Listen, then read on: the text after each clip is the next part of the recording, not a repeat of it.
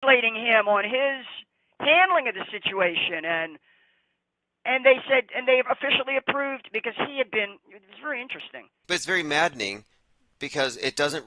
No one responded like they should have, and Right. It was that's insane. it's It was insane for people insane. like you who pay attention. Most people just Yeah, to think, people who pay attention, it was insane. But most people, those dirty Arabs, they're dirty Muslims. They did it to us. Well, wait a minute, dude. Aren't you looking at what's happening here? Why are you allowed? See, this is what just. Oh, I thought my and head of was going course to explode. their frame of reference is things they've seen on TV, bad guys that have been Yes. presented by Hollywood, and look how smoothly they've transitioned from Quran radicals to QAnon radicals, from Taliban to MAGA ban, from ISIS to I guess the MAGA is like the American ISIS, the white Al Qaeda, and of course we're looking at, Blue I eye. think, a Yeah, right. template, 100% a template. Vanilla ISIS.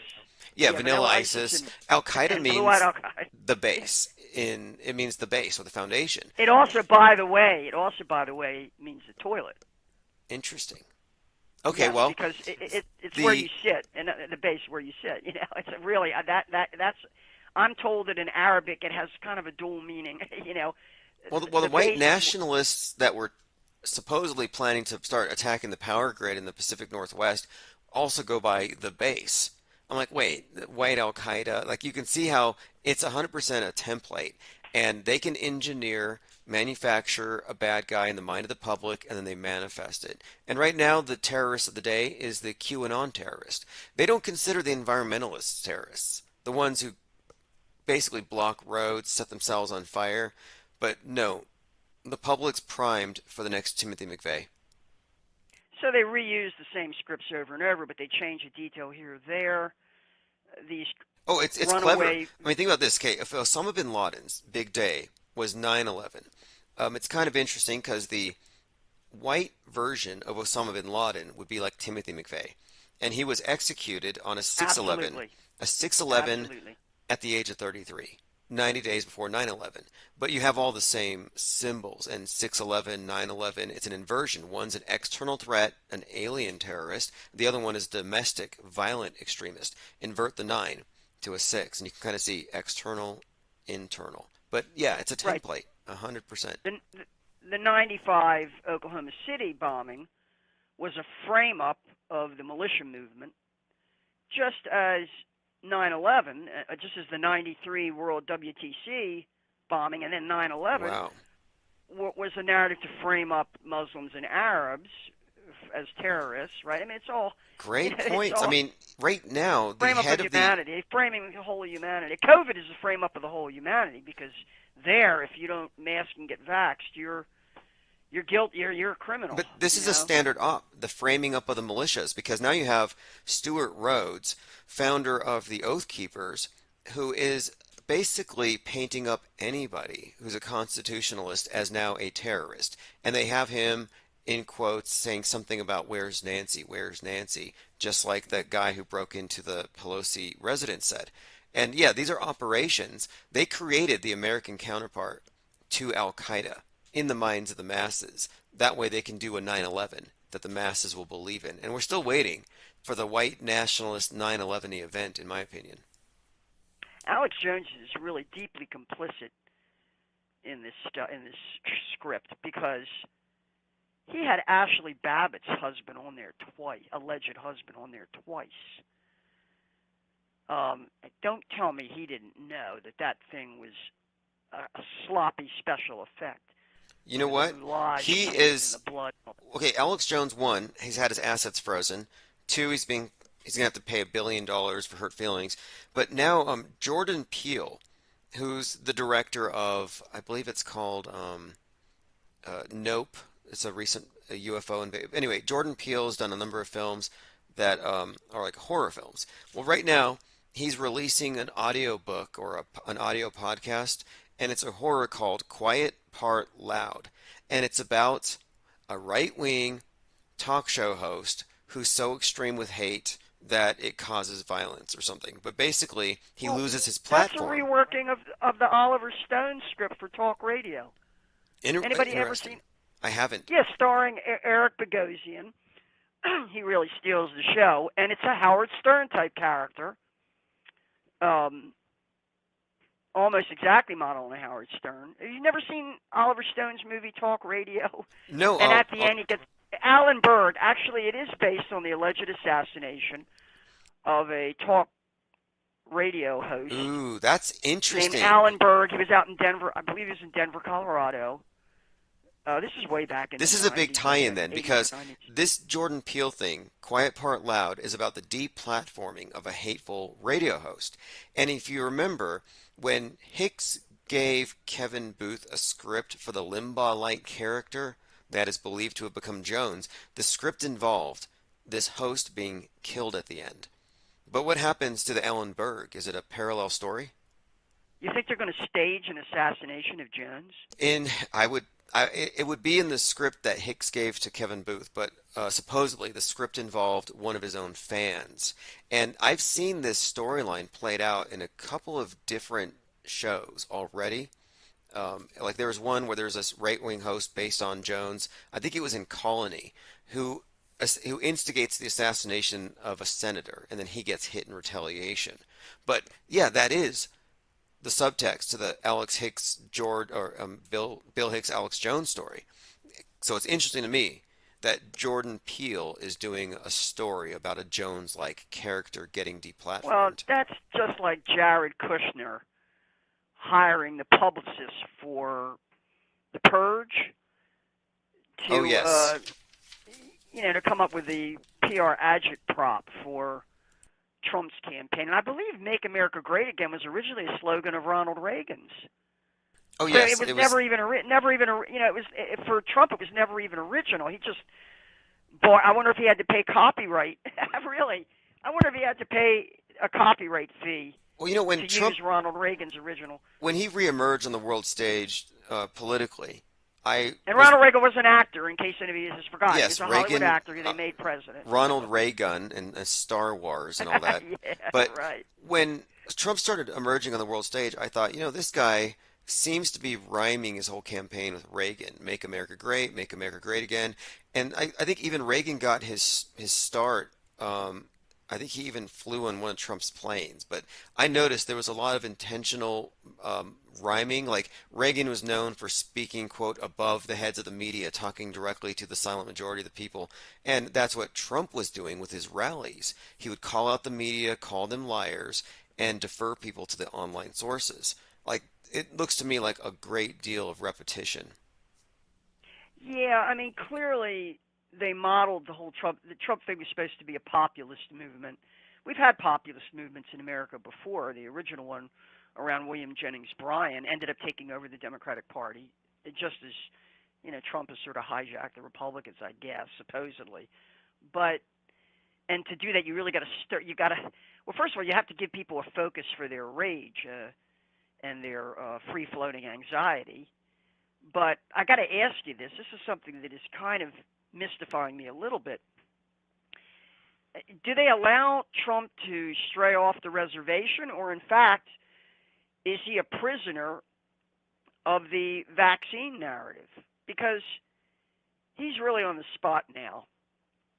Many of the most enthusiastic MAGA people are anti-vaxxers, and that's because when Trump Yeah, I originally think that he's, campaigned, yeah, he definitely is taking credit for it. He's the vax father, and it's a huge contradiction because the oh, orthodoxy has been anti. But yeah, as far have, as have, have you seen the Candace Owens Trump yes, blackballing the on? beef there is pretty interesting to me as well. And Candace Owens, 33, is the wife of the CEO of Parler, and then she shows up with Kanye West and the White Lives Matter shirts, and then Kanye buys Parler. A very interesting bit of world stage theater all around here. This Well, Trump, Kanye West has called out Harley Pasternak, who I guess is sort of a celebrity physical trainer out there in Hollywood, some Canadian guy. his MK Ultra handler. Yes. Yes, yes, yes. Yeah. Okay. So to bring this up here, I find it curious to me. Kanye compared his life experience recently to the Truman Show, and I look at some of these people, like these supposed rogues, like Kanye and Trump, and I can see why it looks like they could be somewhat stray. Maybe they're going off maybe they're going off the script and they're or going off maybe the not. program. But Yeah, maybe it doesn't matter whether they're on this side or that side because both sides are controlled. It's what we call a directed dialectic. This goes back to the trust that the Bolsheviks uh, started, organized, basically in order. The best way to control the opposition is to lead it, which is what Lenin's idea. That really they learned from the German general staff and from the British Empire how to do this, the Bolsheviks, and I have to say they deployed it very effectively.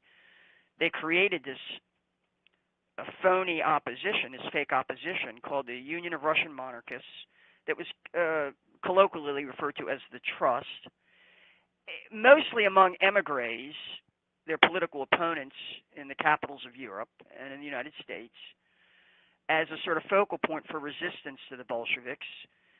Felix Dzerzhinsky, the founder of the Cheka, he was covertly instructed by Lenin to set this thing up and to pick highly trusted Bolshevik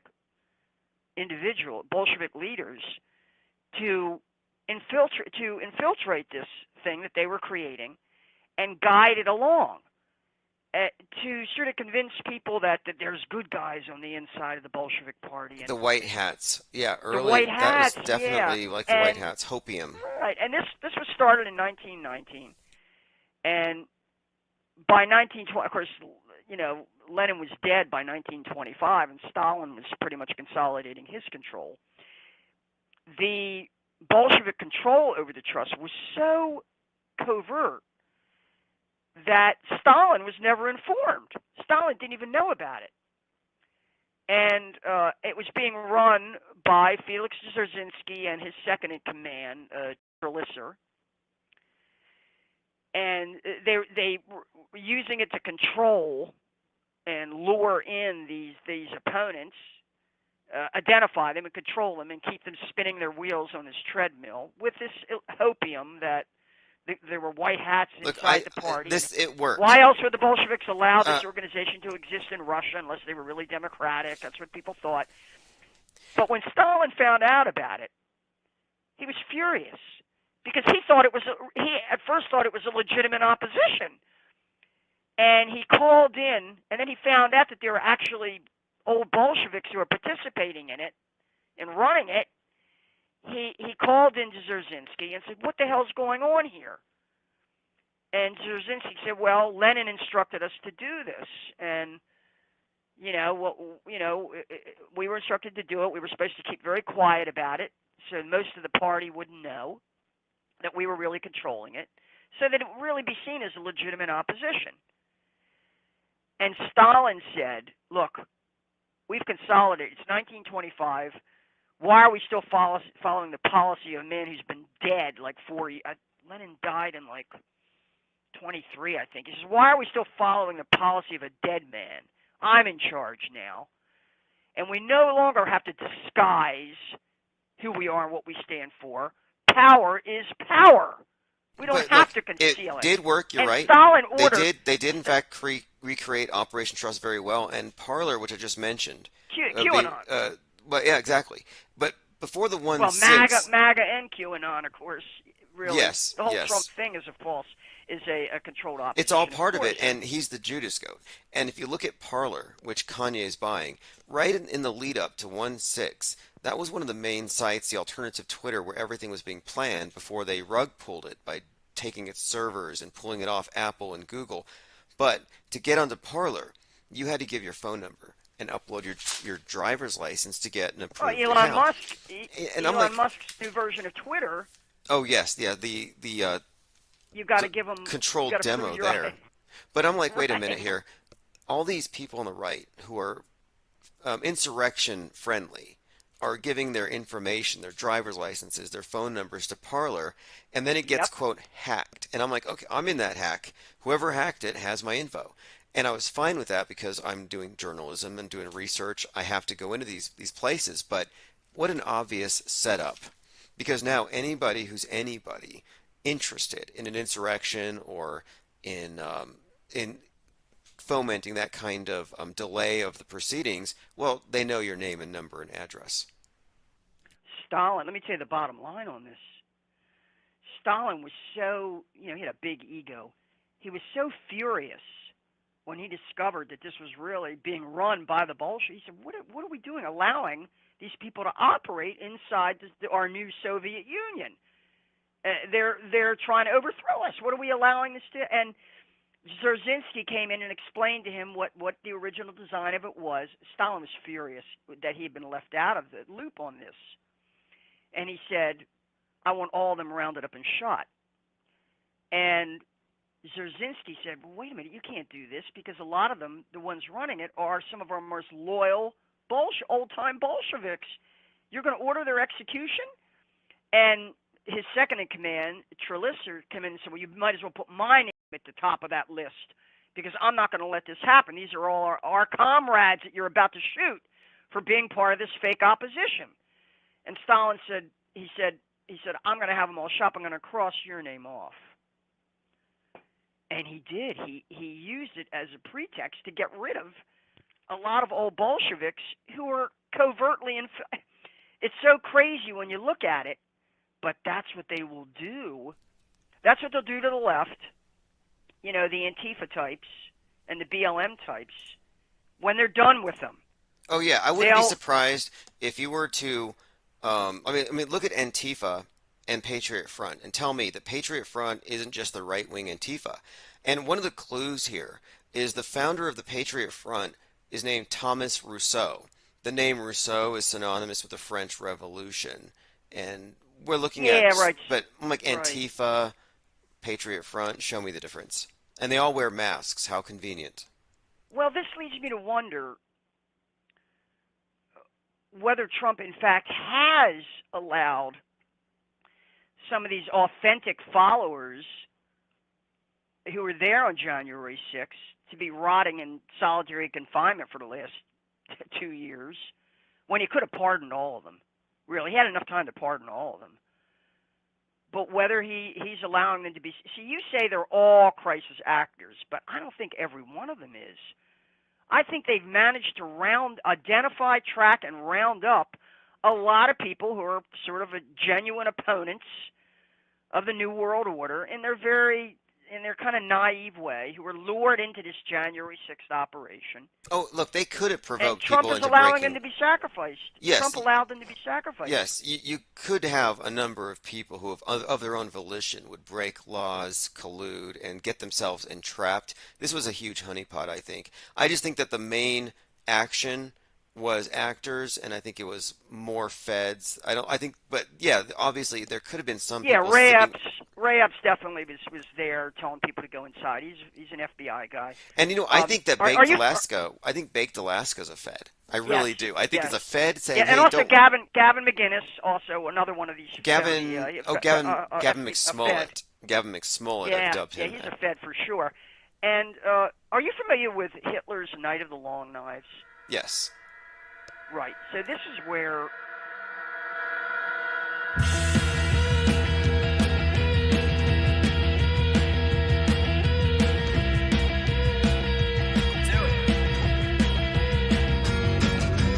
Walking down Duke Street, what did I see? A little black upon a door beckoning me. I had a little read of it to see what it could be. It said this is the court of the 33rd degree. I was taken aback a little suddenly as I looked askance at this door in front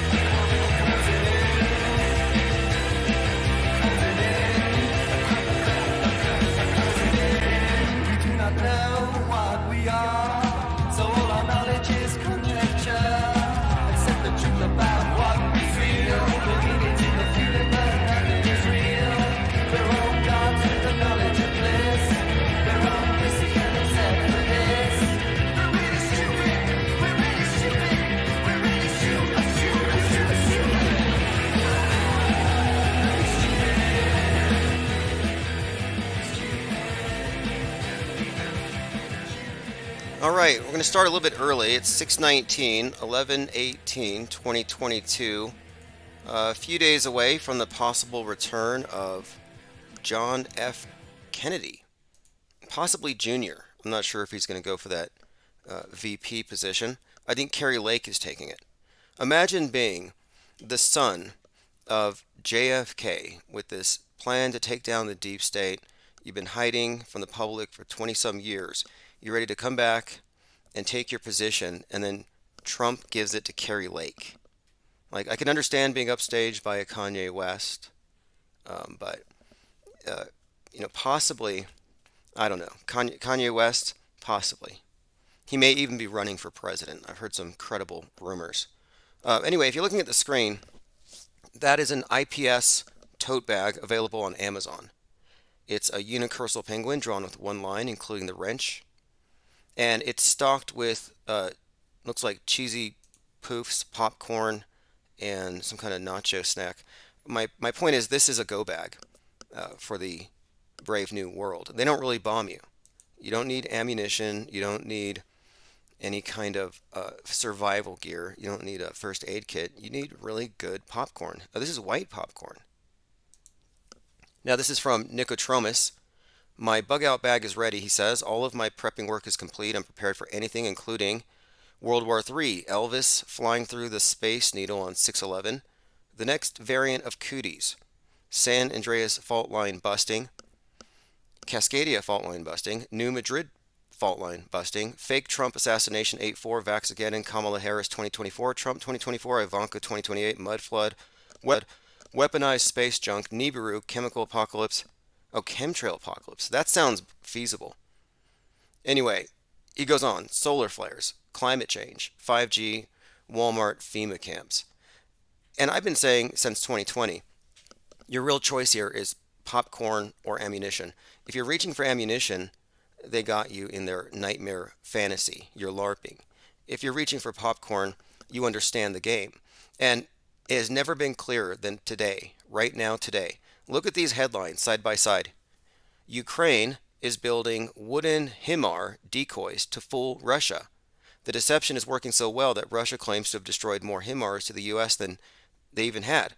In other words, decoy rocket launchers to fool the Russians into wasting missiles. Well, look on the other side. Russia fired a dummy nuke today in a warning that they could do the real thing. Russia fired a cruise missile with a mock warhead. So I'm like, wait a minute here. Dummy missiles against decoy rocket launchers. Is any of this not a LARP? And this is why I'm saying your bug out bag doesn't need to include iodine and a radioactive waste protective suit. You really just need to have really good snacks. And in New York, they were saying get a go bag for nukes. Yet their instructions didn't involve going anywhere. It involved finding the center of your house and gathering around the TV and waiting for instructions from the media. But again, these are headlines from The Sun. Russia fired dummy nuke missile in sinister warning. I was actually asking that question when they first brought up these dummy rocket launchers, saying that the Russians were wasting their rockets. I'm like, are you sure the Russians aren't reading your papers? It's on your front page that you're fooling them, you're tricking them. You think they're not going to read that? And then I started asking, what are the odds that they're not using dummies and decoys on the other side as well? And then what does that mean? What does it mean if both sides are using dummies? It means that the public is being duped. The deception is working so well that Russia claims to have destroyed more HIMARS than the U.S. even sent to the Ukraine. These are these rocket launching, missile launching vehicles that were made out of plywood, spray painted olive drab, and were supposedly being used to cause the Russians to waste very expensive missiles. I'll go through some comments here. I sent out text notifications, and many of you may have noticed, and we'll get into all of this. There are so many topics.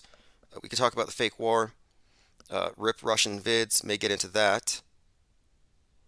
Then, of course, the Discord server was pulled, and there were several servers. So if you're not aware, we called this.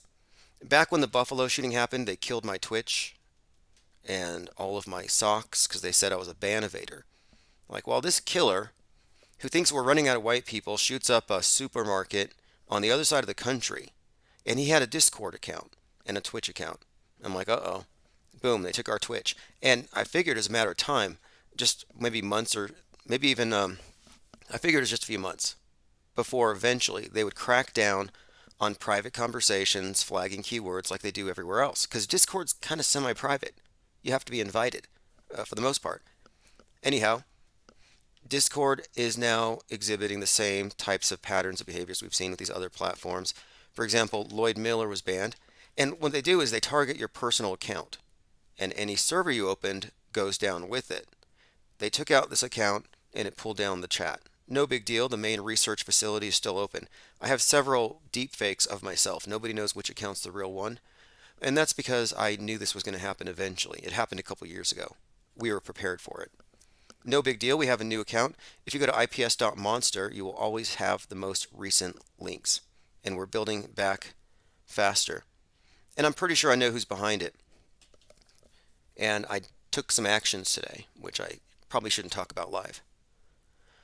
I mean, I'll talk about it in the Discord server, but what I mean by live is that nobody's all that interested in $10,000 worth of MAGA hats burning. But all right, let's move on here.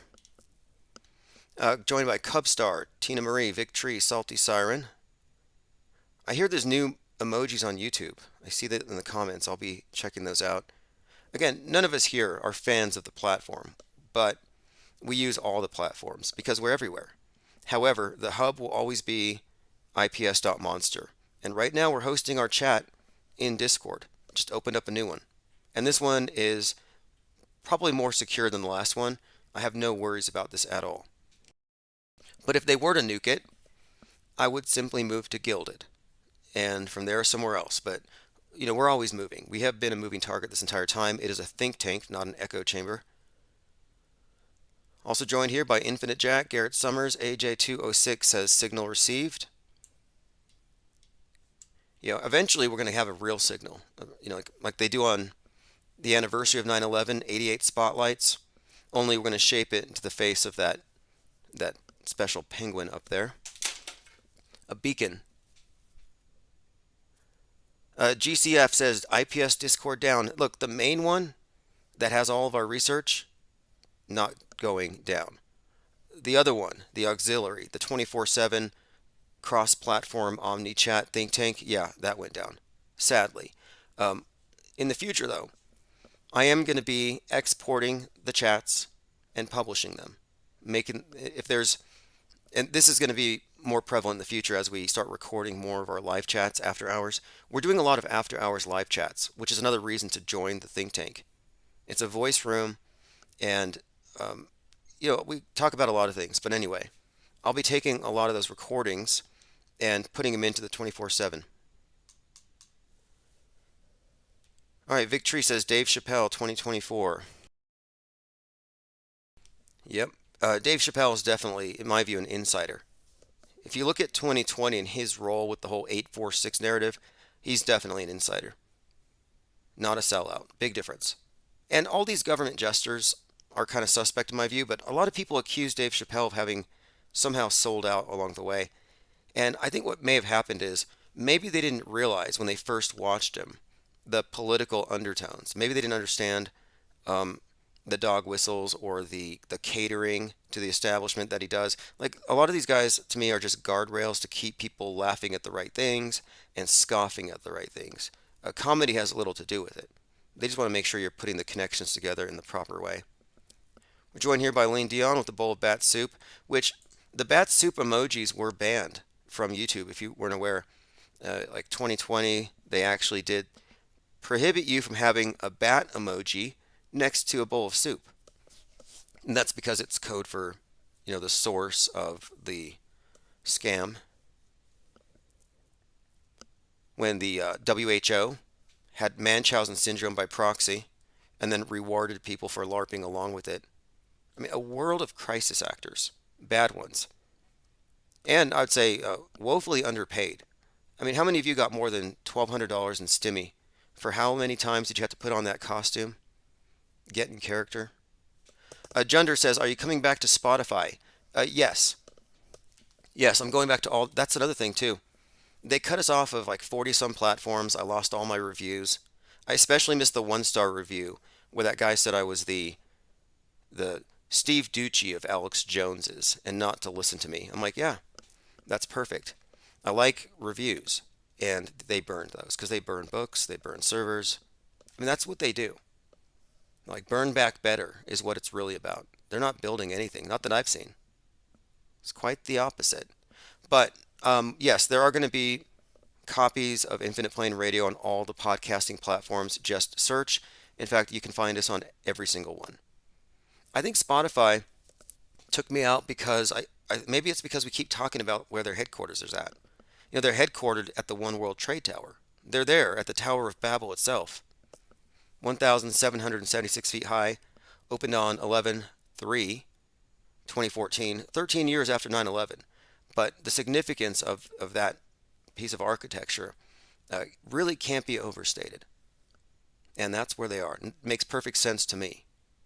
And of course, another thing, I had more than 4,000 subscribers, and most of them weren't aware we even had video. We were reaching people. And whenever we reach people at a certain level, they tend to find ways to shut us down.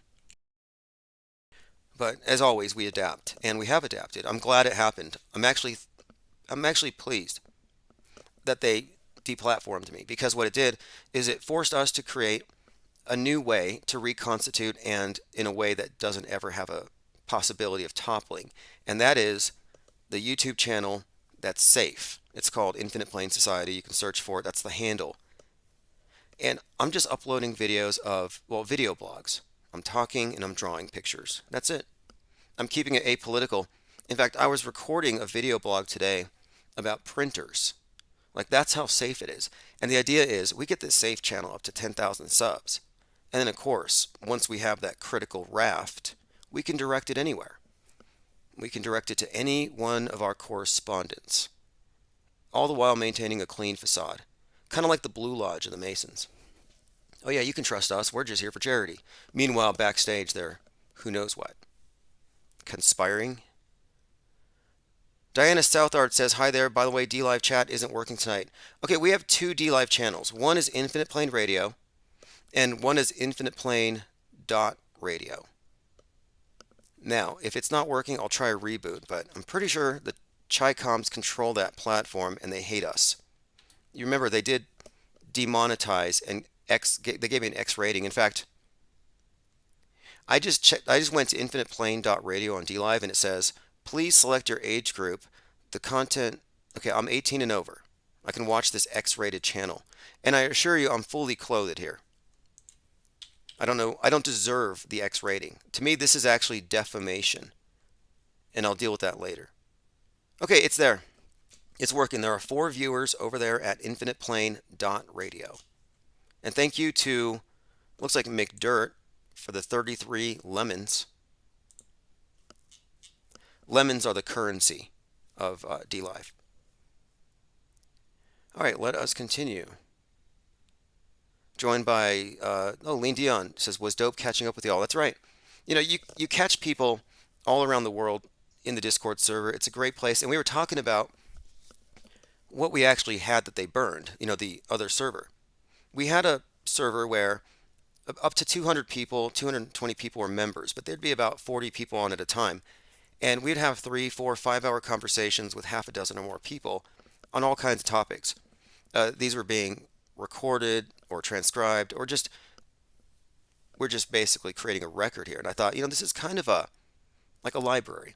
It's an organic creation. It's not top down, and it's human intel. And we're just compiling a lot of our information and ideas and allowing these ideas to gestate and evolve.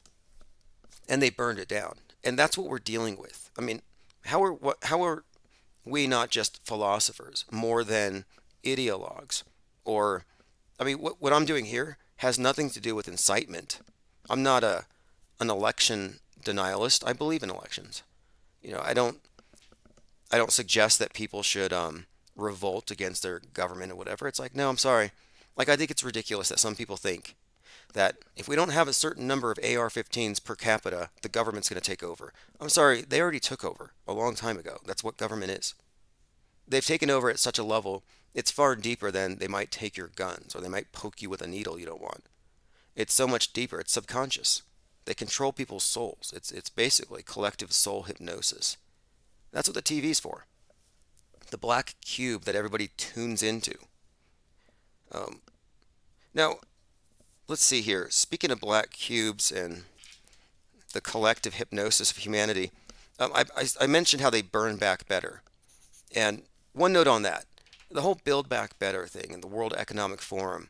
The World Economic Forum openly puts the 666 on hands when they talk about implants. It's in their logo.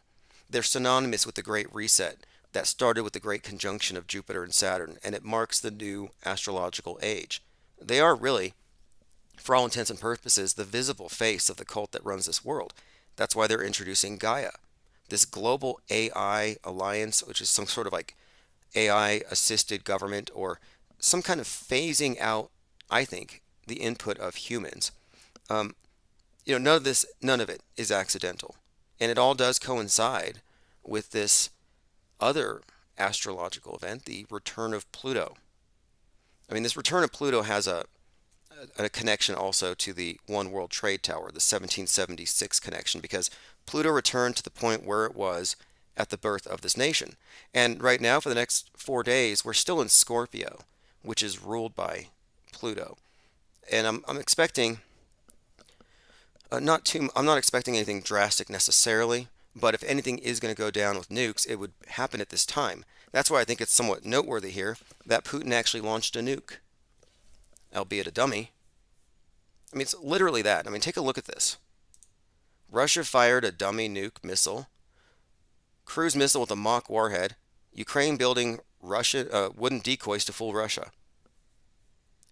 It's 100% clown world. Nuke fears. Again, the whole thing is about fear. Like, they don't actually have to blow anything up if they can just scare you. Nuke fears. Russia fired dummy nuke missile. And if they had everybody in lockdown, what difference does it make? We did a documentary on this channel a couple of years ago called Drilled about how the hyper-realistic school shooting drills were actually just an excuse to do MK Ultra, to traumatize the kids. And I made the case. I mean, look, you could find many examples of people actually getting hurt, malfeasance, emotional abuse, the situations they put them in. One of the more interesting ones is when one student is locked out and they can't let that person in because then everybody dies. Preparation for quarantine. My point is the systematic traumatizing of an entire generation with this new duck and cover because the bolt cut shooters come in. It's Stockholm Syndrome inducing because you're made to fear guns, but then your saviors have the really big guns and the black uniforms. But now here's the interesting point. Because I think about this, Russia just pretends to nuke Ukraine. If they thought it was real for even 10 minutes, it would probably give a few people a heart attack. Now listen to this. For the last few months, there have been a number of prank calls, largely instigated by TikTok, which is part of the agenda here. But these calls were made to various schools across the country, claiming there was an active shooter, causing the schools to go into lockdown. Now, this is no different than a regular lockdown drill. You don't know it's real. The whole point of it is you don't know. The whole point of it is it could be real. You can't open the door. You hide under your desk and you hope it's not real. And you can find many examples of students actually experiencing PTSD. The media has reported on this. Students having nightmares. Students are literally having the effects of trauma-induced mind control. And when I called this out in the documentary, interestingly enough, two of the biggest teachers unions at the same time came out against hyper-realistic shooter drills. I was like, wait, why are these school teachers unions coming out against these things all of a sudden? Even that politician, there was a couple, he made it part of his political platform. It was Andrew Yang. And I'm just saying, it was convenient all of a sudden. Then COVID happened and it no longer mattered. Now they're obviously bringing them back. But now, here's the thing. They admit tacitly that they are abusing the kids without actually admitting it. This is a headline from Bangor Daily News. Maine's school shooting reports were a hoax, but the trauma is real. Swatting hoaxes require a swift response and trigger panic and anxiety. These are just as impactful as real shooting threats. Now, they're mad that the students are being traumatized by strangers pranking them. They would rather the principal organizes this. Tuesday morning started like any other school day, blah, blah. Let me go back to where it says here. Here it is. The state schools have been hit by shooting and bomb threats before, but this was their first experience with swatting. Swatting has been on the rise since schools have returned to normal operations after pandemic prompted shutdowns. Now, what's interesting here is they're not even having to schedule drills. They're just scheduling swattings. It's the same thing. Swatting is distinct from a threat but it prompts the same response. Anyway, this has been an ongoing story, and it does tie in to TikTok because they're suggesting that a TikTok craze caused this. Now they're just connecting the spread of memes on TikTok to literal terrorism. Do these drills even work? Like, weren't they doing a drill in Parkland the day of the shooting? It's like all that practice, even up to the last minute. All right, let us continue. This is, again, says, oh, here we go. This is the main line. Unfortunately, the ability to hide a phone number or use the internet to spread false reports of shooters makes it more difficult to hold people accountable. There you go. Part of the story here is we can't have anonymous people anymore. Look what happens. Battery 79 says teachers' unions are communist propagandists. Yeah, no doubt about that. I was just pointing out that they were almost like having to step it back because what we were saying with our documentary was so on point. As if they care about traumatizing the kids. Like this is exactly going according to plan. This might be a convenient way to make it even more realistic. Now they don't have any sort of warning. Oh, we're going to do a drill later today. Every one of these shootings starts off the same. Oh, we thought it was the drill. Then they told us it wasn't a drill. Okay, makes sense. Shooting hoax plunges Maine school into chaos and terror. Not knowing what was true or what was going on was scary, said Aaron, whose daughter was put in lockdown.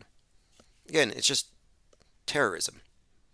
And if you support these hyper-realistic school shooting drills, then you're supporting terrorism. I'm just saying. And the reason why that's significant is that a lot of people will say, how dare you say these things are fake? And I'm like, I'm sorry, but I'm speaking out against child abuse. You have a problem with that? Do you want to have kids ducking and covering and actually experiencing the effects of terrorism and from a threat that doesn't even exist? I mean, what if they start doing meteor drills or, asteroids? Like, hey, look, there's going to be some space junk today, space junk drills. When you hear this siren, go into the basement. Battery 79 says nukes are a hoax. True. They don't have to exist. They can launch a dummy nuke and accomplish the same thing. This is Jussie Smollett world. Globe Theater says not shocked. Sleepy Randa says 9 out of 10 times it's fake, so if you always say it's fake, you're right 90% of the time. Yes. Look, when we reach the 51%, you can shift the burden of proof back to the media. It's like I can flip a coin and I'm right more often than not. The point of it is, I'm just thinking, you can't give them the benefit of the doubt. Make them show you proof. And where is the proof? I ask for it, and it's like, oh, okay, well, here's a dummy. Here's a LARP. Or, as Les Luthor pointed out, 13,000 of the most popular TikTok videos referring to Ukraine were from video games. Like the frame of reference people have for the so-called war, video games. All right, let's see here. Inks G says, so is the SBF FTX scandal a central bank drill? I think so. The names say it all, bank man. Goldman Sachs, Bernie Madoff. Goldman Sachs is Barry and Bernie Madoff. These things are not coincidental names. And then you can even find a physical resemblance between Bernie Madoff and this Bank Fried man. Let me go, or Bankman Fried.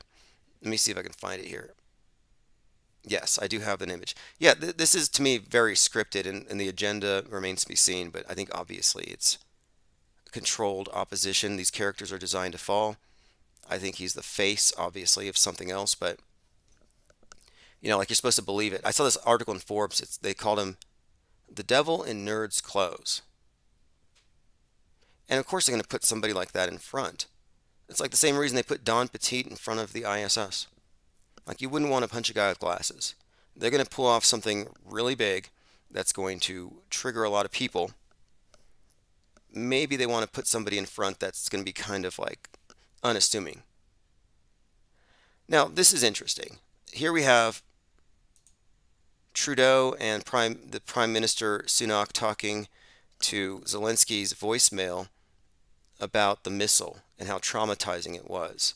And this is when they thought the missile was an attack from Russia against Poland, or what was it? Or no, I think it was a missile from Poland. I'll have to get the whole story, but listen to this first. President Zelensky, please go ahead. You're online. Hello, Volodymyr. It's Rishi and Justin. I really wanted you to hear from us as friends. We absolutely know how difficult yesterday was. It was horrific for you and your country, and we have called it out in the session that we've just had and on the media here this morning, and we made that point loud and clear. Again, we're talking about the missile that hit southeast Poland, and it was blamed on Russia, and I think it wasn't the case after the fact, but here they are reacting. And these are all just crisis actors. To everyone who was here, that what your country had to live through yesterday was unacceptable and represented yet more barbarity from the Russians. We stood united in condemning it. Rishi and I really wanted to reach out to reassure you, to show you we're standing with you, and to say we're gonna figure out this step. Why aren't they wearing masks? Why aren't they 6 feet apart? All these hypocrites, they should still be living up to these things that they originally stood for. All right, well, World War III has trended so many times. I've got World War III fatigue. I'm not even fazed by any of it. Civil War, World War III, it's to the point where they've burnt it out. And I was suggesting a month ago, if Putin doesn't drop a nuke, it's just a bluff, and that's the main thing. That's the whole point of it. That is, it's not. It doesn't have to be real. It just has to be believable to the masses, and it always works. They just refer you to some old footage. It's just the threat of it is sufficient, I think, to cow most people. I mean, I kind of take it for granted that people are true believers, that the elite have some button they can push and just shut everything down. Like today, I saw this article about how the White House is in discussions on how they might be able to block out the sun in order to cure climate change. Like literally blocking out the sun. And, to me, this is just science fiction. Like they would like for you to believe that we have the power to shut out the sun if we want to. And if they can get you to accept that, then how much easier is it for you to accept the idea that your consumption of dino juice is responsible for the ocean levels rising? Now, this is a short clip here. It's a group of scientists giving CPR to a globe, and this is at the COP27. Our patient is dying! Our patient is dying! The planet Earth is dying! Help! Help! Our patient is losing blood! Planet Earth is losing fossil fuels! Help! 911! Code red for humanity! Code red for humanity. Call 911. The Earth is losing fossil fuels. What is the climate crisis? A health crisis! What is the therapy? Climate justice! Help! Help! Our patient is dying! Planet Earth is losing blood! Help! Again, if this is a real thing, would they need to stage these theatrics to sell it? Why do they need cringe theater and PR stunts? People setting themselves on fire, gluing themselves to paintings, throwing orange paint on things in order to make us believe in this. It would be self-evident. They wouldn't need all this. Sleepy Random says the only thing missing is Staying Alive blaring in the background. Oh, yes. You're referring to, of course, the performance art piece on Halloween in Seoul, where they were simulating a mass trampling by doing CPR on dummies, synchronized CPR, to the tune of Staying Alive. Again, she says, Planet Earth is losing blood. Help. 1.5 to survive! 1.5 to survive! Help! All right. A little bit of communist street theater. Okay, let's continue. This is, someone brought this up today. This is another Greta, only they've repackaged it. Now, this Greta, I think, is meant to be taken more seriously. It's a little older. Its name is Sophia, which is kind of reminiscent of the robot Sophia, and it essentially has the same message. Now, what this climate activist does here is it accuses us of lying and says stop lying in every single language. I'll just go ahead and play a clip here. Name is Sophia.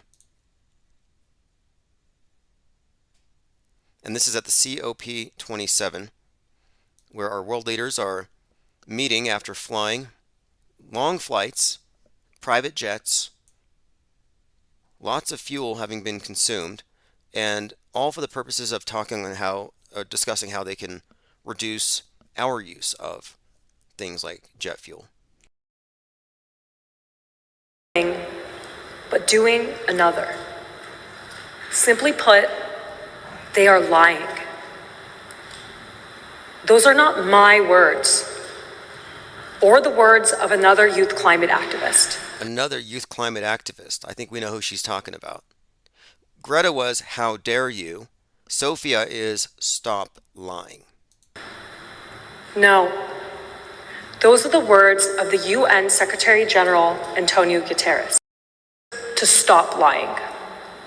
Or, as our youth volunteers translated for me, in Arabic, kafan il kadbi, stop lying.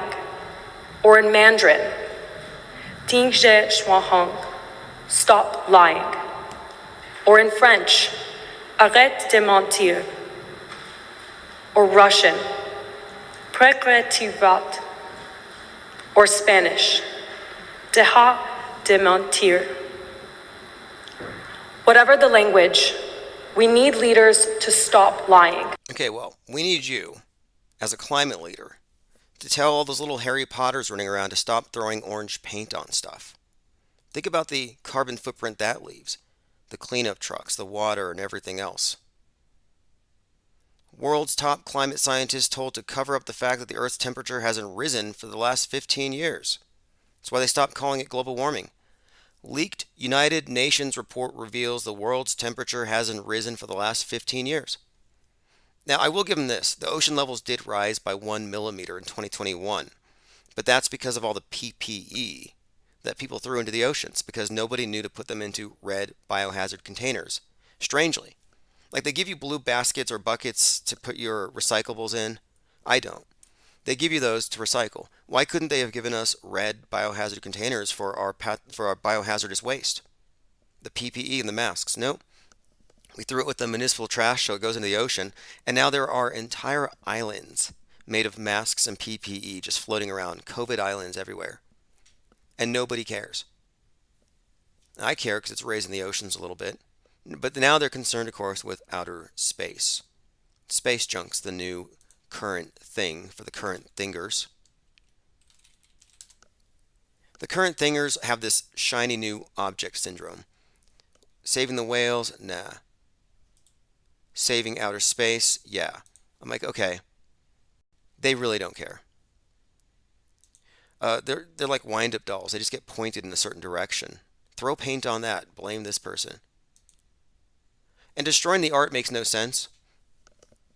You know, if you really want to motivate somebody or have people pay attention to something, show them evidence. Destroying stuff just, well, I mean, it's typical of communists, of course. Burn back better. All right, let us continue here. This is RIP Russian Vids. Yes, Russian Vids is no longer Russian Vids. And at first I thought it was going to become Ukraine Vids. I thought maybe he didn't want to be associated with that whole thing with Putin. But no, now he's They Live Truth. You could find him on YouTube. I know his Russian vids was taken down. Maybe he changed it because he felt targeted. Like I could change from infinite plane if I wanted to avoid being targeted. It would make some level of sense. But just heads up, Russian vids is no more. They live truth. Easy to remember. Okay, let's continue here. David A. Pryor says Al Gore already won. New York City wasn't underwater in 2012. Yeah, Al Gore is a big false prophet, the man bear pig, but he didn't even start it. But the whole global warming thing was coined like 34 years ago. Before that, you had this. This is Captain Spock, and of course, if they play a scientist on TV, you can trust them. Here he is talking about how the world is cooling because of you. It has advanced and retreated with clockwork regularity. If we are unprepared for the next advance, the result could be hunger and death on a scale unprecedented in all of history. What scientists are telling us now is that the threat of an ice age is not as remote as they once thought. The threat of an ice age is not as remote as they once thought. Okay, another threat, something to be afraid of, but during the lifetime of our grandchildren, Arctic cold and perpetual snow could turn most of the inhabitable portions of our planet into a polar desert. In 1977, the worst winter in a century struck the United States. This is back from 1977 about how the world was going to become a polar desert, and that didn't happen. David A. Pryor says there's a Y2K survival video starring Leonard Nimoy. Yeah, and he does the hand sign, which you see on the Devil Tarot card, which we may get into some of that symbolism. Very interesting character, Leonard Nimoy, but more specifically in Star Trek has a great deal of significance for the world view we've been given with the whole outer space. What do you want to call it? Utopianism is generally the word I use. Outer space utopianism. Space communism. Let's play some more of this vintage fear porn. And this is from 1977 about the Ice Age. That didn't happen. All right, Twitter's not playing for some reason. Musk must have fired that guy. Let's move on to the next meme. They don't make rockets like they used to. 1969, 3 days to the moon. 2022, 6 days to the moon. I don't know if that's valid or not. I'm sure they have a good reason. Although, my opinion is the reason they don't go to the moon with people is because their special effects aren't good enough yet.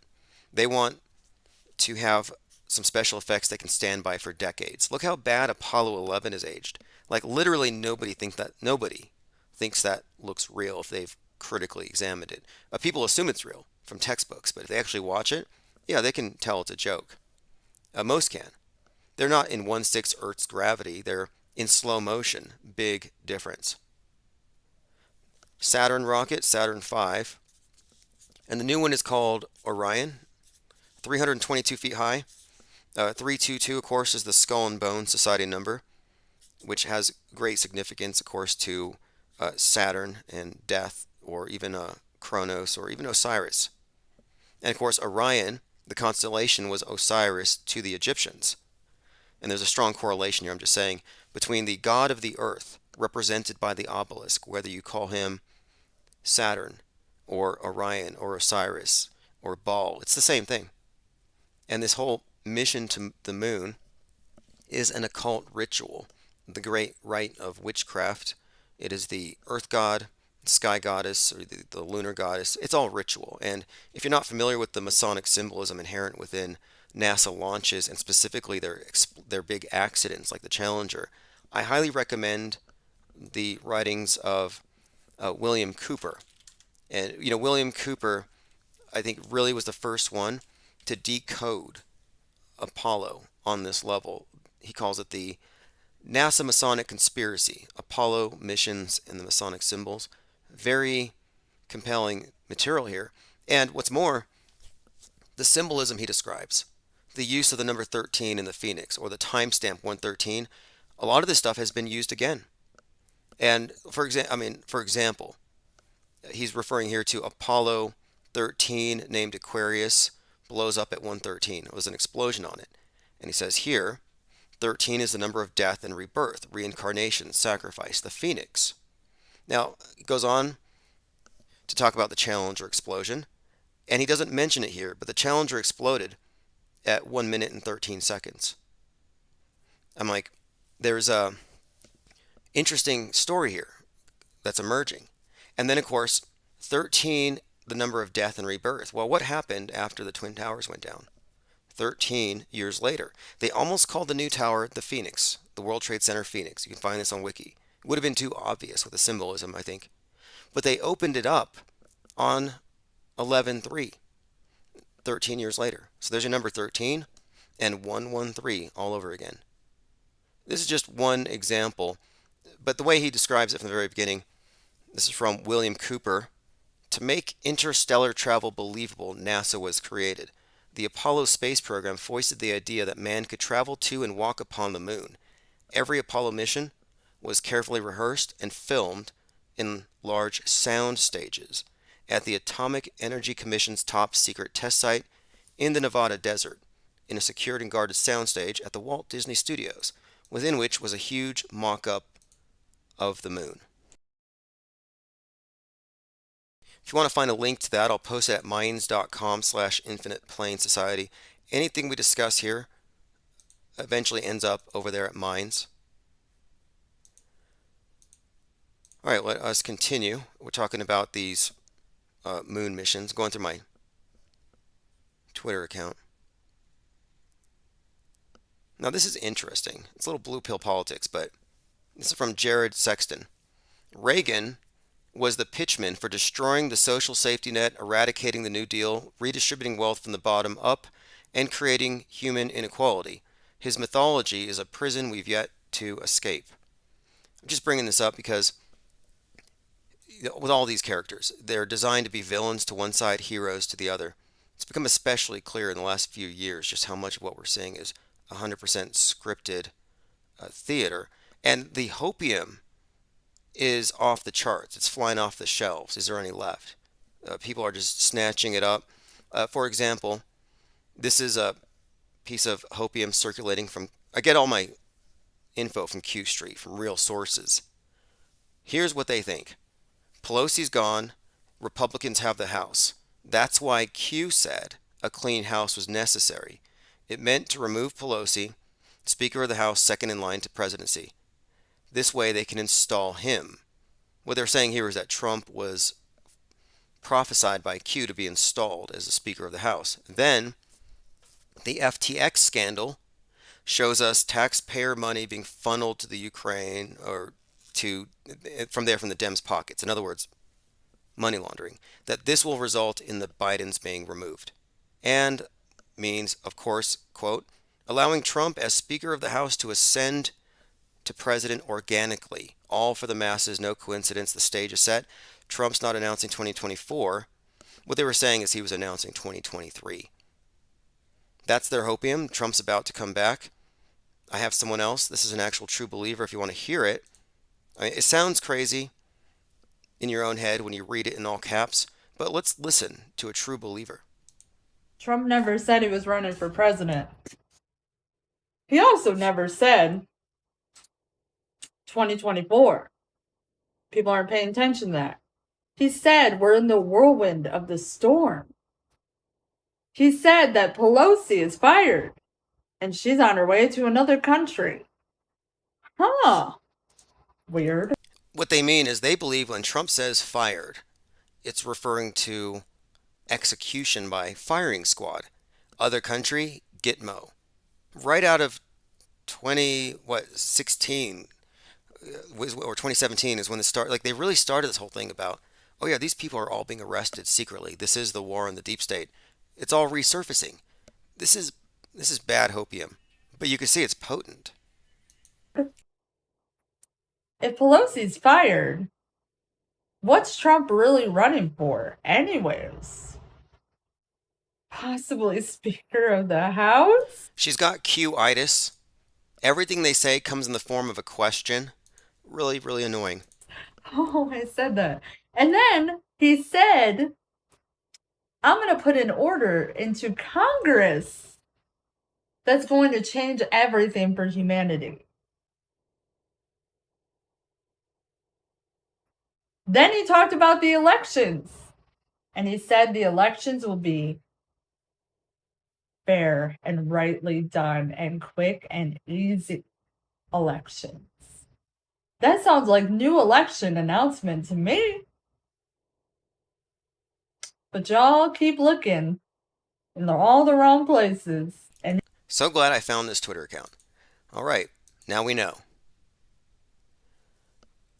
Again, Not Shock says hopium addiction. I think so. I think people are addicted to either doom or hope. Either one works. Yes, both of them are equally kind of bad in my view. It's like it's just this carrot chasing, and it never ends.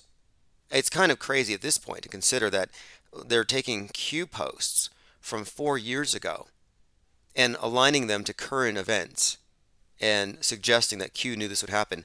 I was like, wait a minute here. I can understand you saying that a few years ago, but now you're saying that Q knew this was going to happen. That means that Q knew that Trump was going to lose, knew that Biden was going to win. I mean, none of it, literally none of it adds up.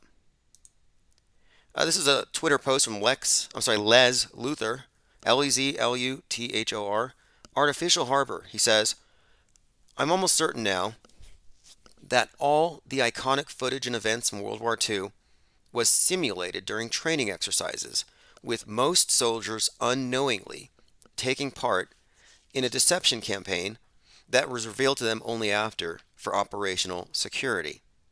Les Luthor has done some groundbreaking work as an illusion warfare correspondent, exposing just how much of what we've been told about Ukraine and Russia is absolutely fake. That's why I really had to point out today that Russia is sending dummy missiles to Ukraine, decoys. Dummies versus decoys. That's the threat. And it's not like it just started. They didn't just start faking the news when you started paying attention. When the Sandy thing happened, when people realized how the news media is totally reality TV combined with political agenda presented as news. No, it's always been this way. Why would we think World War II was any different? Here, Les has a video of a group of soldiers training for war, but this bit of footage often shows up as the real thing. John LeBon has pointed out many of these types of videos, like, for example, Pearl Harbor. Pearl Harbor, if you think about it, you can imagine the attack. You've probably seen it in school, you've seen it in videos, etc. But the fact is, most of the footage that you've seen is from recreations. They just don't always label it as such. They let you arrive at your own conclusions. Self-deception with their help. Kind of reminds me, this Artemis mission. Well, this Artemis mission thing, when it first started, they sent out, or they published a cartoon or an animation of the mission. Here's what it's going to do for 42 days. This is how it works. And this animation looked like the real thing to me. I'm like, as in what they show is real. In other words, I was thinking, how are the true believers in outer space travel going to distinguish between the simulation of the mission and the actual mission? How will they know the difference? And I don't think they would know unless it was properly contextualized. I mean, these are the people who fell for the space salami. Now, I'm just thinking, there's no way they can know the difference. Conveniently, NASA put a stamp on it that said animation. They had to label it animation so nobody would think it was the real thing. And it doesn't mean that our CGI is so advanced that you can't tell the difference. It means that the public has been visually dumbed down, that they can't tell the difference. Digital forensics could really bring down the ISS faster than a fake nuke. But no one's doing it. I mean, we are doing it. The media will never look critically at its own work. They don't like critics. All right, let me go ahead and continue. This is Elon Musk talking about AI and how they're summoning the demon. Have to bring this up because we're talking about Gaia and the World Economic Forum 666. And the thing is, Gaia is the name of the earth god. We're talking about the god of the earth, personified as Gaia, who's sort of a goddess, but whatever. At this point, everything's fluid. World Economic Forum launches new global initiative, and it's called Gaia, Global AI Action Alliance, to harness the transformative potential of artificial intelligence. Our alliance is accelerating responsible AI. Now, I'm bringing this up because they're bringing about this notion that you can create this perfected mind that isn't held in an actual physical brain in a human being with emotions and greed and someone who can be manipulated. No, this will be an objective mind that we can talk to for answers, like an oracle. This AI will be the new God. We've already been conditioned for it. It's in all the TV shows. And if they put it in TV enough, yeah, we will live it. I mean, you got to think about how moldable people are. 2020 was facilitated with fashion. They used a fashion statement to get everybody to conform to this new normal, a new ideology.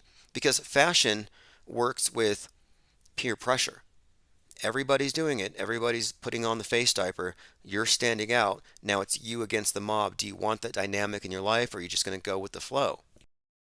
The fashion statement is what sold the whole thing. It wasn't because it was a medical device. All right, here's Musk commenting on Gaia. I mean, with artificial intelligence, we are summoning the demon. You know those stories where there's the guy with the pentagram and the holy water, and he's like, yeah, you sure you can control the demon? Yeah, we're summoning the demon.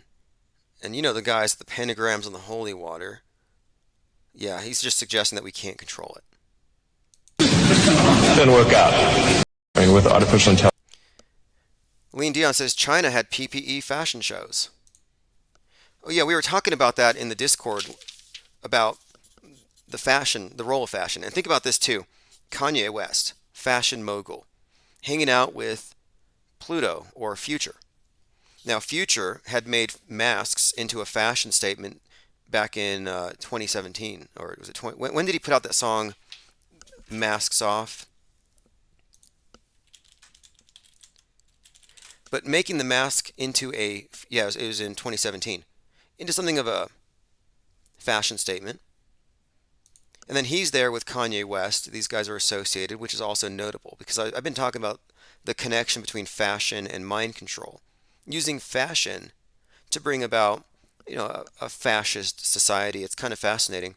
You can't really separate the two because you're talking about uniforms and uniformity and conformity. Now here you have, again, Future with the mask thing. And this is definitely 3 years ahead of its time. Came out on 4/18/2017. Of course, this year, it was on 4/18 that Judge Muzzle, who was appointed at the age of 33, she took down the mask mandates, if you remember that. Her name was was it Muzzle? It was Mazzell, but it looked like Muzzle. And I was like, okay, that's just too much. Judge Catherine Mazzell, who voided the travel mask. But it was on the anniversary of that song, Masks Off. Infinite Plane Radio. Hey, Tim, how's it going? It's going good. Is this Tim Truth? Yes, it surely is. Oh, good to hear from you. Good to hear you live. I've been watching all your shows, but I haven't been catching you live, so it's good to finally catch one. Awesome. Yeah, I've wanted to catch up with you. It's been a little while, and hopefully we can catch up. What have you been up to lately? For people who don't know, this is Tim Truth. Okay, just want to clarify, this is the Tim Truth. That's right. And I wanted to call in because your analysis has been so spot on. And I've seen this pattern over and over again. And you helped me connect some dots between Elon Musk and Kanye West. And I'm also seeing that they're basically playing off the Pied Piper and Pan. And so I just wanted to share a couple notes here. Cool, you know how they built the One World Trade Center? That looks like a huge syringe. Undoubtedly, yeah. It's a big ass vax needle. Everybody points that out nowadays. Yeah, well, and there were a bunch of contrived news stories. Do you remember these where they were like, it's making this weird whistling sound? No, but go on. I'll look into that. Oh yeah, you got to check those out, like Fox News especially. And the word syringe comes from the story of Pan and Syrinx from Greek mythology. Have you heard of that story? No, but this is getting interesting. Please continue, because pandemic, and now you're talking about the origin of the word for syringe. Yes, there was a character, Syrinx, who was a nymph, and Pan like practically was raping her, or she was trying to escape Pan's pursuit, and somehow she gets turned into a panpipe. She was turned into some reeds in the lake, and then Pan basically just like cut it up and turned it into a panpipe. And what's interesting is birds sing with their windpipes, which are called syrinx. That's the name after this character in Greek mythology. So birds singing comes from the same term that's connected with Pan. And so what's interesting is Twitter, the etymology comes from the sound birds make when they sing. And the word pipe also comes from the sound that birds make in Greek. And so you brought up the great point of Starman on, then there's the K West on Bowie's album. Yes. And then the connection with Elon Musk sending Starman up, and it says, don't panic. And panic is a connection with Pan as well. I don't know if that makes sense. And It then does. One more thing. It does. Go on. The Twitter logo. Have you seen that it's made up of a bunch of circles? I think that that's representation of Pied Piper, which is also a Pan reference. So any thoughts on that? Because I'm trying to put together these pieces. Now this is all getting very, very interesting. These connections are definitely valid. This thing about Pan, the syrinx, the syringe, very, very intriguing as it goes along with this whole pandemic. Pan meaning all, but again, the god Pan is another one of these earth gods. And when Jack Parsons was there at JPL when they were doing the rocket thing at the very beginning, he would read the Hymn to Pan before every rocket launch, which was a poem by Aleister Crowley.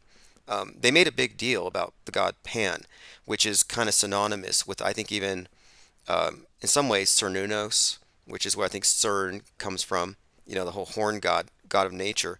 But these connections are pretty strong.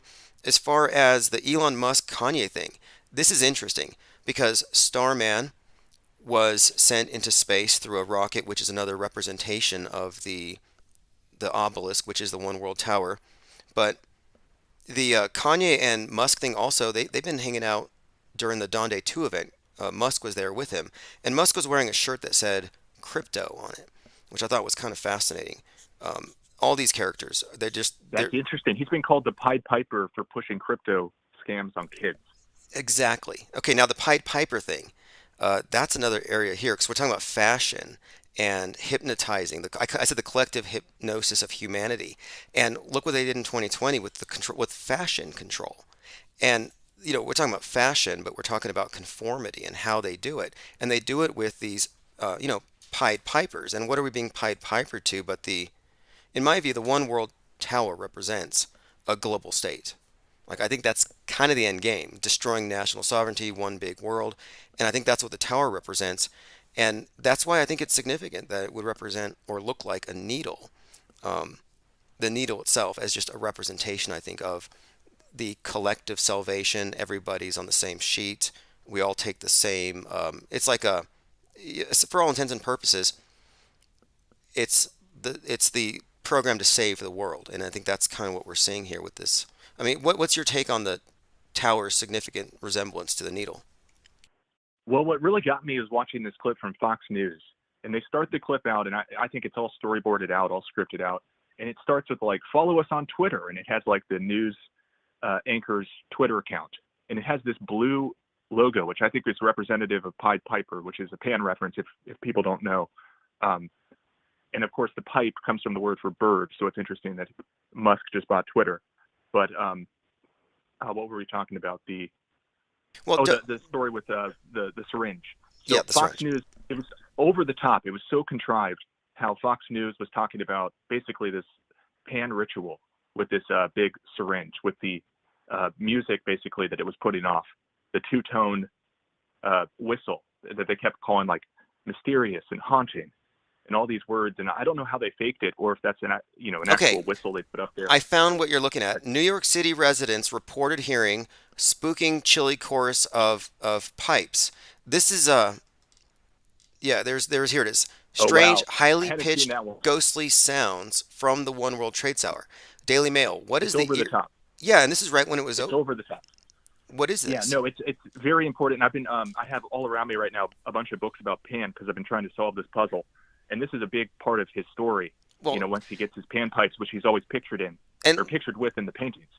in the etymology of pan, it says here the Greek word panikos, from the name Pan, noted for causing terror, for whom woodland noises were attributed. Now that's kind of interesting. Like the Very much so. I think panic is a big, strategy of theirs. They whip people into panics. Right, right. That's absolutely the case. And when they first declared the pandemic, I remember, and I pointed this out at the time, there were tons of headlines that said pandemonium at the airports. Like they used the word pandemonium before it even went into pandemic. And this was also consistent with it's in the early spring. And I was finding some interesting connections between the spring rites and the green, and of course, pan, all kind of coming up at once. And of course, we're talking about fertility rites coinciding with, of course, spring break. No coincidences there, but they did emphasize the word panic very strongly through pandemic. And then you brought up "Don't Panic." That's with Musk's Right. trip, and that again, very interesting. That another connection. But please go on, because this is And remember, in Starman, I said this earlier, but I just want to reemphasize. In the dashboard, you've mentioned this. You're probably the reason I know this. It says "Don't Panic," which you brought up as a reference to Hitchhiker's Guide to the Galaxy, but it's also, straight up a Pan reference. And then Starman is an anagram of Mr. Satan. I thought that clip you just played is really important, what Musk brings up there. And yeah, no, I just think the story of the Piper is super interesting in Pan. And he's also associated, the so-called god Pan is associated with wind. And he famously is said to have died, which is interesting. And they confirmed it because the wind had stopped. And I just look at all these people with the muzzles on, and I think about, playing the pipes, they wouldn't be able to. And there's also this part of the Pan story that says all the shepherds, because the shepherds had the Pan pipes, wouldn't play the pipes at noon because that's when Pan was taking his nap. So I'm just thinking, are these people all just doing this symbology of, stopping their wind? And yeah. There has to be. I mean, the whole "I can't breathe" thing was part of the zeitgeist, and it was beyond just George Floyd. It was also the weather, the climate change. We can't breathe because of climate change. They've correlated these things. And then, of course, the mask, the ventilation, even it seemed like the whole zeitgeist was all geared towards not being able to breathe. And that was for all of 2020. They really enforced it. And so we are talking about, of course, the airflow, and that's the main part of it. Very interesting connection here that, Jack. Yeah, and oh, sorry, you cut out for a second. No, go ahead, go ahead. No, these are interesting connections here. I'm saying, the whole hymn to Pan was a big part of the Jack Parsons rocket rituals. Right. Yes, and Apollo is connected with Pan. They had like a musical duel, and so it's interesting that Elon Musk is coming with the Pan character and displacing the Apollo characters. But I also wanted to point out, you brought up a great connection with Biden, how Hades rules over the underworld. Yes. I thought that was spot on. And I don't know if you saw, but they rolled out the latest variant of COVID, and they're calling it the Hounds of Hades. No way. Okay, that's okay, because this goes into everything we've been talking about. The guy named Future, who made the masks into a fashion statement in 2017, he actually goes by Pluto. And this is the year of Pluto return, and where he's hanging out with Kanye, and Musk is in the audience there, and they're marking this as the year of the return of Pluto, and it takes us back to 1776, which is the height of that tower we're talking about. Well, right now I'm just like, this is very interesting because Pluto, of course, is Hades. He's the one who releases the Kraken, and now we have Hounds of Hades, and Biden. Of course, the name Biden is kind of close to Bident, which is the two-pronged spear. It looks like a trident with a missing prong. That's what Hades carries. And when I first noticed these connections, I was noting that Biden was consistently being shown with his dog. And there was even a story he told, this weird story about dropping a dead dog off at the doorstep of one of his political opponents. This was last year. We were making these connections to the Hounds of Hades and the coming of Pluto and what this would represent. And now you're saying that there's an actual strain that's kind of using that same kind of imagery, and that's just too much. Hellhound, the Hound of Hell.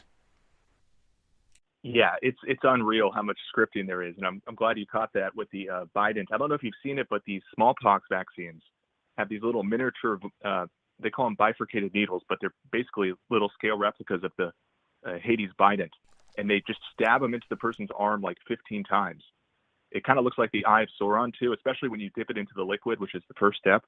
It has like this little gap that's filled in with the liquid that looks like the eye of Sauron. Oh, I hadn't made that connection, but yeah, you're onto something with that one.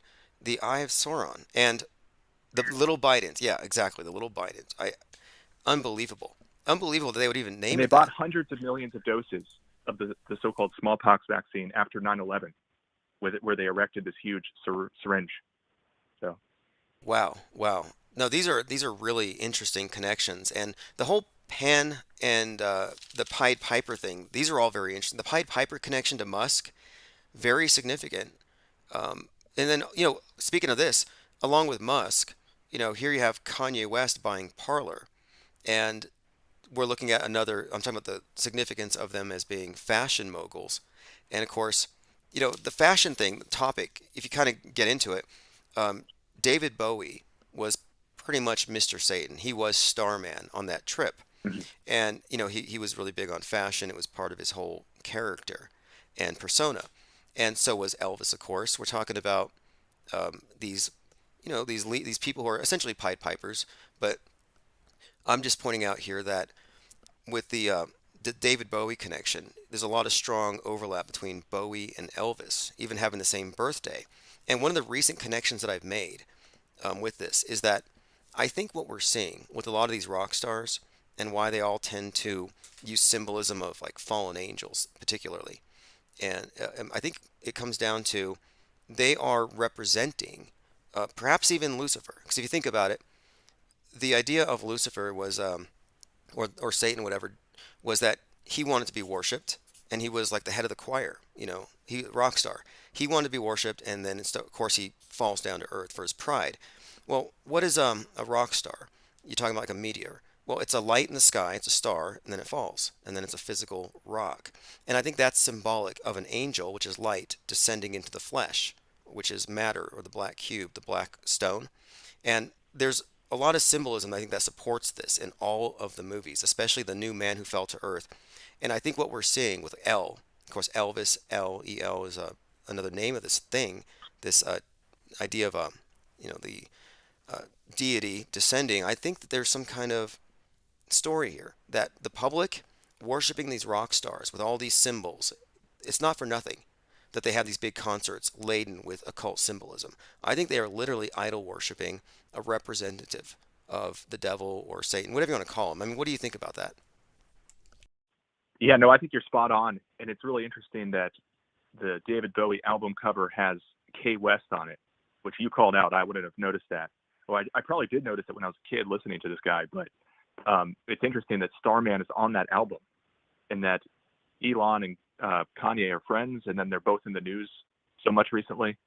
And I have my big prediction right now is that they're going to hit everybody, blindside people, strike to panic with the so-called Pi variant. And I know it sounds crazy, but I just want to get on the record. All signs point to it, in my opinion. And I just see them really just screwing everybody over and pushing this forward. And I think this has been a long time in the making. So I just see them playing this all out. And I think a lot of people are going to go ahead. Well, like I'm not like into making bad predictions. Like I'm not a doomer. I always say like more often than not everything is Psywar. However, you say this thing is like a long time in the making, and the more I research it, the more it starts to look to me like 1776 is a key to this on the back of the dollar bill. I think America may be a representative of the Tower of Babel, challenging the authority of God that has to be brought down. And I found a lot of stuff that supports this in the big story. And that one World Trade Tower being 1776 feet high, that's a reference, I believe, to the Tower of Babel. And I found some material suggesting that the construction for the tower started in 1776 AL, if you go back in the Masonic Year of Light. And they compute this they have the year of the flood, the year Noah died, and then the year the tower started. But anyway, I think it's very significant. Of course, the One World Tower looks like a big needle, and I do think that 1776 reoccurring in 2022, the return of Pluto. I think this is the year they release the Kraken, and we're coming up towards the end of the year. Whatever the Kraken's going to be, and I figured it would be great political schism, but I can't stop finding connections that keep pointing to Putin and the nuke thing as somehow setting this off. Yeah, and the reason I bring it up is because I wanted to ask about your current state of opinion on the ISS getting shot down, because that's coming up in my analysis. I expect it to be soon, but I don't know. Well, just last week, China had some part of their rocket blew up into 50 pieces, and coincidentally, most of the debris is in the field where the Starlink satellites would be, and the rest of it is above the ISS, and they're claiming it was an accident. And it looks to me like they're setting the stage for an accident on purpose, like let it happen on purpose, a lie hop. I think they're setting the stage where it won't be obvious like China shoots it down, but it'll be more like 9/11. Did China do it? Did George Bush do it? Did Israel do it? They'll come up with stories, but I think the next 9/11 will be some kind of space war situation. And I'm seeing a lot of predictive programming for nuclear winter. It's just insane. And then, of course, today or yesterday, Russia actually launches a fake nuke, admittedly a fake nuke, a dummy. Wow. So that's really all I wanted to say. I just want to say keep up the great work. I'm watching all your shows, and I can't wait to see what you find and cool. Show us. Are you still at timtruth.com? That's right. Yep, people can find me there. Okay, and I hope I'm wrong about the pi variant. That's just where my analysis leads me. But yeah, I know it's out of left field. Excellent. But, well, have a great day, man. We all appreciate the research. Have a great day. All right, that's Tim Truth. Very interesting material about Pan and the needle, and I'm going to be doing some research on that. In fact, now would be a good time to go to ips.monster, and I'll put a link in the chat. And when you go there, join the Discord server, and if you want to jump in the voice chat, we'll be discussing this and more later. I have to do some more research on some of these points that he brought up. And I'm glad he brought up the space station because they've been preparing. And these aren't so much predictions like we're guessing, but rather we are surmising from predictive programming and obvious scripting. And this based on our previous observations where predictive programming predicts what they're going to do. It is a predictive model if you look at it as such, and you can decipher and discern what's going to happen. I had called it in advance that we would be experiencing the advent of space junk as a real phenomenon that we're seeing, and it is becoming more and more common. And more importantly, the public believes in it. They believe in space junk. Now, you can make a fake space junk video and share it, and the next thing you know, people are going to think it's real, and it won't matter. Nobody's going to correct them. There's a, quote, scientist I know who sued me for, well, he countersued me after I sued him for defamation. Anyway, this is a, quote, scientist. He worked with NOAA. He's affiliated with NASA people with his little astronomy club. The thing is, on his website, and again, he's a, quote, scientist, he posts a TikTok video of a meteor hitting the ocean. And it's like some beachgoer picks up his phone, records it, and you see a giant splash. He's like, take that, flat earthers. Space is not fake. And I'm like, wait a minute here. He doesn't know this is CGI? No, he doesn't. To him, that's scientific evidence that validates his concept of the world. And I'm like, okay, I see. I mean, it's kind of sad in a way. Again, thanks, Tim Truth. Great call. TimTruth.com. I'll put a link in the description. Very interesting times. A couple of the things we've touched on. Russia sends a fake nuke to Ukraine where they have dummy trucks. Russian Vids is now They Live Truth. Just a friendly announcement there. We have a new Discord server. And this new variant that Tim Truth brought up, didn't know about that. Hellhound variant. Yes, here we go. Hellhound is the COVID 2022 variant. This is experts predict an Omicron-linked variant. Now, Omicron happens to be a planet where reptilians came from in, was it Futurama? And interestingly enough, around the time that the Omicron thing was going around, they came from a planet called, I think it was called, I want to get the name of this fictional planet right, but it was Futurama's Omicron episode. It's called Percy 8, a planet inhabited by large aliens that frequently attempt to invade the Earth. Now, here's what's interesting about this. At the time that the Omicron variant was going out, there was a piece of Russian space junk that was threatening all of us. A big hunk of a failed Russian rocket crashes to the Earth as space junk. This was in January. It was called the Percy. Now, what I pointed out here is that at the time that the Percy upper stage of the Russian rocket was falling down, we had the Omicron variant.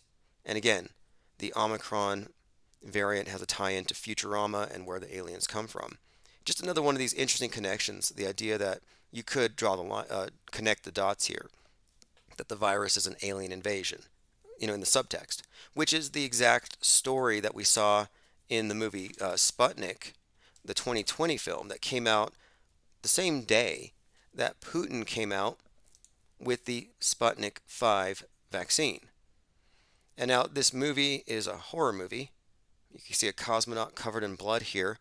But this is interesting because it talks about the Cold War. And I think this is all funny world stage kind of word plays. Like again, Bernie Madoff, Goldman Sachs. These are all names that tell you their function. And I think the Cold War, a term commonly used to refer to a period of geopolitical tension between the U.S. and the Soviet Union. To me, Cold War was a period of time that it took for them to convince the world that it caught a cold, and therefore we have to go communist, which is pretty much what has been happening. But this movie, of course, Cold War, 1983, 2 Russian cosmonauts are on a research mission, and they brought back extraterrestrials inside their own bodies. In other words, these aliens are like viruses. The creatures come out at night while their hosts are asleep. Now, here's where it gets kind of Pizzagate or whatever. How you had all these rumors in 2020 at the time that the elites were drinking blood and they preferred to terrorize their victims. Well, this is where the story gets kind of interesting. The cosmonaut is there to determine how to separate the patient from the creature, the alien, because they're in a symbiotic relationship and it lives in the guy's esophagus. Now, it turns out that when the creature emerges, it goes to feed on a prisoner. And one of the storylines here is that the governments of the world had made a secret deal with the aliens. The aliens aren't going to take over and kill us all as long as we feed them prisoners. Now, here's what they do. She discovers the creatures are affected by hormone levels. And the horrifying truth, the creature doesn't feed on what their host eats, but it eats live humans. And it's been fed prisoners. The creature reveals itself to its victims to augment their fear, which makes the human brain release cortisol, from which the alien obtains its nutrition. They feed on fear. The alien parasite feeds on fear. I think this is an interesting topic overall, but to correlate this with everything else, we talked about this whole Pizzagate, adrenochrome stuff, and I came to the conclusion that no, they're not going to go to every person and extract anything physically. There's something else they're getting, and somehow they're extracting it. Like there's some kind of mass loosh extraction network inherent within the whole PSYOP entertainment complex. Somehow there is some kind of parasitic relationship. At least it would seem that way. There is a hive mind quality to it. And that's why I like referring back to 2020, just to show how we haven't evolved much. Collectively, we're still, the humanity is hypnotized and spellbound. Mail Online News, 400 private jets arrive in Europe during COP27. 400 private jets. Now remember, it was just a couple months ago that an environmentalist set himself on fire, and on his shirt it said, "Ban private jets UK. Stop oil." Yeah, these stop oil guys are against private jets, and here their saviors are using private jets.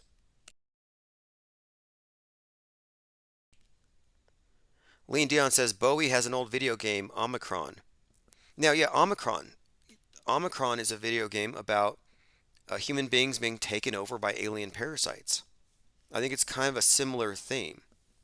Let's go up. David Bowie, Omicron game. Here we go. The Nomad Soul is an adventure game developed by Quantum Dream. Omicron, the Nomad Soul. I watched a video about it. It was probably too far ahead of its time as far as what they could actually do as far as computing power with the gaming consoles of the time. But it did have quite a bit here about possession, I think is the main word here. Here we go. It says here, the awakened. This is the thing. The anti-government movement is revealed to be named the awakened, who invite the player to join them. The awakened refer to the protagonist as the nomad soul, as they have the ability to change bodies at will. They learn that what is going on is an extension of an old battle between mankind and demons. Anyway, it just goes on about the intricacies of this game, but the name Omicron stands out here.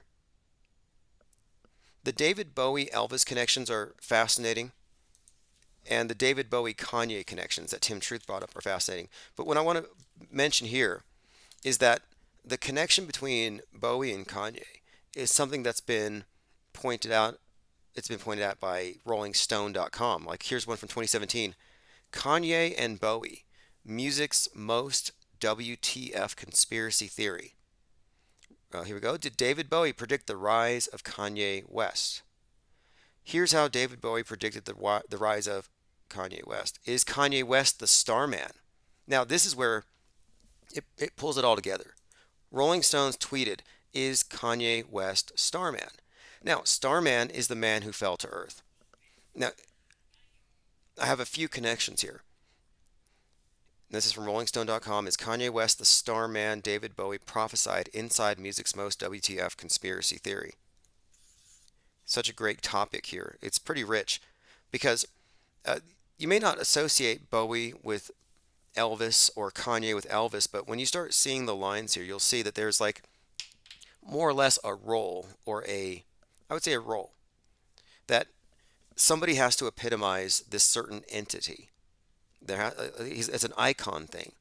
And it's not a coincidence that David Bowie and Elvis have the same birthday, January 8th. And moreover, that Bowie releases Black Star on Elvis's birthday. The Black Star is a reference to the Starman. And here's the synopsis. 1972, David Bowie album has predictions of a Kanye West that would be born in 5 years. That would be called Starman. Well, 5 years later, Kanye's born. Now, the same year that Kanye was born, the actor who, I think his name is Chiwetel, he's the one who plays the man who fell to Earth in the new version of what was originally a film with Bowie. And the connection here is just intriguing because I think you can point to a few things to say that, yes, there is a story conveyed through David Bowie's music. It ties in to the space age. The whole space oddity and space odyssey connection is very important here. We're talking about the dramatization of man becoming a space-faring species that and then of course the Starman is all predictive programming for some kind of savior from space, an alien savior, whatever it happens to be. But the story of a man who fell to Earth and then of course is worshipped by everybody, this rock star thing. This is an archetype that connects all these characters. Interestingly, and I'll pull up an article on this, during the new Elvis movie, the director insisted that they play the Kanye West song Black Skinhead before every single scene. Elvis director played Kanye West Black Skinhead to hype the actors. Like, does that even make any sense to anybody here? What would be the point of that? Well, if you've been paying attention to Kanye in the last couple of weeks or months, you'll know why the black skinhead has very specific relevance. White lives matter, and here he is saying all of the platitudes that the skinheads would actually say, a lot of their same tropes. That's why he's being raked over the coals. He is playing out this role. But my point being, of course, is he the star man prophesied by Bowie? Absolutely. And what does it all mean? Well, it means, if you ask me, the whole Starman thing, I don't know if this is the end or whatever, but it just means that I think they constantly need to have us worshiping some idol who then falls from grace. I figured they were going to have him, I don't know, kill or maybe somehow go full Charlie Manson on the Pete Davidson thing. But I predicted back in January, based on a lot of things, that we were going to see this fall of Kanye West's world coinciding with the fall of the West. It's all very intricate, but I'm just pointing out that the Kanye West conspiracy, this connection with Bowie, has been pointed out by Rolling Stone. And moreover, oh look, it's no longer up on their page. 404. Kanye and Bowie music's most WTF conspiracy theory explained. I put out a few articles on it, but what I can say for sure, like, I'm not saying these guys are actually, demigods, or they're actually somehow imbued with any kind of mystic power. I'm just saying that these individuals are playing out certain archetypal roles. David A. Pryor says Bowie ties to Kubrick and David Lynch too. Probably the second biggest esoteric filmmakers ever. Right. Oh, these connections are always intriguing. One of the most interesting things to me has been this kind of shadowy role of Marilyn Manson in this whole picture with Kanye. Because, of course, you have Kanye West hanging out with Marilyn Manson, doing a song together called Jail. But previously they had already been featured together because the song Black Skinhead has Marilyn Manson samples in it from The Beautiful People. Now, the connection here, though, is Marilyn Manson is a direct reference to Charles Manson. Charles Manson's the one who said that we would be having this end of the world race war that would be called Helter Skelter, black versus white. Moreover, the Manson killings were ordered, and they were set up to be blamed on, by Manson, the Black Panthers. Manson sends his killers to kill these Hollywood celebrities in an atrocious, shocking way, and of course, blaming the Black Panthers to incite a counter response. Probably not a coincidence that Kanye West is the son of a Black Panther. Now, the Black Panthers today are it's BLM, but you can see the connection here. And by the way, the whole Black Panther thing is very intriguing because what they've done is they've used this Marvel character to put a certain meme out there that keeps that integrates the youth, and the larger immersive illusion we're in is just saturated. Everywhere I go, I see the Black Panther character, Wakanda, Black Panther. It's meant to tie in, if you ask me, to the political group BLM. It's meant to tie all these things together. They're inseparable.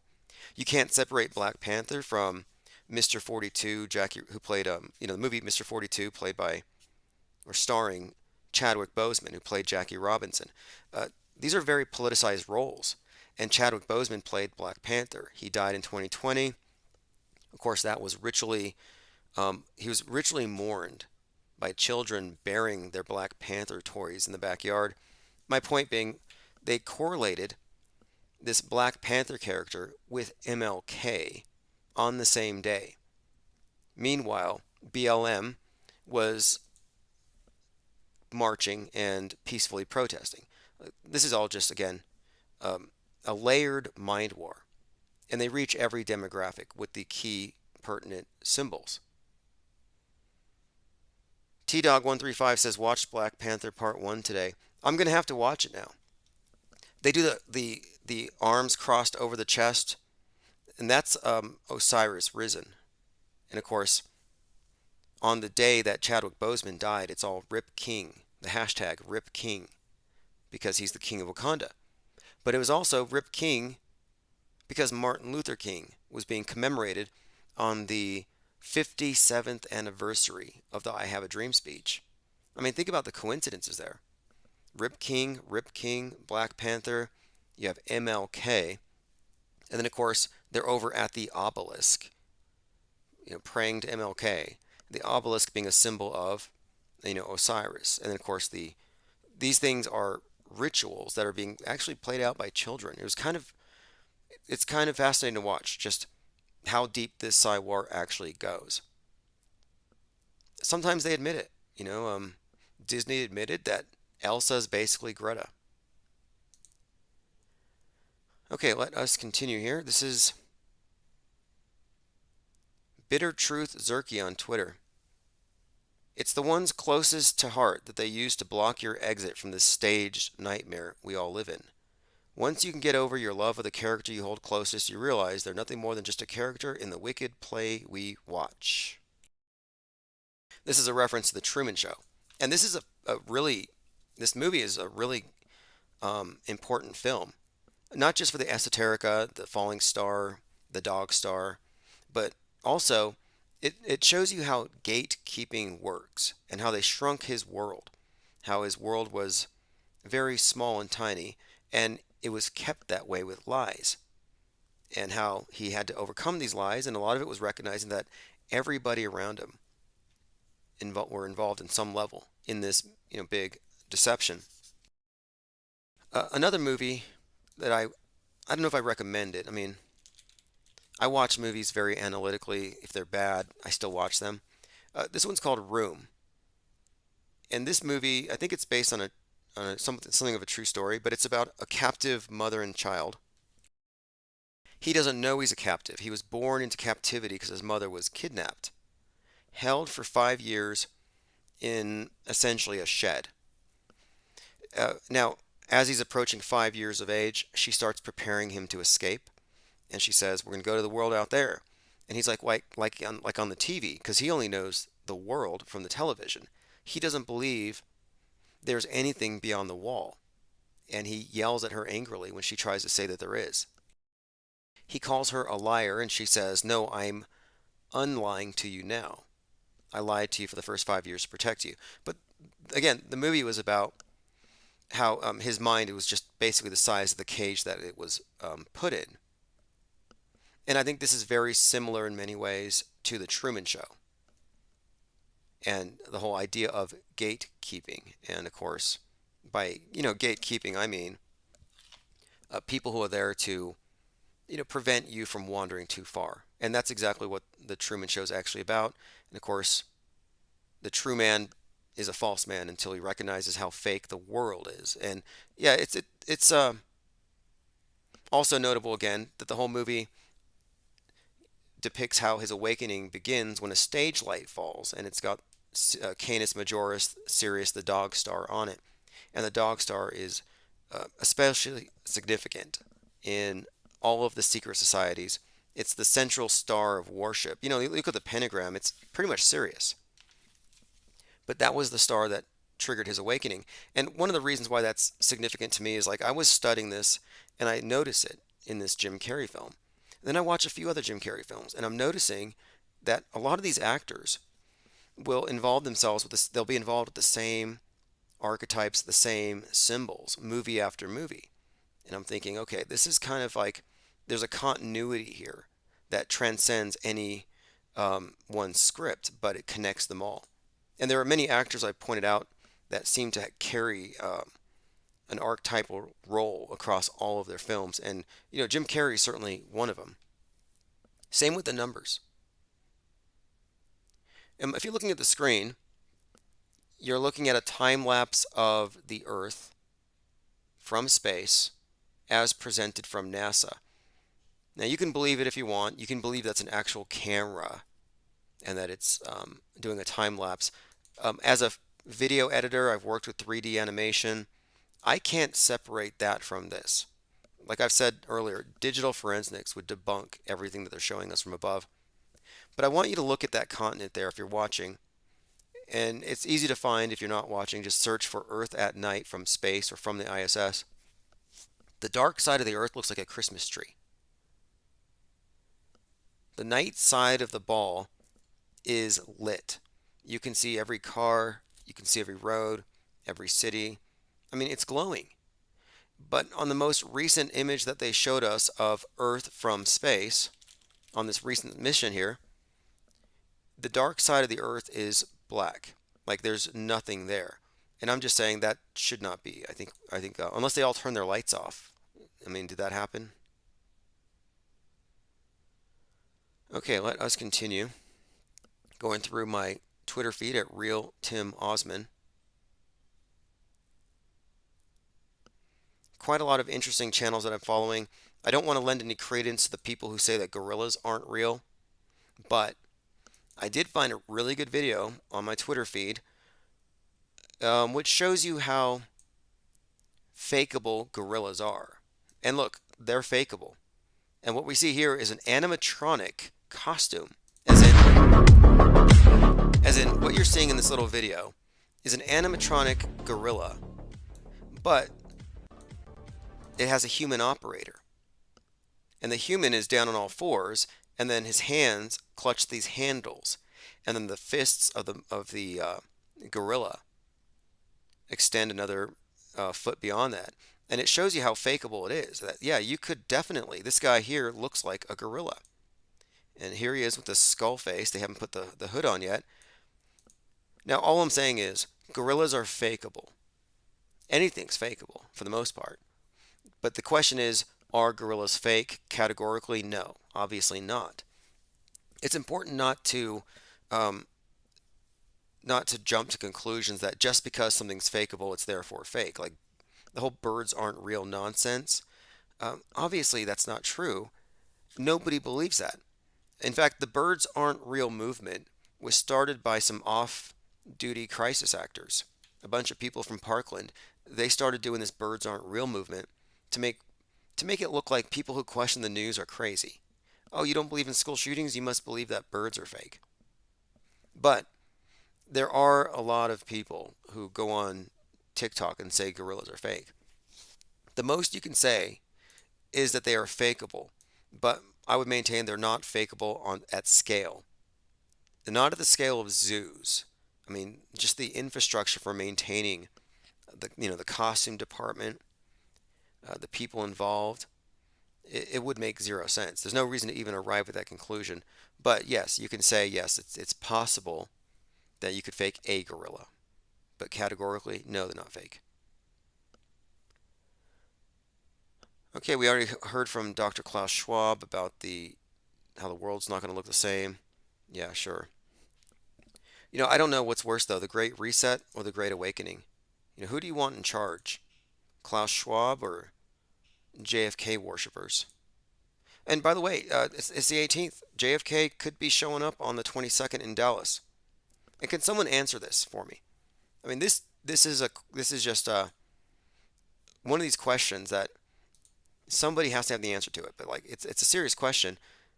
If last year hundreds of QAnoners were gathered in Dealey Plaza because they were convinced that JFK was showing up, like if that was the case last year and he didn't show up, what would make them think he's not showing up this year? I mean, why would they say yes last year and no this year? What has actually changed? Did he die? Do they no longer believe he was alive? Like, I don't think it would be logically consistent for the QAnoners not to show up in Dealey Plaza in a few days. And if they don't, then you know that they're completely Pied Pipered and paid. That it's not organic, it's not real, and possibly nobody believes it. Does anybody here want to believe it? Is it even something that's even all that desirable? Like, yeah, I really hope it's true that the Democrats are a bunch of Satanists and a bunch of kids are being tortured right now. I hope it's true so that Trump can save them, the ones that are still alive, because this mission started years ago. But we hope it's true so he can eventually be vindicated. Like, I don't know. I'd rather not live in that world. I don't believe that's the case. I don't think it's true.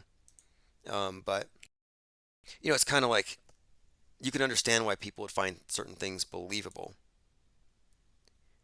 The Revelator.org, election denial is the new climate denial and is still a threat. Okay.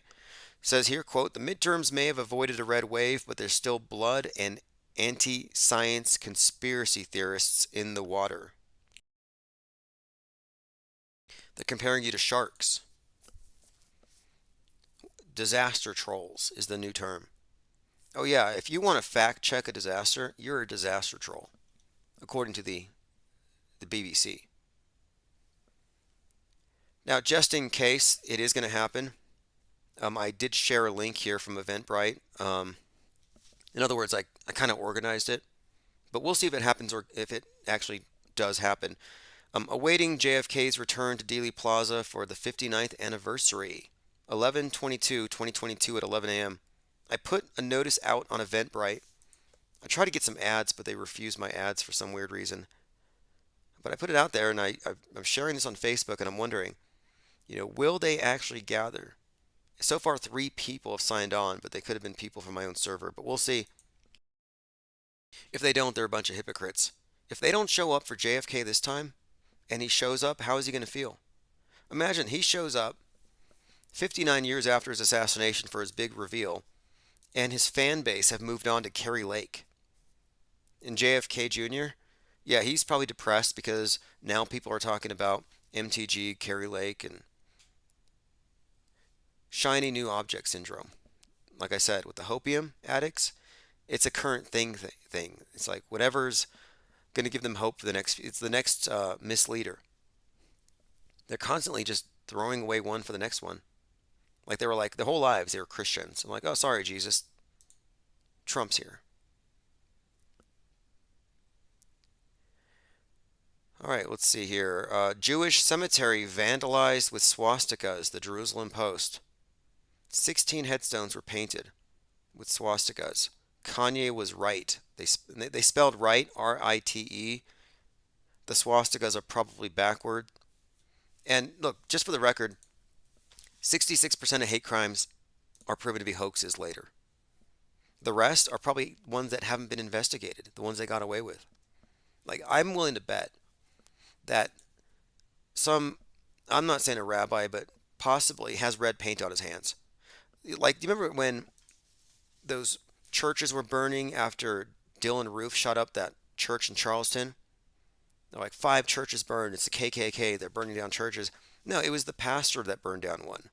Another church said, vote for Trump, spray painted on the side. Well, it was a pastor that did that. Like, these are self-inflicted wounds. I don't think any of the neo-Nazis out there today are actually going around spray painting cemeteries. It's kind of ironic that they would line up behind Kanye as well.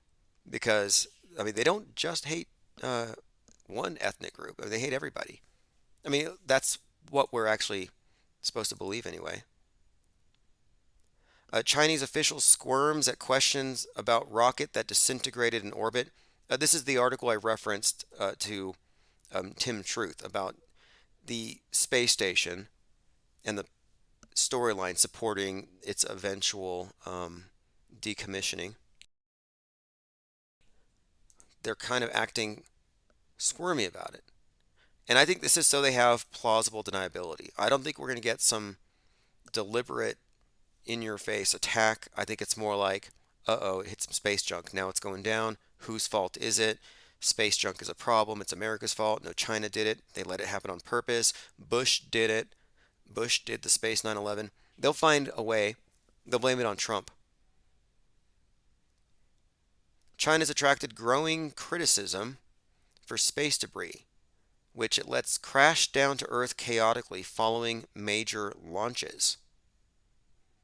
First announced by the U.S. Space Force on Twitter, the breakup resulted in dozens of new pieces in orbit.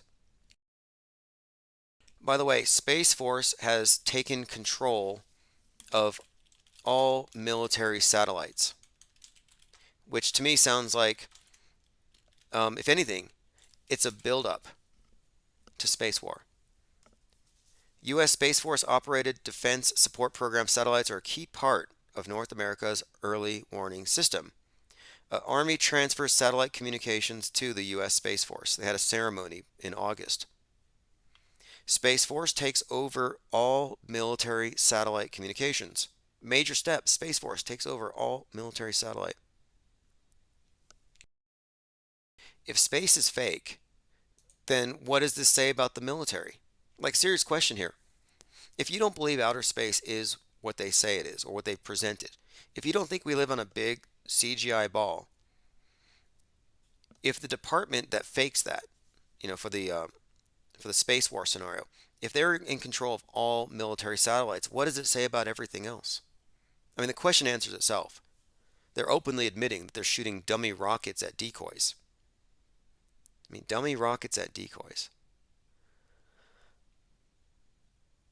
Salty Siren says, how about they're the reality denialists? Yeah, I would say so. I mean, what we're looking at here is this. There are facts and there are narratives. And if their narrative, if their belief in a false explanation prevents them from looking at facts, then they are, in all fact, in denial of those facts. I would say they are reality denialists. You don't have to be a reality denialist to say you don't believe in their CGI ball. You just have to say you don't believe their evidence. You want more. But to to actually say, I mean, reality denialism is like so pervasive at this point, though. We're just so augmented. Like this whole idea of the metaverse. You have to be put on a headset, and then you're in this simulation, and you're seeing other simulations, other avatars. I think that's kind of a misdirection, because if anything, our reality is already so augmented with stuff like, climate change, radical Islamic terrorists in these cells everywhere, bowl cut shooters. You can go down a litany of all the things that don't exist, like the guys that lynched Jussie Smollett, or the officers that are swatting Gavin McInnes. Like, you can find so many examples of fakery inserted into our world. Like, how are we not already in a metaverse? I mean, for all intents and purposes, it's an augmented virtual reality. And I don't deny anything like it comes to climate change. I'm not a denialist. I'm just saying that you can only take their narrative so far if they don't have any facts behind them. I trust the facts. Like, I believe that they do launch something. Do I believe it's actually going into this place called space? No, I think there's a definite point where it cuts. Like, you'll notice every single rocket follows the same exact trajectory, and once it's out of sight, out of mind, probably headed towards the Bermuda Triangle, they just cut. It's a jump cut. Now suddenly you're in space, looking from the rocket's point of view, looking down. That's called sleight of mind. Not Shocked says, space farce. Well, moon landing denialism. Like, is that what you would call it? Because, to me, denialism comes from those who aren't willing to examine the photographic evidence of hoaxery. Digital forensics. You're a reality denialist if you're not willing to look at the ISS, at AVR glitches, at green screen glitches, at harnesses, at wires, at cross-fading astronauts. I mean, imagine if you're looking at your friend or spouse or your dog, and it's walking out of the room. And as it turns the corner, it becomes transparent, and then it disappears. That happens with astronauts all the time. There's a video of this astronaut playing with a soccer ball, and he jumps, and his head goes into the ceiling. I've seen one where a microphone goes through somebody's neck. We've seen necklaces that aren't even there. Like, they add necklaces on the video in post-production. Like on TikTok. On TikTok, you can find filters that make it look like you've got something on your head or something on your face. Well, the astronauts have been doing this stuff for years. Before everyone else had their hands on it, they would do it. More often, like, for example, there was this one scene, and I use the word scene advisedly because this is just a 22-year reality TV show. There's a scene on the ISS where the astronauts are talking to the Pope. And one of the astronauts has a cross around his neck, like a crucifix, and like a snake, it worms out of his shirt and it starts floating around randomly. I'm like, yeah, okay. And he's not reacting like it's there.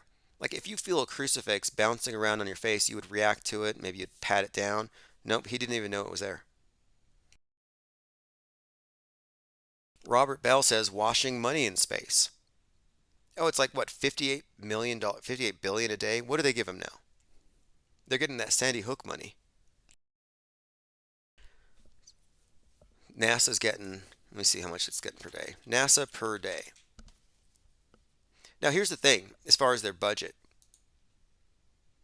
The amount of money that they get per day is probably more than Apollo 11 had.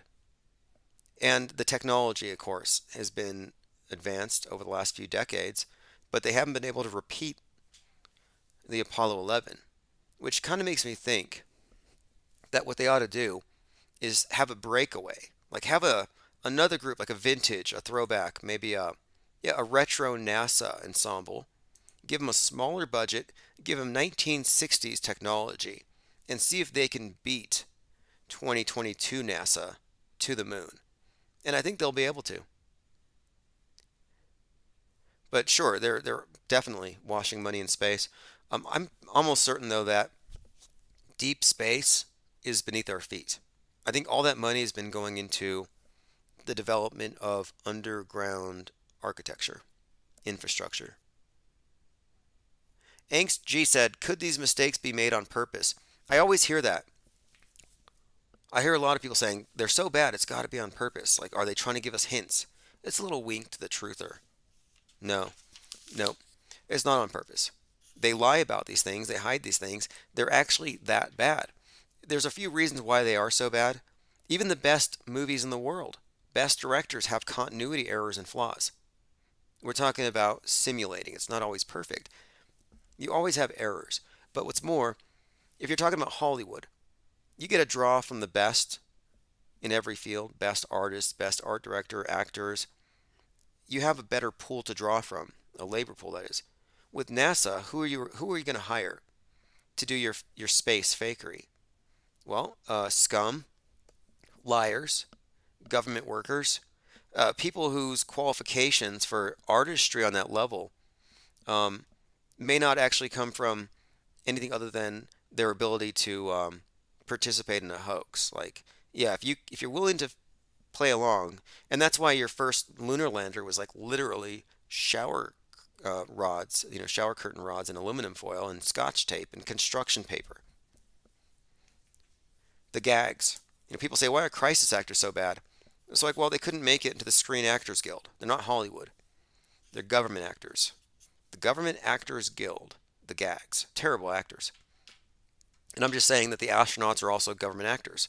They're not going to be as good as private sector. That's why there's no comparison in the space travel in the ISS and what we see in the movies and the video games. There's no comparison.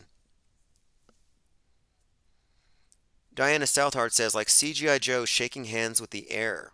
His CGI assistant wasn't on his stage mark. Precisely. Exactly that. You can find examples of astronauts handing objects to other astronauts and they'll put it on the shelf when they haven't actually grabbed it from the person. Like, has someone ever handed you something and you put it on a shelf only to realize that you didn't actually grab it? Probably not. But it happens in space with regularity. Returning to the moon with Artemis generation. A couple of notes here on Artemis. Artemis is the twin of Apollo.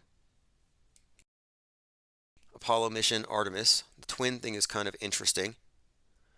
Another thing, of course, we have Artemis is another moon goddess, like Diana, moon goddess. You have that sun, moon kind of alchemy thing.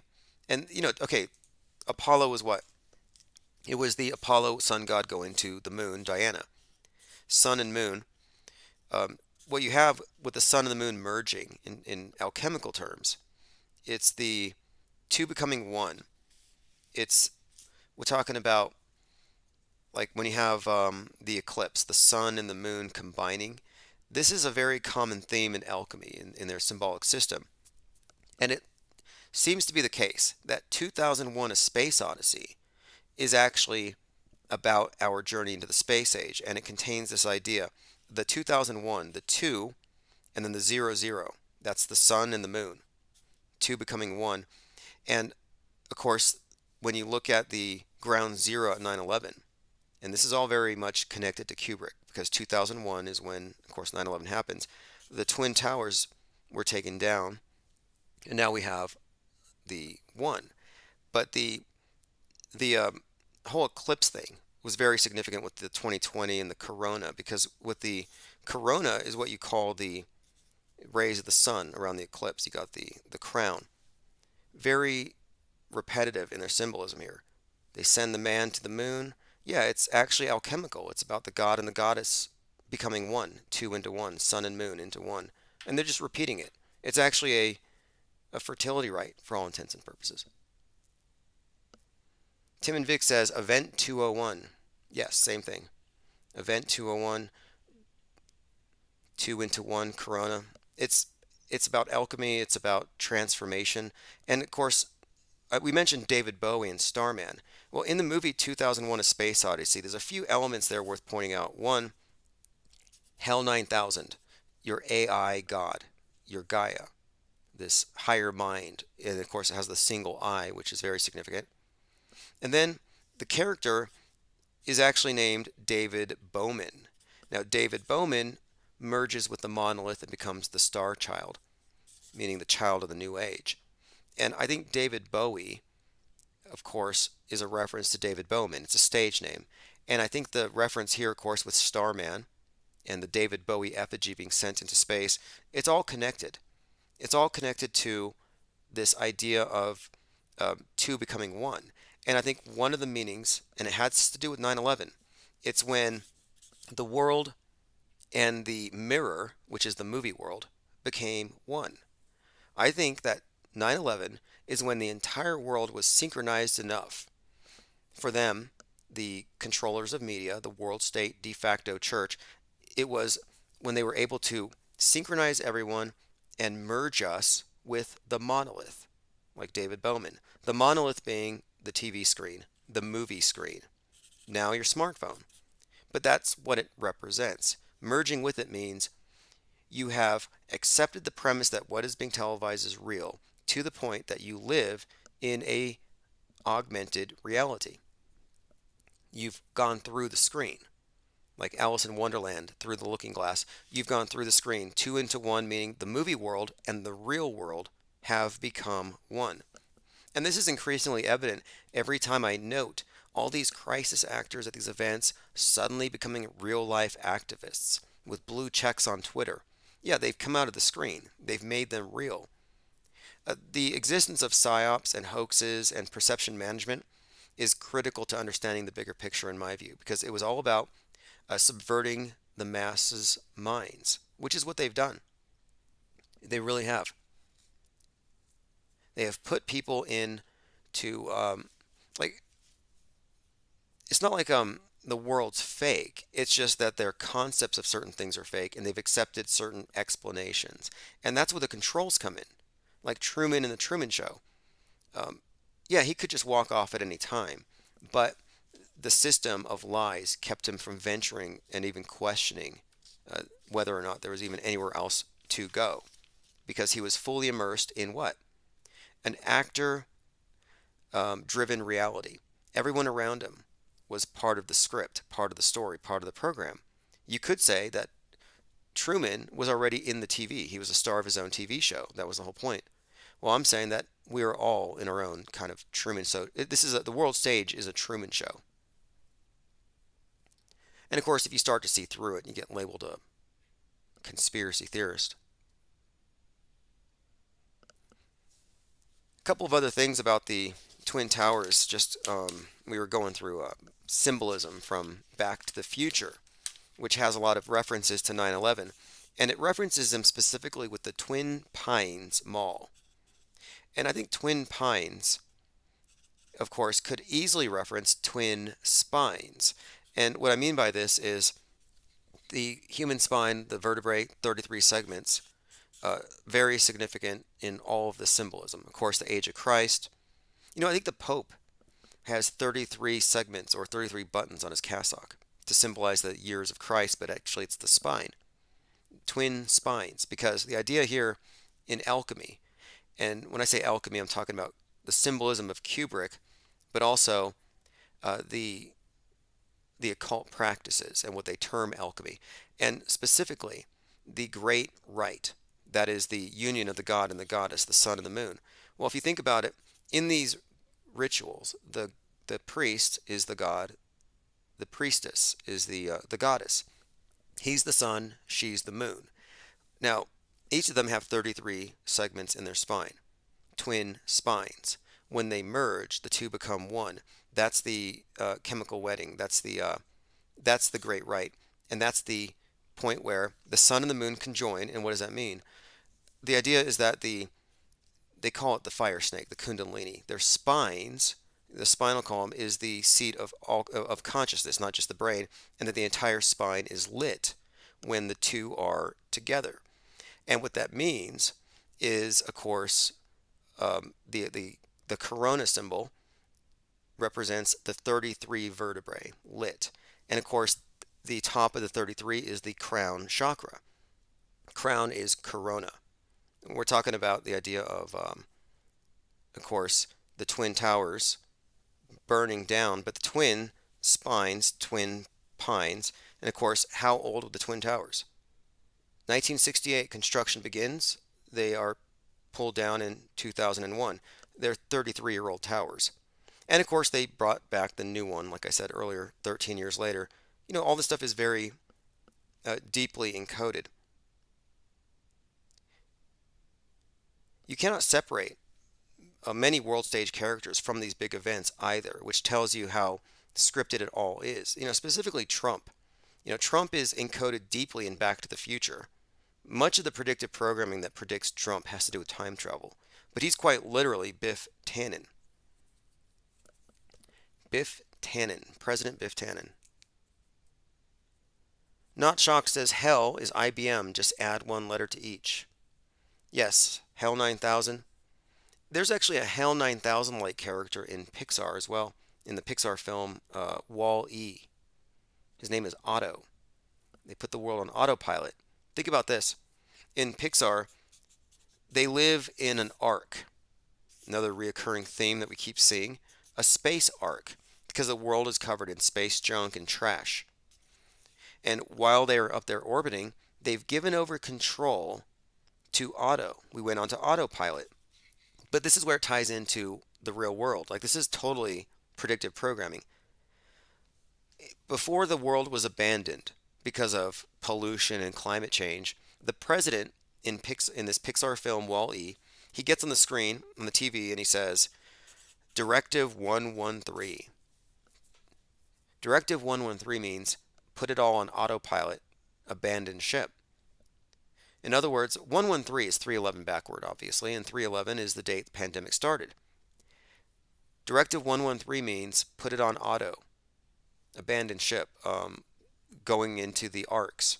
And the point of this is, Otto is Gaia, this thing they're introducing, this AI god, Hell 9000. In the movie Pixar film Wall-E, they were definitely saying, once we declare Directive 113, we're going into auto. We're going into, well, whatever this AI thing happens to be, the turning over controls. And, you know, here's something else, too. Speaking of Bowie, 1969, the song Save Your Machine, David Bowie, has a reference to a President Joe who hands over control of the world to a savior machine that solves hunger. Here's the lyrics. David Bowie, Save Your Machine. President Joe once had a dream. The world held his hand, gave their pledge. So he told them his scheme for a savior machine. Its logic stopped war and gave them food. They called it the prayer. Its answer was law. But it goes on about this machine brought about by President Joe. I'm like, that's weird. Of course, another reason why this is significant is that the year, of course, it came out. It was like 1969. And then last year, President Joe was out there at that NATO digital monolith thing. Anyway, predictive programming for President Joe Biden? I think so. Lean Dion says Wall-E was the first name given meaning after multiple uses of 113 in Pixar. Yes, and 113, of course, we talked about the significance of that number, but it's used all over Pixar films. And in Wall-E, they finally gave it an actual meaning. It wasn't just some mysterious number. Elon Musk has been trolled. A lot of his former employees were projecting messages on the wall of the headquarters. One of them was Space Karen. Anyway, Musk is seen by some as some kind of a hero, free speech absolutist, but he certainly censors anybody that criticizes him. And you can't forget that Musk brought you Mousegate. If you don't know what Mousegate is, it's just really one of the biggest trolls of all time. Here we are, 2019, December 5th, CRS-19 mission from SpaceX to the ISS. They're sending supplies up. Along with the supplies, they're sending genetically modified mice to the space station so they can study the effects of muscular atrophy in mice who've been bestowed with special genetically enhanced muscles. Anyway, while the rocket's on the way to the space station, there's quite obviously a CGI mouse running laps on the side of the rocket. There's no other explanation for it. It has to be CGI. Obviously, it couldn't be a real mouse. Beyond that, the scale was off. A real mouse would be much, much smaller than what we saw on the side of that rocket. But my point is, a lot of people would look at this thing and they say, no, it's not a mouse. It's got to be a video compression artifact. It's got to be a space ice. Here's a Reddit post by JLB. Is Mousegate going to blow the lid on the Elon Musk SpaceX fraud? And of course, most people just try to pretend like they don't see what they see. Now, if you're looking at the screen, this is a mouse on the exterior of a SpaceX rocket, December 5th, 2019. Now, whatever your explanation for it, the fact is, this was the very mission where SpaceX was sending Mighty Mouse. SpaceX was sending literal, look, even the headlines talked about it being Mighty Mice. Well, who is Mighty Mouse? He's a cartoon mouse that goes in space. Like, this is quite literally Mighty Mouse.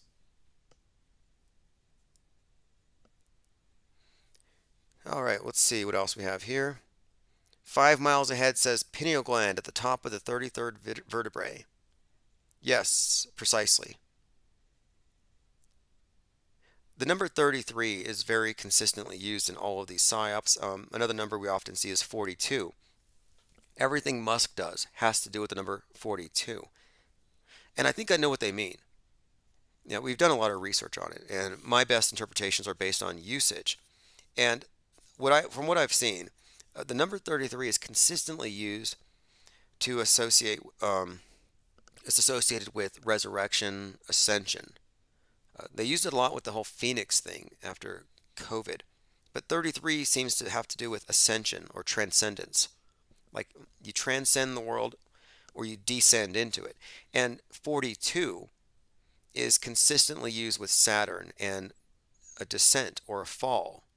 And I think there's a connection here, if you think about it, because 33 is associated also with the sun in Christ.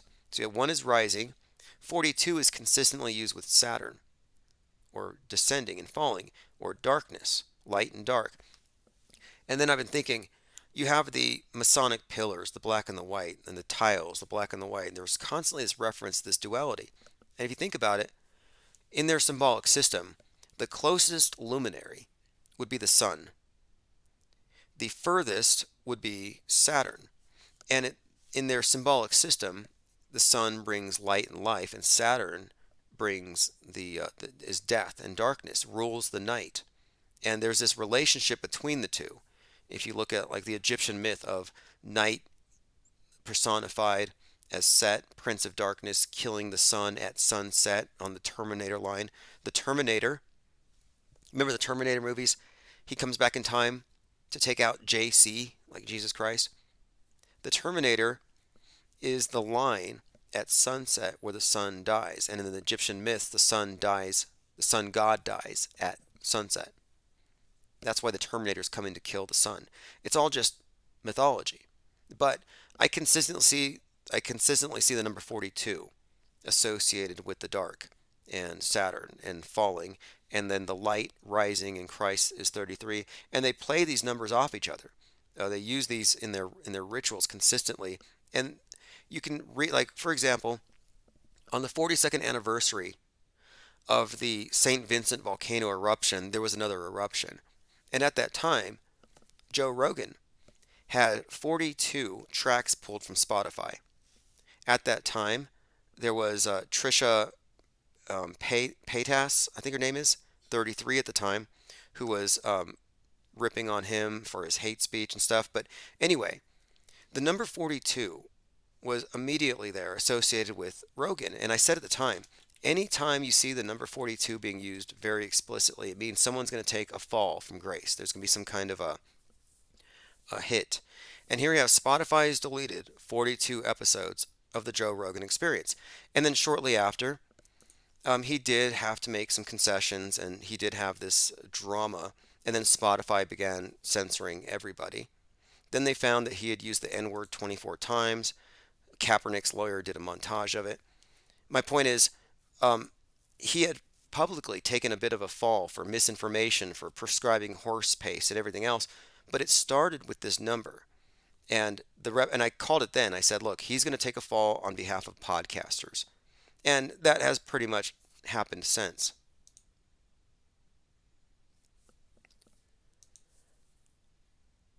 All right, let's see. This is the Agent Smith effect.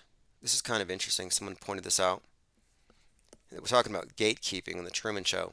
The Agent Smith effect. Agent Smith has the ability to enter any body anytime. And this often happens when the Matrix is threatened. Most people have had an Agent Smith Matrix programming in their own lives since birth. These programmed people become guardians of the Matrix, protectors of the code, the police of mind control, and the enforcers of the indoctrination, which holds together our false concept of reality like superglue. And this is very true. I think one of the most potent weapons they have in this mind war, like I've been talking about, is fashion, but more specifically peer pressure. And nothing is more effective, I think, than the threat of everybody's going to laugh at you. I think that holds people back from quite a lot. And of course, they use government jesters, aka comedians, to tell you what is and isn't funny. That way you can be in the good graces of the mob. It's really like weaponized peer pressure. We can talk about the elite, the controllers, or whatever, but the fact is, the controllers and the elite operate through billions of people following their Pied Pipers. It's really that simple. Like, who are the elite? Well, it's the mask Karen down the street. It's the enforcers of this, of all of the top-down programming. Again, if you want one of these go bags, white popcorn not included, you can go to Amazon.com. I'll put a link below, but I do have IPS tote bags with the signature unicursal penguin. And if you're not familiar with the unicursal penguin, what it represents or anything, it's just another way of representing our penguin mascot with the wrench of the moderator. In fact, I'll draw one now on my favorite drawing program. It's called Sketchpad.app. And I'll show you what I mean by unicursal. And the point of it is one continuous line, no break, and they're pretty standardized. And I've been working with similar characters. But if you're looking at the screen, but what I do for this one in particular, and this is all, trademark, but there's an actual infinity sign built into the face in the first eye. Then the feet actually consist of another infinity sign. And then within the wrench itself, in the handle, I always include another one. But very simple design. I have these bags on Amazon, Go bags, which you will need.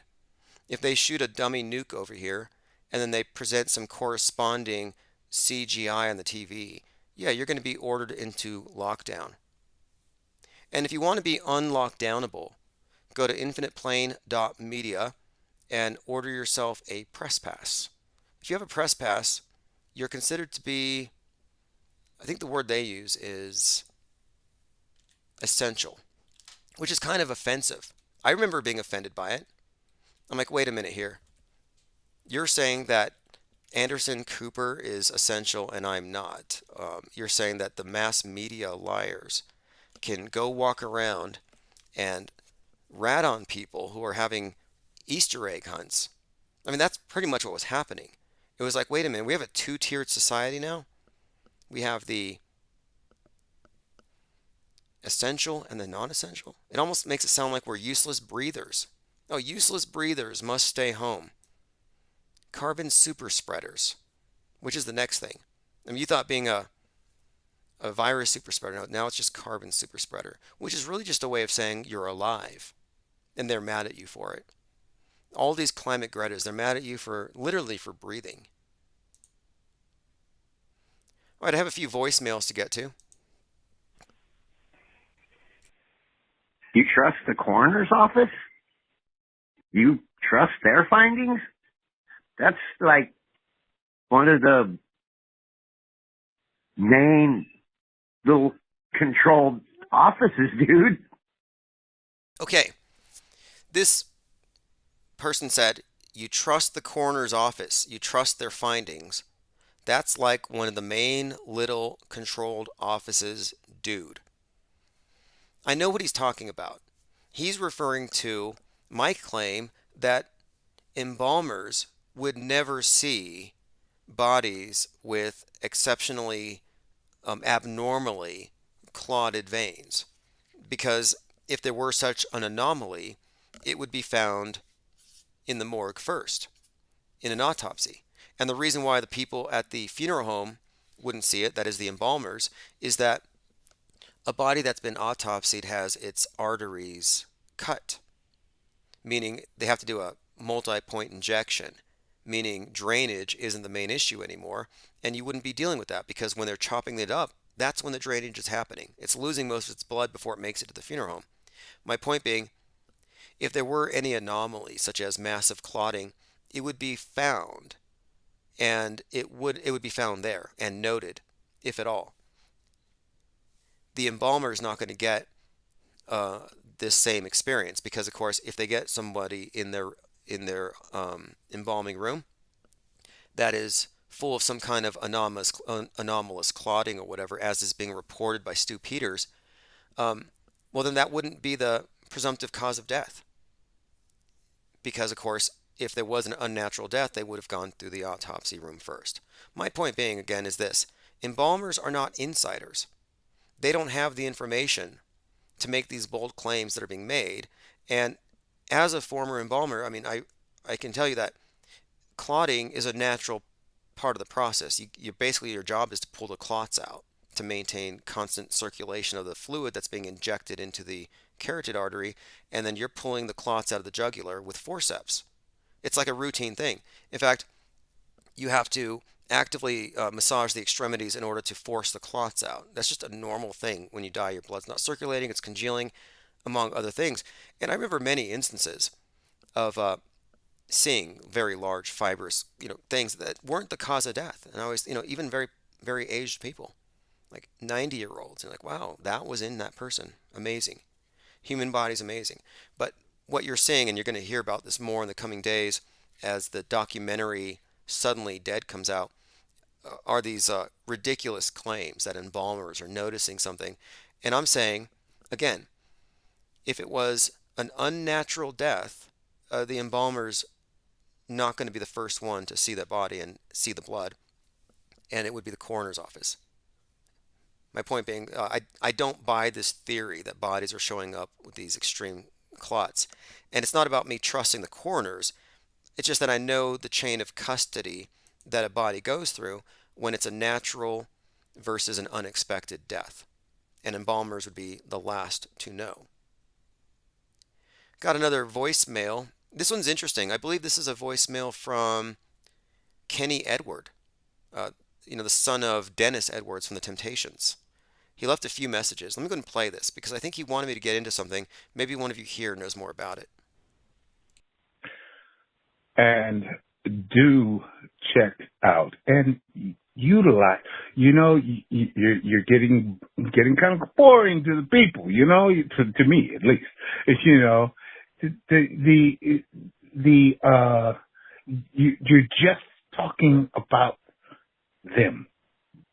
Well, we're owned by Britain and the Jesuits and higher up than Trump, or they don't do nothing for us. So go to my site, Kenny Edwards, son of Dennis Edwards of The Temptations, and on YouTube, and check out more there. There are more there. Social Security number, about the birth certificate, about everything. Okay, he recommends his site, Kenny Edwards, son of Dennis Edwards of The Temptations. The message goes on for several more minutes, but I'm going to take some time and go through his materials, and I'll reach out to him, and maybe he'll call back or I'll call him. I definitely appreciate the message. You can leave messages anytime, 833-311-1984. Again, 311 is when 1984 started. 311-2020. As prophesied in so many of these movies and Simpsons episodes and cartoons. We talked a lot about the World Economic Forum tonight. Let me go ahead and play this clip. One of our overlords. Through technology, an ability for consumers to measure their own carbon footprint. What does that mean? That's where are they traveling? How are they traveling? What are they eating? What are they consuming on the platform? So individual carbon footprint tracker. Individual carbon footprint trackers. Everything you eat, everything you drink, everywhere you go, every breath you take, they'll be counting. I said carbon super spreaders will be the next thing. One of their main goals, they want to have net carbon zero, World War Zero, net carbon zero by 2030. What do you think that means?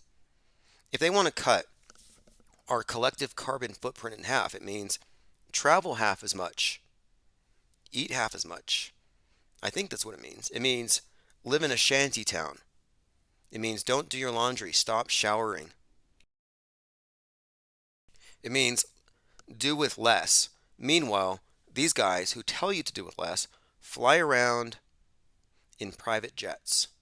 It's quite remarkable. This climate hysteria is at an all-time high, which is why they're definitely going to start censoring any kind of criticism. And of course, they've told us many times that it's going to heat up, then it's going to freeze, it's always changing. They're always moving the goalpost. But we're the conspiracy theorists. We're the ones spreading dangerous misinformation when their true believers are the ones who are running out there and setting themselves on fire. A few more small points here. Fact check. USA Today did this a few days ago. Antarctica is not an ice wall. Yeah, this is from November the 16th, 2022. Antarctica is an ice wall that surrounds the flat Earth. Flat earthers have been circulating for years. And a recent post adds another element, a claim that the world's surrounded by an ice wall. I'm kind of surprised that USA Today has taken the time to deal with this. Antarctica is a continent in the southern hemisphere.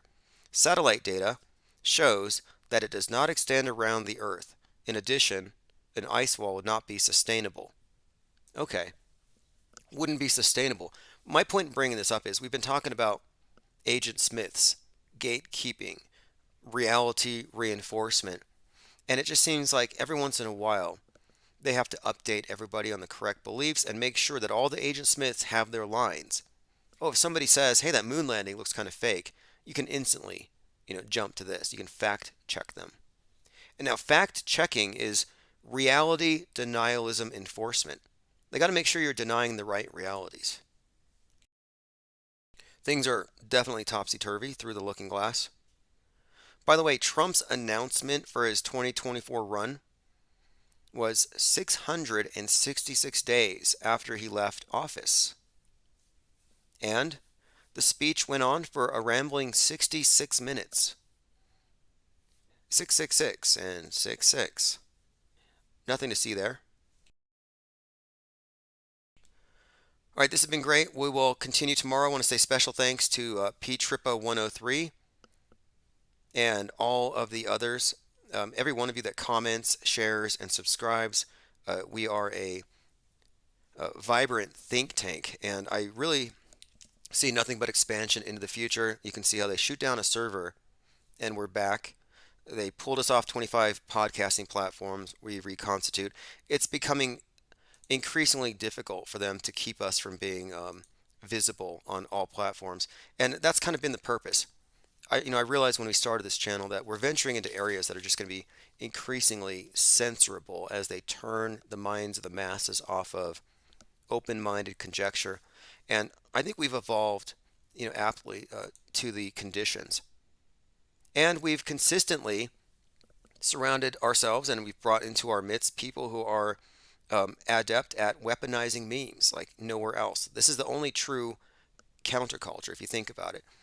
When it comes to the world stage, everything is world stage reinforcement, reinforcing nihilism, misanthropy.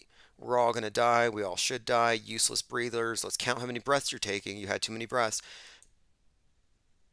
You don't have any true counterculture, and that's because they don't want people going against the mob. It's based on peer pressure and fashion.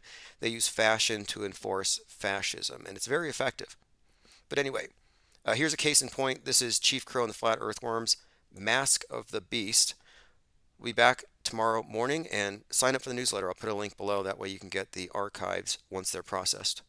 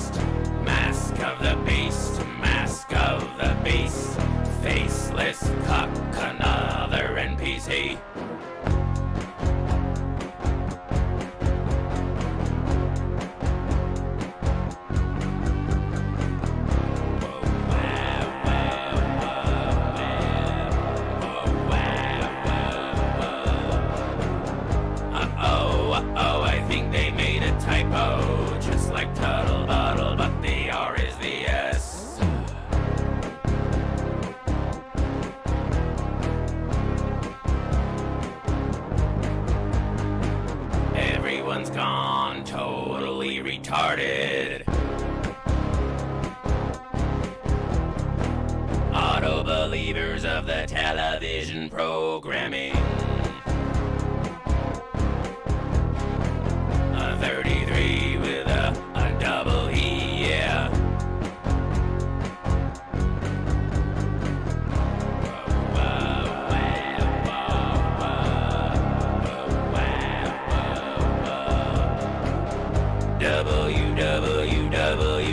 WWF. Now you're out of breath.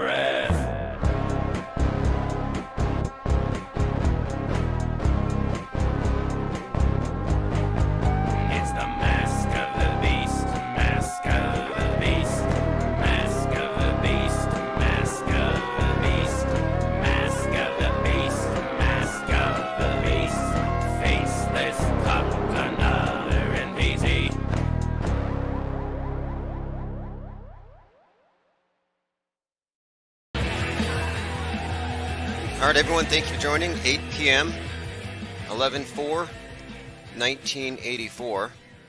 By the way, phones are open. Numbers on the screen. Whatever you want to talk about tonight, whatever you want to discuss, whatever you think is important. There are so many things to talk about. I think everyone here has Kanye fatigue, but they whipped out this Kanye card, this race card thing, and now they're giving him a huge platform on Twitter. And I think Twitter is probably being set up to be parlored. You know how they start pulling him off of Apple and Google. But anyway, they brought that out to get rid of the whole nuke thing.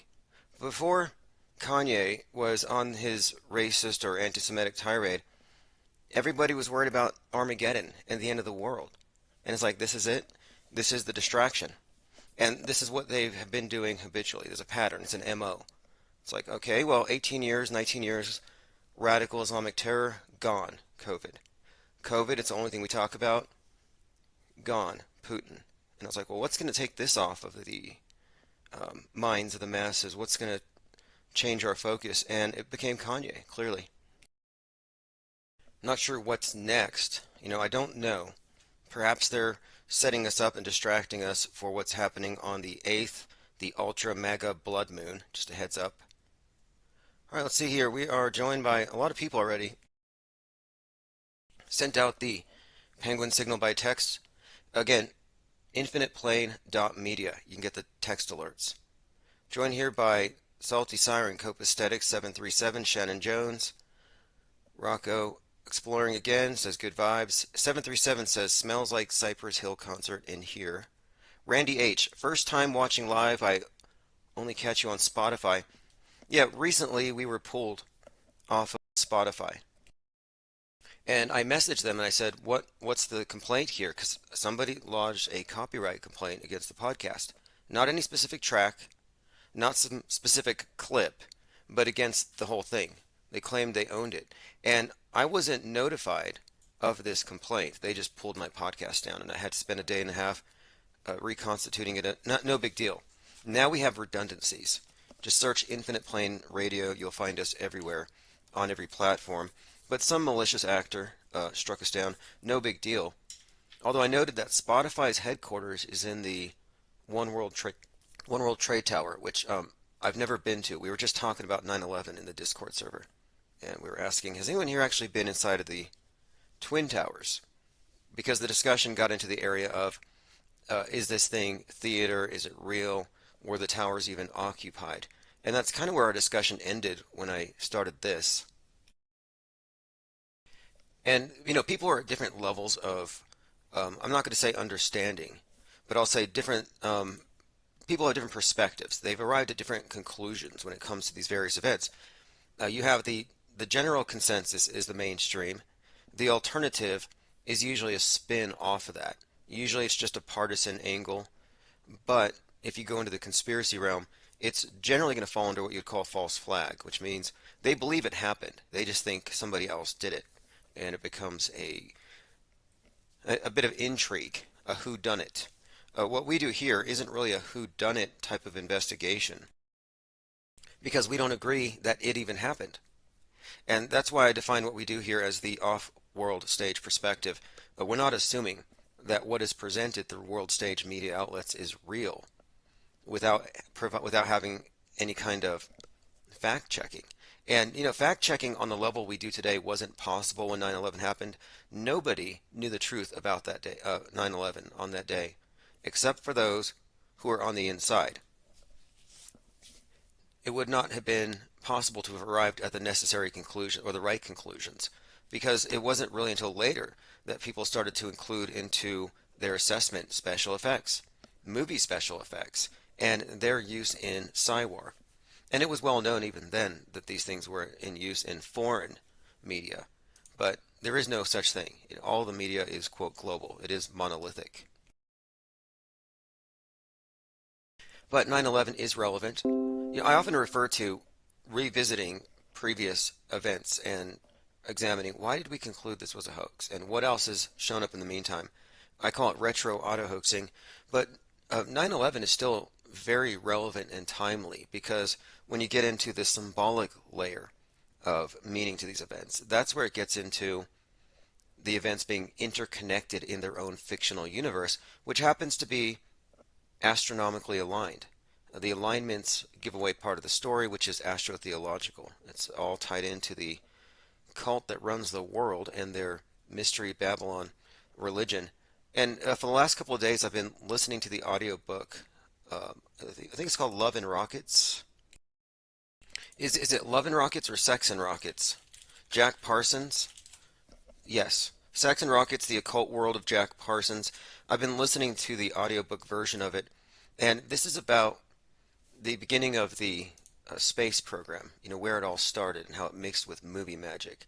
And that's kind of one of the things I wanted to talk about today. It's just how much of our worldview has been shaped by movie magic.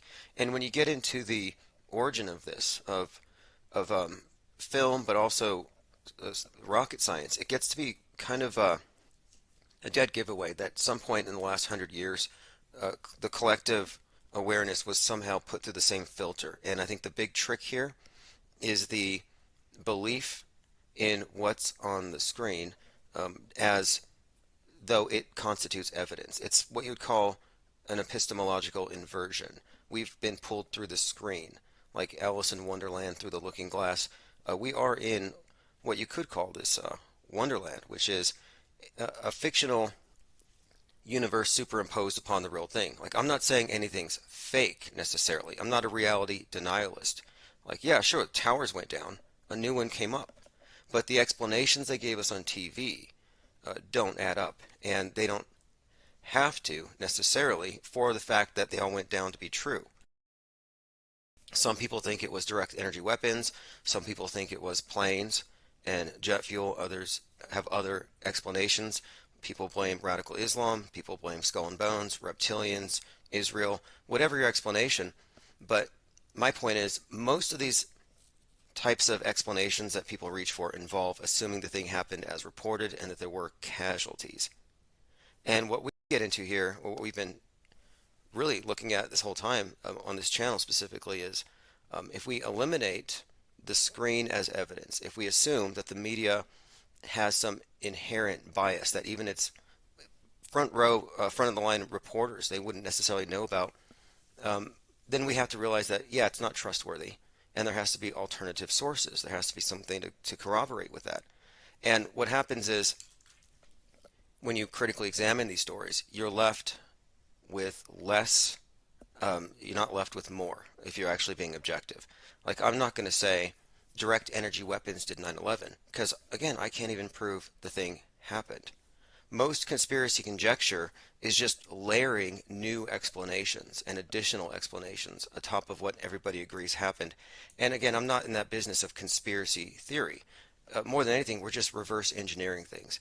And this is not really hate speech or misinformation so much as just, I would say, critical news analysis. I mean, what's the big deal about being a critic? And, for some reason, they have decided that this is too much. It constitutes hate speech to be a non-believer.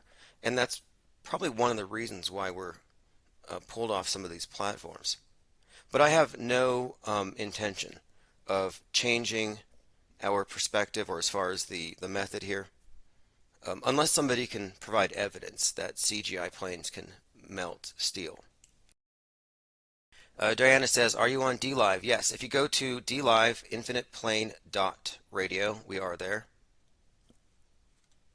And yes, text alerts will continue. But now, there's something else, though. It's important not to take it for granted that people are all on the same sheet here. A lot of people aren't totally on the same sheet with everything, for sure. And I don't want to give the impression that there is some kind of consensus, like a set of beliefs you just adopt. Because to me, it's not about believing the right things. Because then what happens is they realize, okay, the mainstream news is lying. Who can I listen to? The guy selling all the male vitality pills. Let me listen to him. He's got the loudest voice. And they're just trading one source for the other. And the approach here is your source ought to be yourself. The final arbiter of truth ought to be your own critical thinking faculties.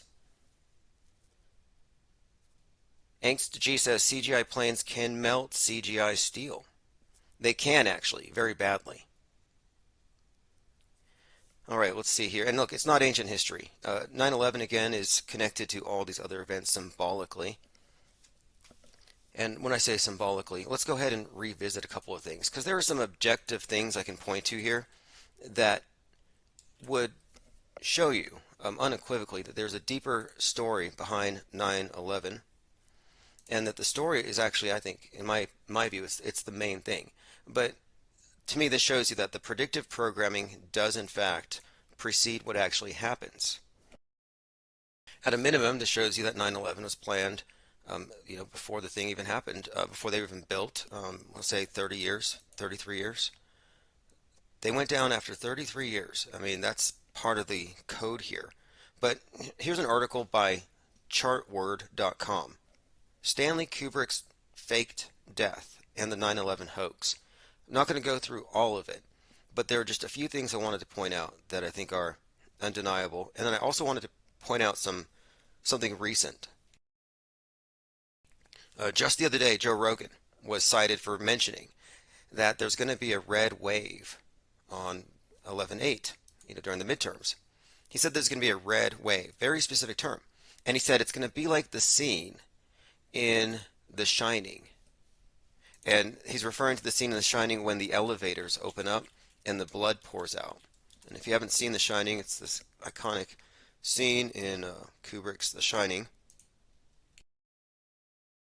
The elevators open up and blood pours out. But this has been cited as a 9/11 reference. Again, there are many 9/11 references throughout The Shining, but if you look at the elevators, it gives the appearance of being twin towers. Anyway, that's been in the news recently because, again, Joe Rogan said this red wave is going to be like the scene in The Shining when the elevators open. And I thought, what an ominous thing here. Just considering, well, I would say it's just ominous, the red wave. We've been hearing about this. They're going to flood the polls. That was mentioned in the Batman film, flood the polls, and it was the terrorist QAnon representative in that film, the Riddler, who sent out his terrorists. But anyway, he references the red wave, and I thought, interesting, kind of a 9/11-y reference if you look at it from this perspective. And interestingly, on the Queen's death procession, the twins from the Shining movie were actually there. They made an appearance, and they were in front of the London Tower Bridge, which has the two towers. And I'll get to all of this, but let me get into this here because this is key. Now here we are looking at the connections between the movie 2001: A Space Odyssey, the 9/11 attacks, The Shining, and the 9/11 attacks, Full Metal Jacket. Many of these connections are things we've talked about frequently, but the ones that I want to focus on are the ones that are given away in the architecture. At ground zero, you have the Millennium Hilton, and the Millennium Hilton looks like a big black monolith. And of course, the purpose of this here, this hotel, Millennium Hilton, looking over ground zero, it ties into the predictive programming in 2001: A Space Odyssey, where the monolith plays a prominent role at the end. But it's at ground zero, and this is a huge clue, and it figures prominently throughout much of his scripting here. This common theme here of 2 into 1, the 2001: A Space Odyssey. And here's a scene of Flight 175 speeding towards the South Tower. And this has been compared here to a scene in 2001: A Space Odyssey where a space plane approaches the space station. Then you have a scene in Kubrick's Dr. Strangelove, which revolves around a jet airplane on a low rogue mission, very low to the ground. And this has a lot of connections to Flight 77, which hit the Pentagon. You have other connections, again, have been made between Kubrick's films and 9/11. It's pretty extensive, actually, especially when you get into the ones in The Shining. But also Full Metal Jacket, which, if you go into the work of Chartword, he explains how he's concluded that Joker, the protagonist, represents JFK. And of course the side of his helmet has the target on it, on the side that, this is again a reference to Kennedy getting shot in the side of the head. But without getting too far ahead, I just wanted to point out that much of the predictive programming in the work of Kubrick suggests that his work is not just faking space, but it's also these terror attacks, but they're connected in a way here. As in, all of these psyops aren't necessarily about convincing you of one particular ideology or another, it's about the overarching world view. And I think it's moving us into a singular world order, singular monolithic, new monotheistic religion. And I think that's pretty much what is uniting us now. If you look at the climate change religion and how that's uniting us globally in every way, how COVID united us globally, that's what I mean when they say that they're installing a new religion. I mean, they already have. Outer space, space junk, anything that's a universal threat, is part of this thing. But again, my point here overall was that I look at the theatrical and the narrative underpinnings to all of these events, the predictive programming, the concurrent programming, and all of it adds up, especially when you look at the interconnected nature of all these fake events. It all adds up to what we're looking at as far as there being a worldview, a religion for all intents and purposes, but essentially a filter that has gone over the minds of the masses and it put us all into a false worldview. Like the whole idea of questioning the shape of the world to me is just kind of like, it's not really even about that. It's about one, how big of a lie can they tell? But two, it's about worldview. Because whatever the shape the Earth is, you're only going to see it as it is. You can't see the curve. We're not big enough. It doesn't even make a difference in how you live your life. But it's about the worldview being superimposed, one that might artificially constrain your migration, or who knows what else. But worldview warfare, if you ask me, is the real role behind NASA. If space is fake, if space is fake as they've presented it to us in all of their movies and video games and programming, if it doesn't exist as they say, then what is NASA doing? Are they just making money by providing bad science fiction? Or are they engaged in maybe something else? Perhaps maybe, because here's the connection I've been looking at recently. It has to do with Kubrick. With Kubrick, you have the connection between outer space fakery and stuff on the ground. For example, the JFK assassination. And, this kind of suggests to me that maybe that whole Psywar department is, about everything, the big picture. And it also explains this little mystery about Lee Harvey Oswald and Riley's Coffee, and why so many of his coworkers went to go work with NASA, and he somehow ended up on the grassy knoll. Well, what if the grassy knoll was just part of the set for a movie, and the same director from Apollo 11 was the director for that? Rocco Calzone says the world stage is a cult. Yeah, sure it is. It's just the dominant worldview. The Bibles of the world have been supplanted by the TV and the media. And one of the points I make here when I say that there's a cult that runs the world, we're talking about the astrological timing of things that comport with these older myths. And I'm suggesting here that just as the religions, like the Abrahamic faiths, they're all based on this astrotheological religion. They're based on the personification of the sun, the moon, the stars, the constellations. The storyline is based in the stars and the timing, the movement of the sun through the course of the year. And I think that the mass media, having replaced religion, is still the same basic cult. And everything is still timed. They still give us the same myths, the same rituals. Look at the significance that we see on certain dates. And in this chat tonight, we were talking about 9/11, which is the New Year's in the Coptic calendar, and the significance to the dog star. And how, interestingly enough, New Year's Eve, which we celebrate here throughout the world, January 1st, that's when Sirius the dog star reaches its highest point, after which it falls. And I'm just saying, you have these mass rituals that everybody's involved in, and many may not know that when they're counting down to the ball dropping for the new year, they're drawing down the energies of Sirius, or at least that's what the ritual's about. My point is, it's not labeled, oh, you're going to be participating in some ancient cultic religion that's really super obsessed with the calendars. No, they don't mention that. Randy H. says, remember folding up the dollar bill as a kid and making the Twin Towers? Right. Well, here's some interesting things about that.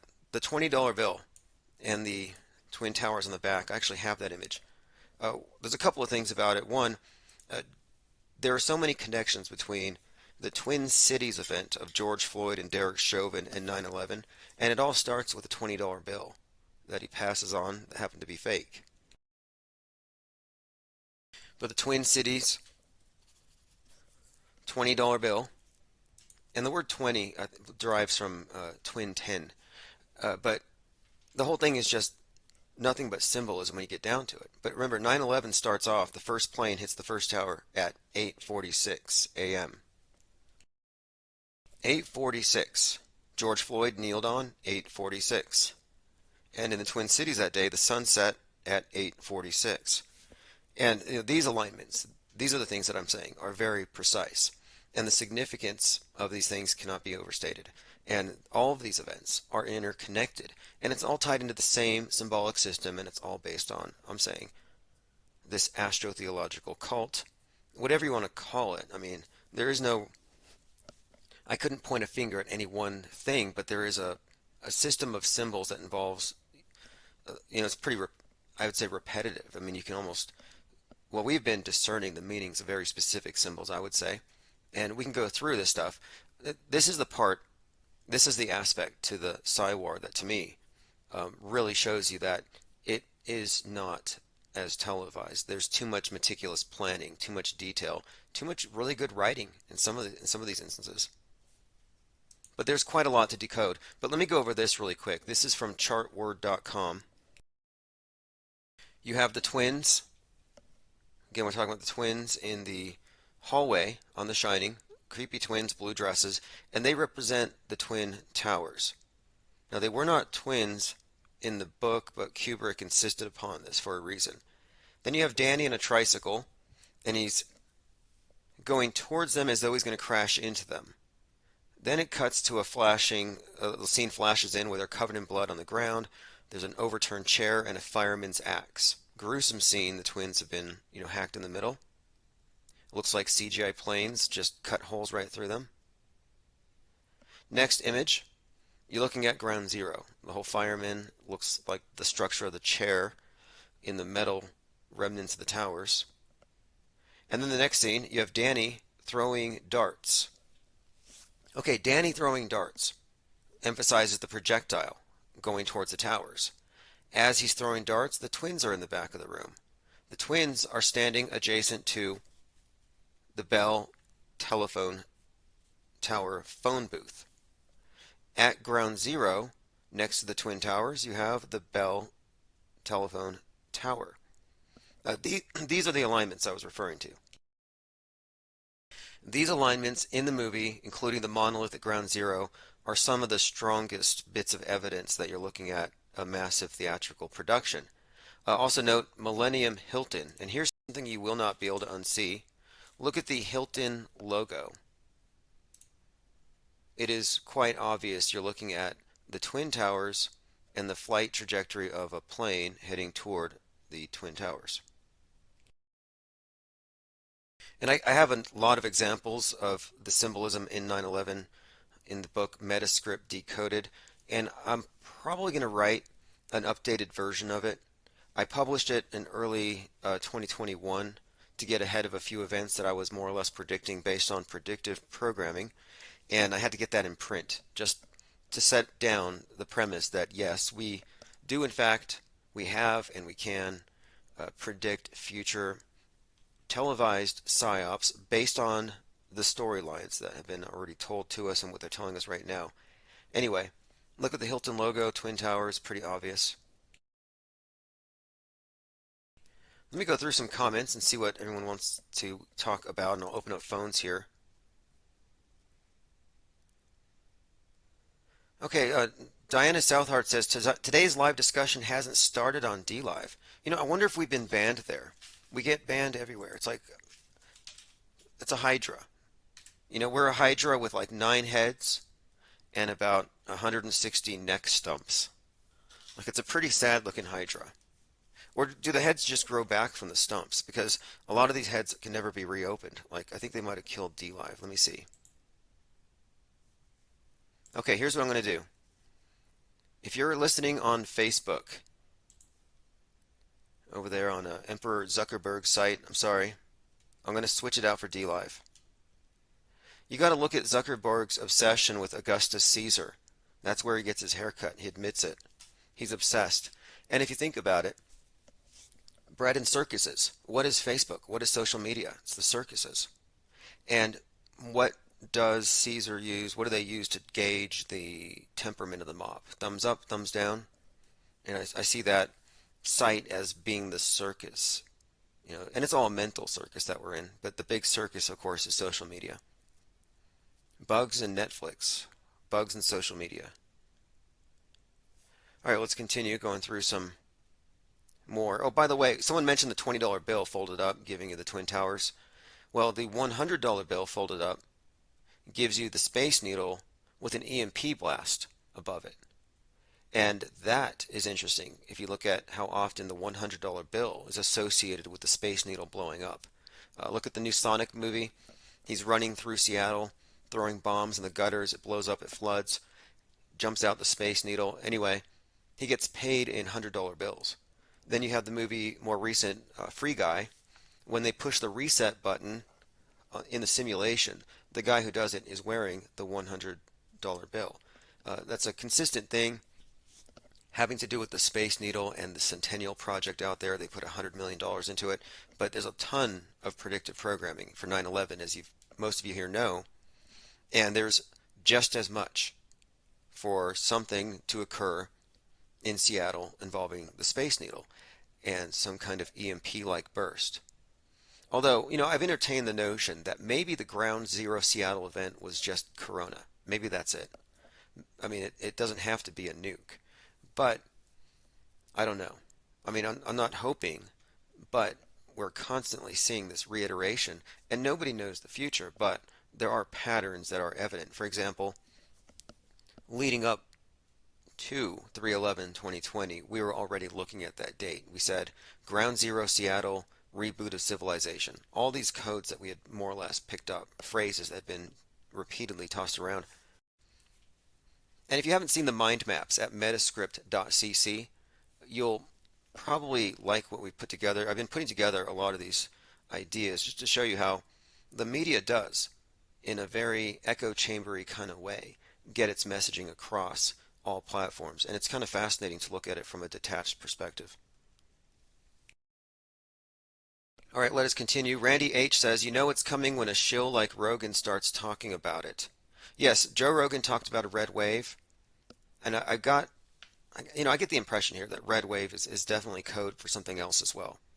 You know, the Patriot Front, and of course you have these other groups that are all there, controlled opposition in my view.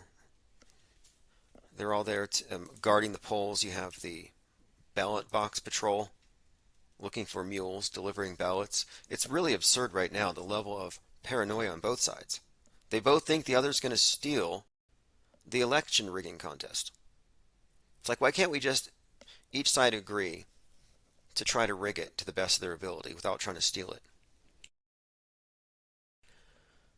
But yes, the red wave, and it's also going to be something about the eclipse on 11/8.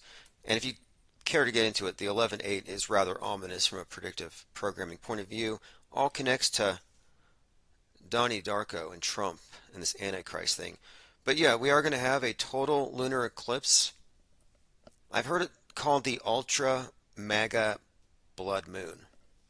And MAGA, by the way, if you didn't know, MAGA means witch. MAGA means witch.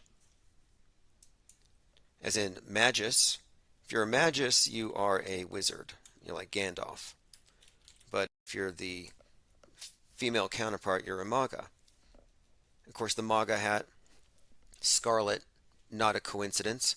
In fact, I did a bit of mind mapping on the symbolism around MAGA and how it connects to many other things. Let's go through some of these mind maps. Some of this stuff is kind of interesting to go through. And I have added some new ones.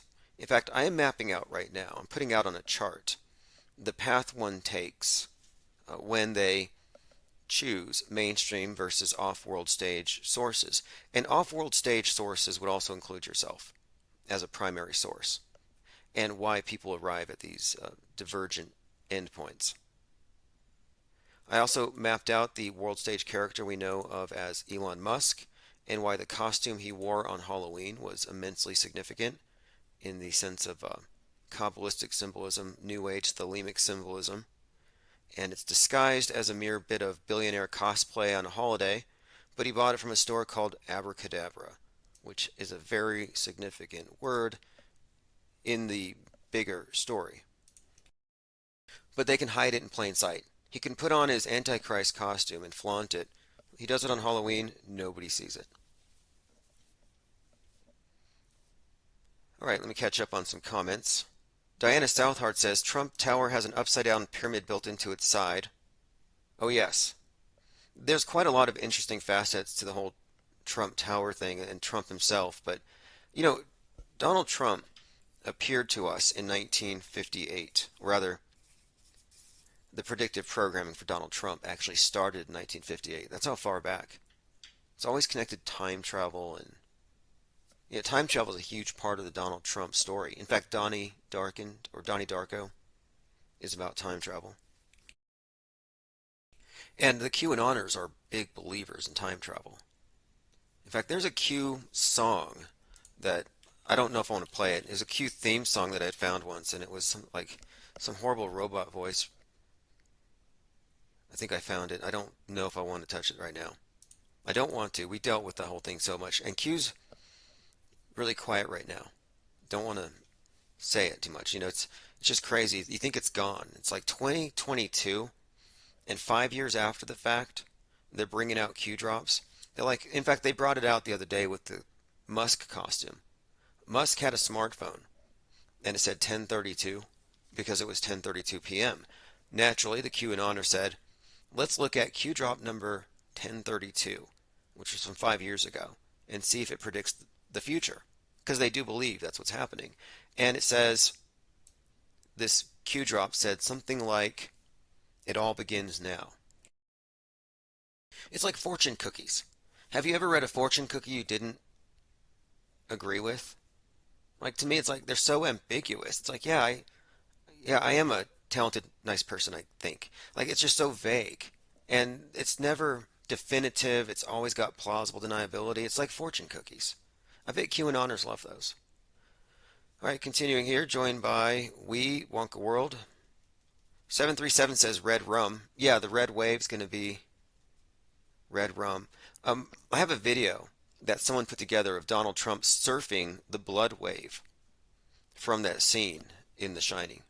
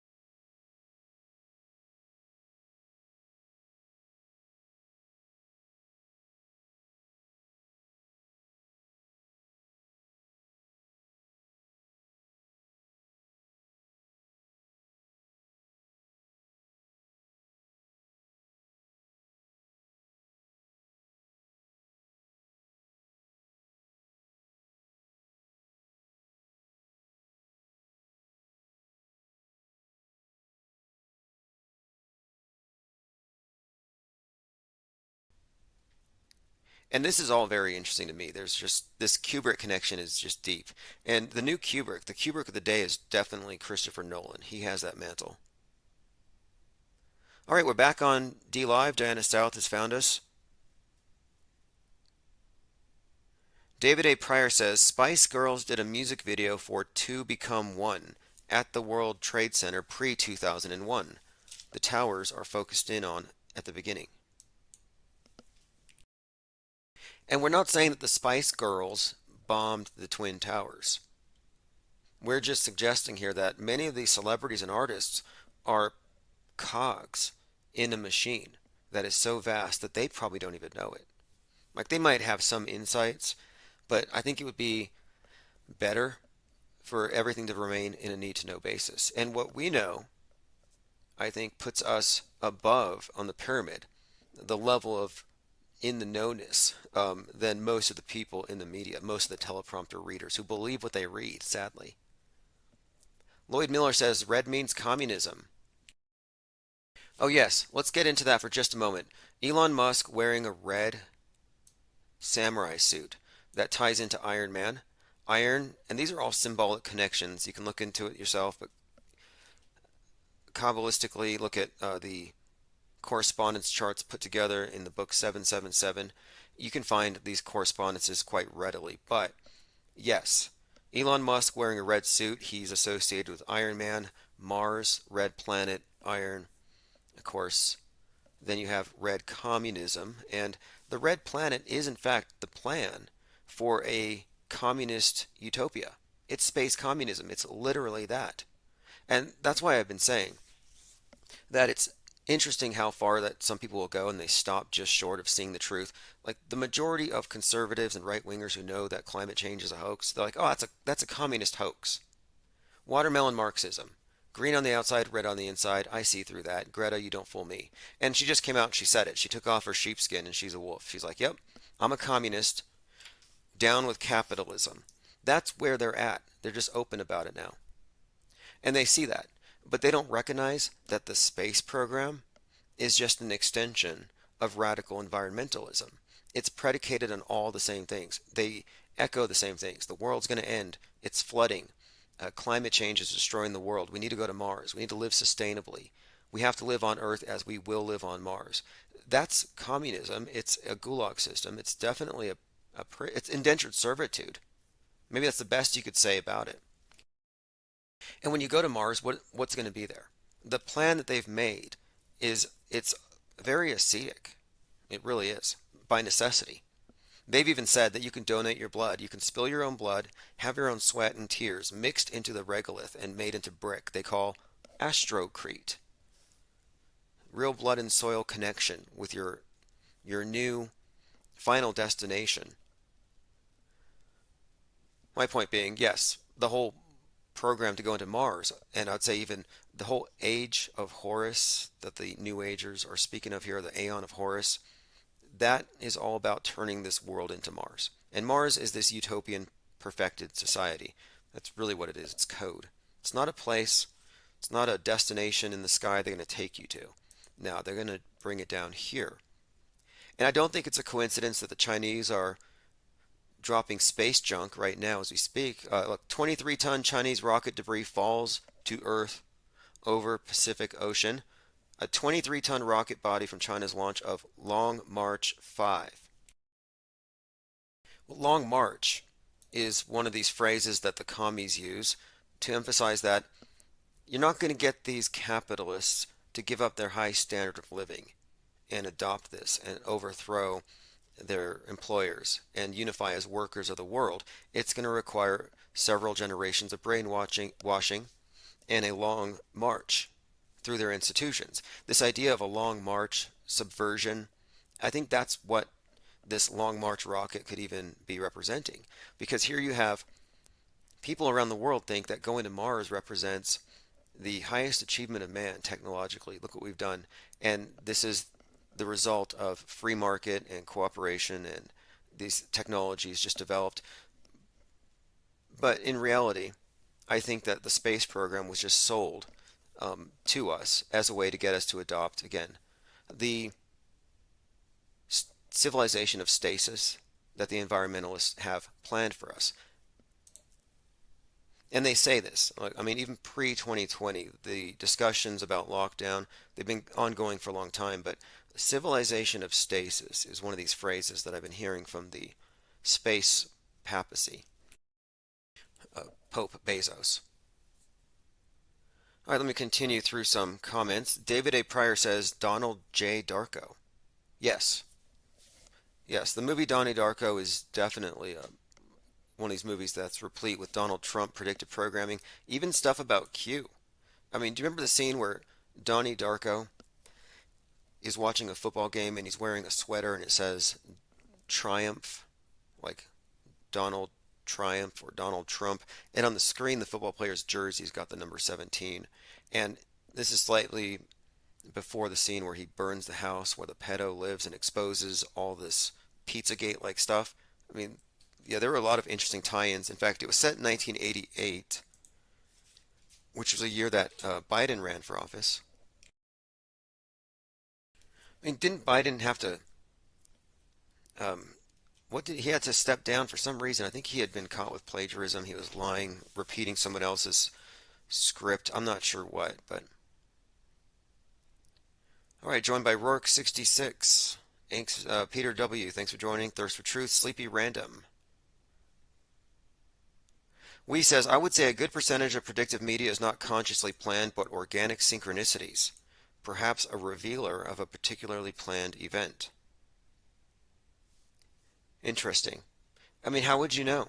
You'd have to find the person that wrote it. And the thing is, I was digging into this question, the meta scripters. Who are the writers? Can we rule out, at this stage, can we rule out human writing and say, hey, this has to be God, has to be some kind of synchronicity, some kind of randomness that just somehow serendipitously creates these events? And I was looking at Christopher Nolan, who does seem to be the Kubrick of our day, and Nolan is associated with Nathan Crowley, who's a grandson or great-grandson of Aleister Crowley. I think grandson. And I was looking, there are some very strong links here to suggest that these synchronicities or these patterns are not organic, but are in fact planted by insiders, and that these are things that are often modifications from the original script in order to make it fit something.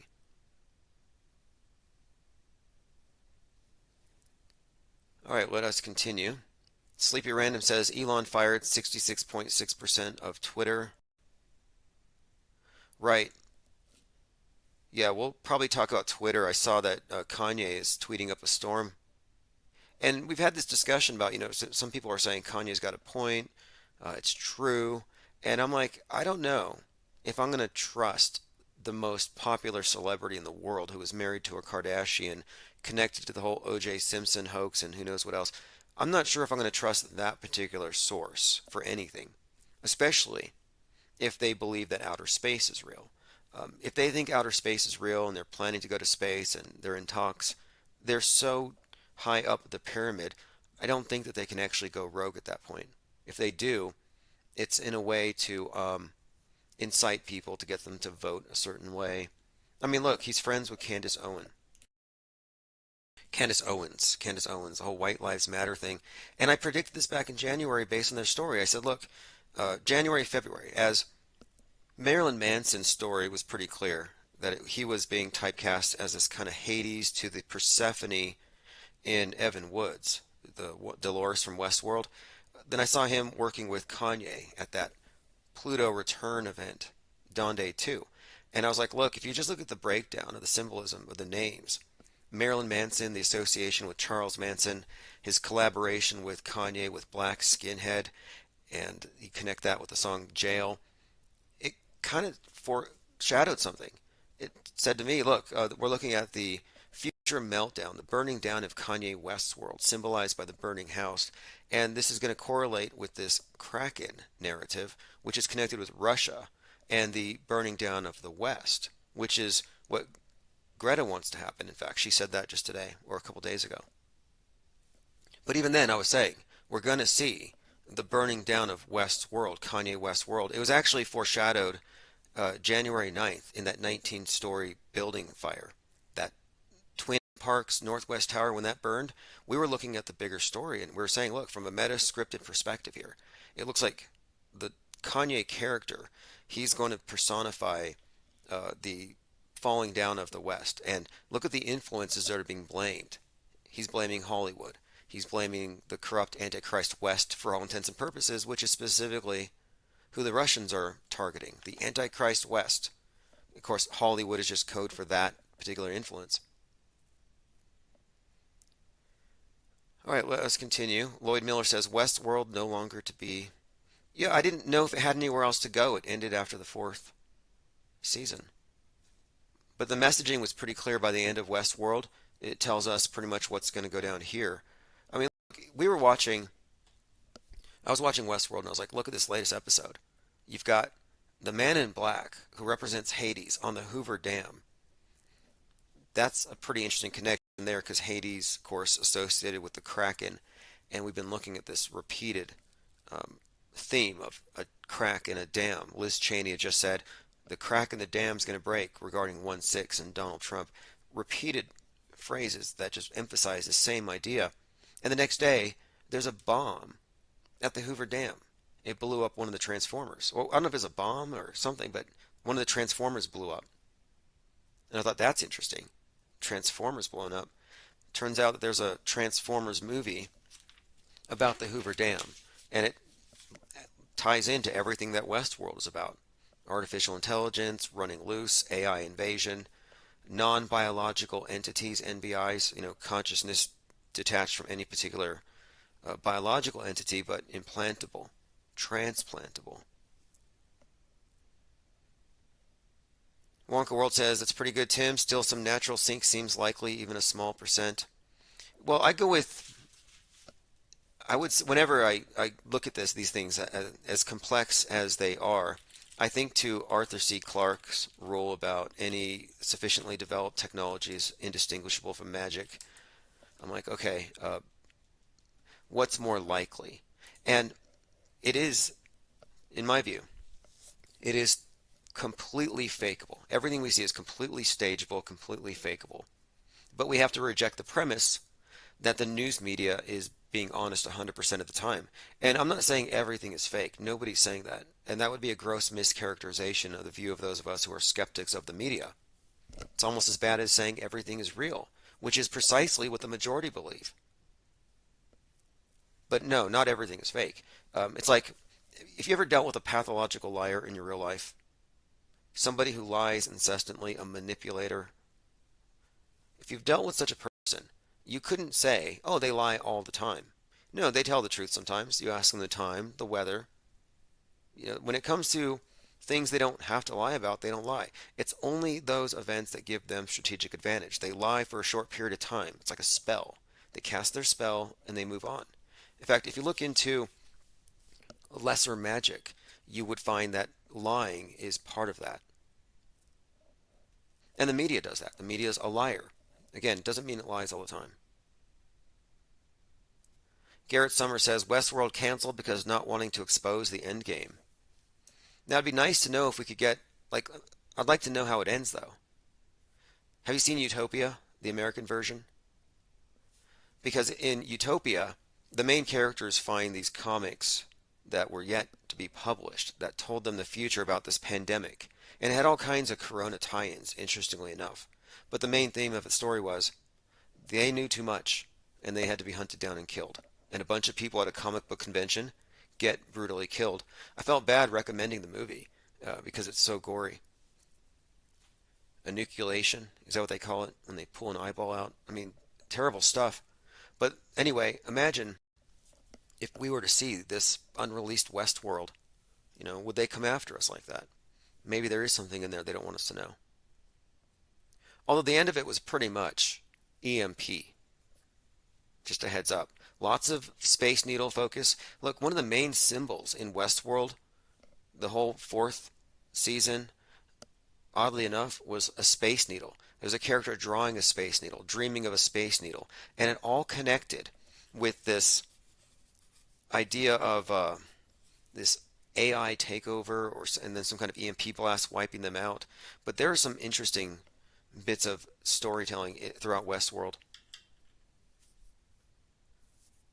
No, I mean, have they? I mean, if they canceled it, I'm assuming the story ends somewhere. I'd like to know where it ends. Like, what would they be concealing? Because as far as I know, it ended. But it seems like every movie on Amazon, everything on Netflix is kind of mirroring that. It has the same themes. One of the most reoccurring themes right now happens to be, aside from space junk and stuff falling from the sky, happens to be the uploading of consciousness. And I don't necessarily think that's even possible or feasible, but they promulgate the stuff to make you believe it is. And why would they do that? Could just be that it's part of the bigger replacement religion. They've replaced your flood gods, your angry flood gods. They've replaced sin with virus and your carbon footprint. They've replaced heaven with outer space. Maybe they need a way to replace transcendence and give you an explanation for the journey of the soul. And if the scientists can tell you that they can upload consciousness, then why do you need to go to church? Those guys don't know anything. These guys can show you under a microscope what sin looks like. It's a little spiky red ball. These guys, they can't even agree. I mean, I'm saying again, the technocracy has used scientism, a perversion of science, to indoctrinate the world into a new religion that's based on their old religion. Nasan says, if something happens to the Space Needle, it will be nobody died, nobody got hurt. On November the 3rd, 2019, there were 3,000 of us live watching the Seattle Space Needle because the predictive programming had us thinking something's going to happen that day. And we were watching real time, and that stadium as well. And instead, there was a Space Needle in Turkey that burned. I was like, what? There's a burning Space Needle, just like on the $100 bill. We're all waiting. We wanted to be live spectators to the next 9/11, which we thought was going to be an 11/3, and no, we were all just like bewildered. It's like, what does this mean? Is that a coincidence, a synchronicity, or something else? Well, the apocalypse and World War III start in Seattle. You can still find a few articles about this, and you can see how people arrive at these conclusions, or not really conclusions, but we're just noting patterns. And a list of movies that refer to 11/3 with Seattle as ground zero. And remember, ground zero for the pandemic did in fact take place with just like they said, Seattle. But War Games, Red Dawn, Black Sunday, Sleepless in Seattle. I haven't seen Sleepless in Seattle. I didn't know that was a destruction movie. How It Ends. Now, How It Ends is definitely a big one. And the new Red Dawn starts off with like a snow globe shaking, and it's got a Space Needle inside of it, and it falls. Superstorm, Zombieland. A lot of bands that have a reference to Seattle and a NUKE: Led Zeppelin, World Order, Pearl Jam, 311. Seattle's Dying, Seattle Firefighters, Nuketown, never heard them. The most acknowledged media outlet that predicts the future is The Simpsons, but it's not a prediction or a lucky guess. The creator, Matt Groening, is a 33rd degree Freemason. Mr. Burns is Jacob Rothschild, the richest person in the world. Anyway, there is quite a lot here, as we've all discussed in depth. In fact, 11/3 happens to be Godzilla's birthday. We were kind of celebrating that yesterday. And this is all, again, very consistent with everything that points to 9/11. And to me, it suggests not synchronicity, not randomness, but monolithic media control. But that in order to hide its monolithic nature, it pretends to be decentralized. Big Brother has thousands of faces. Nobody connects the dots. Thank you, Nicotromus. We at IPS appreciate the support. He says, I think a class on Nobody Died on 9/11 at the Institute would be well spent. Yeah, I think I'm going to do it. I'm going to prioritize that one. It's either that or the Mandela Effect, but we have a Mandela Effect documentary in progress, just explaining the phenomenon, different explanations for what people are experiencing. And I'm going to put that into the IPS Institute for Advanced Media Deconstruction because lots of it has to do with faulty eyewitness testimony. And it's a very important thing, I think, to understand how memory works when it comes to recalling things and how it can be interfered with retroactively by bad actors on the world stage, by operatives, by media. My point is, Mandela effect is worth studying if we're trying to reverse engineer mass mind fuckery. Now, as far as nobody died on 9/11 or the story of 9/11, the various aspects to it, yes, that deserves a course in itself. It really does. I also want to specify, like put out a list of people who are purported to have died on 9/11 who happen to be famous in 33. Another group of those who are listed as having died on 9/11 on their wiki and IMDb bios, but who aren't on the registry. Randy H says, "Where is Crisis Actor Island?" Look, if the world's not flat, Crisis Actor Island is on one of the continents they're not showing us on their fake CGI ball. Commenter Nassan says, "I feel like Lord of the Rings is the real info drop." Now, there is some kind of connection here between Lord of the Rings, the Twin Towers, and I think, is it Nathan Crowley? I'm going to have to look into that, but you know what? I was digging into this Nathan Crowley production designer and his connection to the Nolans, because it's not just Christopher Nolan, his brothers also. Here we go. Nathan Crowley is a descendant of the infamous black magic occultist Aleister Crowley, frequently works with Christopher Nolan. I was going down this trail and I started seeing some of the familiar faces, and I saw them showing up around other films that, here we go, and this is interesting in itself. Just look at this. He's the production designer for The Dark Knight. Now, if you look at the symbol of The Dark Knight, it says, "Welcome to a world without rules." And it looks very, I'll just say 9/11-y. If you look at the poster, it looks like Twin Towers. But specifically, it's a burning tower, and the hole is a bat-shaped hole, but it kind of looks like a plane-shaped hole. Moreover, it's a burning bat. And the symbol of the phoenix is one of the reoccurring symbols that you see with this world-spanning cult. And the phoenix represents death and rebirth. It's synonymous with the burning man or with their Christ personified son. It's a repeated theme. The phoenix, that is. And the phoenix has been represented as a bat in this case. And now, not only do the Batman movies tie into other mass events like 9/11 or the Boston bombing, even recently, the most recent Batman movie came out on the day that the Boston bomber had his death penalty reinstated. These movies are also replete with COVID predictive programming years in advance. But think about this part. The bat itself, as a phoenix, the bat was the phoenix, the catalyst for COVID. And the phoenix, of course, represents a reset. It's a reset symbol. They hit the reset the reset button, and the bat was the symbol when it first came out. They were just really emphasizing this wet market, bat soup. And then shortly after the new Batman movie came out, on Earth Day, in fact, you had a guy named Win Bruce. I mean, what a Bruce Wayne-like name, Win Bruce. And Win Bruce set himself on fire at the Supreme Court, like right in front of it. And this is before the Roe v. Wade leak. Now, I'm pointing this out because the bat as a phoenix is a very important symbol in this context, as Joaquin Phoenix played the Joker. And you have this Batman-Joker dialectic, this dynamic that they play. The Joker represents the left, and the left-wing masked uprising of 2020, everybody with the mask, communist revolution, burn the system down. Everybody wearing a mask was participating in the revolution.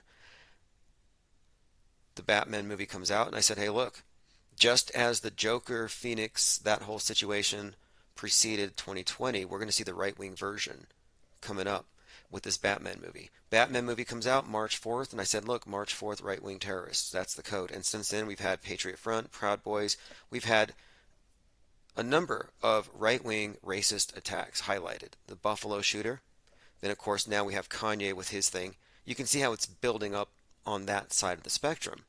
Now you have the armed patrols at the ballot boxes. In the Batman movie, the Riddler sends his terrorists to flood the polls. Gotham is underwater at the end of the movie.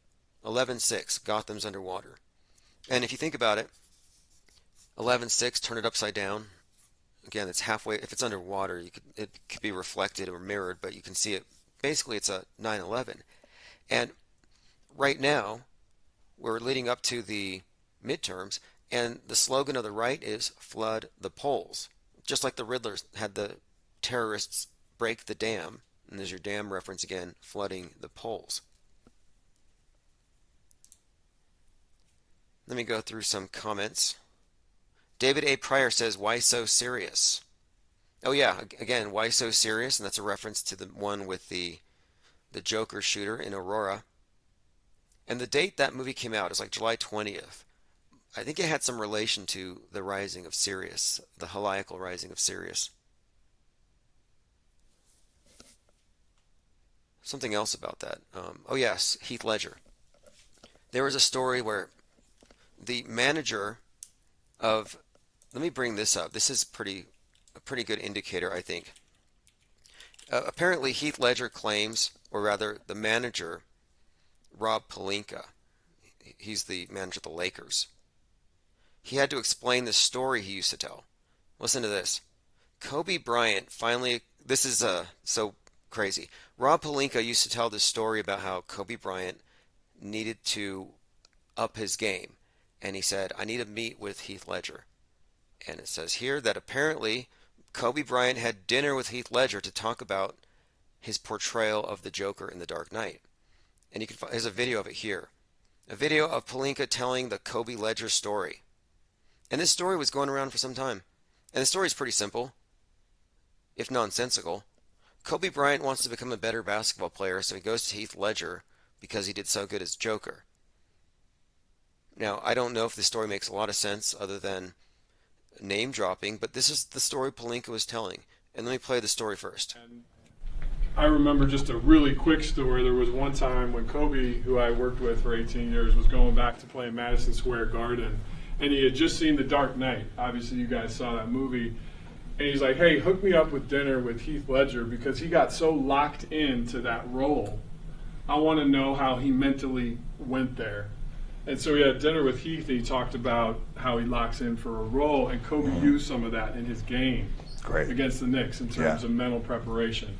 And so I know for you, your craft, your art, how you've gotten to be. All right, there you have it. Pelinka telling The Rock about how Kobe upped his game by talking to the Joker. Now, the problem with the story is that Heath Ledger was dead at least 6 months by that point. Like, how did Kobe watch a movie and then hang out with that dead actor? And I started thinking, like, what could be the explanation for this? And I think I know the explanation because I don't think he's lying.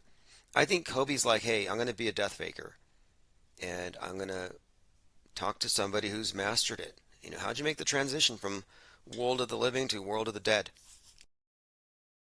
And, you know, death faking, you know, is a very prominent feature on this world stage. They have their own entrance and exit points.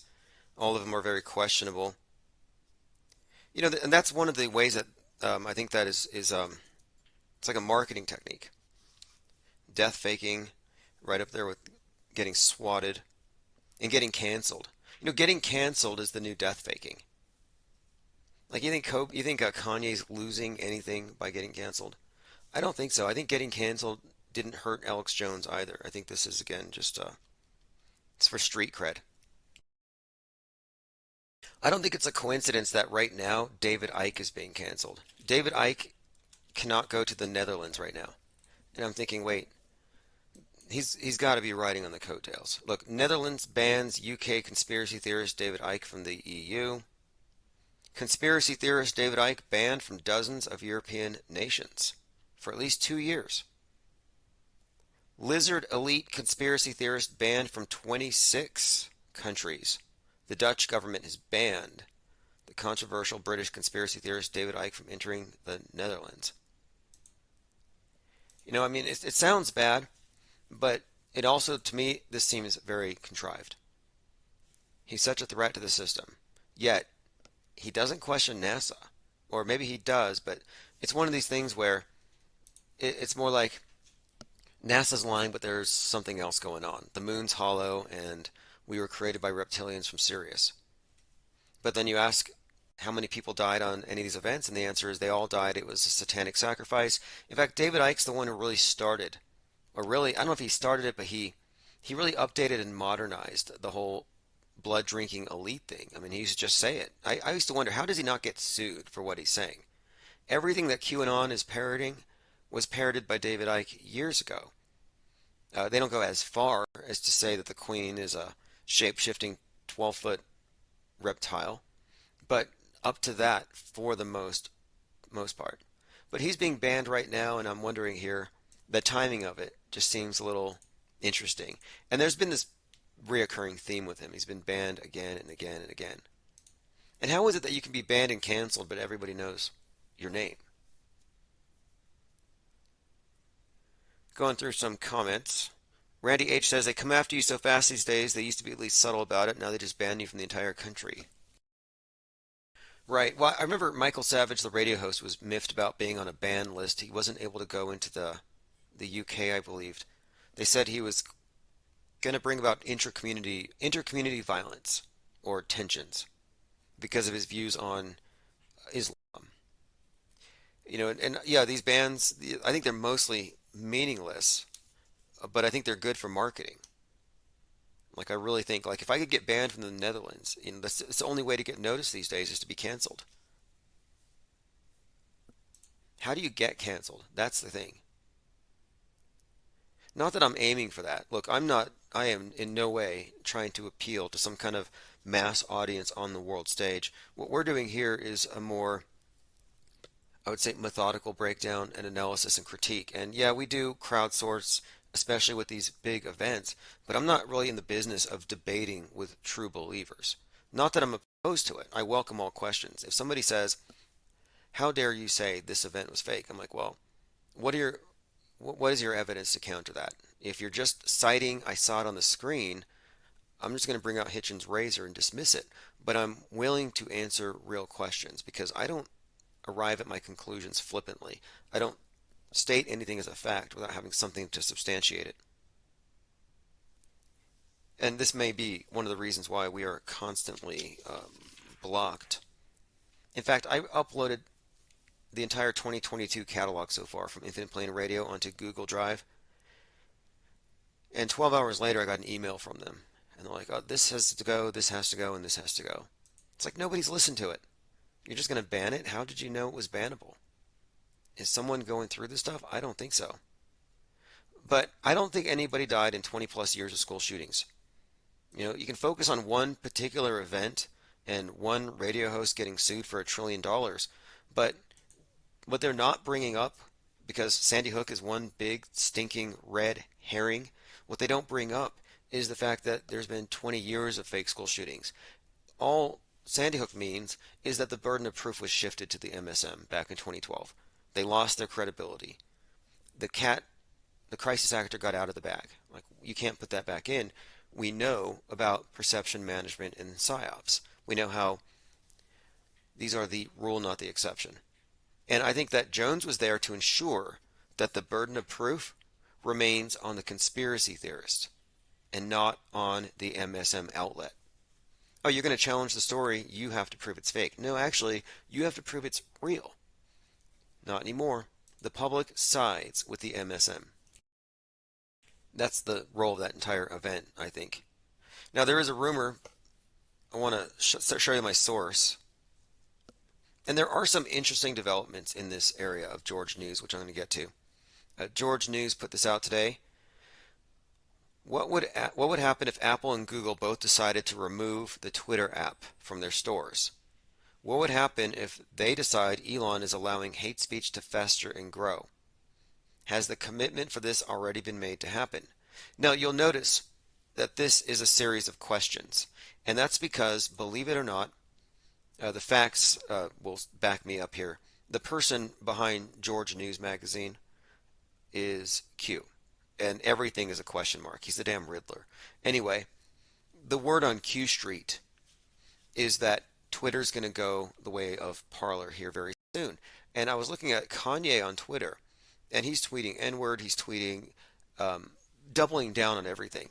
And Jew is the #1 trending term next to Antichrist for Musk, and it's leading people to Kanye. And I'm like, this looks like problem, reaction, solution. Oh, look, there's a problem. Everybody react. Bunch of people getting fired, a bunch of celebrities getting miffed, outrage machine turned on, and they're going to say, hey, we're going to have to do this, and then Twitter's going to go. They're going to kill it. Garrett Summer says, V for Vendetta, Guy Fawkes Day, leading to a lunar eclipse, Beaver Moon. Oh yes, the 5th of November, Guy Fawkes Day, that's correct. Was it the powder keg plot? Some kind of Jesuit stooge taking the fall for a failed bombing attempt. Now, Guy Fawkes, of course, is the face of Q, the anonymous face that they've adopted. They just appropriated that. Now, this election day is being hyped up by people like Steve Bannon, War Room, former advisor to Donald Trump, used to be with Breitbart, as being the most significant and momentous election since the 1862 midterms during the Civil War. I think it's hyperbole. It's always, we're one step away from Civil War, we're one step away from World War III. And then we're always one step away from climate change. You know, it's always that. And it's like, okay, well, can we settle on at least World War III or Civil War? Does it have to be, let's just say World War III. Angst G says, illusion, belief, and manifestation. You know, the illusion warfare correspondent Les Luthor was talking about this, how these psyops make things real. And it's true. They simulate it, they fake it into reality. You know, fake it till you make it. They pretty much do. And the consensus belief matters more. You know, in the court of public opinion, that's what matters more than the facts. That's always been the case. And he mentioned in one of his videos recently that people will say to him, I don't watch TV, as though that's somehow exonerating them from the charge of being brainwashed. And it's like, no, I'm sorry, you're in the TV. If you accept the premise set by this world stage construct, you are in the TV. And when I get back to, that's what I was referencing, Kubrick. See, Stanley Kubrick's movie and the monolith, it's all telling a story symbolically. And the monolith, for all intents and purposes, is your smartphone screen. It doesn't have to be a TV. It's any of these screens that's bringing you your worldview. And the merging with the monolith is the meaning of this space odyssey as we move into the space age. Because the space age is not about going into outer space up there. It's about going into this simulated space. Now that's pretty much what I'm suggesting here. That merging with the monolith means you've gone through the screen. You've accepted the premise that this is real and this is real and this is real. And it may not sound like a lot until you look at it in context. Like, just step back and look at the average brainwashy, just the average climate change believer, not the extremist. The average one is willing to glue himself to an expensive painting to make a political point, to lie in the street and block traffic, to set themselves on fire to score political points. They believe we're in the end times. And they're the ones who believe the science. They believe that if we don't change our ways, the globe is going to flood us. That's just a modern day flood myth. And who tells them? Noah. Not the guy with the beard and the wooden ark, but Noah, the National Oceanic and Atmospheric Administration. Just like the old Noah from the Old Testament, they've got the symbol of the dove. Same thing. Clean up your wickedness or I'm going to flood the place. Like, this is a religion, this is a cult. We live in a simulation.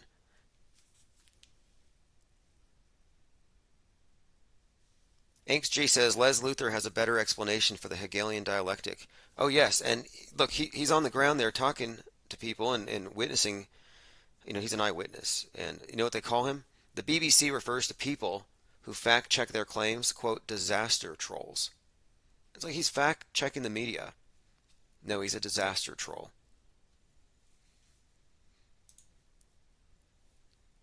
They come up with these clever new terms. I kind of like that more than conspiracist, I guess. This is from Street Media TV. Kanye was removed from that wax museum They actually removed his sculpture, but Hitler's still in there. People think that's kind of unfair. Apparently, Kanye West was literally going to name his 2018 album Ye Hitler. Like that was literally going to be the name of it. Is anybody still interested in Hammer Time at the Pelosi's?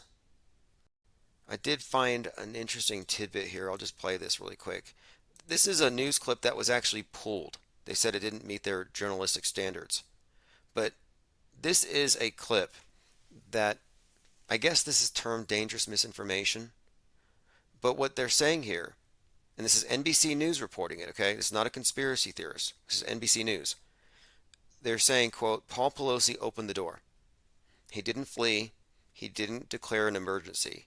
Then he walked back into the house, after which point he was attacked. I'll play this. Pelosi home exactly a week ago today. They initially didn't have any idea exactly what was going on. They knew they had a high priority call on their hand. What was unclear, what was happening inside the property just behind me. This morning, Paul Pelosi is home, back at the house that Now, here's where they're saying that he opened the door and did not indicate to them it was an emergency. News learning new details. Details. The moments police arrived. Sources familiar with what unfolded in the Pelosi residence now revealing when officers responded to the high priority call, they were seemingly unaware they'd been called to the home of the Speaker of the House. After a knock and announce, the front door was opened by Mr. Pelosi. All right, there you have it. Now, that right there is an interesting fact. Opened by Mr. Pelosi. And I'm treading into, dangerous turf here just by talking about this. The way that the mass media has set up the right, they set people up to call this out as what it appeared to be, and then call them out for being insensitive, for talking about something that is so atrocious. Of course, the guy's name, DePepe, to me, DePepe the Frog, I mean, come on. Friends, F-R-E-N-S, is in one of his URLs. It's a construct by the left. It's kind of a leftist idea of what a MAGA would make as far as a website goes. It's so phony. But again, this flies in the face of the official narrative. Let me play some more. The 82-year-old did not immediately declare an emergency or tried to leave his home, but instead began walking several feet back into the foyer toward the assailant and away from police. Now, this story again was pulled later. I wonder why. Pokes a few holes in the narrative they had built. Let's continue. It's unclear if the 82-year-old was already injured or what his mental state was, say sources. According to court documents, when the officer asked what was going on, defendant smiled and said everything's good. Everything's good. Okay, well, again, I don't know, nor does anyone else, other than what has been reported. And what has been reported here has been stricken from the record. They pulled this later with an apology about it didn't meet their standards. It's a ministry of truth. NBC deletes report on Pelosi attack. Watch segment here. NBC deleted a story about the attack on Paul Pelosi from the Today Show webpage because it, quote, did not meet our reporting standards. Oh, it wasn't fake enough, I see. It wasn't lying enough. It wasn't divorced from it wasn't delusional enough. It was too close to real. Got really close to the facts. Let's go ahead and burn that. The suspect, named Pepe the Frog, has confessed to breaking into the speaker's home. Look, this is a world stage name, David DePape. Let's just call him Pepe the Frog at this point. Instead, the video's been deleted and the story's been appended with an editor's note. This piece should not have aired because it did not meet NBC News' reporting standards. The report featured several asides that appeared to unnecessarily call into question certain aspects of the incident. And it highlights here a number of things. We still don't know what unfolded between Mr. Pelosi and the suspect for the 30 minutes they were alone inside the house before the police arrived. Now, of course, this has been turned into another event to blame on right-wingers, and now he's a QAnoner, of course, if you can believe it. And I find that hard to believe anyway. I mean, I kind of understand the QAnon thing being plausible in a way, but unlike most die-hard QAnoners, there's no MAGA hats. There's no MAGA swag. And why is an illegal immigrant from Canada going to be so concerned with American presidential elections? There's just a number of things that don't add up there.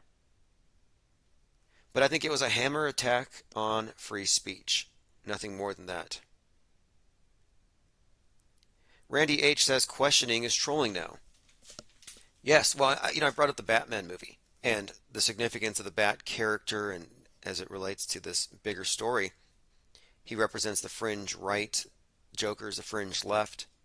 But the new one has the Riddler as the main enemy, and the symbol of the Riddler is the question mark. Like, that's the main evil symbol of the day. It's the question mark, and I'm like, wow, that's interesting. You associate that with all of the extremists. And what is Q? QAnon. Nothing but questions. Every Q drop is just a bunch of questions. And these questions are meant to get you to come to your own conclusions, or they're meant to lead you in circles for 5 years, going on 5 years. And I've been saying, even before the Batman movie came out, that eventually they're going to send in the blue helmeted NATO troops to kick down your doors, beat you up, and rip the question marks off your keyboards. They might not have to do it. They might not actually have to lay a hand on you. Just leave your keyboards outside, and they'll have to inspect them, make sure there's no question marks and no Qs. They might just delete them from the internet. Like every app to be on the iTunes, on the Apple Store, or on the Google, they got to have the question marks removed. On your smartphone devices, they're going to have to just pull them. Why do you need them anyway? And this is another reoccurring theme. 2022, you had the Riddler, the question mark, as the evil symbol. But the movie Don't Look Up, Don't Look Up is about a comet about to destroy the world. But it does destroy the world because people didn't believe climate change because they looked up their own information. They did their own research. Don't look up, we might all die. Okay, let's continue. And hey, the other day, I was talking about how George Floyd was killed by climate change, not fentanyl, and not the knee on his neck. And of course, Kanye was nearly sued for $250,000 for saying it was fentanyl, which is the basis of Candace Owens' documentary. I was saying it's climate change because, well, we can't breathe because capitalism. But I'm thinking, no, it's more likely he was killed by misinformation. There was a lot of misinformation about COVID going on around May of 2020. That's probably what took him out. All right, HG says Biden delivers final warning to election deniers. Nobody's denying elections happen or that it happened. Nobody's denying it. There are election skeptics. And election skepticism is rife on both sides. It's almost like, at this point, it's becoming a sore loser contest, and I almost don't want to participate. Whoever can cry out the loudest that they were cheated gets to win. Is that how it works? You throw the biggest tantrum, and you get your people to make the most noise, shoot the most bullets, block the most roads, and you win. I'd rather just have it a standard, fair election rigging contest. Tyrone McCloskey says the Pelosi house is probably not where they live. It's a hood for billionaires, but these people rarely stay there. Right. Look, we're so close to the midterms. You really think that a week out from the election, someone so close to the presidency on the other side would be attacked in a way that could be specifically and pointedly blamed on the other side? It's too perfect. And then you have MTG, Marjorie Taylor Greene. Or is it Marjorie Taylor Stein now? Isn't she getting remarried soon? You got Marjorie Taylor out there, January 2021, talking about treason. You got to kill Nancy for treason. They're able to just point fingers so easily. They make it easy. The right gives the left all kinds of ammo. All right, let's see what else here. Going through your comments. Tyrone says these houses are for meetings and fundraisers and such. Well, the left is blaming Q, and the right is blaming crime. And that tells me something. If they have their explanations ready to go, then it's probably a hoax. Like, for example, whenever there's a school shooting, left will say it was the guns, the assault rifle 15s. And the right will say, no, that was caused by weed and antidepressants. And it's a mantra. Literally, alt-right, right-wing. Oh, we wouldn't have these school shootings if we didn't have SSRIs and too much weed. It's always super divided. Well, with this event, they're saying, no, this was caused by Q and MAGA and Trump and political discourse getting violent. And the right is saying, no, it's caused by crime because the left is soft on crime, which you could argue, sure. It's just a natural progression. It's not even a slippery slope.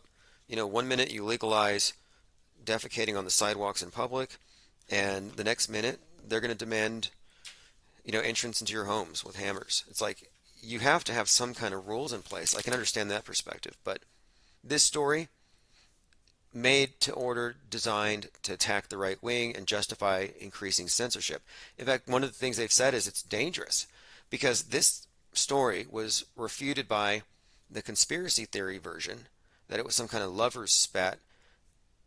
That was spread by Elon Musk, chief twit, billions of followers. All right, let us continue. Let's just go through here. Hillary Clinton's back in the news, or at least a CGI facsimile. Not just an aberration. Hillary Clinton blasts the GOP's embrace of calls for political violence.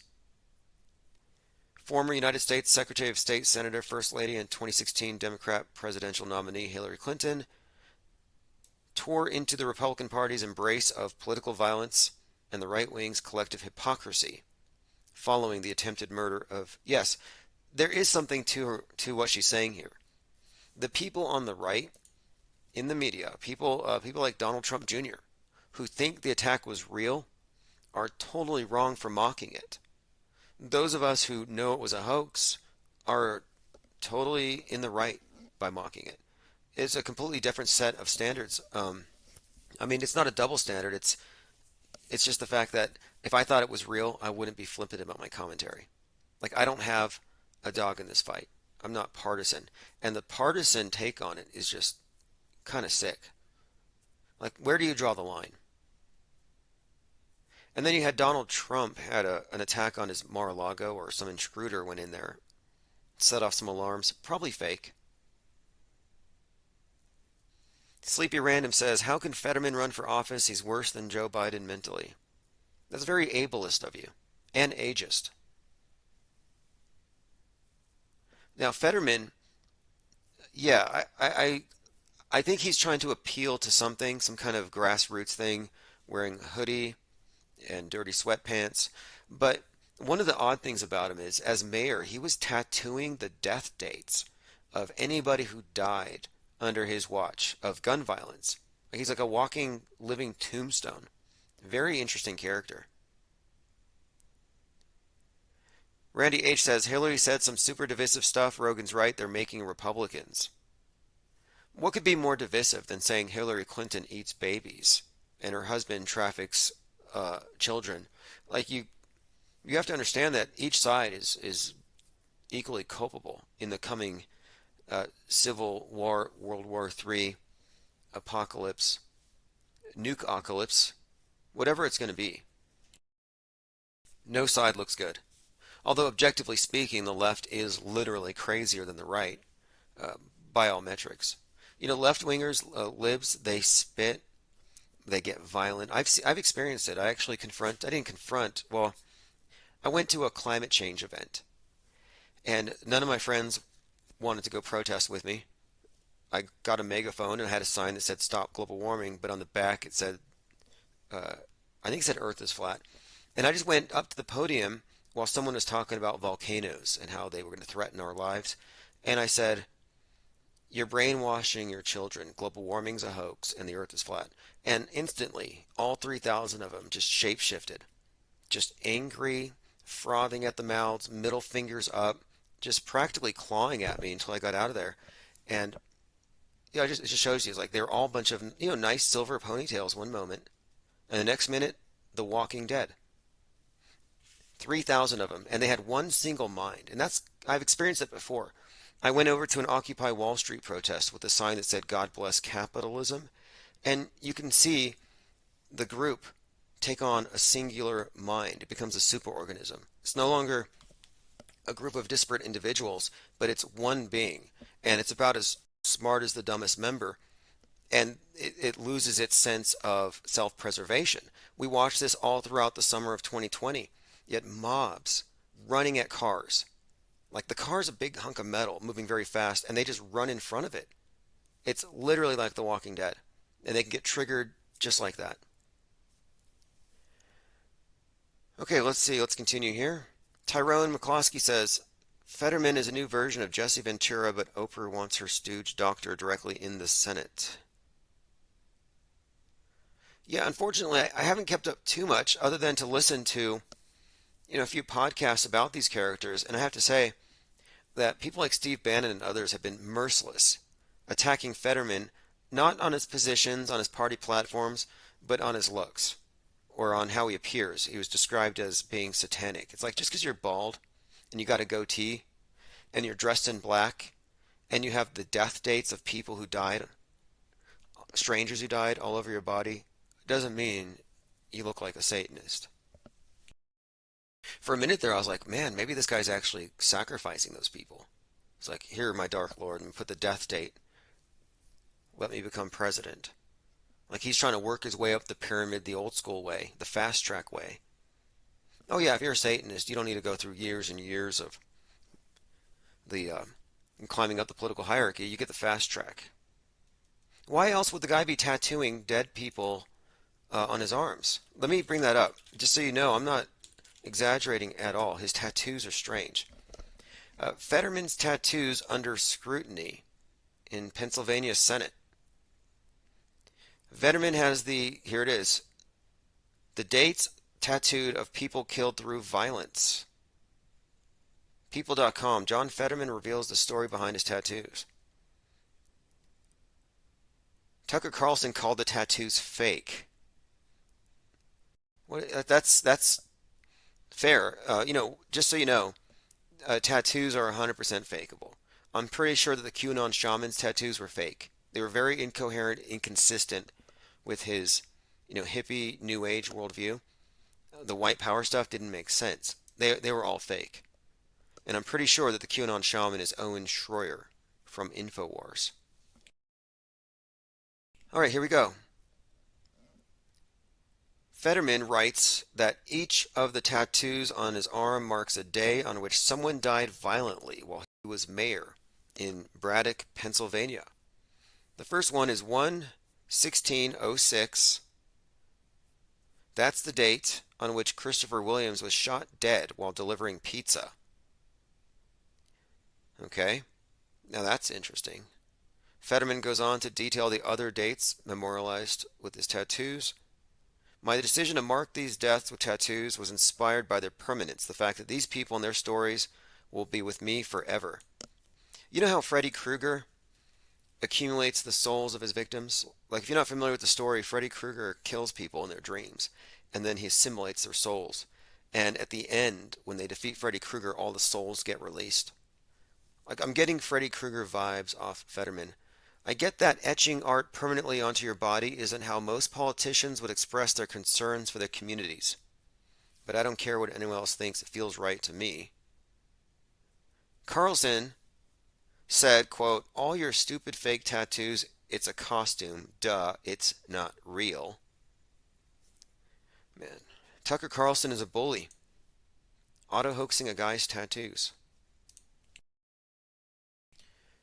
Tyrone McCloskey says there's nothing organic about Fetterman. Yeah, it's almost like Emperor's New Clothes. It's one of these things where how can people act like there's nothing there? Same with Biden. We have a lot of these naked emperors just bumbling around, and they're surrounded by people just worshiping them. And then you're like, hey, that emperor has no clothes. Can you do something? And they're like, conspiracy theorist, hater, silence. burn your books, censor you, take down your podcast, pull you off of 25 platforms, delete your Google Drive. It's like, could you at least tell me what I'm saying wrong here? Like, what do I have to do to stay on Spotify? Do I have to spout anti-Semitic rhetoric? But I think we are very much a targeted channel, and I think it's just because we're a little too critical and they don't like criticism. Pelosi attack deniers are clearing the way for something even more sinister. Rawstory.com.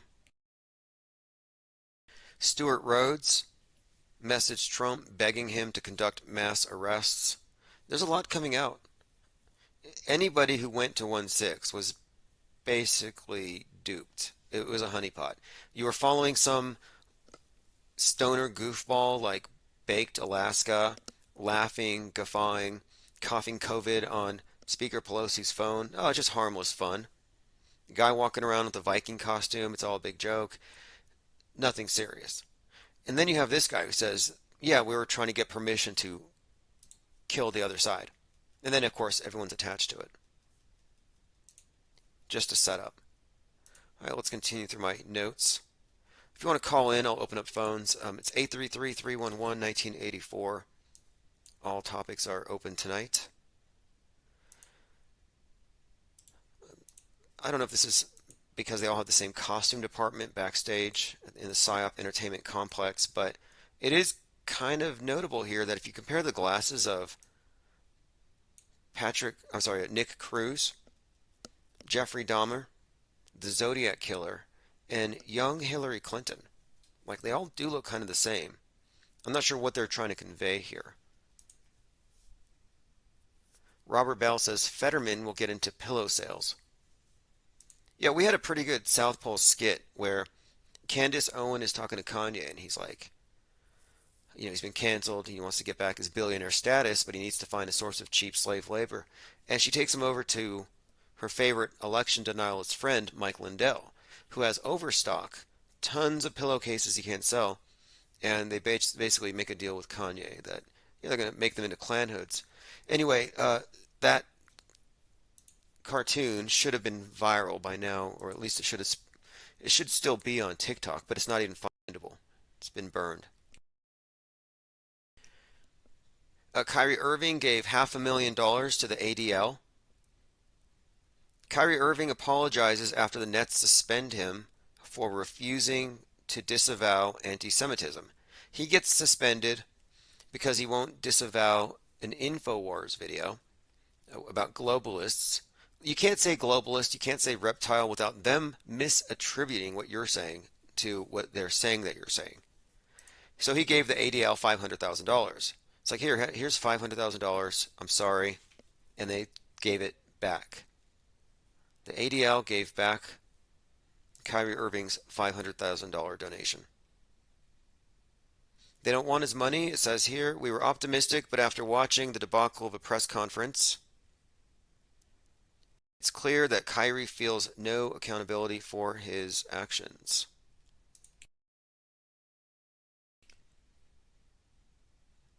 Apologizing is not enough. Now listen to this. Kanye West's lawyer warns that his anti-Semitic remarks could cost him custody of his children. They're definitely escalating it. Yeah, if you want to call in, 833-311-1984. I'm going to be scheduling some guests very soon as well. I want to get a few people on. Les Luther, someone I want to speak to soon as well. Longer than 30 minutes this time. The other night we ended on a talk about how Musk is part of this idea of introducing AI, Neuralink, and how this technocratic elite's new religion requires a God construct. And it's going to be personified in some way at some point, I think, by AI. That I don't believe in artificial intelligence as some sort of spontaneously sentient being or any of that, but I think the public can be convinced of some talking statue, an idol. They'll fall for anything. Anyway, this Danish political party, the Synthetic Party, is led by an AI named Leader Lars. And this is very consistent with the World Economic Forum's idea of Gaia, this notion that, human government It's fickle. Human beings, we're not all that dependable. We have our loyalties. We can be manipulated. Human beings are too emotional. We need some kind of higher mind.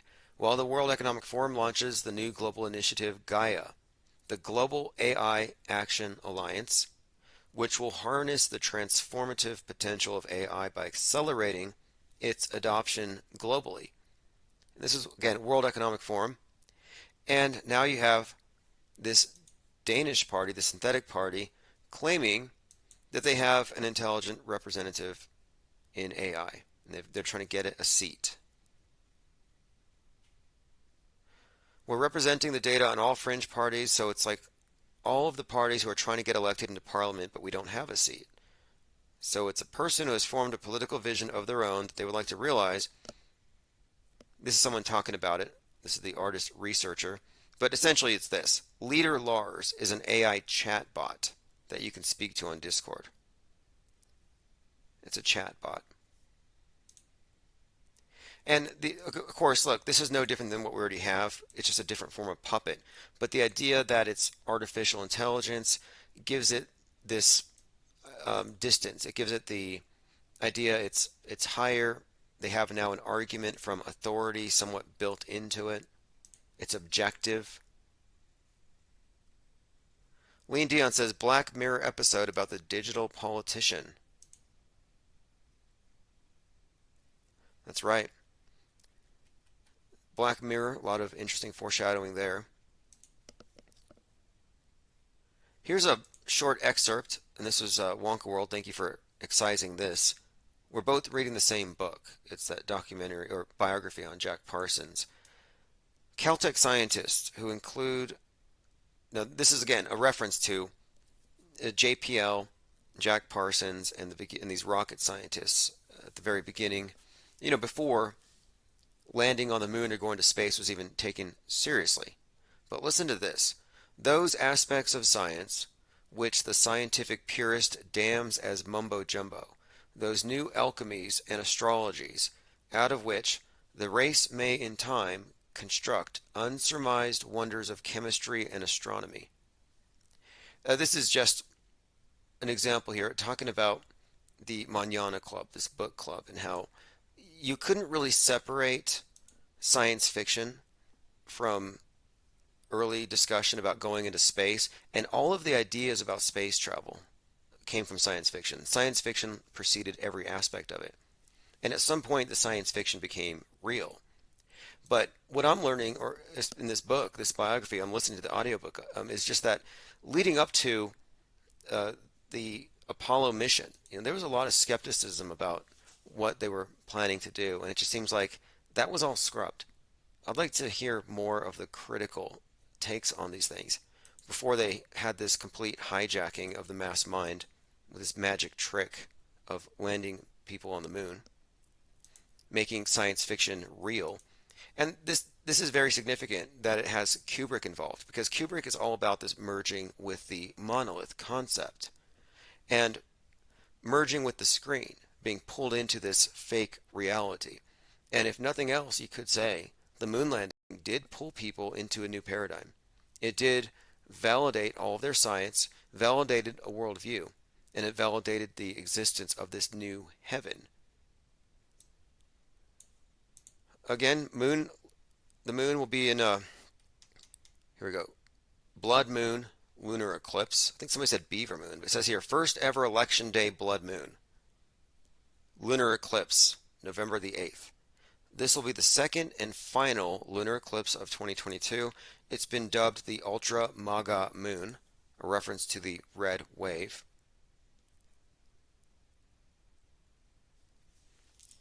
Now, I mentioned the Patriot Front, and the founder of the Patriot Front is someone named Thomas Rousseau.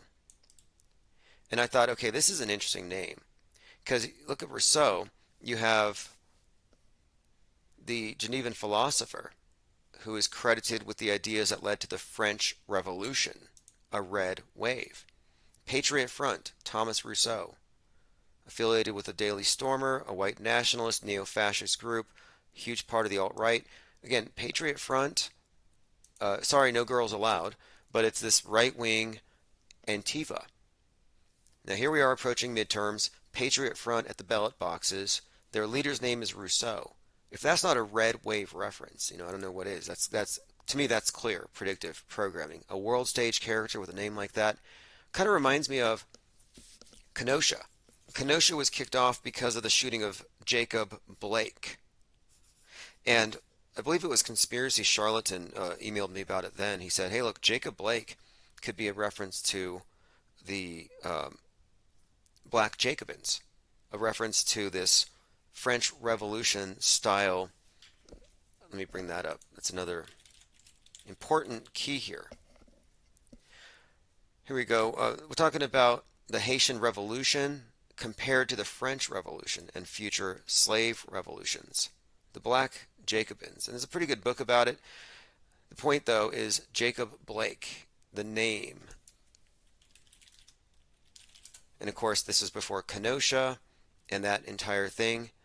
And I believe he didn't actually even die. He was visited in his hospital room by Kamala Harris. Lean Dion says the name Chauvin has origins with one of Napoleon's soldiers, apparently. Interesting. Right. And then you have the Proud Boys leader, one of these exposes a Fed, I believe, who's wearing a shirt that says Western Chauvinist, and Chauvin is highlighted. Derek Western Chauvinism. All right, let's continue going through my notes for the night. I'm going to leave the phones open if anybody wants to call in. Greta Thunberg has been in the news recently. If you haven't noticed, it's more of the same, but now she's actually open because generally they talk about saving the planet.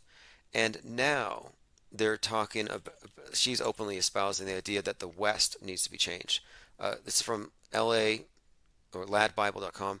Greta Thunberg says it's time to, quote, overthrow the West's obsession with capitalism.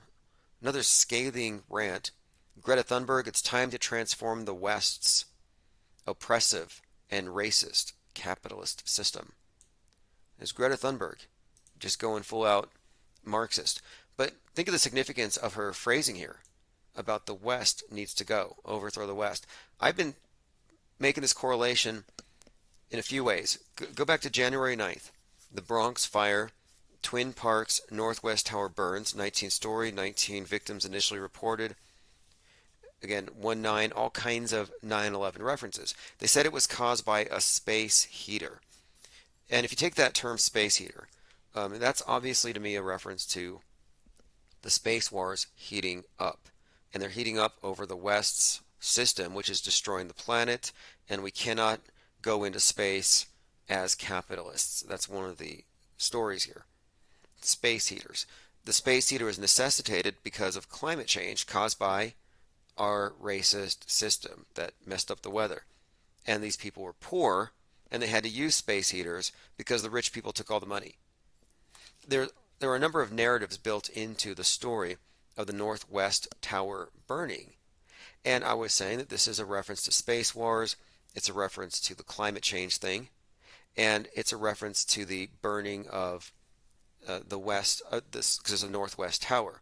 And I was pointing out even, in fact, someone who was there was pointing out that the fire engine was number 42, and Northwest could easily be a reference to, of course, Seattle, state number 42 being Washington. But anyway, we were breaking down the symbolism behind that event, and back then in January I was saying the West is going to burn in the space wars. We're going to get hit by Russia. And this corresponds, of course, to the burning of Kanye West's world, which became apparent in February when his life was falling apart with this Pete Davidson thing. And Pete Davidson's dad died on 9/11 at the age of 33. Just a side note. But back in January, February, we were saying, yeah, the West is going to burn, and Kanye West is going to be some kind of sacrifice that coincides with this, and he's going to exemplify everything about the West that needs to burn. Maybe we've passed the point of no return, and we're in a decline, and the Kardashians just represent the peak of whatever we were on, and it's all going to burn down. Waynell Sexton says, Chauvin acquitted will kick it off.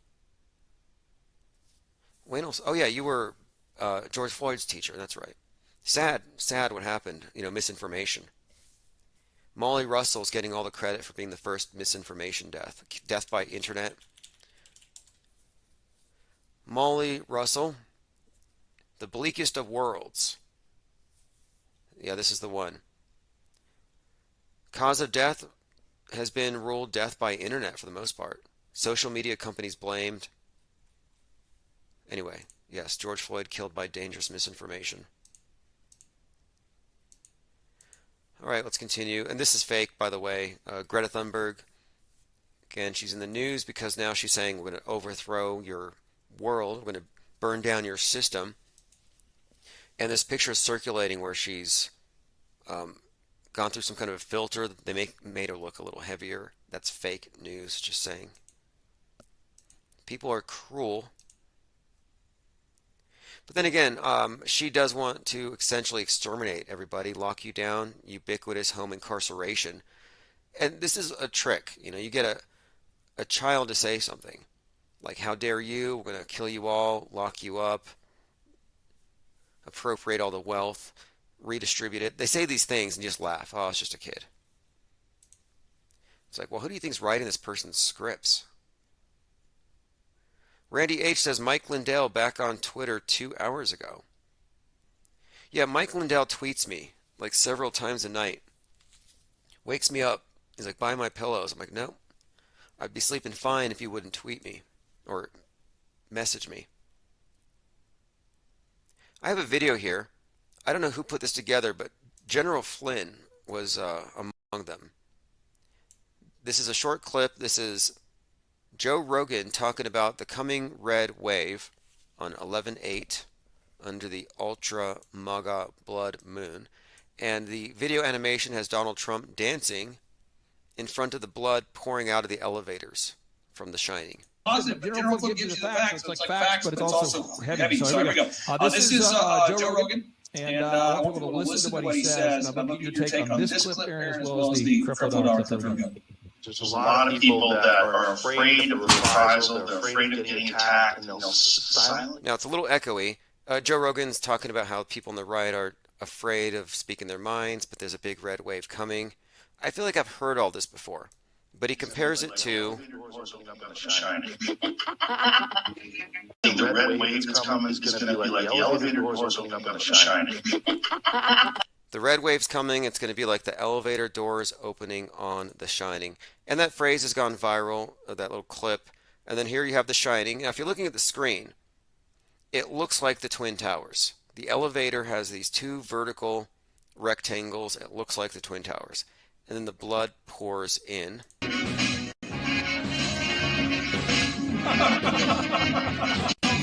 And Donald Trump appears surfing the red wave of blood. And Donald Trump is figuring prominently in a lot of 9/11 predictive programming, which makes this even more interesting to me. Diana South says red wave is communism. Yeah, it could very much be. They may have different ideas of what it means. Like they think it means red Republicans, but it could be a big bloody French Revolution style wave, and then the resulting crackdown maybe results in global communism. Because the whole point of Q, if you ask me, is to brand the American right as the American ISIS, as the American Taliban, like the MAGA band, and justify in the minds of the public cracking down on it.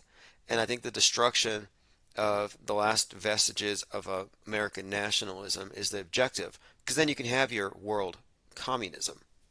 And let me bring up this. The new shape of Chinese power. If you haven't seen this Economist cover from December 21st, 2017, this tells you everything. This is prescient. Sharp power, the new shape of Chinese influence.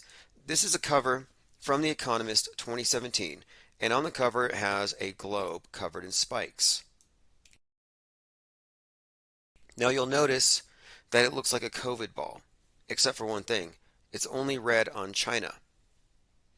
The symbolism here is pretty obvious to me, and it's given away the name. The new shape is the novel shape. The novel shape of Chinese influence. Influence is influenza. The novel Chinese influenza. Sharp power. And then if you look at the COVID, it's the same thing but covered in red. And I think this represents, of course, the beginning, and then the COVID ball represents the end, the spread of world communism. It's the red COVID ball, which does correspond to this whole Aeon of Horus, the Aeon of Mars, and the red planet thing. And if you look at the COVID ball, my very first impression of it, when I first saw it, I said, okay, now this is the devil that the atheists will believe in. It did help the elite affect a puritanical revision of society.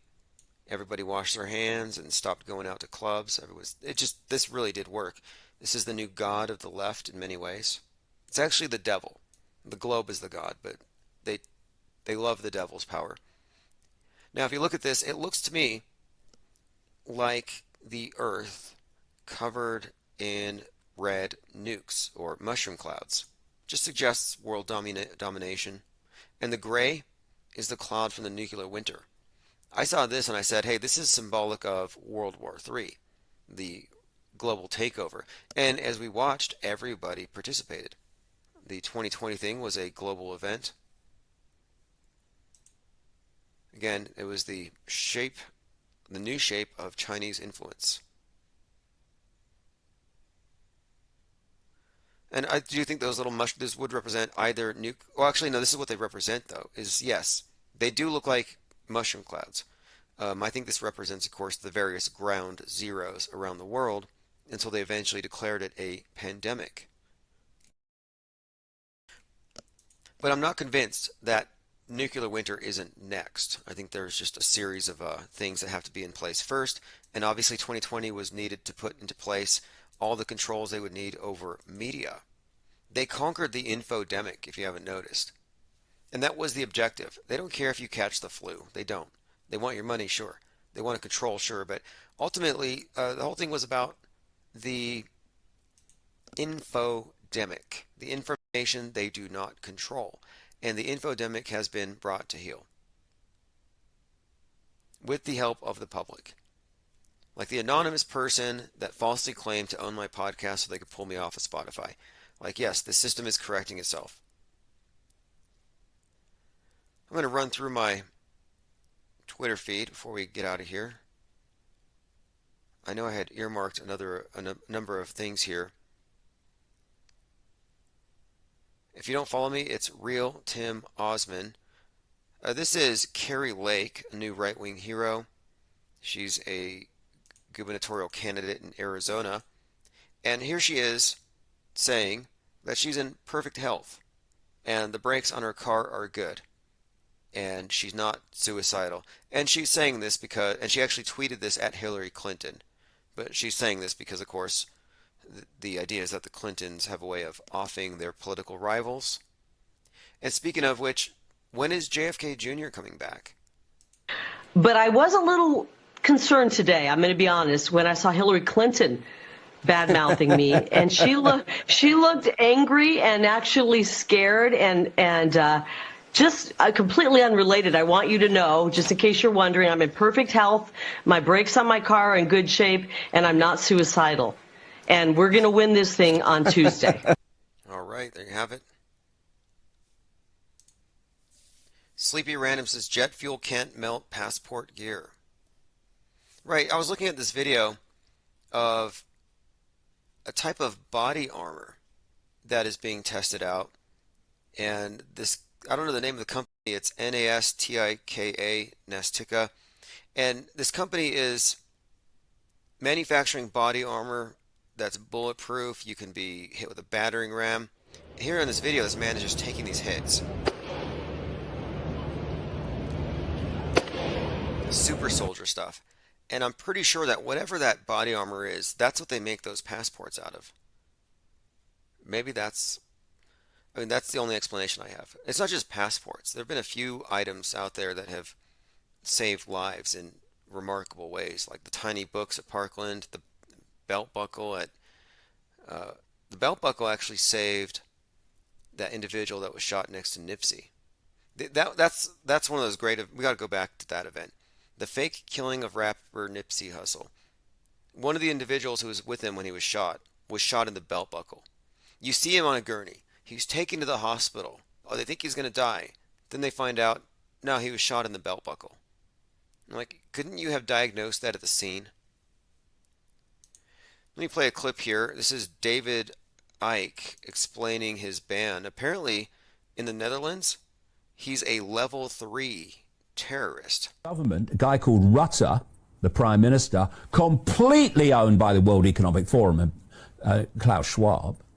Why has he just announced that the Netherlands, the second biggest exporter of food in the world, is targeting farmers to destroy them and get them off the land, which is where all these farming protests in the Netherlands have come from?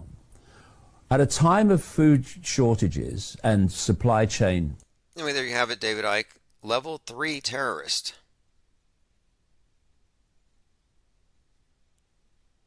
Okay, this is Marjorie Taylor Greene. I got to play this. This is classic. And murdered. But the only crime victim you hear about from Democrats and the media is Paul Pelosi.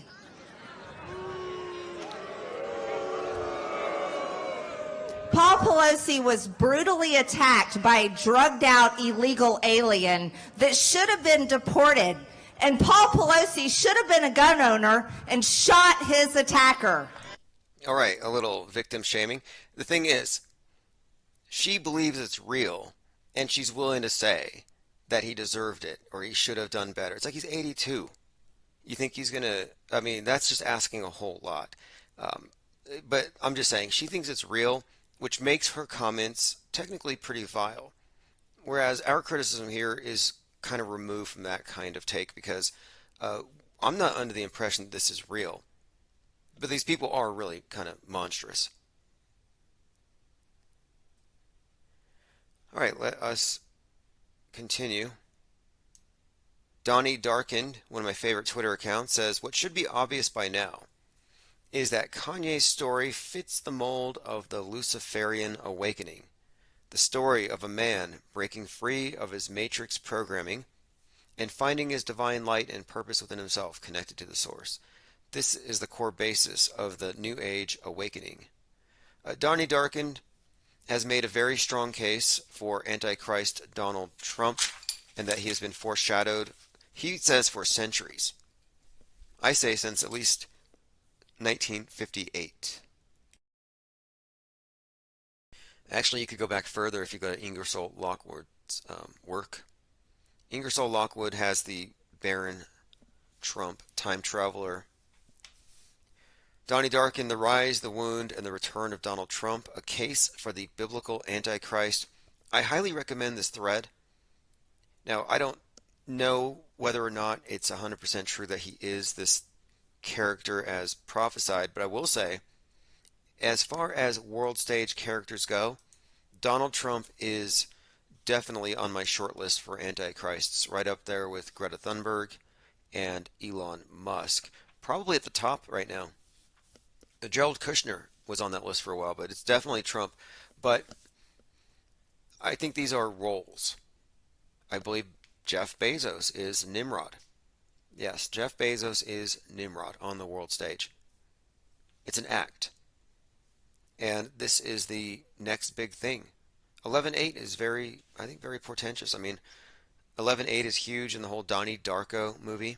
The number 88, very much connected with Trump in a lot of this predictive programming.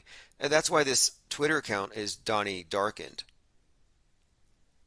But he sees nothing but ominous potential for Kanye coming out. He suggests that this is to lead people or mislead people into some kind of conflagration. And he makes a point. Look at this imagery here.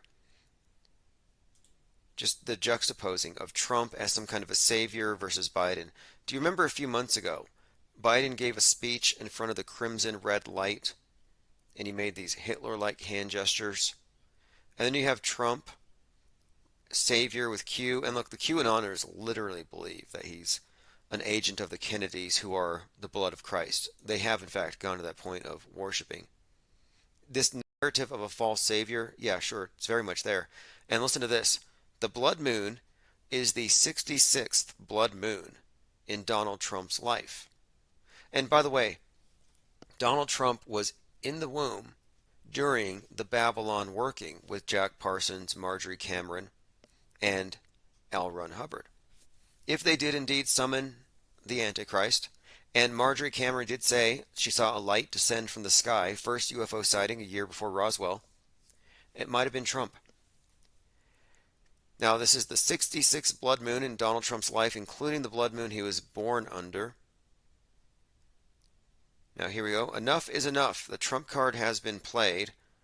Here is Trump assassination predictive programming.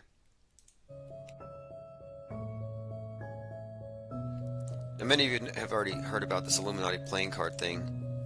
And Biden did say enough is enough. And that card has to do with an assassination. Talking Points believes enough is enough with the anti-Trump movement. Man won the election, give him a chance. At any time, any place, our snipers can drop you. And now you're going to run for president. Don't you think that's a really cool idea, you guys? You'll keep them honest. You'll keep them honest, Donald. Personally, I hope you win, because I can't wait for the the inauguration.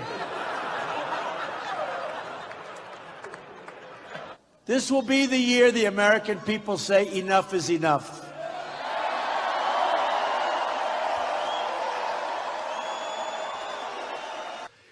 This will finally be the year the American people say enough is enough. Enough is enough.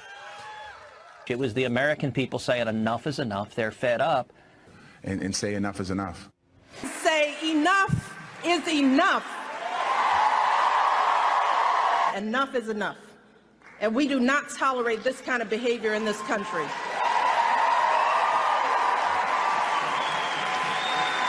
Me, the guy who hosted The Apprentice and sold steaks. But enough is enough. It has to be stopped. It has to be stopped now.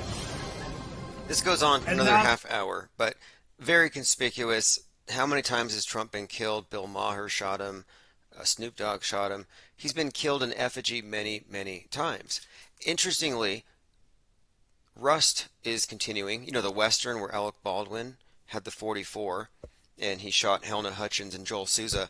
Joel Souza happens to have a birth date of June 14th, Flag Day, which is Donald Trump's birthday, June 14th, 6/14. And it's an interesting date, given that Alec Baldwin is the most Trump deranged person out there. He dresses as Trump on SNL. He said that watching Trump in the White House and being Trump on stage made him wish for a meteor to hit the White House. And then he shoots somebody with Donald Trump's birthday. Now that has a few interesting little connections.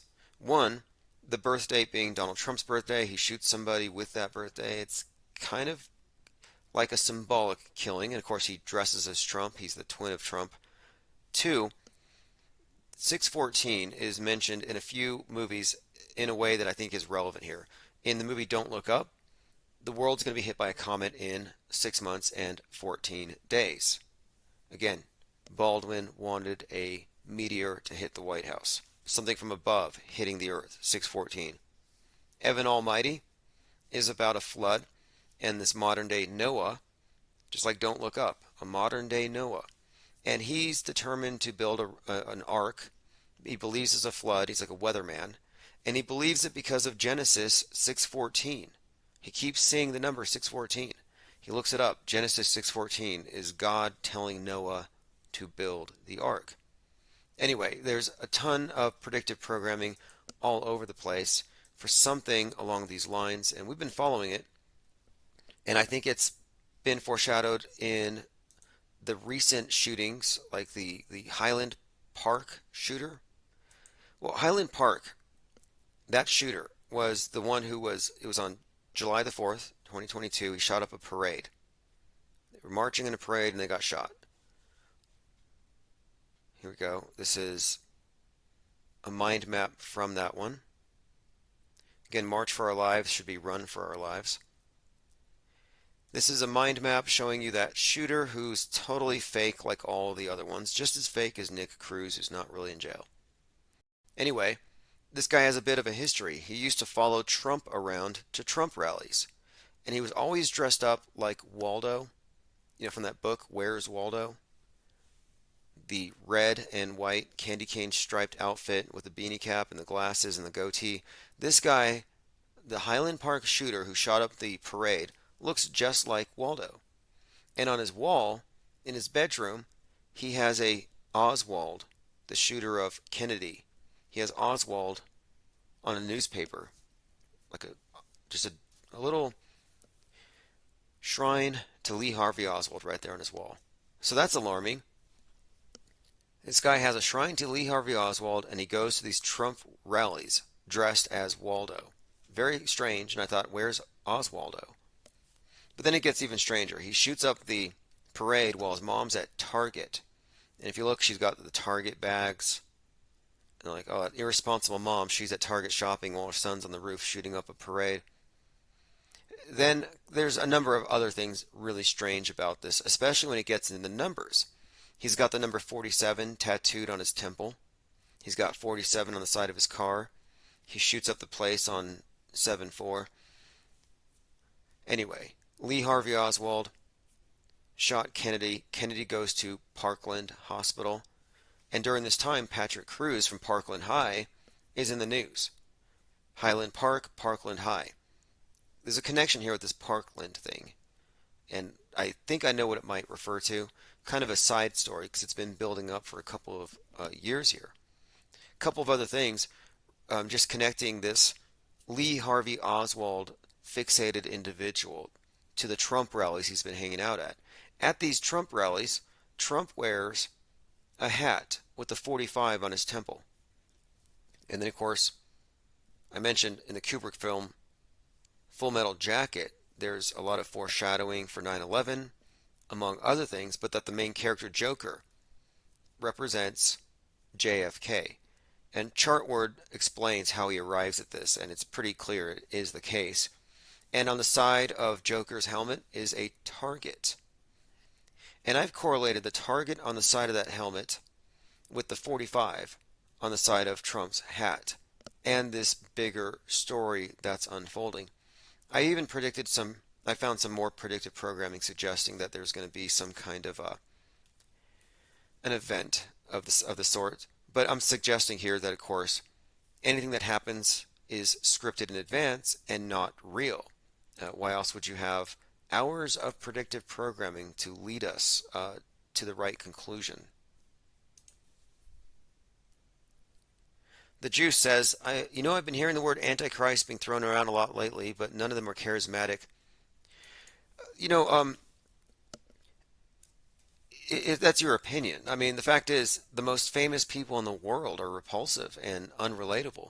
It's all about what is enshrined on the world stage. It's not about what you think. It's about what the brainwashed believe. The world kneeled to a hoax. The world is constantly following false saviors. It's believing in false doomsday scenarios. I'm pretty sure that you may not be falling behind whatever Pied Piper that the masses are going to fall behind. And that's why I study the fake news anyway.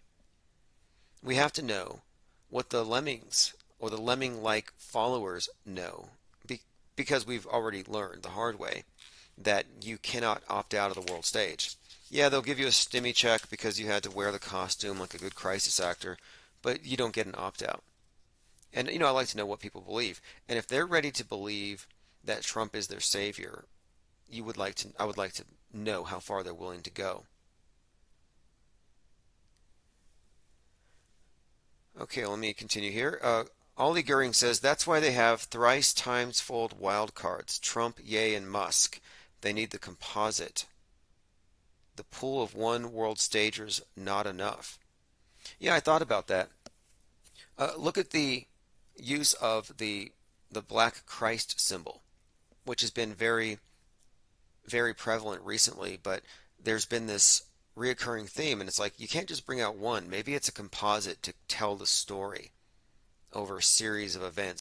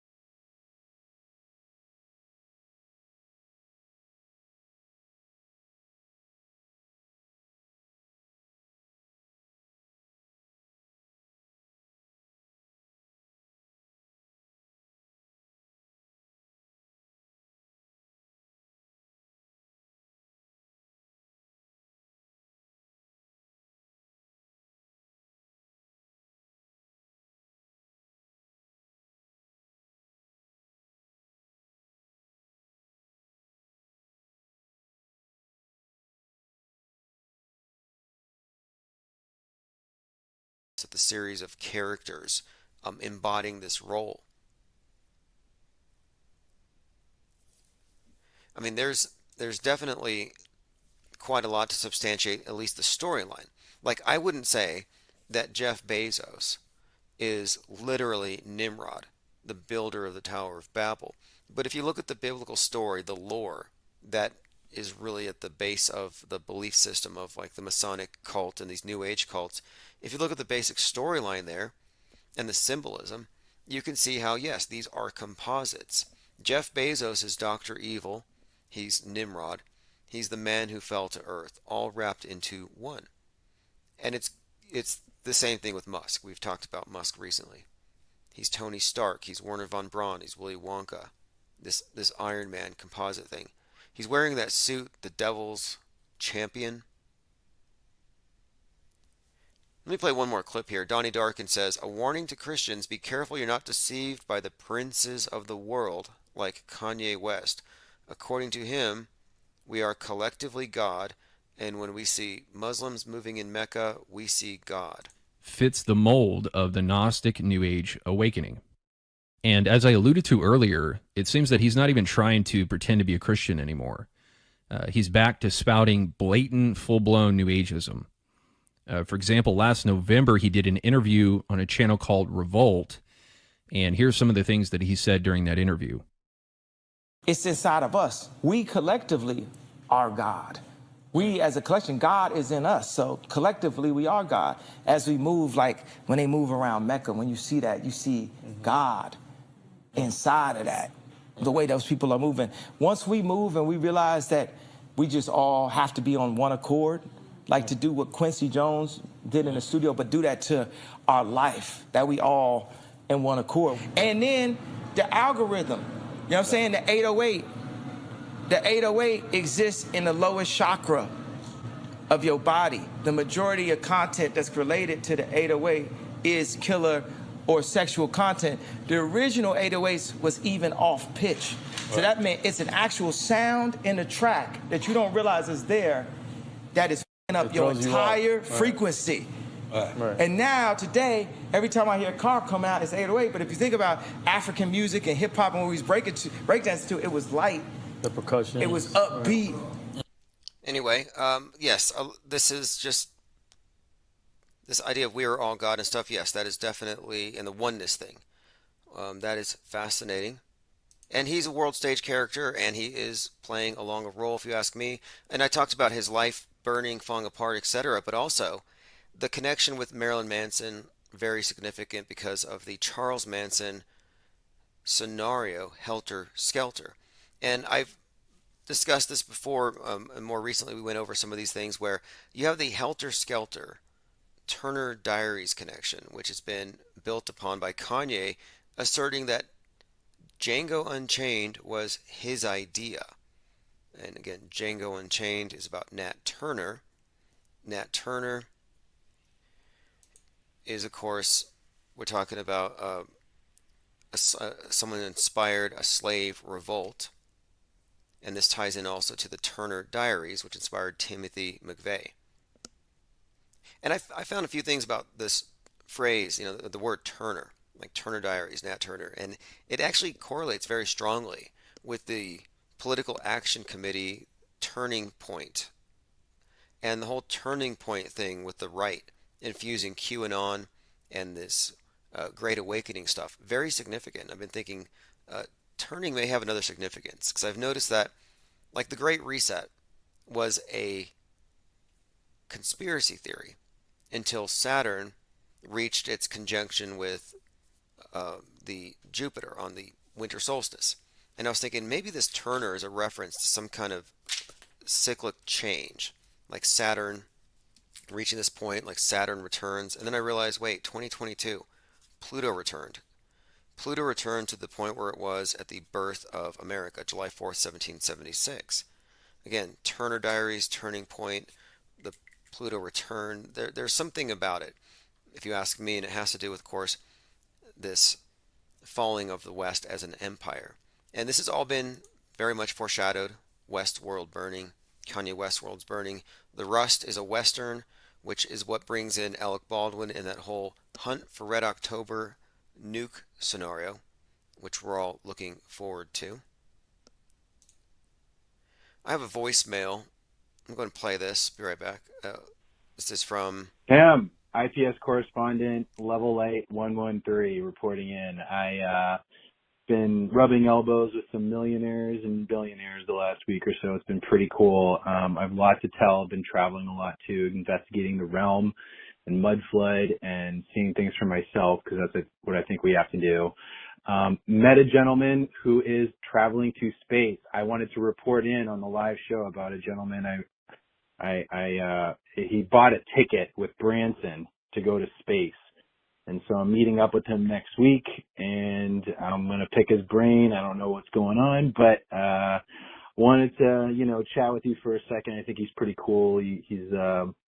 But in general, I think some of these people, they don't know what they're getting into. For instance. Now, is he really going to go to space? That's an interesting question. And I remember there was a time when people were very eager. In fact, we just had an anniversary, I believe, in 2007. Was it 2007? You had the Virgin Galactic explosion. I think it was on Halloween. And I thought, that's going to dampen enthusiasm. A lot of people with their tickets eager to fly, and maybe not so much anymore. But they're always kicking the can. They're always just, kicking this thing down. It's like, move the goalpost. Yeah, Virgin Galactic crash renews criticism. I think it was in 2007. Anyway, I highly doubt he's going to go. If he does go, he's going to get the overjaw effect. So if you want to ask a question on my behalf, I would say, ask him about the overview effect. The overview effect. I call it the overjaw effect. The overview effect is a cognitive shift reported by astronauts when they view Earth from space.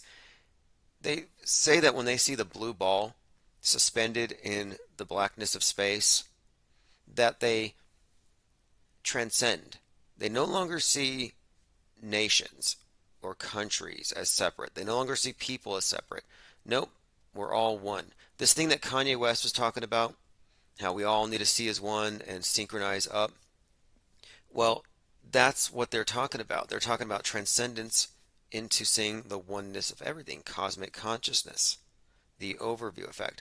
The problem with it, in my view, is that the astronauts who go up into space and report having seen the Earth and experienced the overview effect, they're not high enough.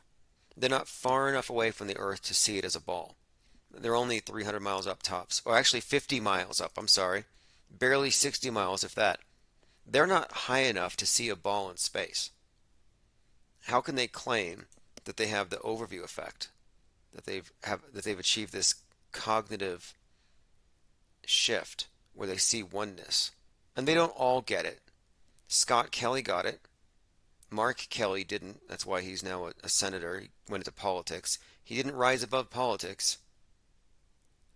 But I've been terming this thing the overjaw effect, because I've noticed that whenever these astronauts go into space, or these civilians do, and they look out the window, their jaws drop. If you're looking at the screen, look at that. Dangerously wide open. Like, look at that. That is, I don't know, practically a hazard. Anything could land in that. Look how wide open her mouth is. Now, that's not real. That's acting. There's a better example, even. I think the SpaceX had some civilians go up. If you look at their faces when they look out the window, their jaws are always just so wide open. It's like you're going to hurt yourself. And the overjaw effect is so they can show you that what they're seeing is that profound. It's for your benefit. They don't show you the Earth from space. They don't show you anything impressive. Anytime you're shown something at all, it's from some external camera, and it looks like a CGI environment. You never really see their point of view as they see it. They're very, very careful at what they show you. And when you do look at these clips, like the first all-civilian space flight with SpaceX, you only see them for 3 or 4 seconds at a time. It's a bunch of jump cuts. There's not one continuous shot. Why is that? Only when they're buckled up, not when they're floating around. It's because it's jump cut. It's because it's parabolic flights. It's because it's fake. But as far as if somebody thinks they're going into space and they're giving a bunch of money, you know what I would say? I mean, not if it's a friend, but I'd be like, well, you bought a ticket to go to space. I have a few bridges I'd like to sell you. I mean, what wouldn't the person buy into? You're gonna give someone like Branson a few $1,000,000? To, for instance, I want to know, maybe he has been told something, or maybe he hasn't been told something prior to purchasing tickets into space. What other questions could I ask him, Tim? Yeah, ask him, hey, I have a bridge in Brooklyn, and I'd like to sell it to you. All right, yeah, look, space travel's fake, the moon landing's fake, space station's fake, the ISS is fake. You can be a multimillionaire, you can be a billionaire, and still be fooled. Having a lot of money doesn't mean you know what's going on, and you could easily be duped. I'm just saying he's not going to go to space.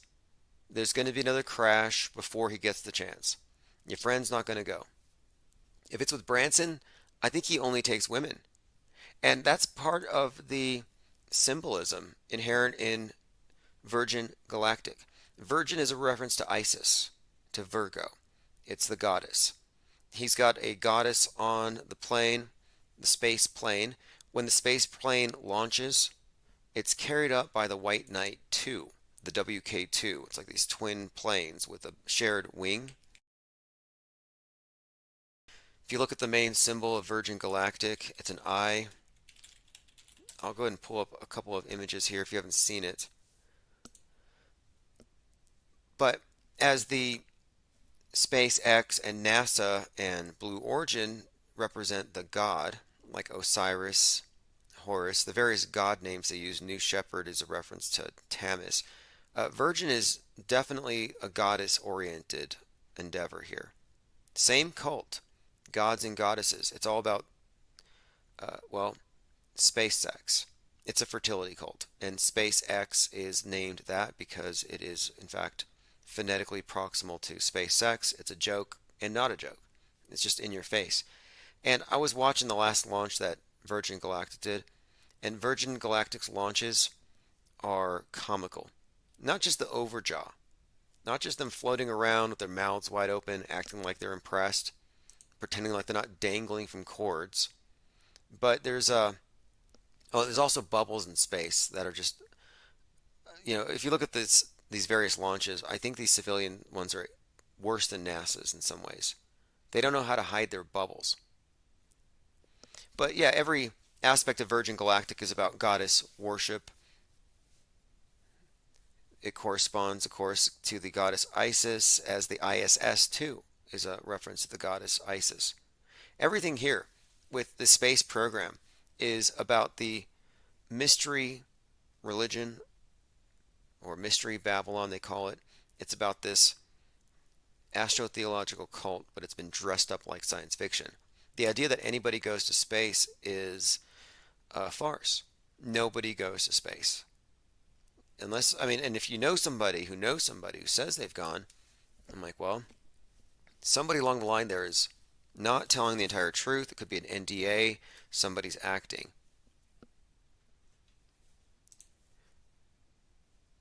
Going through some comments. Lean Dion says Shatner and company were literally making, they were making some pretty bad noises.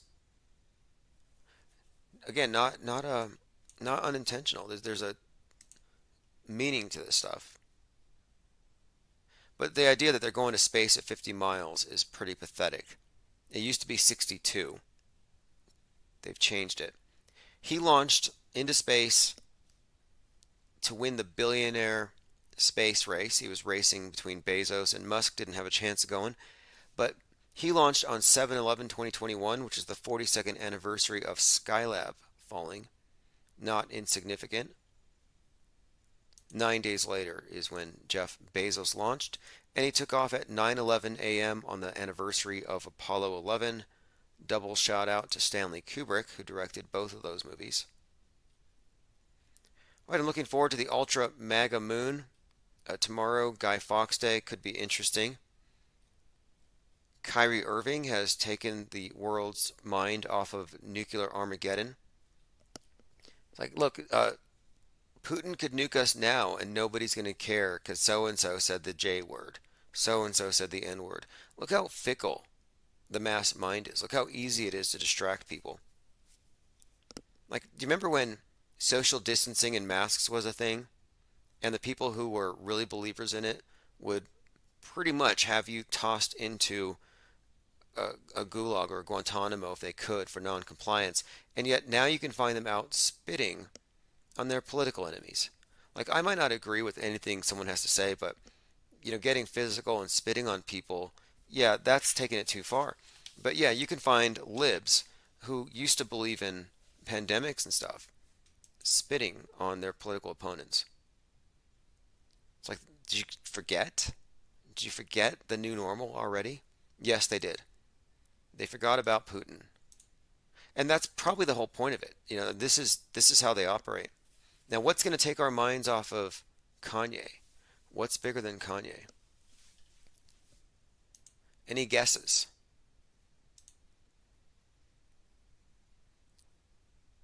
By the way, if you have not been receiving the text alerts, go to infiniteplane.media. I'll put the link in the chat below, and I'll be sending out texts. Tomorrow is Infinite Plane Saturday. We're not going to miss it. Infinite Plane Saturday. We kind of do a recap on the previous week, and I do have a number of guests who have been trying to get in. I'm trying to get a more regular schedule, but things are leveling out, despite the fact that we had a number of cancellations. I mean, we've been canceled quite a lot. Not officially canceled, not in the way that actually blows you up. It's the Barbra Streisand effect that they aim for. You know, if you try to make it look like you're canceled, it makes it appear like you're scarce. Sleepy Random, yes, Kanye cured Putin. Well, Putin cured COVID. COVID cured radical Islam. Kanye cured Putin. What's going to cure Kanye? It's probably going to be the red wave. Or, yeah, Lean Dion says Poseidon. Poseidon, the Kraken, the red wave, nuclear winter. This red wave thing, though, I think holds the most weight, simply because the name of the Patriot Front's leader, Rousseau, that is 100% code. That's a reference to what's to come. Just as Derek Chauvin, the name is very much tied to the story. The Patriot Front thing is too perfect. In fact, the Patriot Front made their appearance on 6/11 when 33 of them came out of the back of that U-Haul. And the police were like, how did you know they were coming? Oh, we had some of our own mixed in with them. It's like, oh, really, some? Out of 33 Patriot Front members in masks in the back of a U-Haul, how many of them were cops? How many were feds? How many were real patriots? I'm guessing all 33 of them were feds. I wouldn't even give them the benefit of the doubt for one dupe. They wouldn't have a sting of 30 people to get 3. You know, it was, whole thing's obviously a scam. Diana South says, swatting yourself to play victim. Yeah, Marjorie Taylor Greene has swatted herself 3 times, I believe.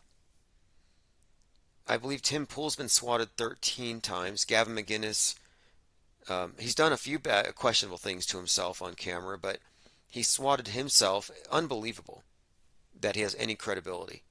Again, founder of the Proud Boys, pulled a Jussie Smollett. Like, you cannot criticize Jussie Smollett if you have swatted yourself. But yeah, swatting, canceling, death faking, these are 3 marketing tactics that have been, you know, tested time and again, and they seem to work. All right, thanks for joining. If you want to get the archives, you do need to subscribe to the newsletter. Go to infiniteplane.media, and of course the reason why is that we don't know necessarily where we're going to be as far as platforms go. I've centered everything at ips.monster. I no longer, you know, bother telling people to go to this platform or that. Why even name them? YouTube may not exist in a few years. Why give their memes any kind of mention at all? IPS.monster takes you right to the archives, the think tank, and the sign up, everything that has to do with the site. Of course, a lot of our content is now on Rofkin. We have like 1,400 subs there. Look, we can't build 100 on YouTube without getting censored, without getting strikes. And we're up to like 1,400 on Rofkin, which is much smaller than YouTube. If you think about that, how is it that on some little known site in the corner of the interwebs, without even promoting it, we get 1,500 subs in a couple of months? We've been on YouTube off and on for 5 years. And look, there was one period in 2018 when YouTube wasn't paying attention.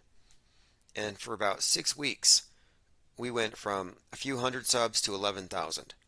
They didn't let that happen again. But yes, Rofkin has our archives. I mark everything there free. You don't have to be a paid member.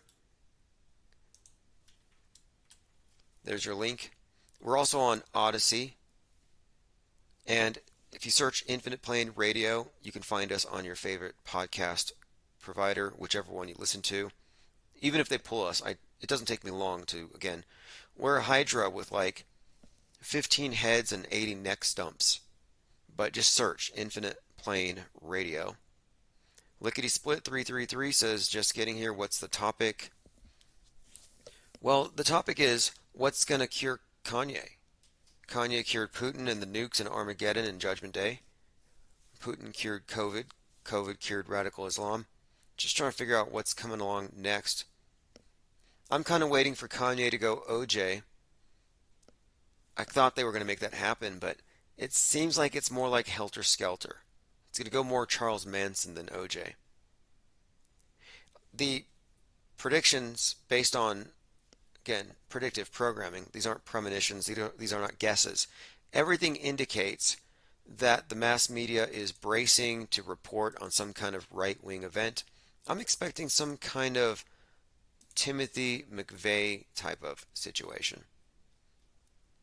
And why would we even call this out? What's the point? This is not doom and gloom. I'm not making predictions with that in mind. Like, buy my discounted food storage or storable food items. Get your, waterproof Bible and your ammunition because, it's like, no, this isn't about grab your Bible and your guns and run for the hills. I'm saying we're looking at patterns so we can auto hoax it. Like, we know how they can fake things. We know they can fake nukes. I don't want to give them the benefit of the doubt, and we're just looking at the hypotheticals, what's around the corner, so we kind of have an edge. Like, for example, there was that trampling death in South Korea where 150 people were trampled to death. Yeah, no, it wasn't the shot. The 150 people went into cardiac arrest because they were trampled, according to the news. But having studied the trampling at the Indonesian soccer game, I was already wary of the fact that, yeah, they can fake mass tramplings quite easily. And why would they do it? Well, it depends on the event. And this one came on the heels of lockdowns, and you'll notice after lockdowns, I think they want to reinstill the fear of crowds, agoraphobia. And that's kind of what happened with the Astro World event. Mass trampling. My point is, people look at these things and they react. Oh, this is terrible. How dare you say that this wasn't real? And I'm like, wait, we already have a past precedent here. We know they use dummies. In fact, we can point you to a company where you can buy your own George Floyd doll. You can intubate it. You can practice giving it CPR. Anyway, we looked very closely at that Halloween party in Seoul, and there were people giving CPR to rubber dummies everywhere, and one of the rubber dummies was given CPR on its thigh. Like the guy was trying to revive its thigh. Just very bad acting. One observer had actually reported to the news. She said, I looked down my window and it looked like it was staged. She said it looked like a bunch of actors. Lean Dion says, go into the metaverse, it's safer. Exactly. Exactly. And what did they say at Astro World as they were being crushed? The people at the front were getting crushed. They said, I can't breathe, I can't breathe. And guess who their attorney is? Guess who's representing the people who were crushed over there at Astro World? Benjamin Crump, aka Forrest Crump. High-profile civil rights lawyer Benjamin Crump said Monday that he's been retained by Urza's parents, the 9-year-old Astroworld crush survivor. Anytime I ask you how many bullets were fired, how many people died, how old was so-and-so, like how old is Candace Owens, how many bullets did Frank James fire into the subway, how old was Timothy McVeigh when he was executed, the answer is 33. Anytime I give you a pop quiz and it's a number, just a hint, it's going to be 43. Anytime I say, at this event, the people said they couldn't breathe, and Benjamin Crump represented, or a lawyer represented him. Who is it? Pop quiz, who was the attorney that came to represent these people who couldn't breathe? The answer is going to be Benjamin Crump. I talked about the Bronx fire, 19 floors. Guess who's representing them? And one of the victims of this event even said, I can't breathe. Attorney Ben Crump speaks to residents of a building that had a fatal fire last month in the Bronx borough of New York on Tuesday. Again, there's a pattern here. Forrest Crump. And there's also Dr. Michael Bader. He's the medical examiner who dealt with what? JFK, Elvis, Epstein, Adam Lanza, Gabby Petito. I mean, a who's who of dead celebrities. They all go through the same examiner.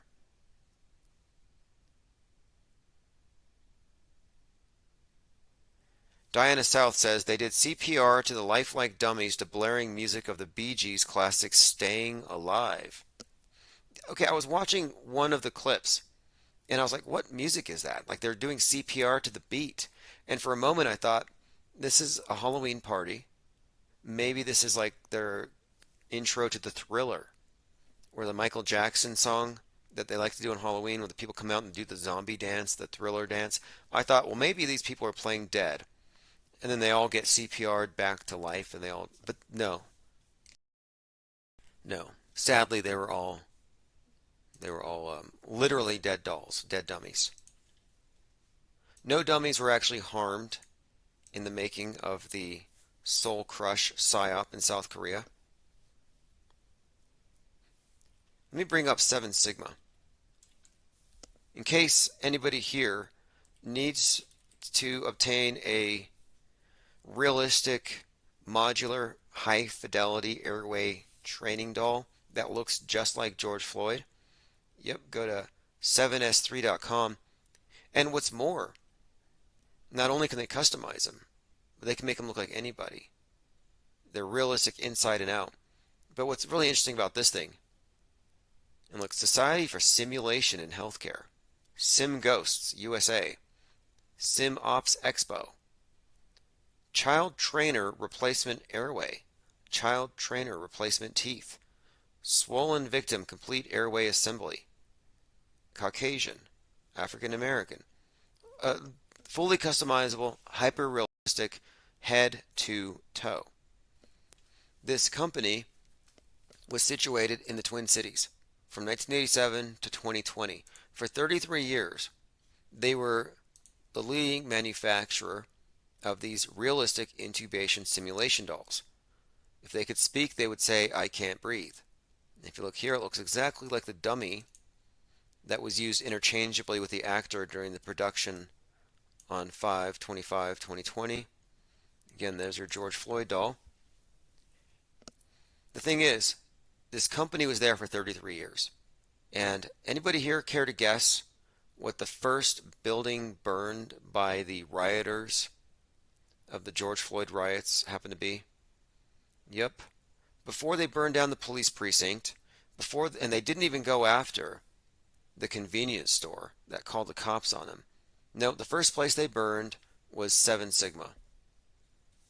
Yep, the rioters torched 7 Sigma there in the Twin Cities. Diana South says, the same dummies that jumped out of the Twin Towers. Oh yeah. And how many times did we see dummies like not true believers in the MSM, not the people that worship Fauci. I mean, how many times did we see actual dummies in the emergency rooms on the news getting intubated? It's like those are all rubber dummies on the news when they weren't showing you recycled stock footage. Oh, this is an ER in Italy. This is an ER in downtown New York. This is an ER in San Diego. It's like it's the same footage.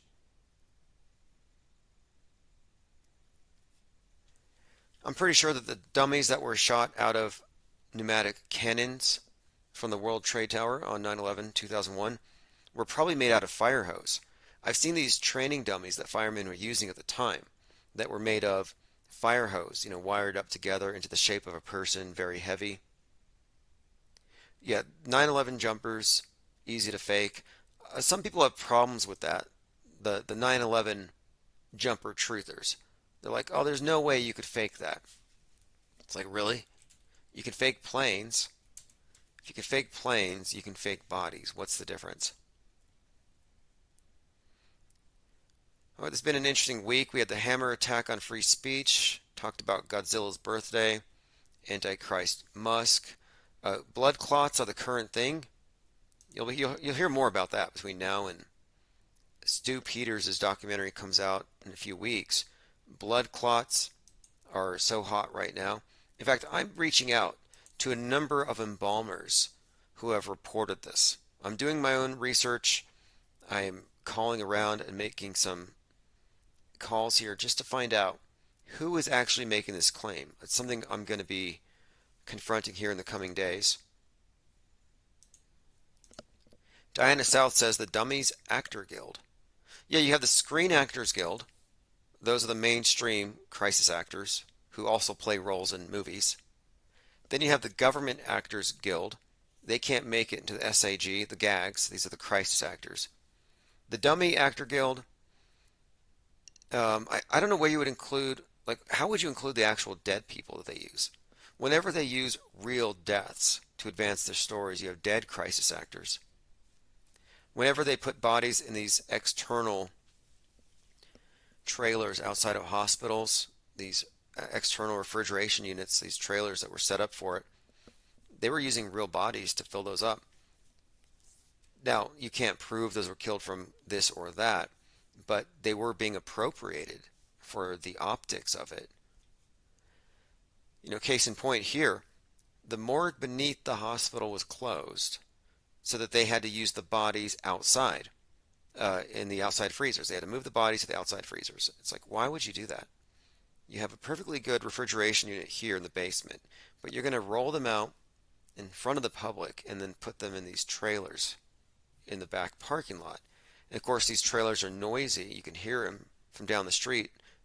So if you're in the college area, you're in the dorms, you can always hear these refrigerator units out there, keeping the excess deaths, the apparently excess deaths, cool. Now, they're not excess deaths. They look excess. It looks like the hospital's full because they're using these auxiliary units. But my point is, no, they used the auxiliary units because they needed these bodies to perform as crisis actors.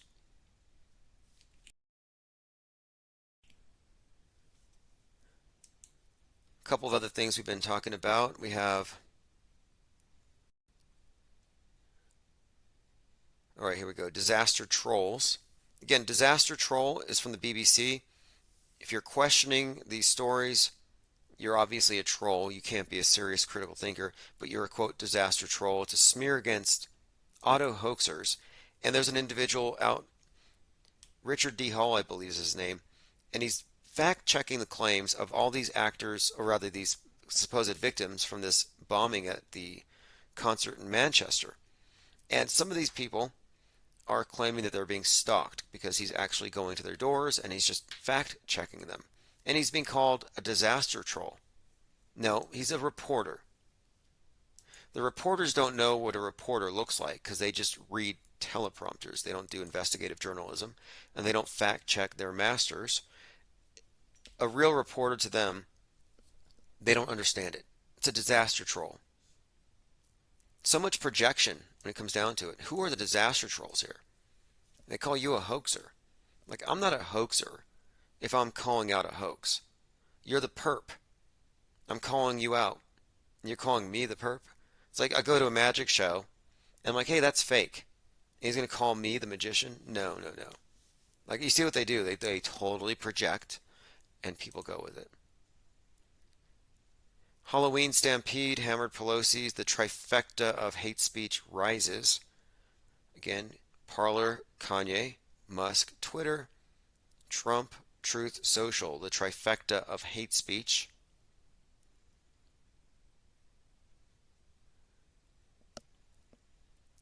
Is Elon Musk the Antichrist Jack Parsons summoned? It's a newsletter I put out last week. If you don't follow my newsletter, go to timosman.blog.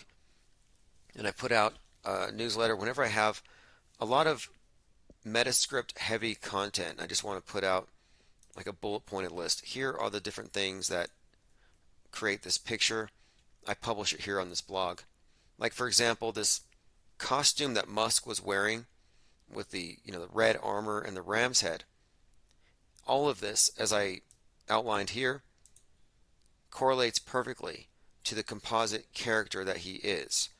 Of course, Werner von Braun, Tony Stark, Willy Wonka, and of course, it ties in to the symbolism of Mars and the New Age body of symbols that are all correlated with this. Specifically, Aries, red, and the number 4. And of course, Aries is represented by the ram's head on his chest. It does have upside down crosses on it, and it's called the Devil's Champion. Again, just because he wears it on Halloween, you might be inclined to give it a pass.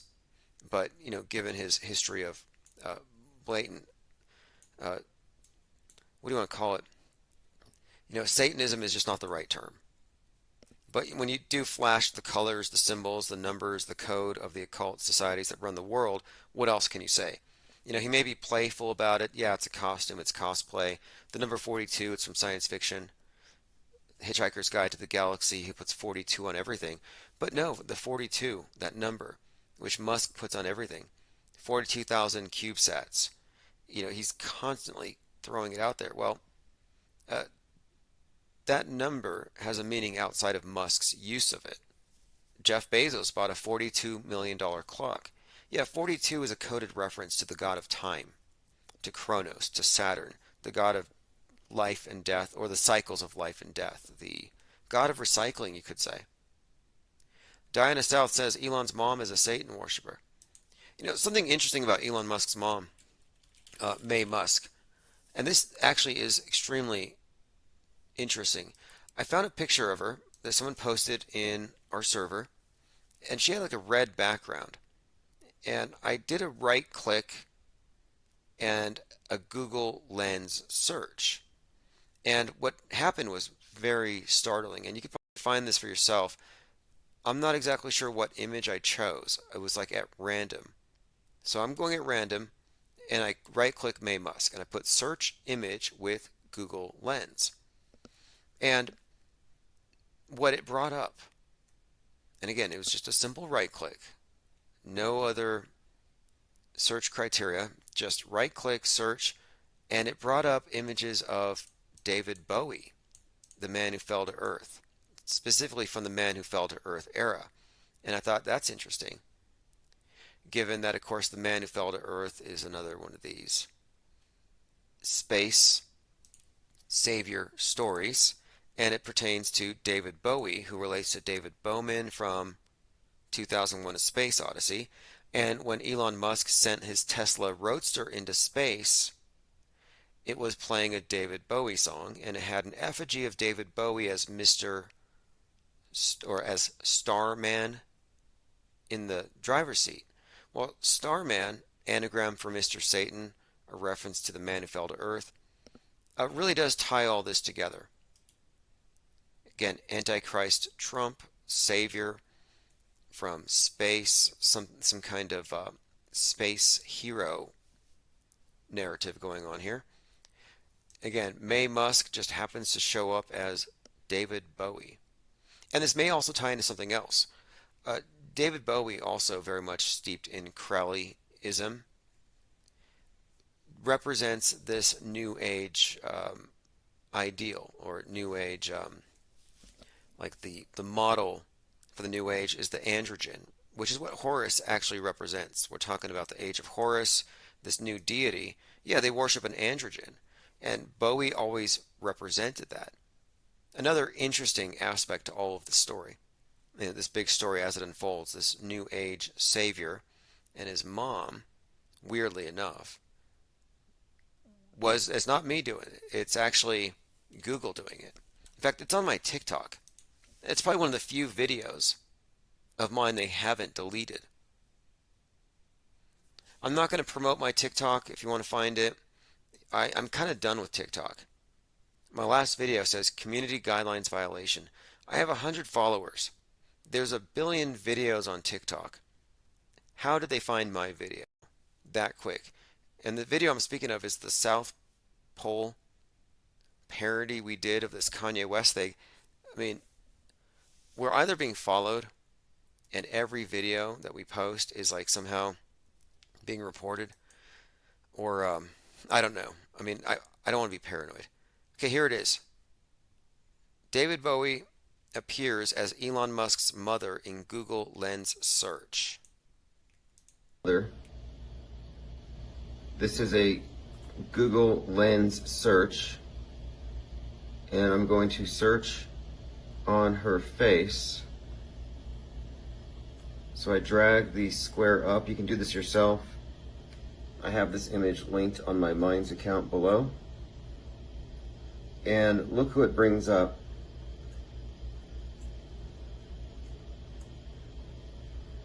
On the bottom here, that it would be Starman David Bowie, along with May Musk.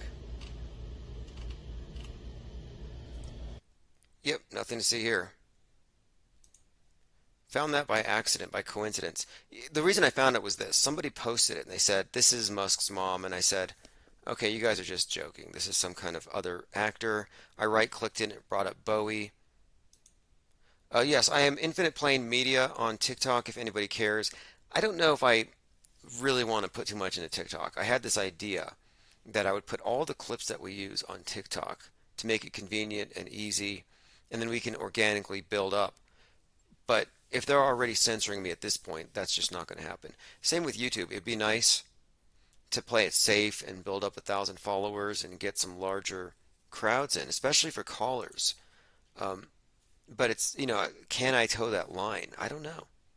It seems like everything I do is extra offensive these days to the algorithms. All right, this has been great. We'll continue tomorrow. Infinite Plane Saturn Day. Again, we're looking forward to the red wave, and whatever takes Kanye off of the top story. I don't know what can do it. What can top a nuke? What can top Kanye being politically incorrect? Who knows? This is One-Eyed Jack in the Shells, Pope Elon. Have a great night. We're all going to die someday. And if you're going to pick some place to die, then why not Mars? Okay. If we're born on Earth, why not die on Mars? Seems like maybe it'd be quite exciting. But so I think, given the choice of dying on Earth or dying on Mars, I'd say, yeah, sure, I'll die on Mars.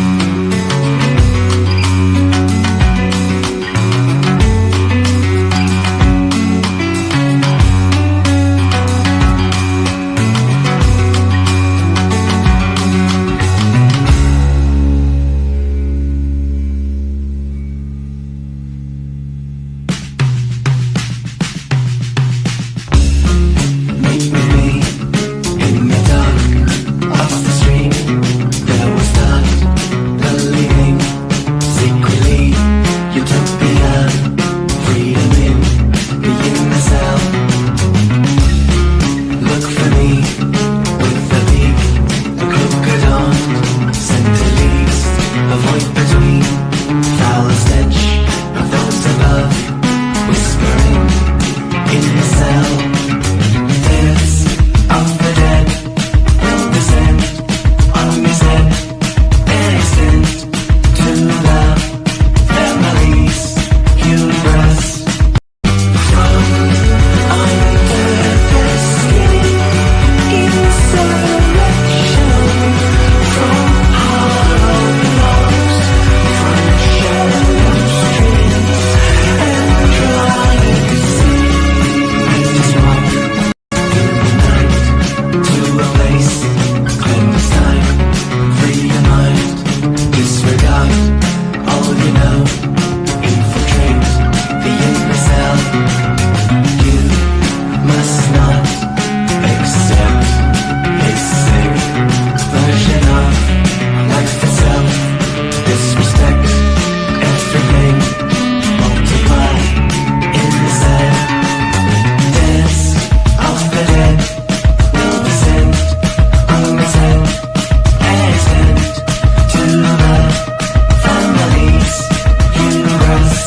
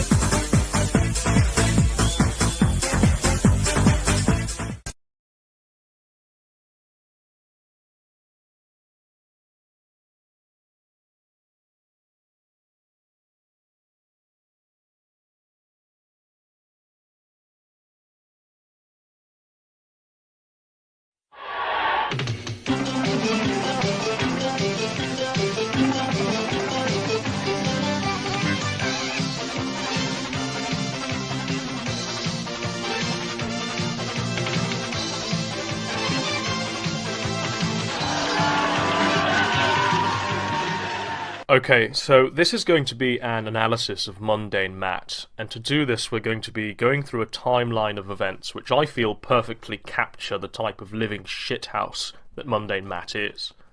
A little bit of background. Mundane Matt was relevant and actually well liked for a couple of weeks, I'll be generous. around the time of Gamergate, but since then he's desperately tried to cling on to that 15 minutes of quote-unquote fame at the expense of all his dignity, pride, humanity. We're going to start at a point where Mundane Matt wasn't showing his face. Instead, he was represented by a skull avatar. And I was one of the many people who thought Mundane Matt to be a young fellow at university just snarking at the world around him. How wrong we all were when we saw the overweight 35-year-old Soy King himself. Anyway, we start with this channel trailer. Hey everyone, my name is Mundane Matt, and thank you very much for taking the time to check out my channel. I understand you're new here, and you're probably not too sure what it is exactly that I do. Don't worry, you won't come away with a better understanding of what Mundane Matt stands for, what he's about. No, because Mundane Matt is a vacuum where a personality should be. This is a man who has absolutely no charisma, yet in his mind, he thinks he's the life of the party. You might have heard about me on Jezebel, where they call me a misogynist, although that's simply not true. You might have heard about me on 4chan, where apparently they refer to me as one of the most red-pilled motherfuckers around. Nobody ever, let alone on 4chan, has ever called Mundane Matt red-pilled. But the barefaced lie he presents here betrays his lack of self-awareness. Or, of course, my name floats around Twitter and Facebook and Tumblr. In fact, if you Google it, you're going to find a wide variety of websites talking about me in a multitude of fashions. Some good, some bad, and some in between. Again, another barefaced lie. Nobody talks about Mundane Matt. The very fact that Mundane Matt is a subject on Godwinson says it all.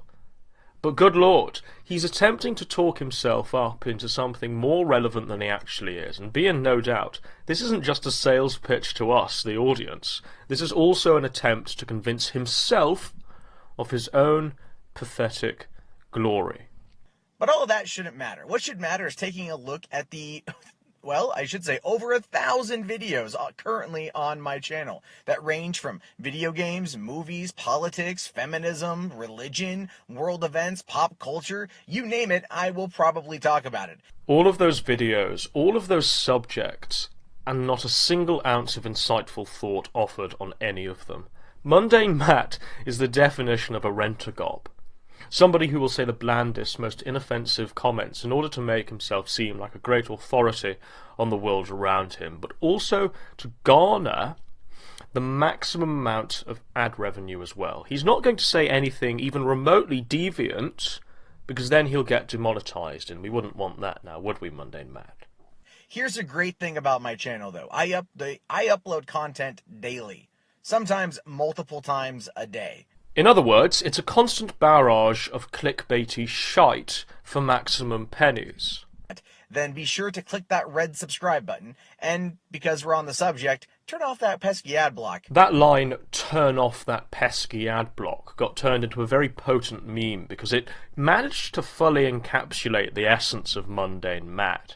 He's not in this game because he's intelligent or wants to entertain or wants to make people laugh. He's here because he wants your money. As much as he can grab, to the point where he'll beg you not to use adblock in case he doesn't rake in 3 pence from your viewership. Hi everyone, my name is Mundane Matt. Okay, so now we join Mundane Matt a few years on, and between now and then, he's been doxxed and he's been forced to reveal his face. Funny coincidence, the moment he revealed his face, his views went down the toilet. I wonder why that is. Anyway, we join Mundane Matt at the moment in his life when he was swatted. Hi everyone, my name is Mundane Matt.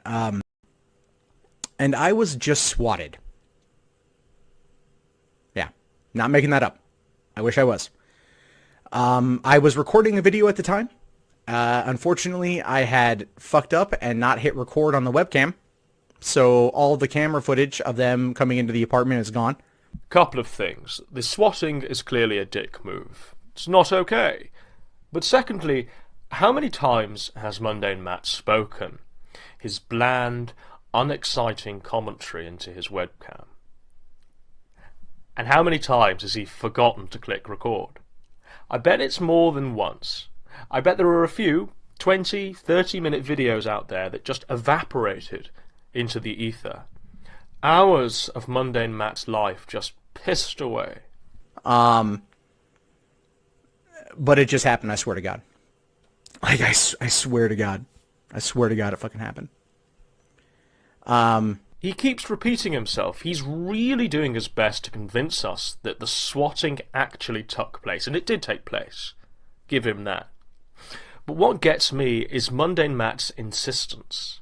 Because the rest of him is so fake that when something real happens, he doesn't think anyone can believe him. There was a pounding at my window. I thought at first it was neighbor kids messing with me. I thought at first it was someone just hearing me talk as they were walking by and then pounding on the glass. It really tickles me that the neighbour's children bully Mundane Matt so much that when he's actually being swatted, he automatically jumps to the conclusion that them pesky kids are behind it. I got up and I went over to the door. I opened it up. I said, hello. And they said, we need you to come out. And I was like, are you talking to me? And they said, yes. And they were like, Beaverton PD. And I put my hands up and I have a little alcove, I guess you could say, little overhang, whatever, by my door, so I can't see down the hall. His retelling of this high-octane event is really something to behold, isn't it? I don't know if it's the lack of charisma or eloquence, or whether it's because he subsists on a diet of absolute soy, but he just bores the shit out of me. And as I turned, there was a SWAT officer, or an officer in complete SWAT gear, with his gun, trained at me. Like, I don't think it was pointed directly at me, but it was definitely pointed in my general direction. If there was one behind me, I have no idea. I immediately shut down. I've never been more afraid in my entire life. I'm not making that up. I'm not lying. It was a shock. I immediately got to my knees. I had my hands up. I was quivering. I can picture it. Quivering. That's the word. That's what he is. A quivering twat called Matt. Anyway, so the Gamergate days are behind him. He's been doxxed. He's been swatted.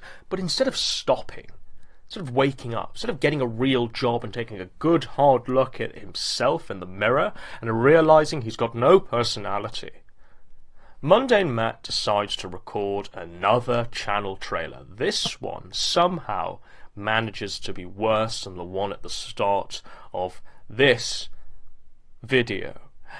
And before we jump in, I just want you to pay attention to how manufactured this all is. Hey, what's going on, everybody? My name is Matt Jarbo. This is the Mundane Matt channel. Fuck me. How much soy can one man possibly become? I'd like to thank you so much for checking out this trailer. Now, if you're unsure about why you should subscribe to the channel, I'm going to fill you in. I'm going to give you a pitch. I'm going to tell you what I do. This really does anger me. There's no irony here. Mundane Matt's not doing this in a humorous, tongue-in-cheek manner. Instead, he's desperately trying to convince the world that he has a personality and isn't just a golem of soy. I'm a full-time YouTube news commentator. My job is to head out there into the wilds of the internet to pluck the most interesting, newsworthy stories of the day and talk about them. And they're not all just one subject. I do what I like to call a scattershot of news. Oh, fuck you. Fuck you, you worthless cunt. Going into the wilds of the internet. Does he put that on his fucking CV? Scattershot of news. I wonder how many times he's rehearsed that in front of his wife's son. And that's why I love doing what I get to do. I get to go out there and help you kick some serious butt when you're talking to your friends about what's going on in the world. You know how it is. You're playing a game, you're talking to your family, you're at your, a coworker's house or whatever, and all of a sudden some story comes up and they tell you something that is not, accurate. You're like, huh? I know the truth about this. I learned about this from some guy named Mundane Matt. I'll tell you this now. If I'm ever in a conversation with anyone and they use Mundane Matt as a legitimate source, which would never happen, by the way, but if it did, I do my best to get them sectioned. I do my best, my utmost, to put them in an institution. It's such a window into how he sees himself. He thinks people are fucking quoting him on the street. Get a grip, Mundane Matt. Now we're going to turn our attentions to the final piece of this really crap puzzle that is Mundane Matt. It's the video where he cries about receiving a silver play button from YouTube. Right now, there's a letter. There's a letter here. Let's see what it says. It's from YouTube, officially. You've just done something very few YouTube creators accomplish. You had an astonishing 100,000 people subscribe to your channel. We know numbers on YouTube can get really big, but we hope you didn't lose sight of the reality behind that 6-digit milestone. Each and every person who subscribed to your channel was touched by what you did. It's disgusting, this. It really is. Desperately trying to squeeze out tears, and you know what? I'm not even sure that he's being fake. I think Mundane Matt is constantly looking for validation. Don't know where that malaise comes from, but I'll speculate that his dad either wasn't around or never gave him enough words of encouragement, and now he's on the wrong side of 35 crying over a generic copy-pasta letter from YouTube. They were inspired or challenged.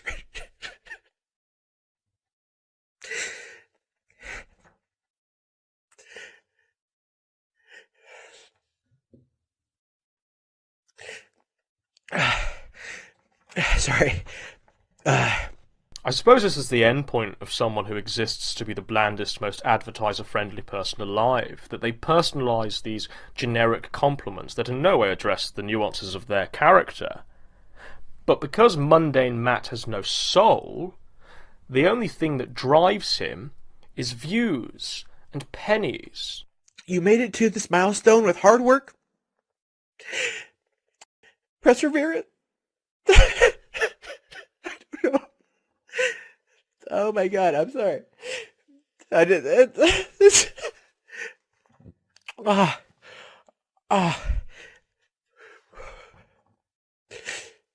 Okay. When the sum of your life's work is a silver play button from a faceless multinational corporation, when that's the pinnacle of your achievement, then you really have forgotten what it means to be human. Not only does Mundane Matt lack self-awareness and perspective, he also lacks sentience.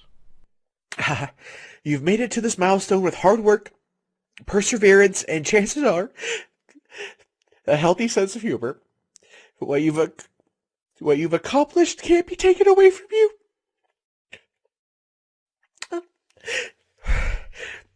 And we'd like to recognize you and all your hard work with the silver play button. A small token of our esteem and respect.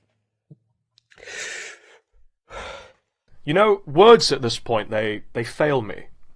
I feel that over the course of this, I've become acquainted with someone who I genuinely have come to despise.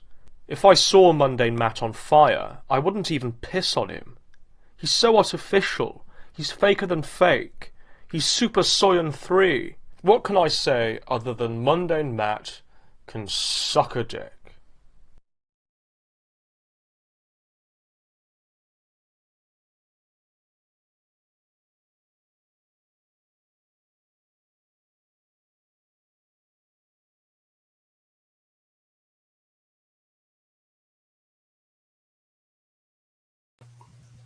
What is going on, everyone? Welcome to yet another Warski Live. How you all doing? See, we have a lot of people in the chat. How you all doing? Good. We got Sargon's going to be just 4 minutes, but we decided to start, so we're not too late. Today is probably one of the most controversial episodes we've had because seeing how everyone's reacting on Twitter. So this will be very interesting. I got me, obviously, moderating with JF helping me. What's up, JF? Hello. How you Andy, doing, man? I'm worried for you, Andy. You've Why is changed. You've changed. All these intellectuals, Andy, on the show. What is happening? I remember a time where this show was a stepping stone between a trash can and the Drunken Peasants podcast. Yeah. A lot of people on Twitter had some opinions. We got Richard Spencer, what's up, man? Hey guys, thanks for having me on. Yeah, thanks for being on the show. I really appreciate it. We got Sticks here as well. What's up, Sticks? Grand Nazi gatekeeper tuning in. There it is. And then Sargon will be representing the liberal side The of things. Nazis, Yeah, pretty much. If you haven't seen on Twitter, there are a lot of memes of me now, on Nazis and stuff. After it's pretty funny. I was fucking laughing. I'm not gonna lie. So why people are obviously talking about this show is a lot of people who I associated with are really pissed at me for having you on, Richard. I'm sure you've seen a lot of people complain at certain people who've had you on their shows, no? Oh yeah, absolutely. There were some people who gave me a fair shake, and then they are viciously attacked by their colleagues and former friends for even allowing me on their program and even just having a conversation with me. I think maybe they would allow me to be on if it were just a vitriolic attack and name calling and screaming and so on. Maybe that would have been acceptable. But have me on for a conversation is verboten. Actually, a lot of people were.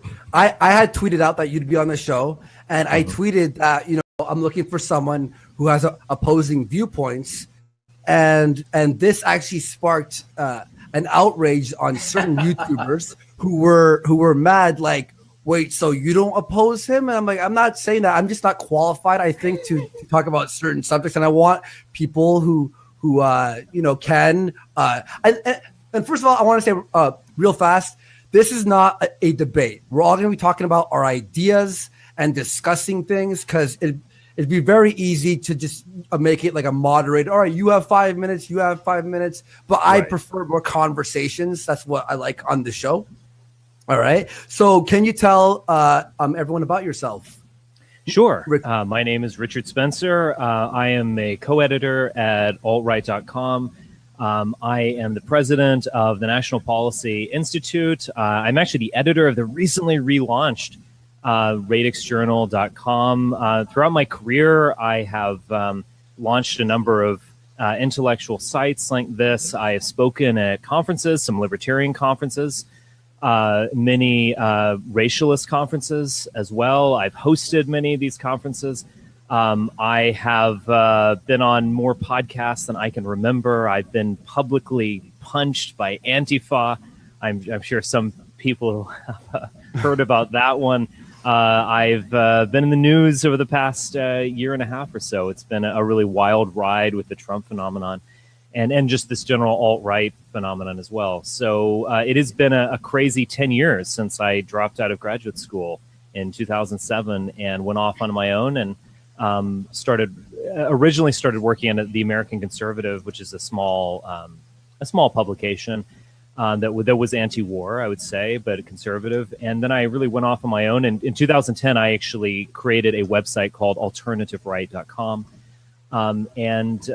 That was one of, if not the first time that term was used in a serious manner to describe a version of the right which is coherently conservative in a deep sense, but is a real alternative, a totally different starting point than the mainstream right of the United States, which derives from William F. Buckley and whose great progenitors are the Ted Cruzes of the world and Bill O'Reillys and George W. Bushes and other people I passionately loathe. So that's my story in a nutshell.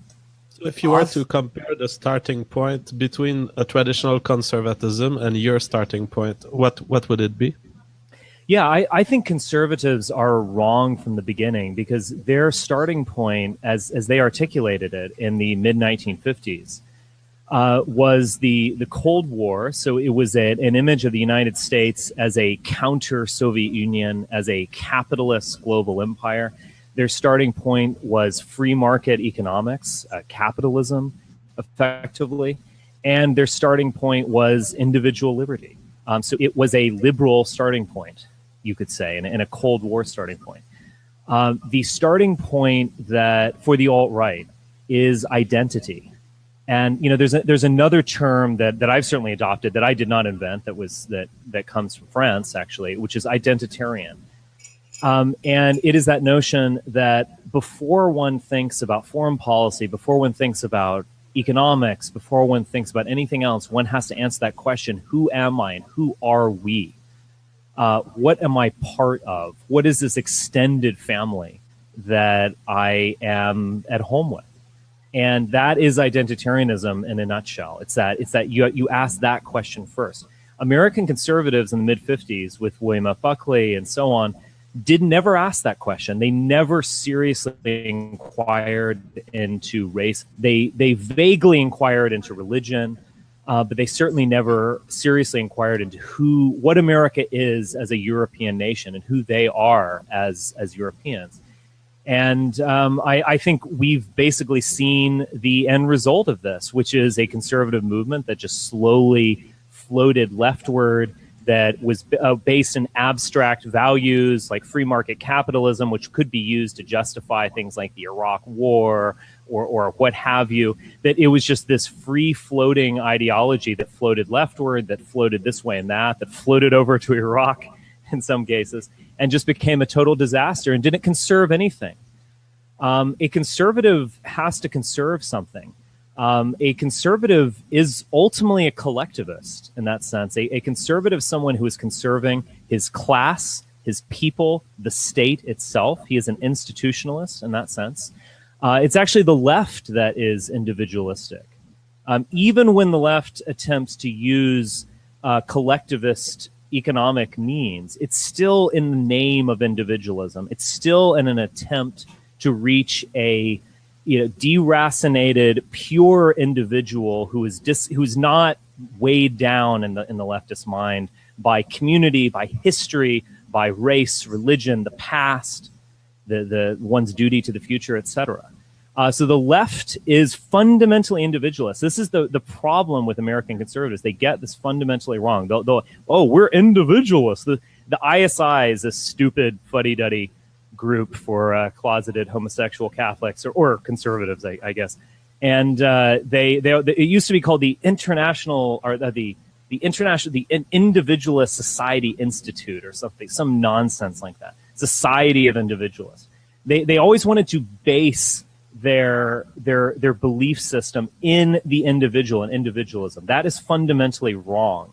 Man is, as a political animal, man is a social being. He's part of a greater family. He's part of a past and a future. He is part of an identity that is bigger than any individual. And so the starting point for the alt-right is that question: who are we? Who am I? Identity. So that's very interesting, this interaction between individualism and the left and the opposition that you proposed there. I remember Sargon of Akkad being surprised at me, stating that I was not so much of I'm a libertarian, but I'm not so much of an individualist, because I recognize that individuals can adhere to groups. They can use their liberty to adhere to groups, and then the group can become a very important aspect of their identity. Would you define as a libertarian? And do you see, just like me, that there's no transgression there between being a libertarian and not being an individualist? Is that for me or Sargon? Yeah, for you, Richard, and then I'd love to hear Sargon about this. Sure, I'm not a libertarian. I think a lot of libertarian energies in the United States were masked conservatism. So many people who claim to be a libertarian simply wanted to get the welfare state off their back, thought that the welfare state was pro-black or anti-traditional values, and maybe they were right about that. And so they were anti-government more than they were truly libertarian. And their idea was that we would get rid of the state and then these communities would flourish. This is a kind of right-wing libertarianism. You could see this in a lot of the people who got behind Ron Paul and people in the Mises Institute or so on. There is a left-wing libertarianism which does not really come from that basis, that thinks that the individual is sacrosanct, that we need to, ever expand what individuality means. But no, I am not a libertarian in the sense that though I oppose many actions of the government, I think the state is an existential entity. There will always be a state. One entity will be sovereign. One entity will be able to use violence. And the question really is what and who? Who is in charge of this existential entity, the state?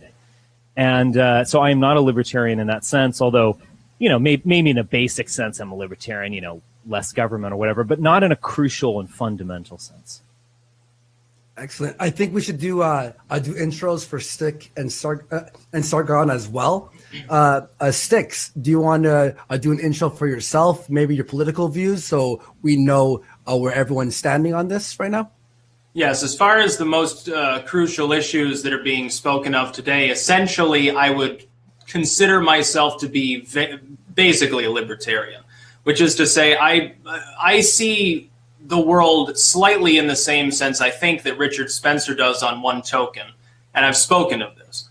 And that's that I think everyone at this point, unless they're really part of the totally mind-numbed establishment, they realize that there are problems in the world and that the sort of answers that have been given to us by the so-called conservatives and liberals of maybe the sort of dynastic systems of the last half century, that they don't work. I think, though, that we're seeing different answers being given by different groups to what those problems are, different sort of threats being actually mentioned as mainly responsible. For someone like Spencer, it's the degradation of maybe the white and or nuclear family. The tribal side of it, I would say, too, or at least that's my understanding. For the libertarian, it's the growth of government, not just government, but also bad government, specifically abusive government. The far left, they have their own beliefs too. They see it as maybe the corporations or specifically the so-called right-wing portion of the government.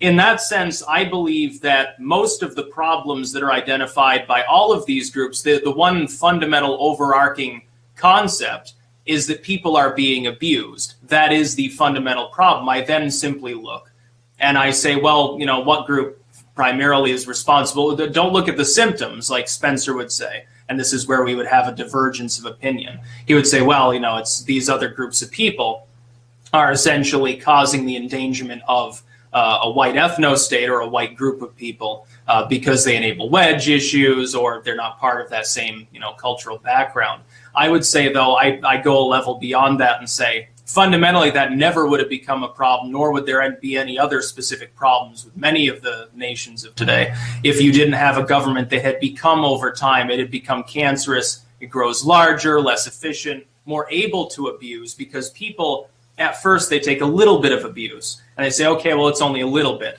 And then it boils the frog, pardon the Keck reference maybe. Over time, it continues to mount up and up and up, and you get more and more abuse. For people on your Twitter, Andy.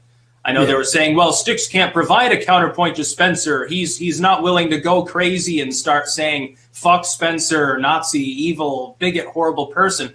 I look at the culture today, though. I don't identify the alt-right as a particular threat either, because it's never held power. It simply doesn't have the ability to abuse anyone. I'm perfectly willing to question. I will be tonight, I think, Spencer, on how would this idea of yours be implemented? What's your thought on that? And we can have all sorts of disagreements. But I don't feel threatened by the alt-right. I feel threatened by the neocons and the neoliberals who have started every war of the last 100 years, honestly. So in that sense, I'd be libertarian, constitutionalist, classical liberal, libertarian nationalist. You could put any of those labels in there. I don't think there's any single label, though, that really encompasses it all. And I don't really like to use categories either. It's like my religious views, pagan or whatever. I kind of shy away from that, because then other people that don't like me will try to transmogrify that label just as they do to everything else. And really, it's really dishonest, but sometimes it sticks. So I try to avoid that. Perfect. And hey, what's up, Sargon? How you doing, buddy? Hello. How's everyone today? Sorry, I'm late. Good. Yeah, man. So you want to give yourself an introduction and what you feel like your political views are, and just Okay, well, I would just call myself an English liberal. I'm for Enlightenment individualistic liberalism, which I realize that in America that's a contentious term, liberalism. But in Europe, it actually still means liberalism rather than progressivism, and sort of far left collectivism. But I think most people listening would be pretty familiar with my political philosophy. So I don't think I need to go into it too deeply. Yeah, a lot of One aspect people. that I'd like to hear you on, Sargon, is you're basically rejecting identitarianism, right? Yes, absolutely. But I'm actually really curious about your "I'm a collectivist and an individualist" statement. If I can derail things very quickly, for sure, I would love to hear your explanation of that again, because I don't remember you telling me that. I didn't say that. I mean, JF, sorry. You're talking about me? Yeah, well, it was on the interview on my channel. You can go rewatch it. It was... No, I believe you. I just can't remember offhand. Yeah, it was libertarianism. I was talking about libertarianism, and you said, well, you're a libertarian, you should be individualist. And I was like, oh, well, I'm a libertarian, but I'm a special type of libertarian. I recognize levels of existence both below the individual, which are the genes that compose us, and above the individuals, which are the groups that we accept to join. And we accept to enter in binding contracts with these groups, so that our existence becomes embedded into their existence also. So you believe in group rights? No, I don't believe in group rights. I believe so I'm that not in a binding contract with the group then? Because otherwise, if I was in a binding contract with the group would have to have some necessary claim over me? No, you can be in a binding contract that you've consented to. When you enter an organization, this is exactly what you do. When you go ahead, Richard. This is so autistic. I mean, look, do you pay taxes? I'm just curious. Do you obey traffic laws? It's the white race, so it's actually. I ask a very simple question. Do you pay taxes? Do you obey traffic laws? Yeah, believe it or not, I do. Well, but wait, do you believe in group rights? I mean, do you? How is that group rights? Because you're forced to do that by the state. Did you sign a contract in order to be a citizen of the UK? The United Kingdom, obviously. Why is that funny? Okay, so we want to talk about the nation state. Is that what you want to talk about, or do you want to talk about racial identitarianism? Is the nation state a group or not? Is racial identitarianism something I have no choice over? Why don't you answer the question I asked you? Why don't you answer my question? Well, I ask you a question, you haven't answered it. Okay, obviously, the United Kingdom that has power over you. If you want to come out aggressive, we can do that. But I was just happy to have a nice, normal conversation. Okay. I'll tone down the animosity. Yeah, let's just try to summarize. You obey traffic laws and you pay your taxes. You more or less. I would assume you do. You are effectively obeying a group right. I mean, a corporate entity that is the United Kingdom or some province within it has power over you. So this whole group rights question is, I think, rather autistic in the sense that it's dissociated from lived reality. In the sense that we want to massive sophistry there, Richard. We want to. No, it's not. No, I have to stop you there, right? Okay. So the state is the political entity under which we are governed. Individual people are governed. The purpose of the state, in say Britain, as conceived of by Locke, is the protection of the rights of the individual. As conceived of by Locke, that state was not invented by Locke. That state has a history far greater than Locke. It's ridiculous. Locke wrote this, therefore it's true. Okay. This is exactly what I'm saying. You're living in an autistic, dissociated reality where you ask moral questions like, shall a group have a right over an individual? Oh, isn't this so sweet? It's irrelevant because in reality, groups obviously have rights. The government can arrest me. The government taxes me. The government forces me to do all sorts of things. The United Kingdom prevents me from entering the country. Obviously, corporate entities have rights. Your family has a certain hold over you. I don't know anything about you personally. What your father says to you has more weight than what a complete stranger, what I might say to you. And so obviously groups have rights. You need to think about these things existentially And phenomenologically, that is in terms of lived reality. You want to play these liberal games of like, well, Locke said the government was this. Well, Jefferson said that a government was created to protect civil rights. That is irrelevant. That is totally irrelevant to lived reality. What John Locke wrote is irrelevant to lived reality. Let's hear Andy, because this is very interesting. We will get back to it. This is very interesting, but let's hear Andy. I just want to, I want Sargon a fair chance to respond, because yeah, I would, but someone was busy bloviating, so I think. I mean, am I allowed to go now, Richard? Is that okay with you? Yes. Please go. I'm obviously quiet. Oh, thank you, I appreciate that. Okay, but wait a second. No, just tell me about the lived reality of being a white person. I'm really curious about your conception of white identitarianism. We can get to that, but do you want to respond to what I just said? Well, honestly, Richard, I kind of tuned out halfway because you were just going and going and going after conceding. That's your problem, Sargon. It is entirely the my attention problem. to follow what I'm saying. I would assume that most of our thousands of listeners actually followed exactly what I said. I was trying to respond to you, but you just kept going. Yeah, hey Spencer, can you summarize what you asked him? Sargon is asking these autistic moral questions like, in my abstract realm, does a group have a right over an individual? What I'm saying is those questions are ultimately irrelevant because in the lived reality, in the world, groups do have rights. You ultimately obey the government of the United Kingdom. So do I obey my government. I ultimately obey your government. Your family has a certain right. It has a certain power over you that strangers don't.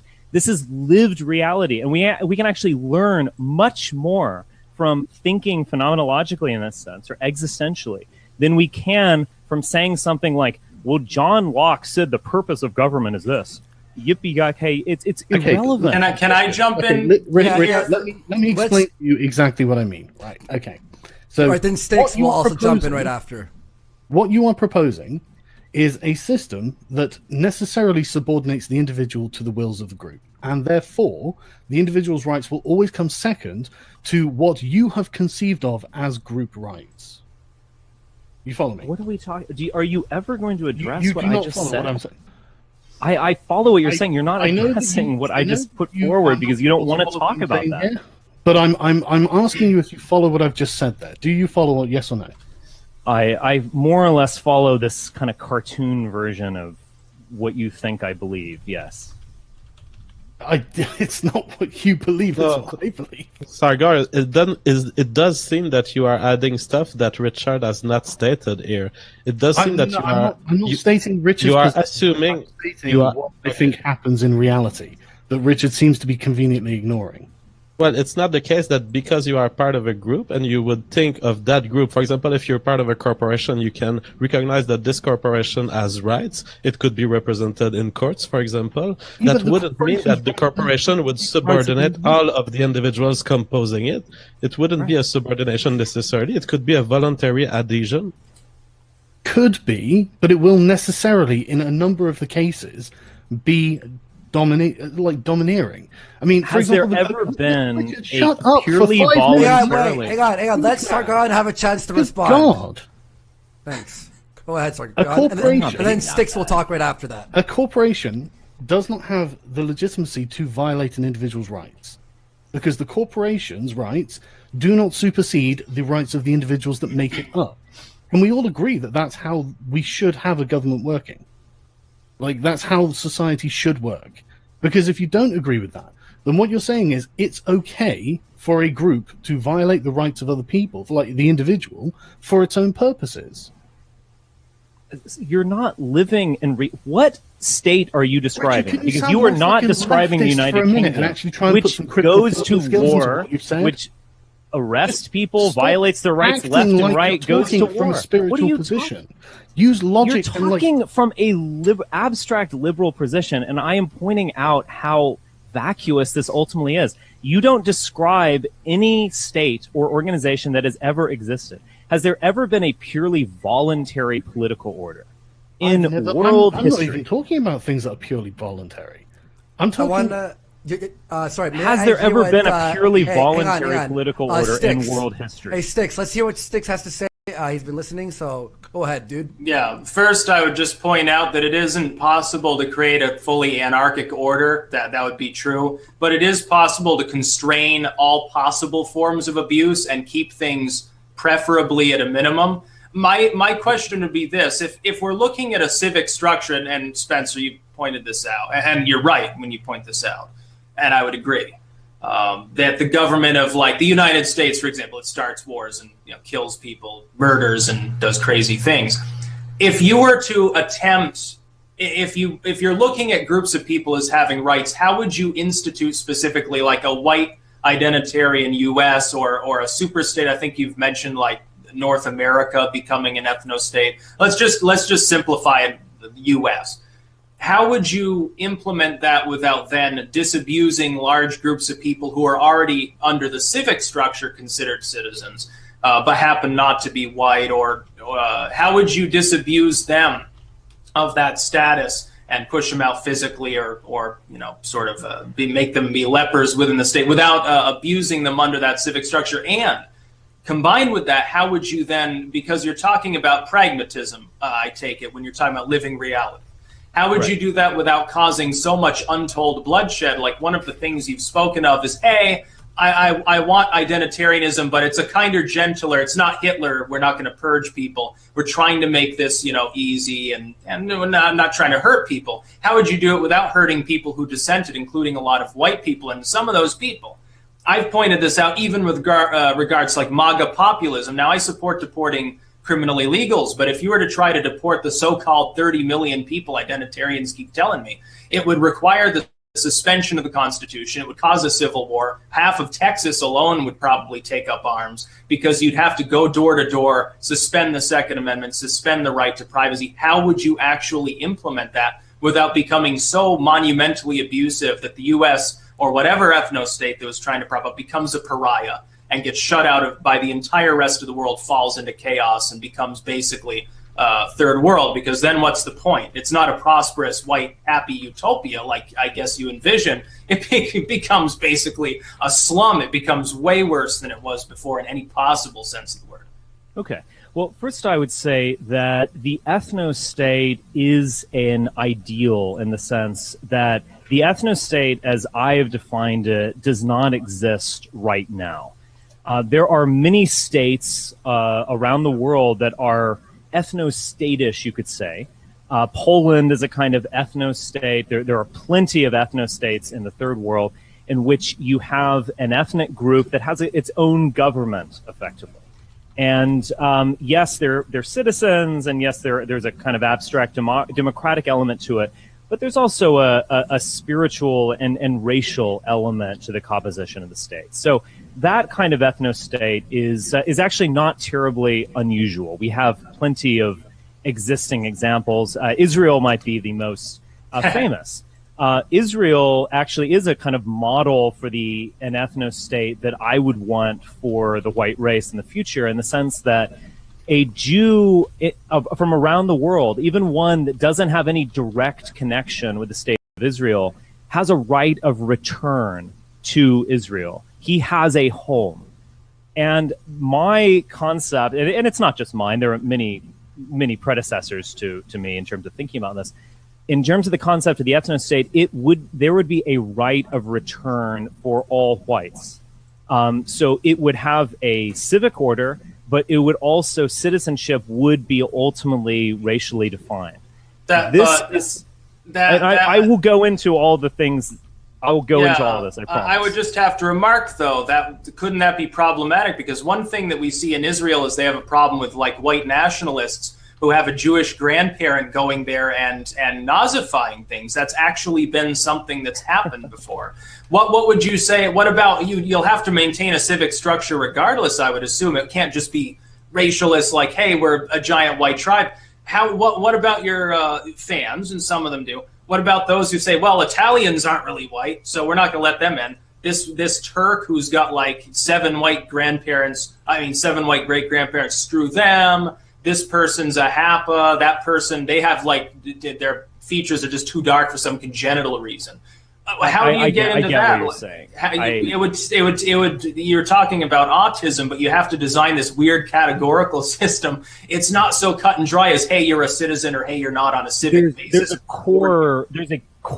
There's a core stock to the white race, and those are Celtic people, Latin people, German people, Anglo-Saxon people, Slavs, and so on. We know a white person when we see one. Now, hang on. If there that's the case, why blurry DNA edges? tests then?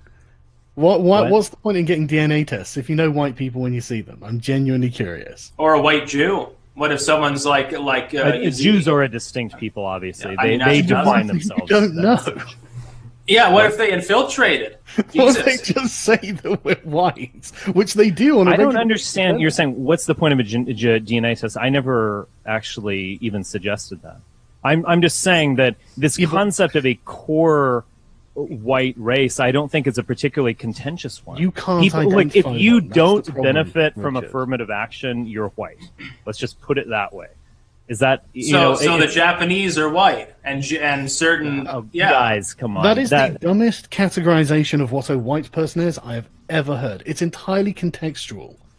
I mean, Yeah, in your and what ethnic state, about- you're not going to have affirmative action, are you? Because you're not going to have any non-white people. That's such a silly thing to say. I won't even comment upon that. I'm That's just simply. because you've got nothing, Richard. See, this is such a Sargon. dumb This is approach. really tedious. This is my problem with a lot of basically people saying, online. hold on. I'm basically saying that the core of the white race is not really a matter of great debate. One can ask these prickly questions. You mean Some questions that are Southern going to come up necessarily in the establishment of a white ethno-state? Go on. Sure, they came up in the establishment of an Israeli state. Israel exists. It's a flourishing society. It has a national order. These are practical questions that can be answered. You missed the consensus. Sargon, I really find you to be a very tedious and annoying person. I started with good You're intentions, not Rich. Then you started making acting like an ass. Sargon, I So am I'm not gonna going act to say respectfully something to that you. I'm might just gonna be the most apologize. insulting In thing we've which ever I heard. will accept your apology whenever you're ready to give it. Just go You ahead. think that you are more intelligent than you are. And that's actually a really tricky place to How be. intelligent am I? I don't think you're very intelligent. Oh, I'm that's sorry, Sargon. Well, that's I'm a very personal offended attack because your there. opinion's very important. to me. Sargon, I have debated people who have addressed what I'm actually saying in the core. You're And I have nibbling to. around the You edges in a literally way that's just can't tedious and seem to annoying. understand what I'm actually saying when I talk to you about your first principle. I can't understand. Oh, Yes, really, you Sargon? can't. You I literally can't just sat there and understand said, I don't- Sargon. This Yes. is all autistic. I don't understand what you're saying. This is what you just said to me. What is your critique of there's clearly a core white stock that is not debatable? I just gave What is it, your Richard. critique of that? How do you identify them? I'm saying, that, how You do said I affirmative identify them? action, You which is could a pretty do it in a myriad of different ways. One of which is a 23andMe test. One of which is a simple Right, so eyeball DNA testing test. is going to be required for the ethno-state. There are going to be people, though, that you might not qualify as white under your opinion, though, that are going to I look agree white. with you. I agree with what Styx is saying. There is always going to be some tricky, blurry areas to anything. But just because there's a fuzzy border doesn't mean that a concept doesn't exist. I Yeah, mean, but what there's we're a saying is fuzzy you're gonna end border up getting between a lot of mission colors. creep. You're going to see a lot of people using this for their own advantage and saying, "I'm whiter sure than we you," would. and I'm sure we would. therefore- That's a purely pragmatic issue No, that it's you're raising. That hugely doesn't. ideological and No, based it's on your not first actually, principles. Sargon. Yes, it It's is, Richard. because Listen you to what don't I'm saying. understand Rather- argumentation. You I think don't understand this is some what you're great saying. refutation, but Serious. it's not. It's I'm a trying to tedious. explain to you Can I what ask you're a saying. question? You don't even understand it. Well, you I don't think, understand your own Sargon, philosophy. you Hang on, just hang on, really Richard, need to be Richard. quiet. Can I I- would rather I think talk with Richard- Styx because Styx Come is on. actually Wait, hang on, addressing hang on, Stop hang on. acting like a Can I goddamn jump leftist. in? What are you going to do? Censor me? Can I jump in with a quick point here? Sure, Styx. I can only roll my eyes at you, Sargon. Hey, Richard, let's get Styx's opinion here. Okay. I would say the complication over this in the sense of the Americas is perhaps more important. And this is what I've tried to make this point to people, and they think it makes me like a Nazi gatekeeper. I've said before, if you're talking about maybe Europe raising up through tribalism, yeah, you've got basically de facto ethno-states throughout time. You've also got empires that are like multicultural, so-called, or diverse or whatever. But on this side of the pond, things are already mixed. The fundamental problem as you keep pointing out, is pragmatism. It's the same problem that plagues people who want to deport however many millions of people. It's the same problem that plagues communism. Communism on paper, okay, it's great. It's hallelujah. Everyone's equal. We've all got enough food. You can do whatever you want, as long as you're not abusing others. It's almost like a libertarian utopia when you think of communism taken to its ultimate utopian goal, but it's never worked. It's not pragmatic. It can't be implemented without so much abuse it cripples itself. My problem with identitarianism as it overlaps in a country where it's already not an ethno-state, there's already a strong civic sense or structure, whether it's flawed or works better or worse, doesn't really matter. By trying to displace it with the ethno-state, it will become abusive. And so that sets certain countries apart from others. Now, you may say, oh, well, haha, we've discovered the Marxist plot, because now it's obvious the EU people, they want to pump maybe European countries that were homogenous before, full of migrants, in order to cause the same issue for future identitarians. But I don't really care if some other country, because I have a national identity, chooses to be an ethno-state. There are white nations that are almost homogenous. I mean, think of Poland. There are black nations that are almost homogenous. But what would you even say, for instance? So let me ask the this. United States is an ethno-state. I mean, No. originally. Absolutely. Okay, the it 1790 Immigration Act effectively said that the immigrants to the United States should be white men and women of good character. No one had any dispute with this. Like, oh, what do we do with a white Turk with an Austrian grandmother? Look, those are questions that can be answered. But and they considered the Irish to be non-white. No, they didn't that's consider actually a total myth. That's not no. They considered the when Irish were to be Irish subhuman. excluded in 1790? No, have you Irish seen were not some of the considered stuff to from the be 1800s? Anglos.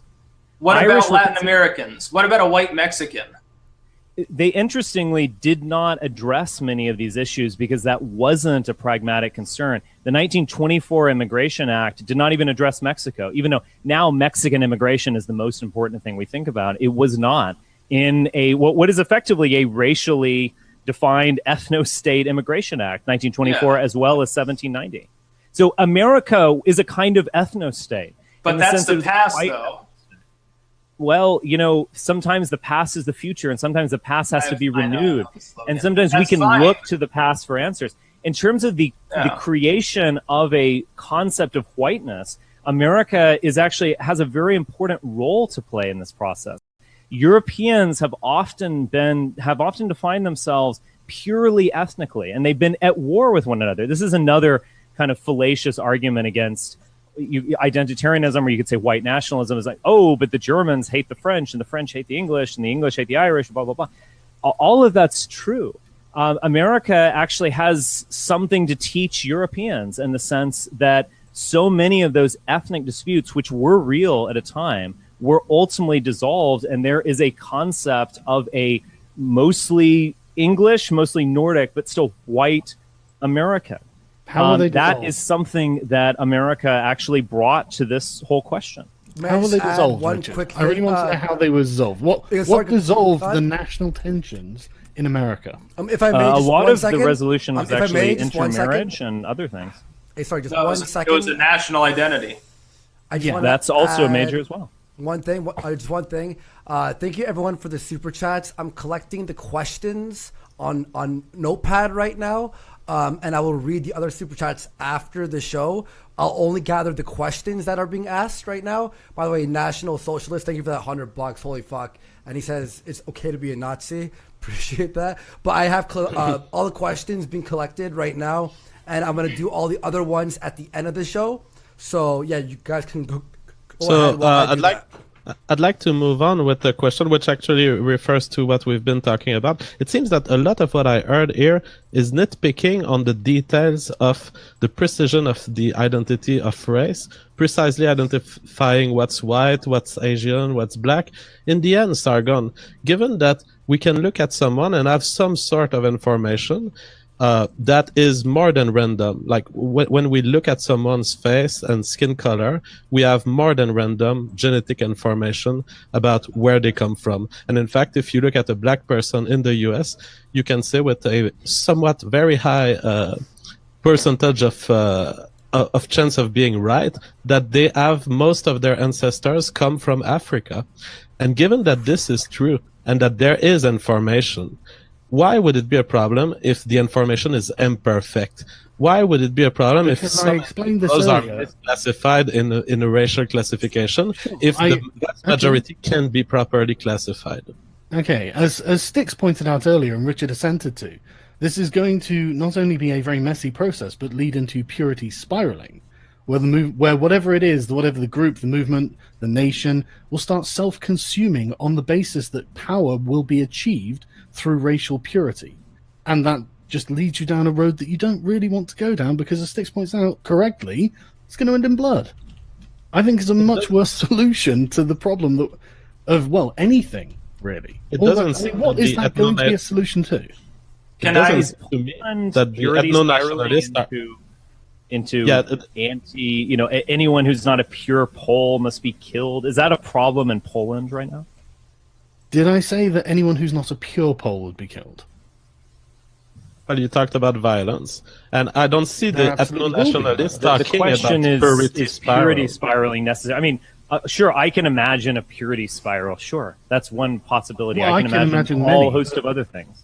Yeah, but do you not think that that's a problem? Setting up a system Could be a that's problem, inherently going to fail. It could be a problem, sure. A purity spiral, I don't think so. You're already having Thank these you problems. for your foreknowledge of history. You're welcome. The thing is, Sargon, there is a point already having these problems in the alt-right. That's the thing. You arrive at a point at which purity spiraling would be meaningless for anyone. You would arrive at a point where you would be unsatisfied that Richard Spencer is really white, and you'd be like, "What? To what extent does that information serve me?"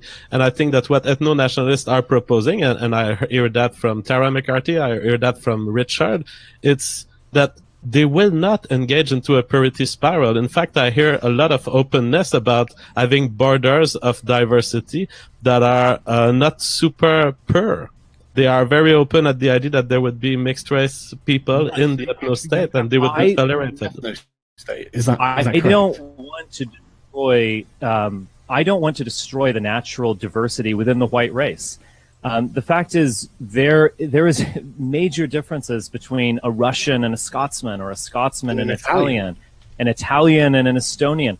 I think these differences are beautiful. I actually don't really have a problem, to be honest, when you have a mix of a German and an Italian. I think sometimes that kind of mixing of different types within the white race can produce something beautiful, actually. I don't believe in purity spirals. In terms of I've met people who whether you are believe in them or race. not is kind of irrelevant. They're already happening in the alt-right. You're describing the alt-right. We're talking about the ethno-state. I mean, you're describing, yes, are there people purity spiraling on philosophy, Twitter? Surely. You're literally making this argument. People are purity spiraling on Twitter, therefore the ethno-state will inherently purity spiral into a bloodbath. That just simply does not follow. Does not follow, Sargon. It absolutely follows. The idea that you think a political purity spiral doesn't logically the follow, country by the way. won't end up in people getting shot is absolutely hilarious to me. Okay. And no matter how much you try to brush this off, it doesn't it's not something that's going away. It simply doesn't. May I ask a question? Absolutely does. Do you understand formal logic? Do you understand anything that I've said? Do you understand a word I've said? Because you literally said, I don't understand what you're saying. It's all autistic as far as I can see. All right. Literally, It's anyone not who very any of powerful, these first principles Let me ask a understands what I'm question. saying. Let me ask a question. Spencer, how would you implement the ethno state without people getting killed? People came here peacefully, therefore they could potentially leave peacefully. All right, potentially, but what about the people who wouldn't want to leave peacefully? Look, first off, there are many ways that this could be implemented completely peacefully. And actually, there are historical precedents for the creation of ethnostates. The Paris Peace Conference of 1919, following the First World War, was a redrawing of the map according to ethno-determinism. So there was a reinvention of Poland. There was a creation of new states like Yugoslavia. There was population transfers that were done by force, but were actually peaceful.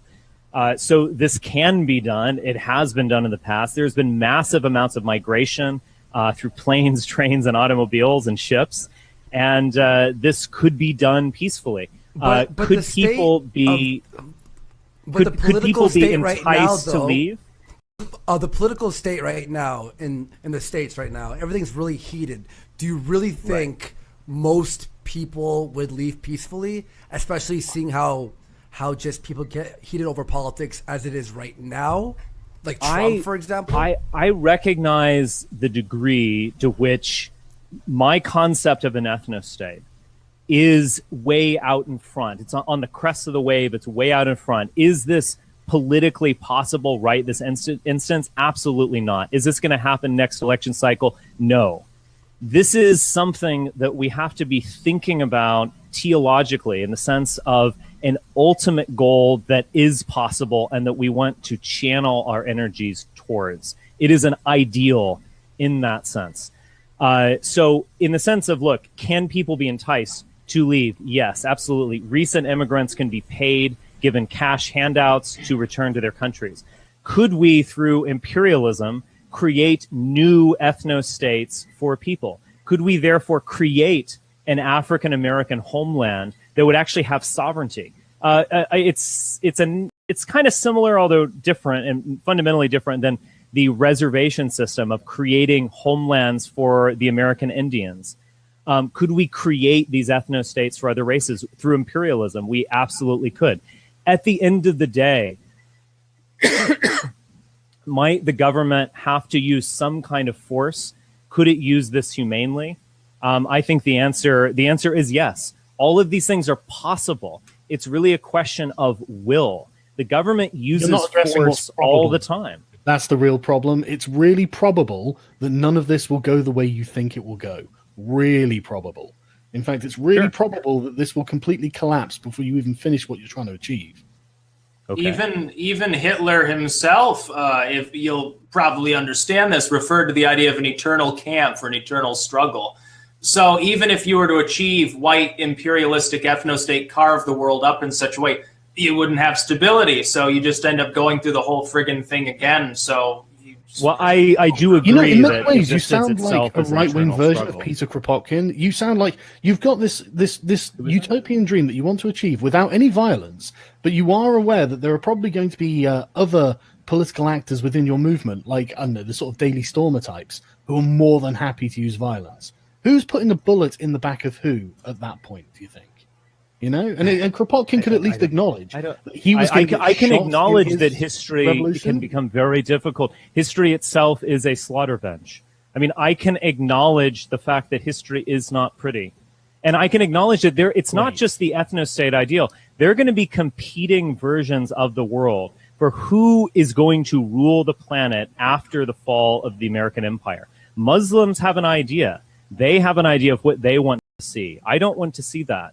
And there's going to be, the Chinese have an idea, which has certain advantages and many disadvantages, to say the least.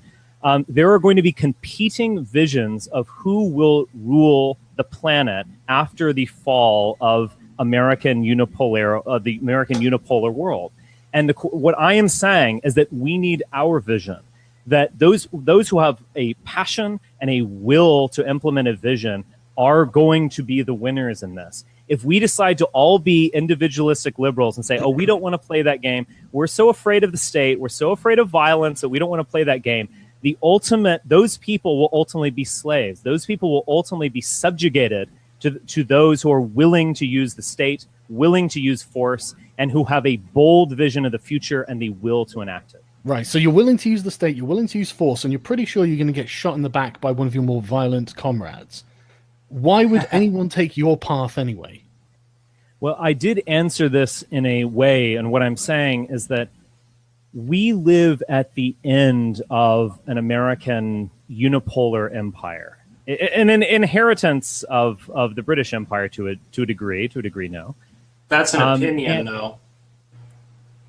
Okay, let's not get caught up on that opinion. But I think we would all actually agree that we're in a late stage of this American unipolar world. What I am saying is that if you simply don't want to play this game, in favor of liberalism or individualism, all that means is that you're going to be someone else's subject.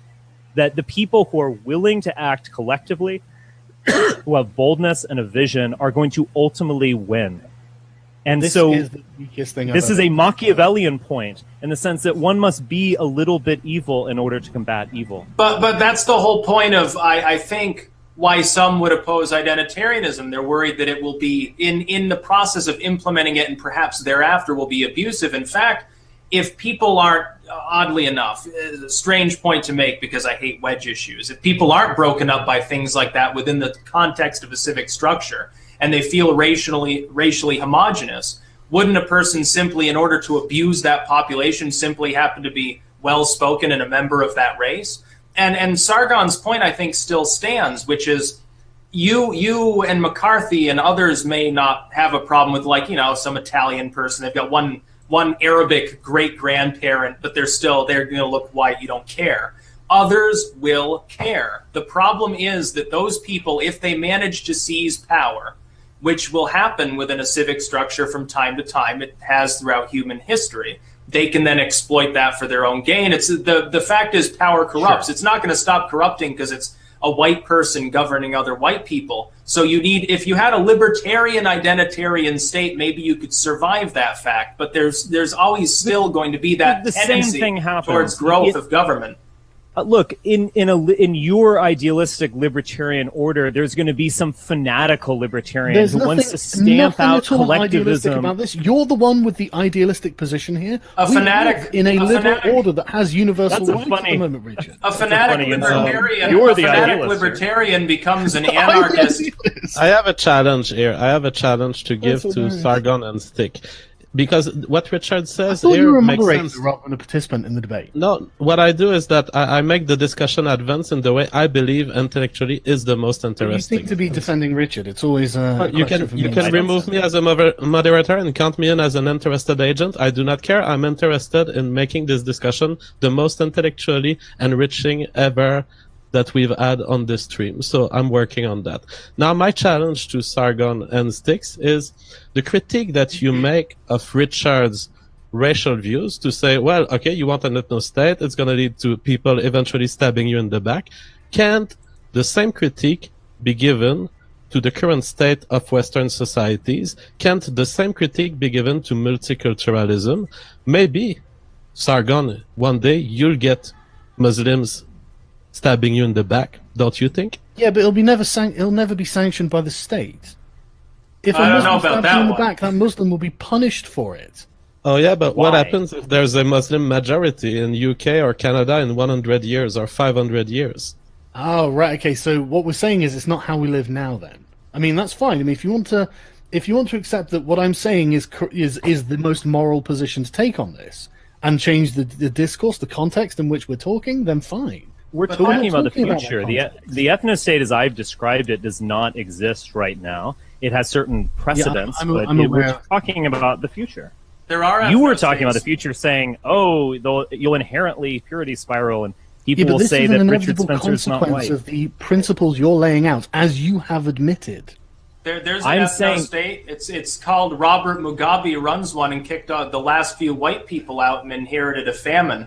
But the problem is that it's abusive and leads to you becoming a pariah. Well, see, there you go then. You're bringing up like the inequality thing. The thing that I've already said is this, and I've said this for years. I don't believe in censoring identitarians. I don't believe in abusing identitarians. And if someone wants to associate with members of their own race only, so be it. If they want to make it a cultural movement, so be it. But when you bring it to the level of an actual nation state, which simply has race overlapping, it still is going to suffer from the same excesses. But in implementing it in a state that wasn't already basically an ethno-state to begin with, you're going to get a purge. And it could collapse. Look, communists could take over and force diversity down your throat at the barrel of a gun. You'd be a slave. I agree to the extent that there is always that chance of corruption. All I would say is that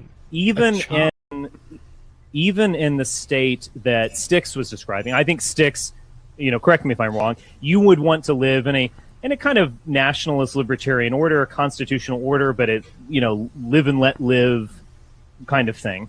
Even in that kind of order, that is you're describing America to a very large degree. Even in that type of order, there is a chance for corruption. There's a chance for abuse. There's a chance for fanatics to get in charge. Fanatical libertarians. It's the inevitability. It's not a chance. It's inevitability. Well, look at Sarkeesian leading the feminists or something. It's people who project. They're opportunists. They're attracted to power because they want money and they want cars and sex and all these things. It's a human nature. They're the ones that will inevitably end up in control. Only if you properly constrain the state does that stop being so much of a problem, and it is at least tempered. I don't think you can properly constrain the state. You can. What are you going to constrain it with a paper document like the Constitution? How is that constrained? You constrain it with that plus a strong civic order, which we had in the United States before Marxists influenced things, but you don't fight them by saying, "Hey, we're going to be white." There are white Marxists. America's been corrupted as well. You argue for single payer. What would you constrain it with? I really want to know. Would you constrain it with men in jack boots with guns? How would you constrain it? And you argue for things like single payer, other than the Constitution, which is what every state has had since the dawn of time. Go on. Would it constrain what? You were literally just saying that you can't constrain government power with a piece of paper. You were mocking the idea. Okay, how do you do it? Government power is constrained by, as Styx said, a strong civic order and people who want to push back against government power. It's ultimately not constrained by the law. The law is an articulation of state power. The law does not constrain the state. So yes, it's basically a civic order of a sense of uprightness and the law does not constrain the state. Did you just say no? That? Yes, I did. It's constrained so long as that legal architecture is supported by the people within that civic state. Okay. Wow, you're thinking thoughts that you've never thought before. The law is an articulation of power. It's an articulation of the state. It does not constrain the state. Yes, I believe that. So do many other legal theorists you've never read. The functions of the various institutions of the states to uphold their own rules, laws, and norms. But do you not think that people will do that? In a liberal state, sorry. I think in an ethno-state, there will be a strong sense among white people. White people are attracted to, for better and for worse, they're attracted to a sense of uprightness and individualism, of their own personal rights, their own duties, their own plot of land. That there will be a strong social pushback against any kind of encroachment on all of these wonderful things about society by an overweening state. But I would agree. I'm basically granting, because I'm an honest person, I'm granting Styx a point in the sense that, yes, life is a struggle. Everything's going to be born and flourish and then go into decadence and decay and die, and you have to rebuild it again. This is what life's about. Every state will reach a state of corruption and decadence. That's built in. But the question is, can there be a new order that will safeguard the white race, that will lead to greater flourishing for European people than ever before, where we could reach the stars? Yes. Can we create that kind of order? Yes, it already existed. It was called the United States. The problem is the United States has been degraded by collectivism, by increasing bureaucracy. Individualism didn't kill the U.S. It wasn't killed by capitalism. We're not in late capitalism. We're in late socialism. If we have problems, it's because the government right now taxes half of what people make. It tells people what they can do from the moment that they're born to the moment they die. It levies every possible fee, creates every possible bureaucracy, and strangles itself. That's why we're having problems in this world. That's why a bunch of opportunists can play craptivist and say, hey, we need to censor all these other groups because we need to maintain the retarded status quo, which is exactly what it is. But the thing is, that was formed by white people when the United States was overwhelmingly right. You push for, like, one of the things that you push for is single payer, which is like the god of all bureaucratic programs. We tried that in our homogeneously white, it's like 98% white state. And our far left government ended up not wanting it because they couldn't even pay for it. I just don't understand. You're relegating the civic structure, the fiscal structure, everything to the back burner in favor of the racial argument. that's all well and good and fine, but the thing is that having that racial homogeneity doesn't make things magically better. It doesn't make things all rainbows anyway. How are you going to convince people, therefore, the average person? And this is just an honest question, no moral entanglement at all. How do you convince people then that that's something that they would want to pledge themselves to at the hazard of a possible like civil war, literally collapse of their entire culture? Okay, there's a lot here, but let me try to pick up some of these pieces. The United States did reach the stars. We at least reached the moon in 1969. And I would say between the First World War and the, say, 1965, Civil Rights and Immigration Acts, the Great Society, America achieved things that were seemingly impossible, that were almost unimaginable previously. Within a half century, we went from the creation of the airplane to sending a man to the moon. This is remarkable. This coincided, and I don't think it just coincided, I think it was caused to a great degree, with a racialist ethno-state immigration policy that began in 1924. There was a specifically not only racialist but Nordicist immigration policy that was inspired by Madison Grant and similar people who were interested in the conservationist and eugenics America's movement. immigration policy put a man on the moon. That's your argument. I just said that no. Sargon, I'm not as dumb as you are, actually. I didn't say that. That's a little bit of a stretch, Sargon. Sargon, I just said that it coincided, and I actually think you did say it was causal, didn't you? I don't think an immigration act put a man on the moon. Are you this fucking moronic, Sargon? I expected a lot better. I'm not going to address any more of these. Well, how's that going to address any more of these nitpicking? It's just think about the things you're saying. You think about the internal consistencies of your own work. So why didn't Ghana reach the stars, Sargon? Why didn't Liberia reach the stars? Why after? They had a liberal I guess it was because they were black, Richard. I guess it was just because they were black. They didn't have enough Nazi scientists. Yeah, right. No, but think about it. Since Since that period where we went to the moon, we've also accomplished great things despite being in the early stage, of course, not really multicultural. Everyone's at each other's throats on a racial basis, no less. We've done plenty of stuff since then. If you look at the tech that they had like in the 50s or 60s compared to all of human endeavor being encompassed on a few supercomputers, I mean, my goodness, there's basically no comparison. We can do great things now. And I'll say this again. It's not about what was, and it's not about, if you were arguing, Richard, for saying, hey, we're going to ban everyone who's not white from immigrating to the U.S., I wouldn't, by the way, even care, because that's not abusing anybody who's already part of our civic structure. Go ahead, build the wall, preclude them all from coming, kick out any anchor babies, whatever. But what about people who are already here? And let's say, because this is what would happen, let's say that most of them don't want to take your money, or don't want to just listen to you when you say, well, leave, because we're white only now, blacks in the back. It's no colored only signs anymore. What about those some tens of millions of people who wouldn't want to leave? And what about those who are friends with them, family with them, who are white, who would take up arms to defend them? You're looking at more than half the population probably there. You wouldn't even have a majority of the population on your side. You'd have probably a slim majority at most of just whites within the country. And you'd get you'd get your asses handed to you and hand this country to a bunch of communists in the process.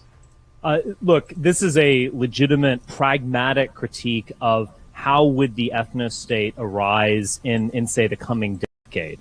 I don't think that this is going to happen. The United States is sovereign at this point. We haven't seen this massive paradigm shift. I would just add this into the mix, though. When white people are allowed to vote with their feet, they ultimately want to be in what are approximations of white society. Martin Luther King complained about the fact that 11 a.m. on Sunday is the most segregated hour of the week. The fact is, white people are inherently attracted to themselves, to that kind of lifestyle that only we can bring. I would say the entire world is, actually. I would agree with most people, refugee yeah. crisis is flowing in one direction. It is flowing into Berlin and Munich, and it is not flowing into Ghana. That's only because we're idiots, though. To be fair, this is not going to be a subject we're in opposition on the migrant crisis. But they're not flowing to the east because they're not going to get free money from the east. It's not because we're white. It's because they're stupid enough to give them money. It's not just free money. I'm just speak it for one quick second. What is Babylon from their perspective? JF, check DMs for a sec, dude, if you may. Okay, I will. That being said, I'd like to introduce a questioning here on the concept that Stick has introduced, and that I think it also corresponds to Sargon's horseshoe theory.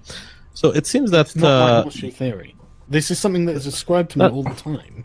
It's you guys saying it because you don't understand what I'm saying, because you guys never seem to want to talk about your first principles. I'll gladly refute horseshoe theory while holding up part of its main principles. Okay, guys, by the way, I'm sorry I've initiated this huge parenthesis. I just have a small question.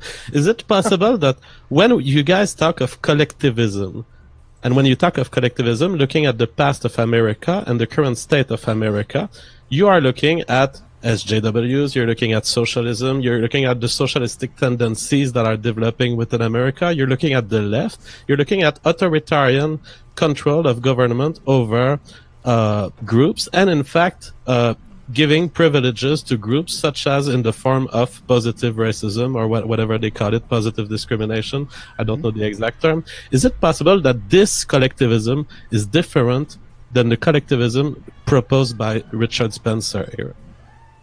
I would say, well, go ahead. I was gonna say, when I'm gonna send all the questions I've been collecting from Super Chat to JF, and then when we have time, we'll just I only pick the ones that were actual questions. After the show is done, I'll read all the in-between Super Chats. Thank you very much, everyone. It's really overwhelming right now. And JF, if you can just hold the floor for 1 second, I have to use the washroom. All right, bud? All right. Okay, let me address the collectivism individualism dichotomy, because this is something that I get the feeling that a lot of collectivists don't really understand. It's just about the primary value. So are the rights of the individual superseding the rights of the collective? It's that simple. And I'm sure even you can understand this, Richard, right? So like what I'm saying is, at some point you will, despite the lack of any sort of existential threat or any real need, on point of principle, you will find yourself violating the rights of individuals for your ideological conception of what the white race is. Do you agree with that? Obviously, the rights of the collective supersede the rights of the individual. An individual receives his individual rights by being part of a collective. No, I have rights as the collective has rights. That's what I'm saying. That's obviously nonsense. No, it's obviously I true. have rights. I have rights as an American citizen because I am part of this collective. Yeah, obviously, but America is an individualistic nation. That's why you have rights. It is and it isn't. I mean, individualism I is a agree value. with that statement. Yeah, it's right. I mean, it's the a value highest within principle it, by but which it's your government is obviously a run. collective entity. Not every single human being is an American citizen or can benefit from the rights of being an American. But Richard, there's something important here to say about collectivism, which is that like when we see videos of you getting like punched in the face and then people don't want to do anything about it, you are being yourself abused by a collective. Individuals aren't abusing you. No individual is capable of censoring you unless they're crazy and they shoot you in the head. But a government can say, well, that Richard Spencer is sure full of hate. We got to keep him from speaking. Or a collective like a tech site can say, well, no, Richard, you can't have a Twitter. You can't be on YouTube. You can't have this podcast on our domain registrar. It requires a group to truly abuse. Like when people are worried about some random alt-right, like people are worried about you. They're like, oh, that evil, scary Richard Spencer. I'm like, what are you so worried about? It's one fucking person. But if there were millions and millions of people gathering into such a state, they could do the same thing. What fundamentally makes your collective, I guess, more stable? Yeah, unless it's true central core values individualism. And if it is, how then do you justify the purge that you will need in order to create your ethno-state. I agree with you that collectives have more power than the individual, which is basically what you're saying.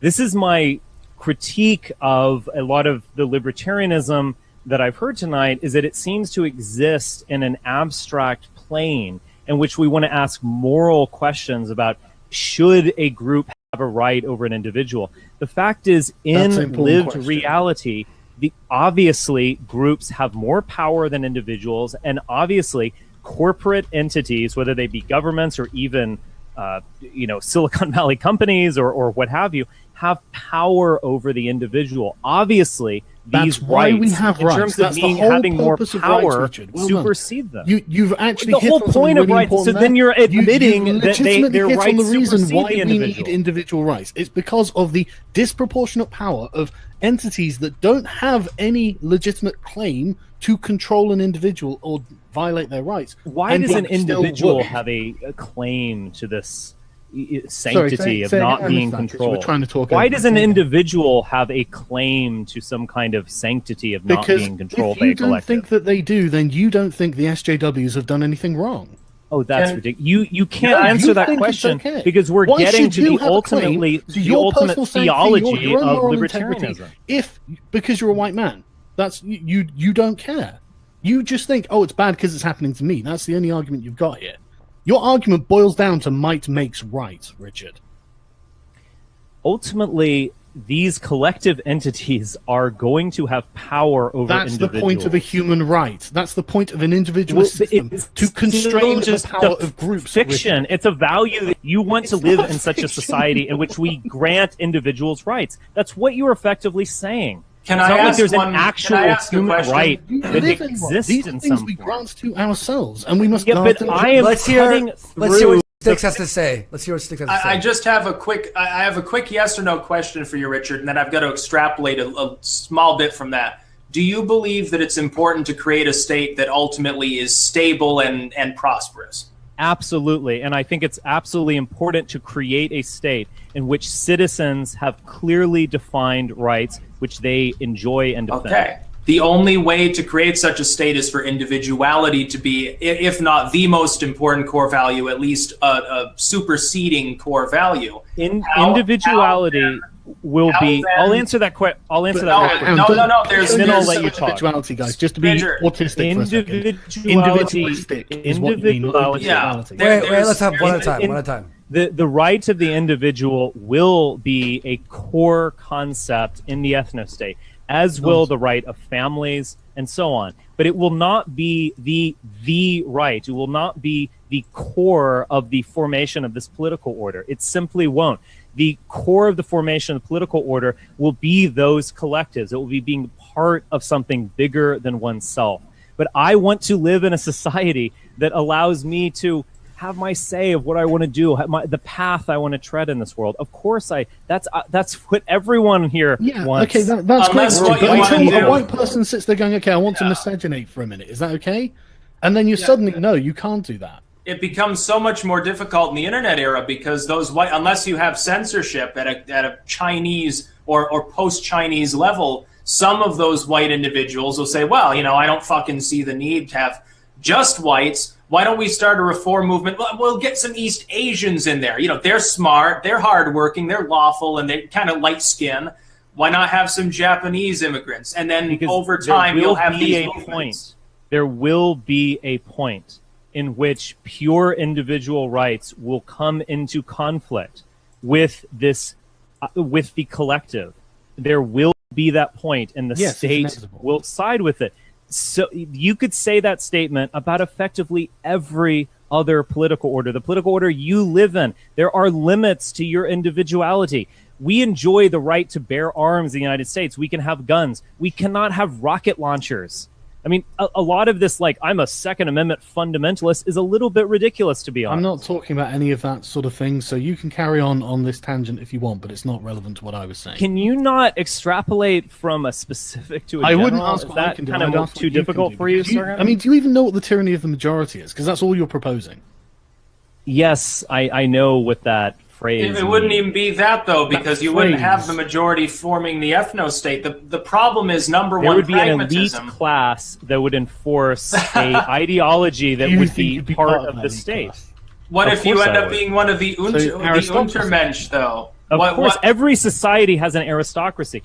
We have an aristocracy in this class, in the modern America. It is basically, obviously, people of extreme wealth who are connected with finance, but it's also a class of mandarins who are produced by the Ivy Leagues and related colleges, who are basically have an ideology instilled in them. They want to reproduce the ideology of the state. They want to ultimately reproduce the order in which they govern. And yet they have that is a natural state of man, and obviously we would reproduce that in the ethno-state. It's a form of oligarchic authoritarianism, yeah. Yeah, but they actually don't have any what we greater live rights in than right you, Richard. now, and which is a natural state for mankind. The state would obviously have a say in education. We would want to continue the existence of the ethno-state. We'd want to create an elite class of highly educated, a kind of warrior guardian class of people who would maintain this order.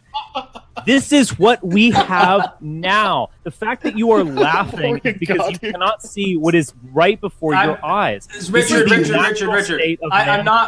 I'm not chuckling because I see that as necessarily untrue in the current state. What I'm saying is that's a bad thing, though. It's just oligarchy. It's a form of degeneration. It's a form of degeneration. Feudalism. You don't know what feudalism is. It's a degeneration. It's a degeneration away from the concept of the godlike or ascendant human being able to accomplish things as an individual and be upright into their reliance on a collective.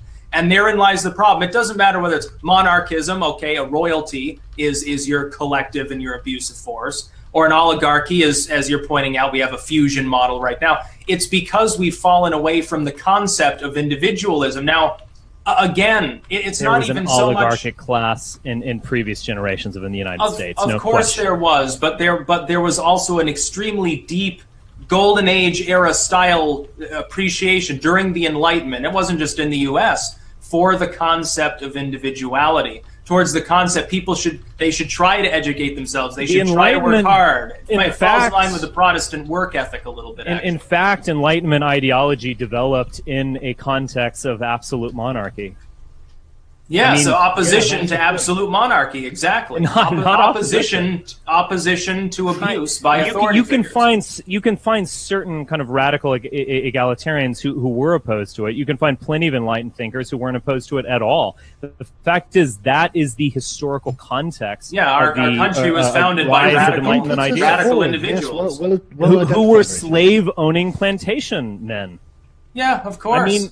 And that's what you're for. Can you really separate Jefferson? Can you really separate Jefferson's ideas from the fact that he was part of an aristocratic leisure class that owned Negro slaves? Yes, I can. It's quite easy. Because back then, their understanding of science was, hey, these are basically the missing link. So, I mean, they had never attempted to actually take someone who was black at the time and say, hey, here, Kunta, why don't you start reading? Therein lies you're trying to look at the past, and you're kind of doing what a social justice warrior would do with maybe a Confederate statue. Honestly, we've got to judge it by modern objective moral standards. You can't do that either. That's intellectually dishonest. This is the inherent contradiction in the founding of the United States, Richard. You know, that's like, I don't even know where to begin. Like, these ideas are completely separate from the people that uttered them. They're true on their own merits, regardless of who said it. I mean, I'm amazed at how much ad hominem you come out with in this, and how much pathos you've been arguing with. Very little logos, very little ethos, but so much to do with your feelings. It's so weird. I mean, like, let's talk about the white identity. It's almost like no. Hang on. Let's get to almost like identity. I'm a human being existing in the real world, and I'm not a computer program. Who really understands what they're talking about. That's the thing, right? Oh, like right. You talk with deliberate lack of specificity. Because I don't. I'm the one who actually brings up the historical context for these ideas. You are arguing for brute force because you can do it, or at least you want to be able to do it, which means that you don't do anything other than legitimize people who use brute force against you. You're not talking about justice. You're not talking about morality. You've specifically avoided these subjects. So let's talk about like the white identity. I'm genuinely curious. Like, what exactly do you plan on doing with it? You know, are you going to say, you're like, I want you to understand my whiteness in the same way a far leftist will say, understand my blackness? Everyone has an identity. Everyone has one, whether one likes it or not. I want to know about that one particular.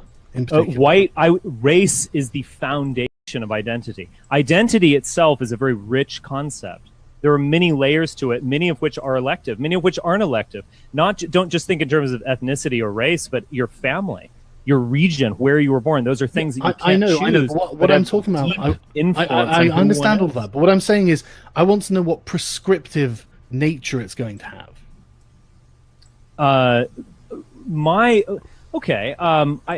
My vision of the white race is not merely white people continuing to exist. I can imagine a world in which white people continue to exist as humiliated morons wearing VR helmets given to them by their Zuckerbergian overlords. That is not my ideal for the white race. My ideal for the white race is to revive the past, in a way rival the past, by shooting for the stars, by reigniting this Faustian fire within us, by becoming who we are. I have an idealistic conception of what the white race can accomplish, whether it is in terms of space travel, whether it's in terms of scholarship, whether it's in terms of art and music. All of these things are potentials within us that are getting bogged down in our quest for equality and our quest to redeem the world or bring democracy to the Middle East. I'm actually anti-equality, but what I want are the specific details, prescriptive details on what you think whiteness means. Because, and the reason I asked this, right, and I want to explain this before you interrupt again, right?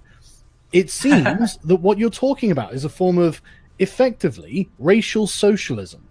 That seems to be what you're kind of arguing for, and that's not growth, that's not expansion, that's not prosperity. What that is, Ben Shapiro is completely right when he says this is like locking down the system and then trying to micromanage and control it from all aspects as much as your power dictates. Did you listen to all I was talking about in terms of human flourishing? Are you not follow? I can go through these. Do you not believe me when I say that I want us to achieve greatness in the arts? I totally and that is not going to be a socialist program. I totally believe that that's what you want. But what I'm saying is this is not a method to achieve it, and I'm trying to explain why. But you're not really thinking about the details. Okay, in your opinion, a white ethno-state is not the best method to achieve greatness in the arts? Absolutely not, no. Okay. That's your opinion. Can I weigh in with my I'm just using historical tradition for this. I mean, as opposed to Austro-Hungarian Empire that actually did give birth to Beethoven and Mozart and many others. Beethoven. You get my drift. Have the Germans spread white people around the world, or was it some other individualistic nation that did that? The Germans traveled all around the world, of course they did. The Germans traveled to the east as well. The Germans gave tremendous value to Russian culture. That explains why in Canada, Australia, New Zealand, they all speak German, right? What you're asking for is an insular ideological position that ends up focusing too much on itself rather than the outside world. I mean, this is why I'm asking you for the details on what you view whiteness as. I have just been talking about this at length. I don't know what you want. Details, Richard, not your idealistic, imaginary, religious conception. I want to know what, in a prescriptive manner, you require white people to do. What? I don't understand. It doesn't seem that Richard here is being a moral authority on white people. I'm not asking to be a moral authority on anything. I'm asking him how white people are going to get to the stars using his idea of whiteness. It seems that what he's saying, and you can correct me on this, but let me try to phrase it for you. It seems that what he's saying is, I look at the history of white people, I'm proud of it, and I want to pursue that. I want to do it again. I want to do it. We was Kangs. We was Kangs. Look at our beautiful artworks. We was also slaves in Egypt. Is it not okay to be proud of your ancestry? You're claiming credit. It's pathetic to be proud of your history. You're claiming credit for something someone else did. You've done nothing. Oh, that's ridiculous. You saying I'm not taking away the credit of Leonardo da Vinci. That's a ridiculous argument.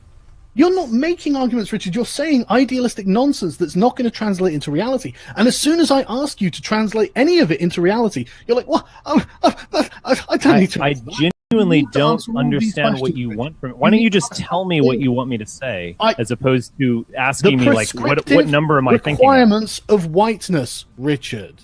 The requirements of what one requires to be white? Yes. Is that what you're asking? There is a racial basis to that is measurable to a large degree. That is a genetic basis. But there's also a spiritual and you could say mental being to whiteness. That is something that is very difficult to manage, to measure rather. It is a worldview, a way of being, a way of doing things, a concept of the family, which is a deeply white concept. The concept of community, that we have a particular concept of community, which is very different from a concept of a community in, say, the Middle Eastern world, which is fundamentally different and tribal and other things. The fact is, there is a being to whiteness that reproduces itself wherever white people are. But there are differences between Russia and the United States. But there is still actually a kind of common ground for white societies that is recognizable, that other people recognize it. Other races easily recognize a white society for what it is. Well, may I ask a question here? They're all different. Okay, after, because I'm going to send JF the list of questions too, but I have one particular one I want to ask from Tim, actually, on Twitter. Question for Richard Spencer. Are Jews white? Why or why not? If they are white, are they the best white people due to their high IQs? If so, why does the alt-right attack the Jews so much? Is it jealousy? Sure, I can answer all these questions. Sure. Jews, very many Jews, particularly Ashkenazi Jews, have white skin, but Jews are not white in the sense that Jews are a particular defined people with a different mentality, certainly a different history, certainly a different conception of themselves.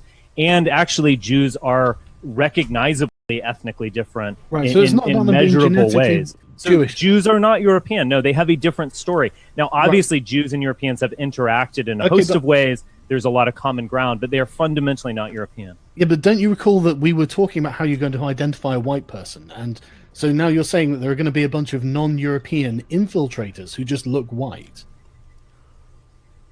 I mean, you're not going to know they're Jewish unless they tell you. That's true, actually. I know that's true, Richard. There are many highly assimilated Jews, but in the sense who still nevertheless understand themselves as Jews. If Jews understand themselves as Jews, if you ask a Jew, "Are you Jewish?" they will say yes, regardless of whether they believe in God or not. Okay, and that's an ethnic or national thing. That's not real. That's not the Jew isn't a race, but it is like ethnic and national. That's certainly a sub identity. Well, no, it's an ethnicity. There are different ethnicities within the Jewish people. There are three large ethnicities of the Jews. There's the Sephardic Jews, Ashkenazi, and so we've established that the Jews exactly infiltrators into the white ethno-state. How are you going to keep them out? They can be recognized. I mean, I don't need to say. Yeah, but you're saying they can be recognized, but we've already established that a lot of them look really white. So if you can't actually recognize them, and they're lying to you, they're doing like a Jewish form of tekiah and saying, "Well, I'm not a Jew, I'm a fellow white person." Oh, well, now the stream is illegal in Germany. I just learned that the stream was blocked in Germany. Fuck yeah, I did it. That was what I was trying to do. I just want to point out that's actually probably my fault. I had a chat with Millennial Woes, and that was blocked in Germany. And if it's not him, all these other ones are fine. Hey, look, guys, I have a bunch of questions here, so let's just try and go through a few of them.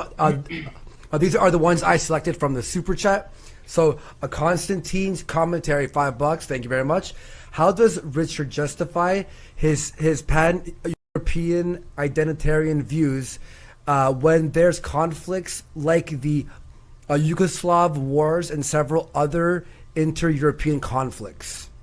Right. I am idealistic as a pan-European. I do believe that between these ethnicities, these broad ethnicities within the European race, between Slavs, Celts, Germans, Latins, Anglo-Saxons, and so on, that we actually can achieve a kind of brotherhood. Now, there's always going to be differences. There's always going to be interfamilia fights. There's always going to be rivalries. But from an idealistic standpoint, can we achieve a brotherhood? I think the answer is yes. There are many precedents of imperial orders that are pan-European. You could say the Catholic world, the world of Erasmus, was a glimpse at a pan-European world. America is to a very large extent a pan-European society, although it's a predominantly Anglo-Saxon and Protestant society. It has nevertheless absorbed many other European ethnicities. So there are precedents to this. But yeah, there is a bit of idealism to pan-Europeanism in the sense that when you look at the 20th century, there are more than enough examples of inter-ethnic hatred. I think we have to, as white people, this is our problem. We have to overcome our own internecine, intramural hatreds. All right, that guy T, what's up, buddy? $10, thank you very much.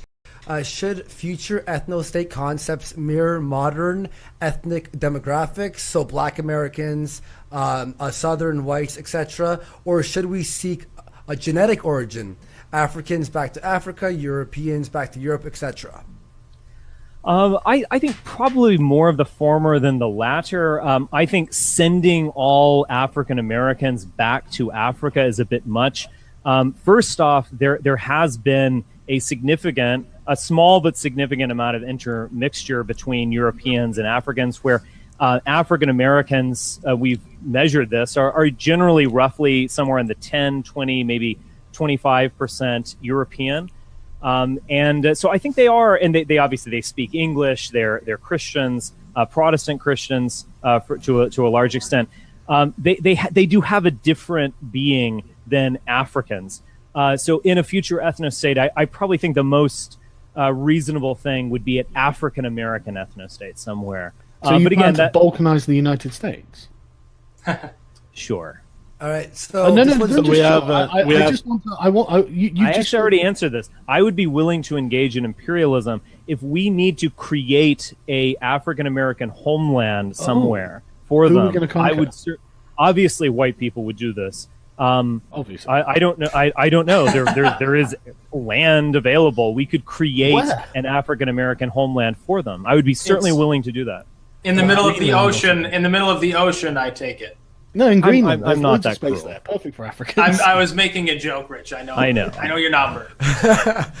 Okay, this one is particularly for Sargon. Braving Rune, what's up, buddy? $5. Israel required Arthurian intervention and redrawing of the map to establish. Why doesn't Sargon criticize the existence of Israel? Because Israel already exists. If this was a plan on a table saying, why don't we do this? I would say, no, that's a bad idea. But unfortunately, there's no point in me going back to, 1947 or something. This is something that's been in existence for, 80 years or whatever it is. I just don't see the point in... It's not a relevant political issue, is it? Right. Can I weigh in on that really quick? Yeah, for sure, man. I would stand aside from Sargon on this. I would criticize the state of Israel myself. Hang on. Sticks, don't carry. I'm not saying that Israel is above criticism or anything like that. I know that. I know it. But I know. But I'm criticizing it. Establishing Israel at this point, I think, is irrelevant. I don't think it's going to happen. No, but I'm not No, I'm not saying you wouldn't criticize like the Israeli government. That's not what I'm saying. Right. No, I'm saying what the Israeli state has been doing, oddly enough, is imperialistic in nature, abusing its neighbors. I do happen to think that maybe a one-state solution is the actual final solution there. Not to use a loaded term, but Sorry, I maybe I should have been more clear because I realize it's a hot button issue. But I'm not happy with the expansion of the state of Israel. If you see the border expansion, to me that's distinctly imperialistic, and But unfortunately, this happened decades ago. There's nothing. It's not something that's going to get any political traction. You're not going to roll it back. I don't see the point of it. I don't know. Maybe. All right, we have Maybe. We have a So question. if you want to pass under the Sargon radar, just act fast, and he's gonna acknowledge your state if you built it fast enough before you could criticize. Well, you mean if it happens before I'm born? And, if you want to get away with something, do it before I was born. There's no point in criticizing Richard Spencer's ethno-state. I mean, this thing is like 2 weeks old at this point. We have a very serious question. Actually, two people asked this question. It was Mr. Medicare, what's up, man, and Anderson Paladin, $5. How many ball pits in the ethno state? That's a good question. Ball pits? It's a meme. It's a meme that's been happening all week, dude. Okay. P Dog Knight, $5. How can Israel be a model for an ethno state when it is multicultural? Yeah, it's a quarter Arab, isn't it?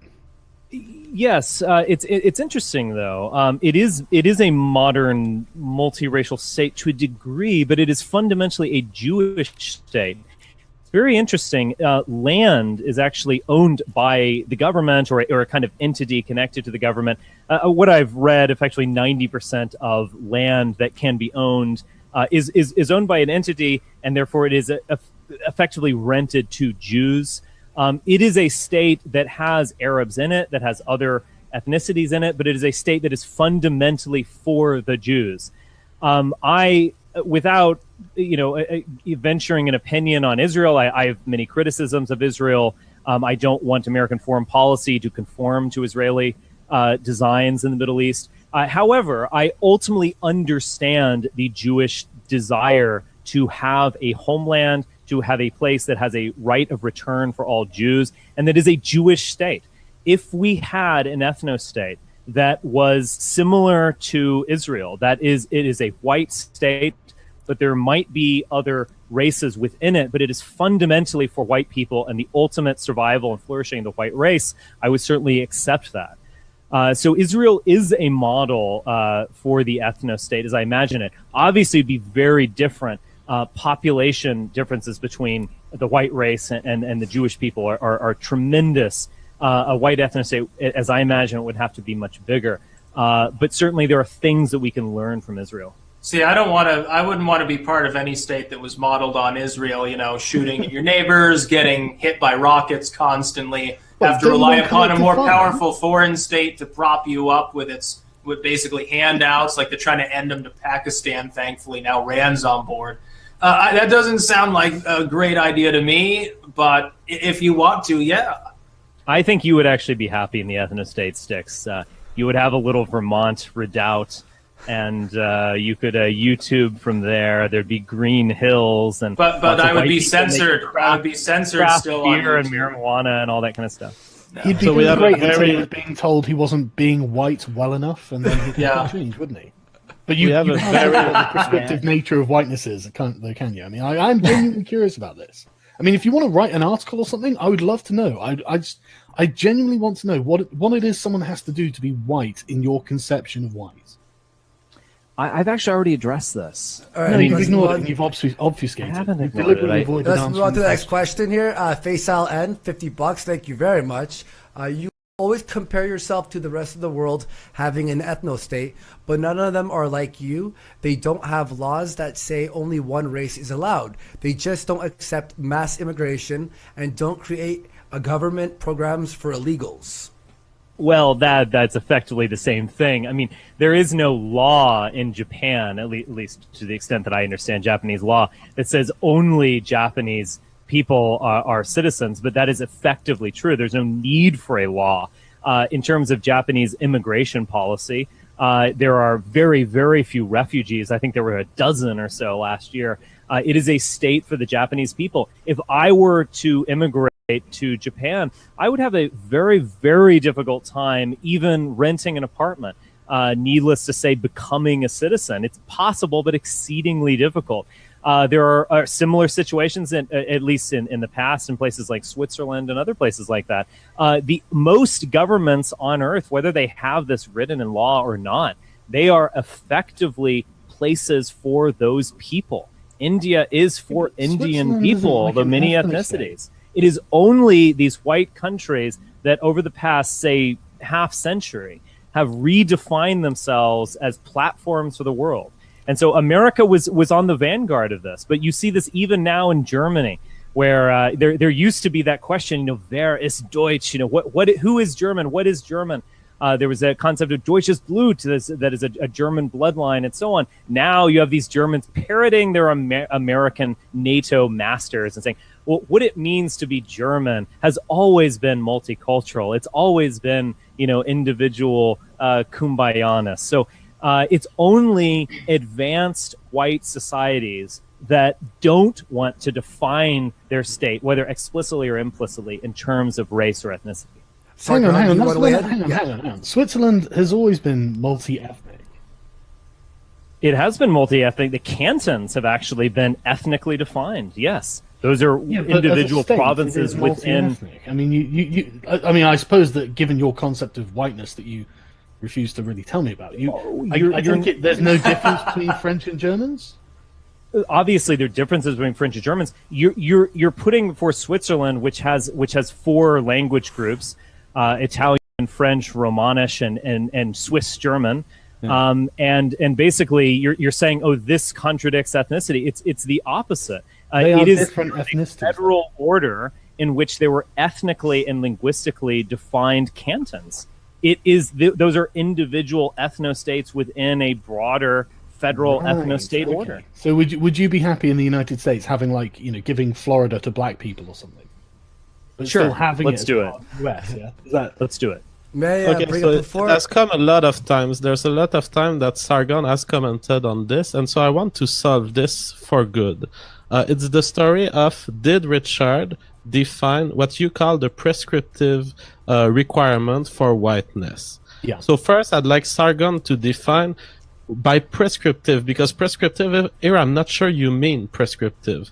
Do you mean the minimal requirement to be white, or do you mean what it entails for Richard in his emotion and his perception of whiteness, what it entails to be white? Because that's two separate things. I've asked it several times. I said, you have a conception of what whiteness is, and you give really vague sort of whiteness is, just really broad statements. But it's like, okay, but when a white person is going against that, I mean, how are you going to know?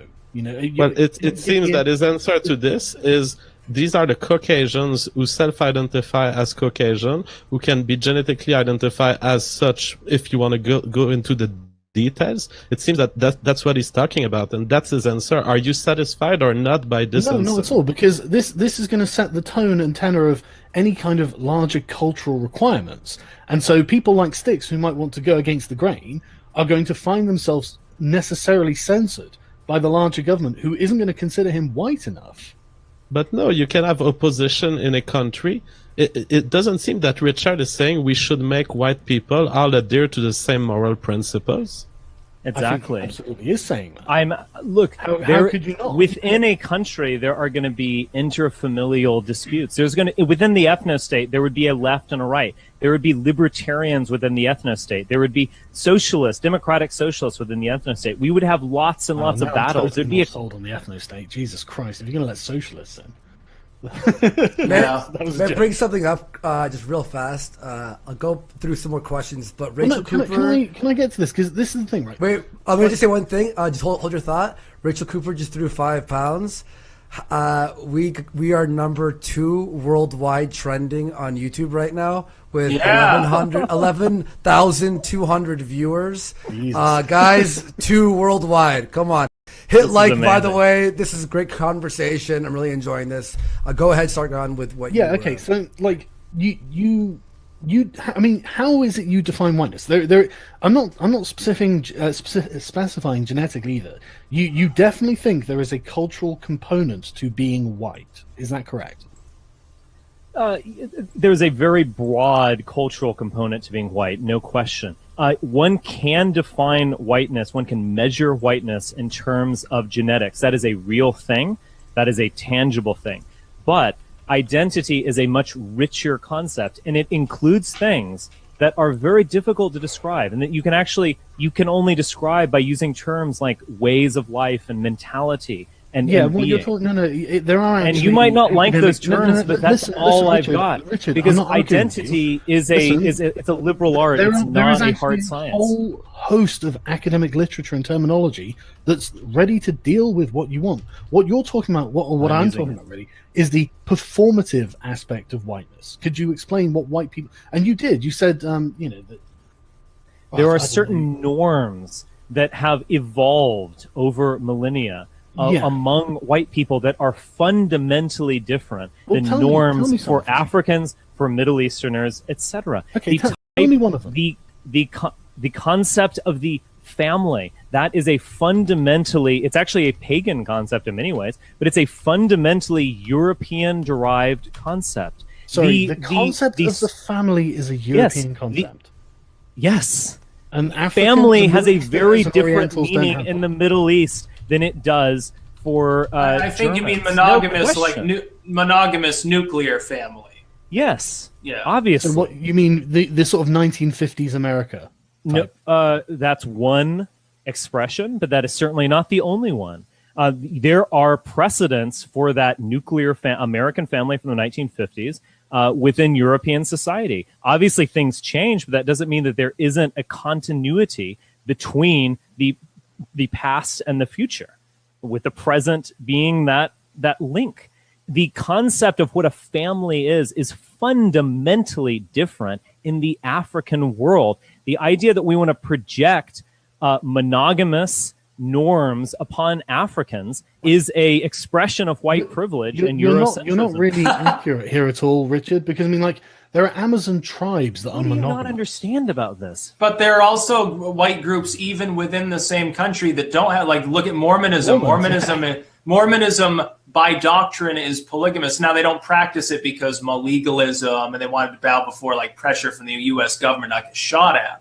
But they don't believe in the same nuclear family, and they're 99.9% white people. Exceptions prove the rule. The other thing is the Mormon practice of polygamy was a kind of evolutionary strategy for surviving this treacherous environment. It was part of Joseph Smith's dogma based on what he conceived of as Elohim and his polygamous star family and all that weird shit.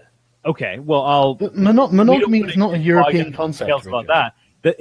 That is an exception that proves the rule. It certainly did not European in the Mormon traverse of the continent. It also, you're actually mentioning this, that is a monotheistic kind of Semitic concept that shows that Semites have a very different concept of what a family is than Europeans.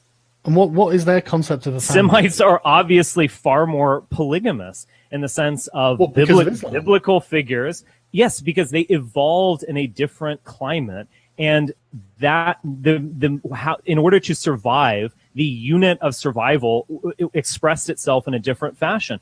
No question. The idea that you can find a nuclear family among the Jewish patriarchs is ridiculous. They obviously didn't practice that kind of thing. You're talking about people who don't live in the usual circumstances of a human being. When you sit here, what do you arguing, mean? 2018? No, Richard, do me a favor. Shut up for a second, right? When you argue that the life of someone like Muhammad or the other aristocratic people surrounding him after the conquest and all this is representative of the average person, it's bafflingly out of touch, in my opinion. So the average person in the Middle East was practicing a nuclear family, but we only learn about polygamous patriarchs. Is that what you're literally arguing? Change the fact that the average person's experience was a monogamous nuclear family. It's not a European innovation. It's such a weird thing to say. It's so obviously disprovable. You admitted it just now.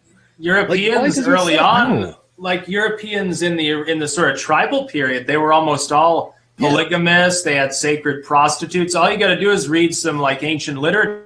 They're like, oh, this. Even you look at Pompeii, you look at the graffiti there. Half of them are about somebody enjoying somebody else's wife or a hooker. Well, when the Celts were taken to Rome, there was a Celtic woman who literally bitched out one of the Roman women, saying that, we consort with the best men in public, whereas you get yourselves debauched in secret by the vilest. they were completely open about their polyamorous relationships. I think you've got like a poor narrative here, Richard, and I don't think it holds up. There is a deep continuity between a European conception of the family and matrimony that actually does stretch back centuries. That is what I'm arguing. That happens everywhere. No, it didn't happen everywhere. Yeah, it did. You're taking the examples, the exceptions, and saying that they're the rule. There are different that didn't happen in Europe. Do you acknowledge differences between different races and cultures, Sargon? That doesn't change. Or no, you just me isn't European innovation, Richard. Whether I do or don't, it won't make it different. May I just say two things? Sorry about that. My internet just went down. Luckily, there's a 5-minute buffer. Just real fast. England DG just threw in $100. Holy fuck! Thank you so much, Spencer. And then I'll acknowledge. I see Millennial Wolves just jumped in. Oh, what's up, buddy? Hello. Just 1 second. Yo, what's up, man? Real fast, Spencer. Where would you propose your new ethno-state? How would you deal with those of mixed backgrounds? And lastly, if you plan to place it within the Americas, how would you deal with the treaty concerns of the Native Americans? Interesting questions. North America certainly would be a wonderful place for the kind of ethno-state as I've described it. There is a tremendous amount of land, much of which is unbelievably beautiful, much of which is arable, there are access to the seas, and so on. North America has certainly led to the flourishing of the United States. The fact that we were separated by oceans from Europe and so on has greatly benefited the United States. And the fact is the European continent as well could obviously be a place. I'm tempted to say that it could be anywhere. I could imagine an ethno-state in space. The fact is that the question is obviously where is an important consideration. But the question of who is the primary consideration. In terms of in North America... I'd like to come out as an Antarctica. I'm an Antarctica statist. Yeah, Antarctica. That's a fascinating. No, idea. the thing is, that's actually a good point because, like, what you're suggesting, Richard. I mean, that's why the white race is failing in America, isn't it? It's because America is such a bountiful land. Obviously, everyone wants to go there. I mean, Iceland isn't in any danger of seeing the white race eradicated there. Iceland is practically an ethno-state in just clearly. That's not true. That's not true. Iceland does have a lot of immigrants nowadays. Really, what percentage? I don't know. I can't remember now. It's something like 5%. That's not a lot, is it? Well, all of the Western world all of the Western world is being transformed in a way very similar to the United States and Germany and France and all over the place. Exactly. So why would you suggest that starting it there is a good idea? I mean, it seems to be the weakest. You're just not making. You just can't. It doesn't matter. It doesn't even matter. There's going to be a change of consciousness. Hang on. Look. It's not based on Millennial Wolves. Thanks for being here. Your points are just so consciousness, Richard. There's going to be a fundamental change of consciousness that is going to give everyone to this new world. I will start muting you all right? Look, if Millennial Wolves is going to be in here, you guys can't dogpile Sargon. You have to let him respond to your questions. If I do that, then they're in trouble. Though that's the thing. He'll just start let me quickly address the Native American question. Awesome. One at a time, please and thank you. I actually I spend a lot of time still, and I've certainly spent a lot of time over the past 10 years in Montana.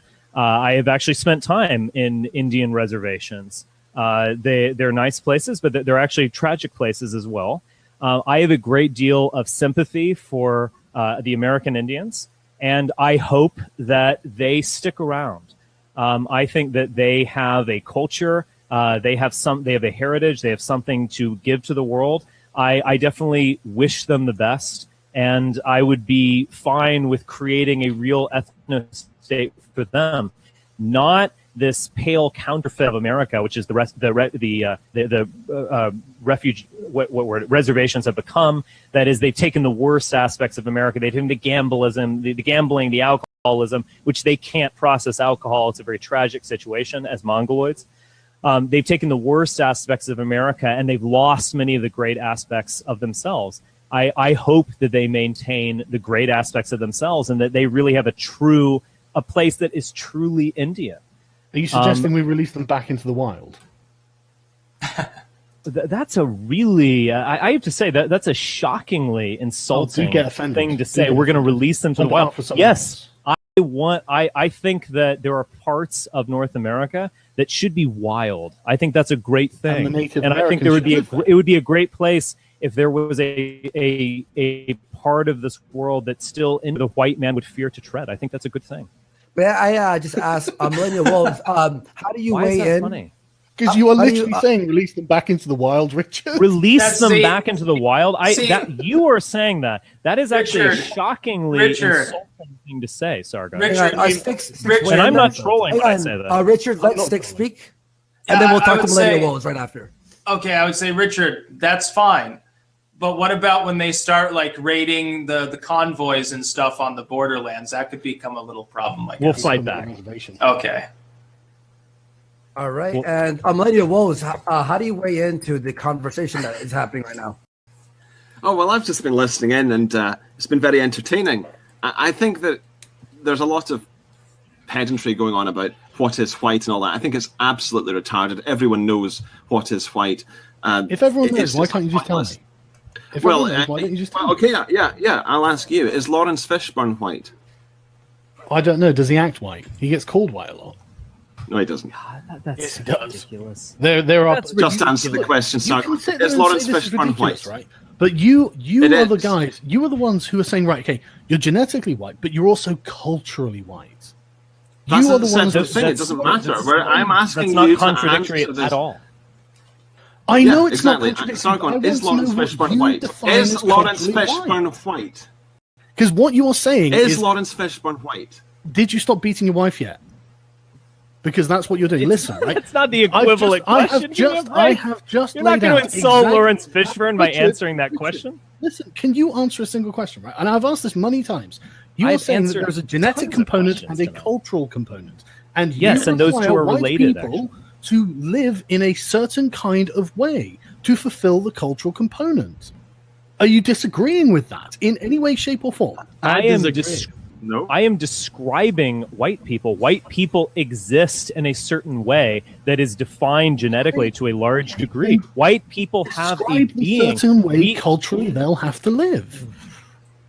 I'm saying that they do inherently. Sargon, there's a difference between descriptive. I know that they do, Richard. I want you to describe it. Sargon, do you look, guys, hang on, Jeff. The simple question is, okay, go I ahead. I do not want a 3-on-1 dog pile. This is really unfair. So one person asks the question, Sargon or Styx answers it. Because if there's Richard, Millennial Woes, and JF jumping in, that's not fair, and I'll have to start kicking people if this happens. So Styx, I want to be fair. Is Lawrence Fishburne white? I don't know who that is. Oh, okay. Is Samuel Jackson white? Is Samuel Jackson white? I think this is a goal. Oh, the answer is no, Sargon. The answer is no, Sargon. Thank you. Thank you. What about No, I agree with you. I agree that there are people who aren't white, Woes. I agree. But I'm talking about the ones that are white. If we can talk about them for a minute. Hallelujah. Wouldn't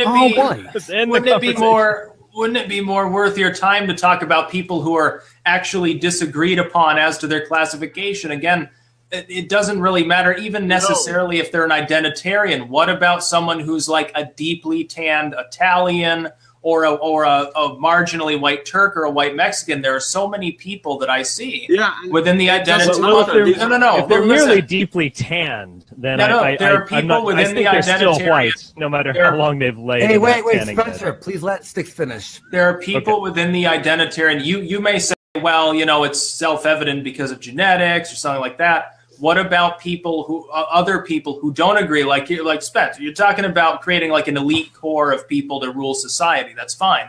Even they're going to have disagreements. You're going to put it up before a vote. And what if they vote in what some other group thinks is the wrong way and they take up arms and say, no, this is getting on towards social justice warriordom. Like this Irish person isn't white, or that person, they're just a shade too much melanin in their skin. How do you reconcile that pragmatically? No, let him answer the question. Let him answer the question. No, I'll give the floor to Millennial Was. Can I just make a point, right? Because this thing about the Irish used to be regarded as not white and now they're regarded as white and all this. Does anyone seriously believe that one day Africans, sub-Saharan Africans, are going to be regarded as white? That's a point. That misses the point, though. That's not the point. Is people who are not agreed upon at any given time. It doesn't matter if we retrospectively say, well, it was obvious at the time they were just dumb. It doesn't really matter. Look, in the 1790 Immigration Act. That is true.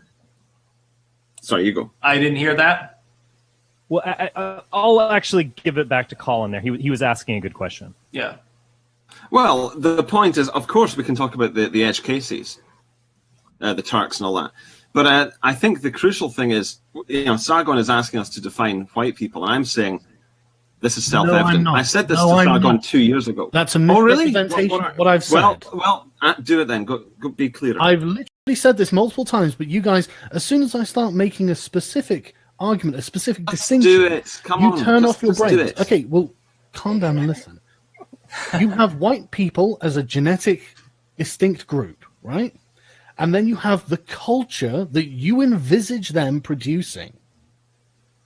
So do you think that we think No, don't that ask me white questions. people I'm still getting to this. No, I'm going to ask you questions. I'm representing your beliefs. Am I representing your beliefs accurately, yes or no? Answer. I'm not sure what you're saying. I'm not sure what you're saying. Do you think? Oh God! Do you think, Sargon, that I think that white people who don't behave white people? No, I am going to ask you a question. You always do this, and it's not right. Because you I'm trying to get to the bottom of what you actually believe. You seem afraid of your own principles. No, you're not. No, you're not. Yes, no, I I'm actually not. am. I'm not in the slightest. I absolutely am. Guys, I absolutely am. But you guys are afraid of answering these questions because you know. Wait, guys, this is turning into a fucking shit show. So we need to find where. Okay, let's get more of those questions from the crowd. Yeah, you know what? Fuck this thing. Let's just move on. Oh, so some of these people have paid money. Before we move on. All right. Some of these people have paid money in the super chat, and I think we should get to their questions. Yeah, you care about those people, Richard. I know you're such a giving. I will simply answer to Sargon because he did ask a question, and no one really answered. But I understood Sargon's question. All right, please the answer, Sargon, question. is no. You do not represent their belief correctly because you mix the prescriptive with the descriptive. Mm-hmm. What Richard has been saying for more than 2 hours now is that first there is a race. That race is defined by facial characteristics, skin color, genetics, etc. Whatever criteria you want to use, it's a set of embedded criteria, and some of them are better if you have the data, but some of them are also more accessible. On the other end, he says, I see this group of people and I can describe it. He's not prescribing a form of culture. He's saying, I see something in these people. Okay, and this is the crucial thing that I'm trying to drive at, and I thank you for being able to actually answer that, because as soon as you characterize and codify this group of people, and then you make this group of people, you give them rights, you imbue them with an existence beyond the actual group themselves, then you do become prescriptive. Then you're going to end up getting people going, you're not being white enough, you're not acting white, you're or whatever the white equivalent of an Uncle Tom's going to be. That's exactly what we see in the black community. That's entirely my problem with identitarianism. It becomes just like this. So then we should just race mix. See, exactly. That is not what the alternative to what I'm saying. Because that is absolutely not what I'm saying, Colin. It actually is, and you've said several times that you wouldn't care if the white race disappeared. So I think this is probably where you're getting offended you are. I hope the white race disappears tomorrow. I'm not offended. I hope it disappears, just evaporates. You do hope so. Are you being serious? In the history of the planet, what now? Yes, are you being serious? You're being childish. You're like no. I'm all right. Let's go to the crowd. The alternative is what the white race needs to die. Then that's not what I'm saying. I'm just obviously on this point, you guys won't agree. So let's just move on to the next thing. Nicholas Kraft, $50. Thank you. Question for Spencer. Why are you so reluctant to discuss how your ethno-state and ideology match up to the political theories and writing? You dismiss Sargon when he brings up Loki's writing. Why can't your views be challenged by principles? I actually like the writings of Loki. He was a great philosopher. But John Locke, I'm not a great fan of. Don't be a dick. Oh shit! I fucked that up. My bad. I was making a joke. It's okay, man. My bad. Look, yeah, Locke. Sorry. The E always fucks me up. Give him a break. He's not the one making the argument. Hey, look, there's a lot around. to take in right now, okay? Oh, and you are talking to a slightly retarded moderator here, okay? You're not retarded. Oh, thanks, Spencer. Tune in, drop out, $25. Increased complexity, higher consciousness in a group preferences prioritized on race is a lower ordered consciousness. Jesus Christ, this is a weird question. Evolution converging, and what will emerge? We'll see racially diverse. I'm sorry, this question, tune in, drop out. There's a lot going on there, but thank you for donating. Nicholas, Faisal N, $50. Holy shit, thank you. You always compare yourself to the rest of the world having an ethno state, but none of them are like you. You've asked that one. We already asked that one. Sorry. What happened to the one about Loki? I want to know the answer to that one. Yeah, all right. So that one was a question for Spencer. Why are you reluctant to discuss how your ethno state and ideology match up to political theories and writing? You dismiss Sargon when he brings up Locke's writing. Why can't your views be challenged by principles? What I was saying is that Sargon was living in an abstract realm where he was saying, oh, the state in Locke's conception should be created in order to protect the inalienable rights of each individual. When I'm living in an abstract realm, I want to think descriptively and phenomenologically. No state has ever arisen in order to protect the rights of individuals. Your state arose for that. So described by Thomas Jefferson, it actually did not arise in that way at all. It arose due to blood and iron and amazing risk takers who were willing to forfeit their entire existence in order to create independence. It was created through blood and iron, period. It was created through a war. That's so stupid. If the rebels lost that war, the United States would simply not exist in its current form. Yeah, but you don't understand the founding of your own country. It was founded on philosophy. Yeah, I've read. You've ignored it. I think. I agree. You don't seem to understand it. And you sit there going, "Well, blood and iron." Oh my god! I understand it in a sense that I don't buy into it and thus Jefferson invented America when he penned the Declaration of Independence. No, that was a legitimizing function. He was trying to appeal to social mores. He was trying to appeal to Enlightenment philosophers of his age. Did the United States actually arise in that kind of vacuum in which individuals came together in order to protect their own rights? Obviously not. That was a way of justifying a very bloody and long war against the homeland. Not true at all. The whole point is it's not in a vacuum. It comes in because of the Enlightenment, the intellectual revolution of Europe accumulates in the United States of America. Because there was a legitimacy crisis in the 18th century in which claiming what else was Jefferson going to do? The United States itself was facing a legitimacy crisis where they had to seek a new form of legitimacy. They could not seek older forms of legitimacy of being a colony of Britain. They were picking up on currents, philosophical currents of the day, and that is why they describe the state as such. That doesn't mean that is actually how sovereignty is created. No, you don't understand. Like these ideas. If social justice warriors went to Richard, war, please let Sargon respond. The whole point, Richard. Well, I mean, read Common Sense by Thomas Paine. That is like you can see exactly. They know what they're doing with the American Revolution. I mean, he sits there and plans out like the tonnage of the ships required and the materials required to build these in order to put these values into practice. Like the idea that you think this is a retroactive thing is just wrong. No, it was an attempt to legitimize actions that were taken that were political actions. The ideas came first, the actions came second. Oh, so they read philosophy and then they decided to create the United States. That's exactly how it worked. Keep dreaming. Have you read Common Sense by Thomas Paine? Have you read any of these things?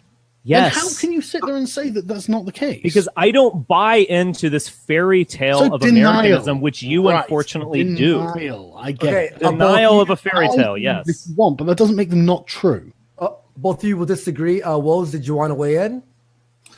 I think it's absurd to suggest that the people fighting that war, the majority of them understood the philosophical underpinnings. I think there were far more real-world motivations there. By the way, we just hit number one. The majority worldwide aren't required live. to understand it. Number one worldwide. This is amazing. We're number one worldwide right now. All right, Sticks, do you want to weigh in? Oh, no, I've got nothing to say on that one. All right, cool. So Min NSMH 20 pounds. Richard, you say out of one side of your mouth that liberalism is all idealistic fantasy, while your position is a pragmatic. Then out of the other, when you start talking about your ethno-state, you talk purely about your ideals. Okay, that's an interesting statement. This is how I would answer that. I don't think liberalism is a good way of understanding social order or sovereignty. That is the foundation of a state. And so when Sargon says, oh, this is what governments are about, he's basically saying, haven't you read Common Sense? Haven't you read John Locke? Because in this abstract world, that is what governments are about. I am saying that this is what governments are really about. You have an abstract no world doubt as well. force involved. There is no doubt rivalry and power relations involved, no question. Now, when I talk about the ethno-state, yes, it is inherently idealistic. It's not liberal, Abstract. but it is inherently idealistic in the sense of this is... There are ethno-states that exist today that could be protected, yes, but my conception of an ethno-state is something to shoot for. It is something that should be a telos, a great goal that we channel our actions towards. So I agree it is interesting to think about pragmatism and idealism, but there's no fundamental contradiction in terms of what I'm saying. What you're saying is no different to what I'm saying. You just disagree with the goal. No, that's not what I just Richard, said very clearly. pause for Do you a want me to long time reiterate and myself, say no. Sargon? I think it's evident. We have to say things like 10 times times for you to understand them. No, Richard, it's obvious to everyone you don't understand what I'm saying. It's really obvious. No, Your long pauses. Sargon. It's not. Just Sargon, come on, man. Stop trying to be a dick. Sargon, I am really sorry. You're going to find this insulting. You think that you are more intelligent than you are, and that is a difficult place for you to be. God, I'm describing reality. I'm describing this experience with you. You're telling me what I think. So what color? Come on. Oh, give me a break. No, don't give you. You just told me what I think. I don't know. I didn't tell you what you think. I said you have a conception of your intellectual abilities that are greater than reality, and that is a difficult place for any human being to be. That is my description of you, Sargon, and I am sorry, but I have to be honest to you, and you should actually thank me for being so honest. Demonstrably wrong, and you are resorting to an ad hominem attack because you know you have no answers. No, that's not. Both of you are being unfair. I've answered your question a million times. I'm asking him about his ideology, and then he attacks me personally with a character. Or fair enough. My simple experience of being with you, Sargon. I have answered your questions. Actually speak to the issues, Richard. I would like to summarize. What have you been doing for the past 2.5 hours? No, you haven't. You've been ducking and diving, everything to avoid talking. I would about like to summarize. Honestly, we could bitch about this the whole time. But JF, what did you want to say? Yeah, I just want to summarize here the discussion, which is a very interesting one, but it's getting blurred into the yelling and the talking over. It's a beautiful question whether IDs drive societies forward or other mechanism, more complex, more... As a biologist, I'm interested, for example, in genes, and I'm interested in evolution, and who kills who, and who survives, and who makes babies with who. This is a very interesting question. I don't have a super strong stance. I do tend to side with Richard and Millennial Woes. I don't think that IDs drive societies forward as much as we think. I think that there are other processes at play, emotional, psychological, the reality of killing in a war and the reality of reproducing, the reality of rape and whatever happens during these wars. I think those are forces that drive in a way that is not captured by Sargon's statement, in my appreciation of it. Because, like, Leonard Peikoff points out that ideas are like the motor of history. They're the thing that begins all of the suffering, all of the change. And then that's where I agree with Richard. It's like you shouldn't buy it necessarily, and you should look at the reality, the empirical reality of the world, and see maybe these ideas are just they're kind of secondary effect. They appear as part of one of the consequences of deeper processes. Yeah. Why do we assume, though, that it's necessarily an either-or scenario? Because the biology, ultimately, the biological composition is going to affect the ideology in a situational sense. The ideology then feeds back in. I'm not exactly sure why that would be of particular importance when the major issue with identitarianism, the same as it would be with any ideology, fundamentally is pragmatism, whether it works or not. Like communism on paper is fine, and in practice it can never actually be implemented. It's impossible. Well, this is the question, though. Like, why is it that white people, Asian people, and Africans have all been attracted to communism if ideas don't hold a certain power? That's well, of course, the ideas hold a certain power. Yeah. Okay. What Styx was saying is absolutely right. I mean, ideas and genetics are connected in a kind of feedback mechanism where what ideas we have, because remember, it's not just communism. The Chinese had a particular kind of communism that's fundamentally different than Russian communism, fundamentally different than the SJW stuff we see in white America and so on. So there's a kind of feedback mechanism between high ideals and then also history. And so Russian communism was, the creation of a Jew writing tracts in the London Library. But at the same time, it was fundamentally Russian, and it inherited the structures of the Russian Empire. It inherited many other political aspects of the Russian Empire of the past. You could say the similar things about the American experience. There were, no question, Enlightenment ideals that were embedded in this transition to a new order. At the same time, it was a fundamentally Anglo-Saxon Protestant order that was created in the United States. So these things are kind of embedded within each other. And this is why the study of history, when done properly, not done dryly, but done properly with an understanding of psychology and emotion and passion and ideas, can be such a rich experience. Yeah, but you're not demonstrating that that's like a genetic connection. You're just saying there's an existing culture, and therefore, I mean, and even then, I honestly, from a liberal perspective, the difference between Russian and Chinese communism is really fucking small and almost irrelevant. No, it's not. It absolutely the difference is. between Either way. That's ridiculous. Sargon, you're conflating. I would say this. That's a difference between the ultimate effects versus like the pure doctrine. It's like within religion, the same thing happens on that one. In culture, it's existing culture is racially defined. I don't think it's particularly. It's not existing culture different. is racially defined. I have a question. I mean, there's a particular Christianity. I mean, like Christianity is this, Jewish and Near Eastern religion that was taken into Europe and was paganized and Europeanized to the point that it became something fundamentally different. Even root concepts like incarnation, the Holy Spirit, and Trinitarianism were not original actually to the Judaic faith. And so it became something else when it was impacted with existing racial and cultural realities. This is what's so fascinating about history. It's not some easy puzzle that you put together. It's actually rich and complex and can't be described in a simplistic way.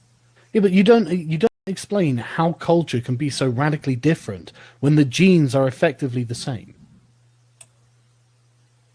I have a question here. Look, I know I have more serious questions as well, but I can't ignore a silly question when someone donates $200. Holy fuck. Wow. Vulcan Are you going to pass some of this cash on to us for like some whiskey money or something? Sorry, I might be as a Jew, is it, Richard? We'll see what happens at the end. Yeah, after I tally all this shit up, $200 fucking dollars. Just for that joke, sorry, we're going to forget all the rest of your transgressions. That was very good. It wasn't a joke. No, I'm joking. $200. Okay, on a scale of 1 to gay, how gay are traps, and will they be allowed in your ethno state? Traps are gay. Yes. Will there be transsexuals in the ethno state? Hopefully not. I'm sure within any kind of social order, there's going to be some deviance. I think actually Jean-Marie Le Pen said that deviancy is like a spice or a salt. If you have a little bit of a spice with a meal, it adds flavor. But if you overwhelm a meal with salt or spice, you ruin the entire meal. And so even the salt. What? Traps are salt.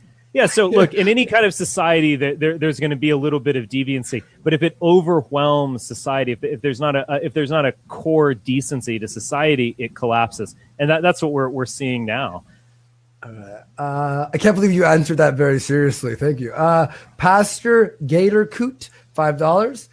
In the interview with David Pacman, Spencer says Iranians are more white than Jews. What the fuck, Richard? Well, Iranians are Persians. Actually, the word Iran is another form of the root word Aryan. So there's no question that there is a genetic continuity between Europeans and Persians.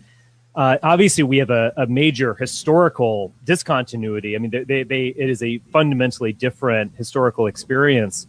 Are you suggesting that you agree with Persians, Aryan Germans? What? Is that? I'm not actually aware of any genetic continuity between Western Europeans and the Persians. Can you send me a source on that afterwards or something like that? Sure, I'll send you a source. I'm very interested. But yes, Aryanism is a real concept. I mean that. Oh, I know that there are Aryans as an ethnic group, yeah, but I didn't realize they made it to Germany. What? I don't even. Sorry, I'm just grasp what you're saying. I would like to see the studies that you've got there. That genuinely does sound interesting. All right, Lucius Wagner, $5. Question for Spencer: will white Muslims be allowed in your state? I think I know the answer to that one. And absolutely what about? Not. They're not being white correctly. You don't understand. And what this about is what I'm talking about when I say that there's going to be a cultural aspect that you're going to have to enforce. Yes, and I've said yes, and you can't. That's one of the things that we will enforce. Yeah, look, I am actually pretty. I am myself a kind of tragic agnostic. I don't want there to be intramural wars of religion within the white race, and if white people within the ethno state want to be Protestant or Catholic, then I would encourage them to be that. I do not want to be viable of a war of religion. Let me finish. Andy, can I please? Yes, please, yes. But one of the reasons why you want identitarianism is because you'd be like, well, if people are mixed together, it cause violence and cause problems, lack of continuity and breakdown and degeneracy. What about differences between other things people find important, like a religion? Not just banning Islam, but would you have like a state religion, maybe? I hear you. I'll actually address this interesting question. Islam is fundamentally different. It's fundamentally different. Being a Muslim is fundamentally different than saying a white person being a Buddhist, because Islam is a black flag raised against Europe. And adopting Islam really is adopting the religion of the invader and the conqueror. So that is simply a no-no, whereas a white eccentric who gets into Buddhism, who cares? And I certainly don't want intramural fights between Christians. Why doesn't that matter? Because, I mean, if we're conquering them and we adopt their religion, then that's okay. But if they come and conquer us and we adopt their religion... Yeah, Buddha was an Aryan, by the way, but...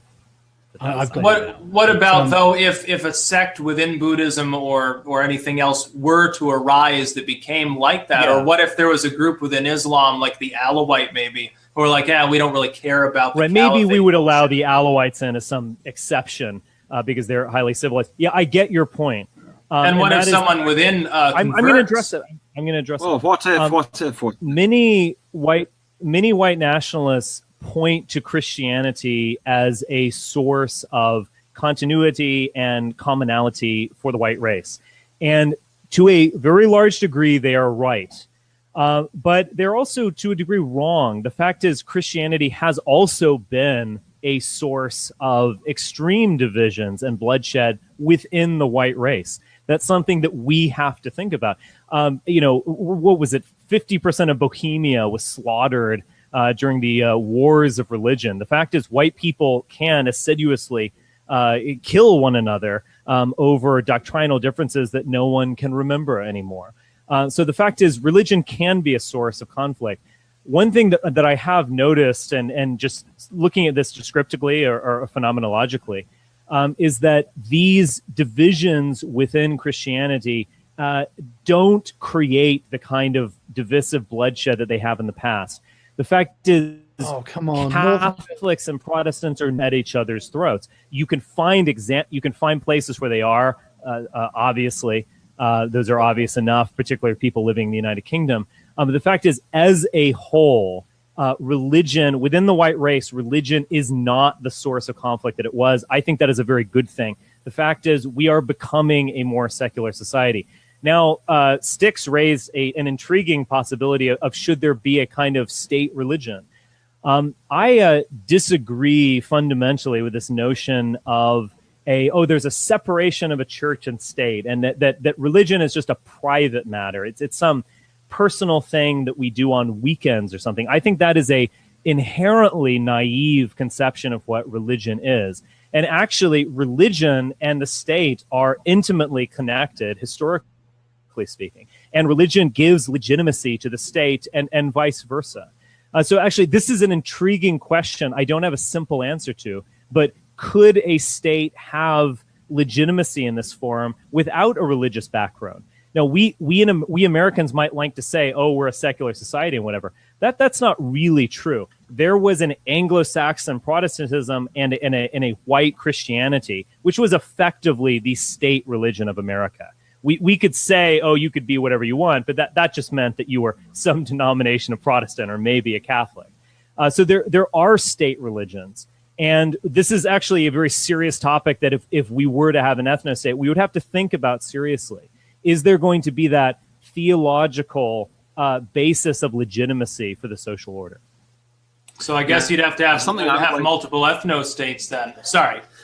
Probably. Yeah, I mean, this is something I think is very important to mention. The fact that, because we were saying earlier that, yeah, whites can argue about this and that and have wars and kill each other in large numbers. Yes, that's all true. That does not mean that we shouldn't have an ethno-state. That does not mean that we shouldn't separate by race. Well, you're not going to have the fact that we can disagree over religion, culture, politics, whatever, does not mean it's together. That's just silly. You say, like, let's mix all the races. No one's in favor of that. A lot of people are. No, well, hold on a second. Hold on a second, Sergeant. I know that it's not. I know that it's not. Yeah, I know. What I'm saying is that the opposite of an ethno-state, or not having an ethno-state, means fundamentally that eventually white people will cease to exist. I mean, eventually. All right, so of course it does. I'll take just 3 minutes here, real quick. JF's going to ask the questions. Woes, when I'm back, I'm going to have to kick you if that's cool, just so it's more balanced. I am going to fill up the old glass of whiskey, so I will be back in 1 minute. So everyone can take a break if they want, and on my side. Yeah, if everyone wants to take like 3 minutes, and then we'll do a little bit more. All right, cool. Well, Andy, I'm actually going to have to sign off here. All right, cool. Yeah, I'm pushing the envelope as to my time here. All right, perfect. I guess we'll be back in 5, but it's 2:00 in the morning here, so I guess, I don't know, like another half hour or something. Yeah, I was gonna say at 9:30 p.m. Eastern, we'll do a quick peace out to everyone, and then I'll stick around and read some super chats. I have quite a little bit to read actually, but yeah, everyone just take 3, grab a drink, take a piss or whatever. I know the audience is watching too. So we'll be back in a second, right, guys? JF, are you going to stay on? Yeah, I'm going to stay with the plebs of the poor section of the chat, and I will try to interact with them. with this weird life form. The The guy's non-super fucking chatters. number one worldwide right now. Jesus fucking Christ. What a fucking conversation. Yeah. So just one sec, guys. All right. And Sticks, man, I'll talk to you soon. And let's do another stream on your channel, my channel, whatever's good. And yeah, all right, cool, man. Yeah. Peace out. Yeah, thanks for swinging by. And we'll be back in 3 minutes. All right. Hello, chat. This is JF Time with you. It's me and you now. Can I tag along? Oh, sorry, I'll be It's quiet. I'll be quiet. It's gonna be me, Millennial Woes, talking into your ears, reminding you that we love you. Woes ASMR. Everyone is good around you. Trust them. It's fine. Is this the most watched live stream right now in the world? Yeah, I'm currently whispering to the most people you can whisper to on a live stream in the world. God, it sounds. I mean, it just feels like we should be saying interesting things given this opportunity. We could sing. I mean, normally on my live stream I sing. I do some rap. I do Celine Dion. Yeah, I mean, so just to summarize, I mean, man, this discussion is high level. I will say this. What we've heard from the beginning. So at first, there is this argument of the imprecision of definition of races. On the one hand, we have Sargon saying it's a problem. On the other hand, we have Richard Spencer saying it's not a problem. See, then what I was we going to moved do on there, to JF, what I was going to do there was I was going to go through a list of people. Like Denzel Washington, is he white? Is he black? Are you sure? Are you really positive?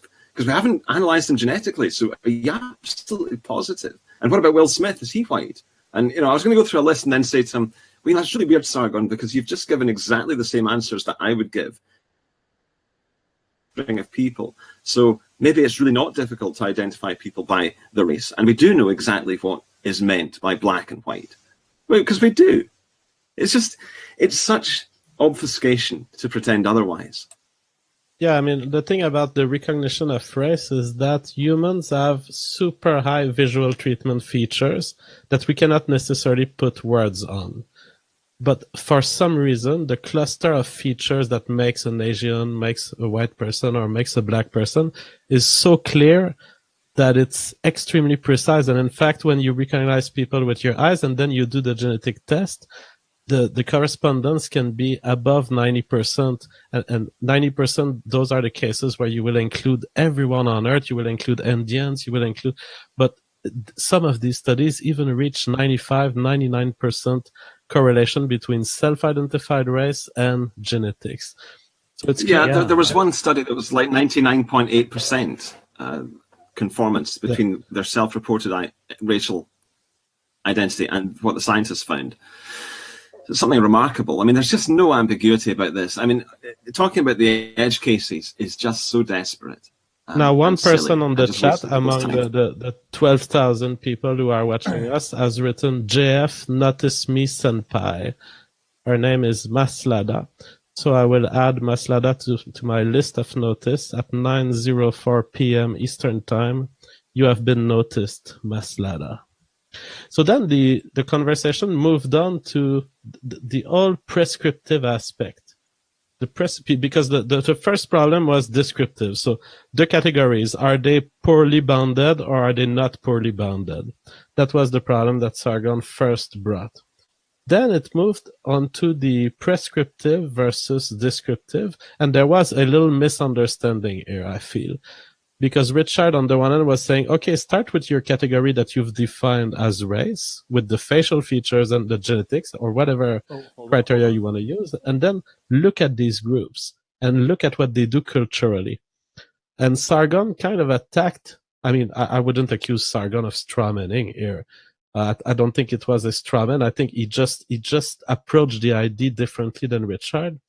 He attacked the idea that Richard wanted to impose what would be a white person and what it would mean to be a white person. Whereas Richard was simply in awe in front of the reality of what white people have accomplished, and he just wants more of that. Was that your understanding, Millennial was, on that part? Yeah, I think and this is what I was trying to get to, but I was interrupted and so I couldn't get to it. I think there are two things here. There is the genetic profile that leads to someone being genetically white, and then there is the cultural profile. And you could talk about them being culturally white and behaving in a whitish way and all that.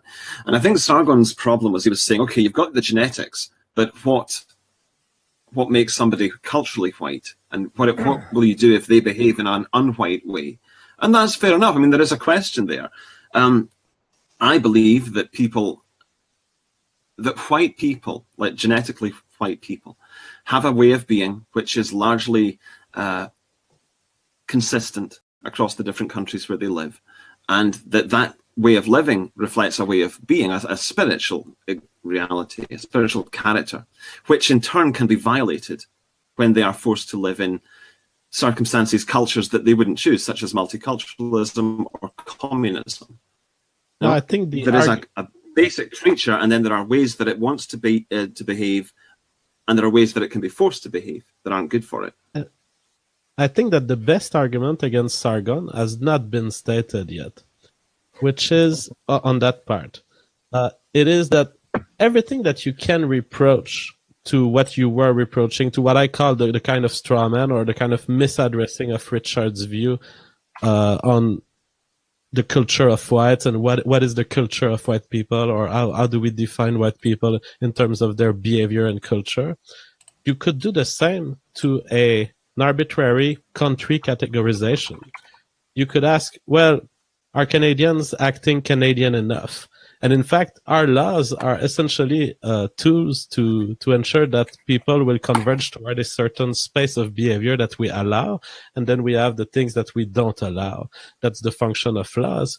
And the problem that Sargon seems to impute only to ethno-nationalism seems to actually apply to any form of nation.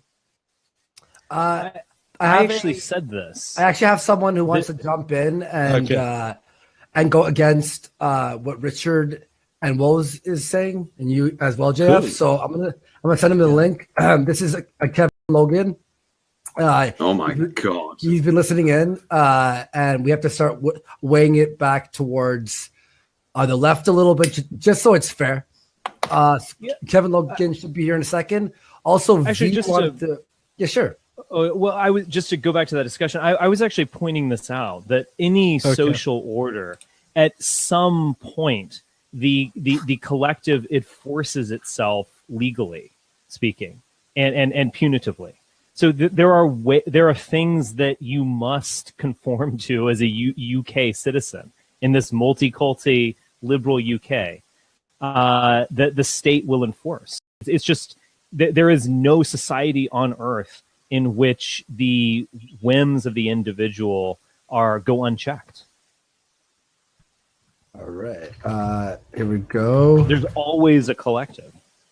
I guess that you phrased it so poetically that I didn't even get the idea. Thank you. So he should be here in hello. second. There he is. What's up, Logan? How you doing? Kevin Logan. I'm good, man. How's things? Yeah, I'm good, man. You've been watching, and what's your thoughts? Any questions? Any rebuttals? Yeah. By the way, everyone watching, just hit like. Help support the channel. We'll have more. Yeah, I've watched the whole thing, and it's been interesting. But I think one thing that's been lacking, certainly in terms of an opposition to the thoughts of Mr. Spencer and Mr. Woes. That seems like an odd way of putting it, but you get what I mean. Would be that. The arguing around the edges of who's white and who's not. I mean, I think that's a perfectly legitimate question, but ultimately, it doesn't get to the root of whites. Just frankly, a silly idea. They say, "Oh, that's not a reason not to have an ethno-state." Well, surely the reason not to have an ethno-state is that I think most people don't want an ethno-state. Otherwise, we basically have an ethno-state. It's unworkable in practicality. It would have to be used. You'd have to use huge amounts of violence to bring it about. Peaceful ethnic cleansing doesn't happen. I'd like to see any examples of it ever actually having happened. It's just a stupid and unworkable idea. So these little peripheral ideas of who's white and who's not, I don't really. Well, Kevin, we already dealt with this earlier, but Kevin, I'll ask you: is Uma Thurman white? Sorry? What do you think?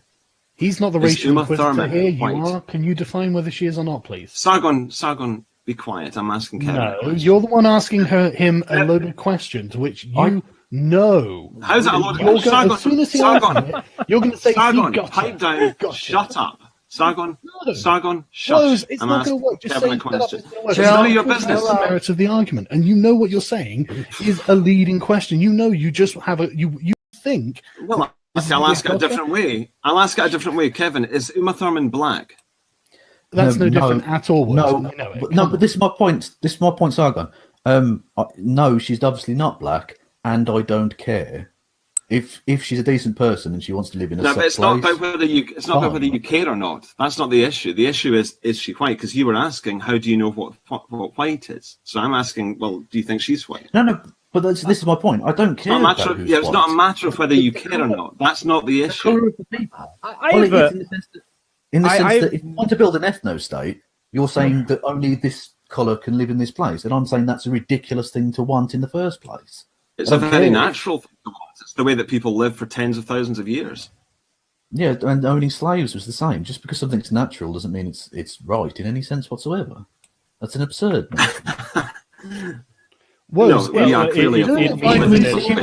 It means that it has some form of legitimacy. I'm just curious, Kevin. I've never encountered your work before.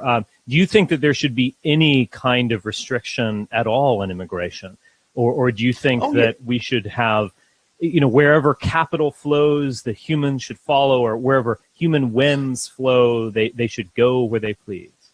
No, absolutely not. I mean, you have to understand the reality of the world, and we have nation states, and so we have borders, and so I'm not for absolutely unlimited migration of whomever.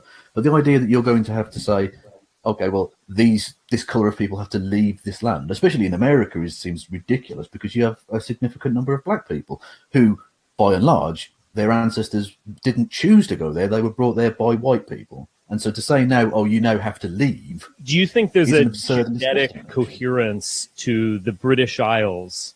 Putting aside, say, the last 2 decades or so, do you think that there is a centuries-long genetic coherence to the British Isles? Well, we've had waves and waves of invasion. So no, really. they've actually been very small numbers of the overall population. So is there something that you could say is recognisably the British people as they were in, say, 1945? Not really, no. Of course there is. And it existed for... Well, no, there is in the sense that you have citizens of a nation state, yeah. But in terms of... They just happen to be individuals who had a passport that said the United Kingdom on it. Well, no, that's what I mean. I'm not saying that the people known as the Britons don't exist. They do exist. Right. But they're not some absolutely... definable right, so your objection is that the groups are the edges are blurry. Is that your objection? Not that the group exists, but the group's edges are blurry. Yeah, exactly. And so the idea that you're going to put this absolute definite mark on it. Well, no, you can't put an absolute definite mark on it, but you can say. Hold on. You can say that. No, it's not. You see, the issue is right. Okay, Andy, go ahead and then let Kevin respond, and then V has joined us for a second here because he has watched Richard Spencer's stuff before. Hello, and he says he knows how to debate it. So let's go with you first, Woes. Well, I was just saying that just because the edges of a group are blurry doesn't mean that the group itself does not exist. Now, this is a very tired argument at this stage to do with the rainbow thing. Just because purple and orange exist doesn't mean that blue doesn't exist. It's clearly a thing. Yeah, exactly. But this is back to the peripheral argument thing. I don't care. Even if you want to say that it is absolutely definable, and even if it weren't blurry. Then you're changing the goalposts then. The issue is not whether you care about it or not. The issue is, does it exist? And we're the other thing that I would say, you seem like a personally reasonable chap, but whether you care about it or not is totally irrelevant. The fact is, people who are going to actually change the course of history do care about this quite a bit. Most people are like you. Most people don't want to take part in the inherent conflict involved with politics. Most people aren't idealists. Most people don't want a better world. They simply want comfort and safety. But the fact is, most people don't make history. The people who are going to make history, the people who are going to act in a visionary fashion. I mean, you're making this argument like, oh, well, I don't care that much. I'm just here with me and my cat or something. That's effectively what you're saying. And it's like, well, great. But the fact is, people like you don't make history. Sorry. Well, actually, no, I mean, understand you've never heard of me, and that's fine. But I'm most assuredly You're not just a person some person. who doesn't. Hang on, Richard. Richard, who doesn't please want let Kevin talk. Yeah, I do get involved in politics very significantly. You may not like it, but I'm you put on socialist. takedown videos, character assassination videos of people. Whoa, just your butt hurt about a video I made like a year ago, man. Chill the fuck out, dude. Right? Still happened, mate. It was ridiculous. It seems to be the bulk of what you do on your channel. I'm just saying. Also, I should sit in the dark smoking, having depressed rants. Yeah, that. No, you should tackle argument. No, you you should try to use your brain. Downhill from what I was. Yeah. My point is, I don't care. Yes, guys. I'm going to head off because I actually wanted to get to the underlying principles of what was going. Okay, look. All right, hang on. Yeah. It's been rather difficult to do that, but I've learned enough from the responses I've got to know exactly what I'm dealing with. So unless there's any questions anyone has for me specifically, I'm gonna bounce. Yes. Does anyone have any questions for Sargon? I do not want this to devolve, so if you guys could stop with the ad homs, that'd be awesome. Maybe we can all ask a question, and then I mean, my question on my side would be, Sargon, and I think we've discussed this in a comment on a YouTube video. Would you recognize the freedom of association of a group of people who set up in Antarctica, if you want, in a place where there is no one to be violent against, who decide to identify based on their race, who get together, who are proud about it, they install a state, and they are proud of who they are, and they define who they are as their race or their culture or a mix of both. Would that be wrong in and of itself? Yeah, no, I totally understand what you're saying, and yes, because I mean, I don't think someone has a right to enter someone else's state. That's a privilege that's granted by the people who live there via whatever particular governmental method they use. I think democracies are the only really legitimate ones, but that's a different conversation. So yeah, I would accept that, but that's not what we're arguing for. V, did you want to add anything?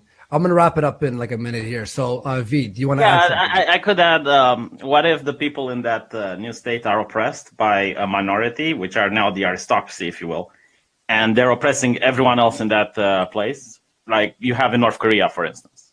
Well, that would be Richard's desirable end state, wouldn't it? Oh, yes. That's clearly what I'm arguing for, North Korea. Yes. Do you not think aristocracies are oppressive, or what? Any system of government is oppressive in some sense. Look, Sargon, right now... Why don't you just say yes?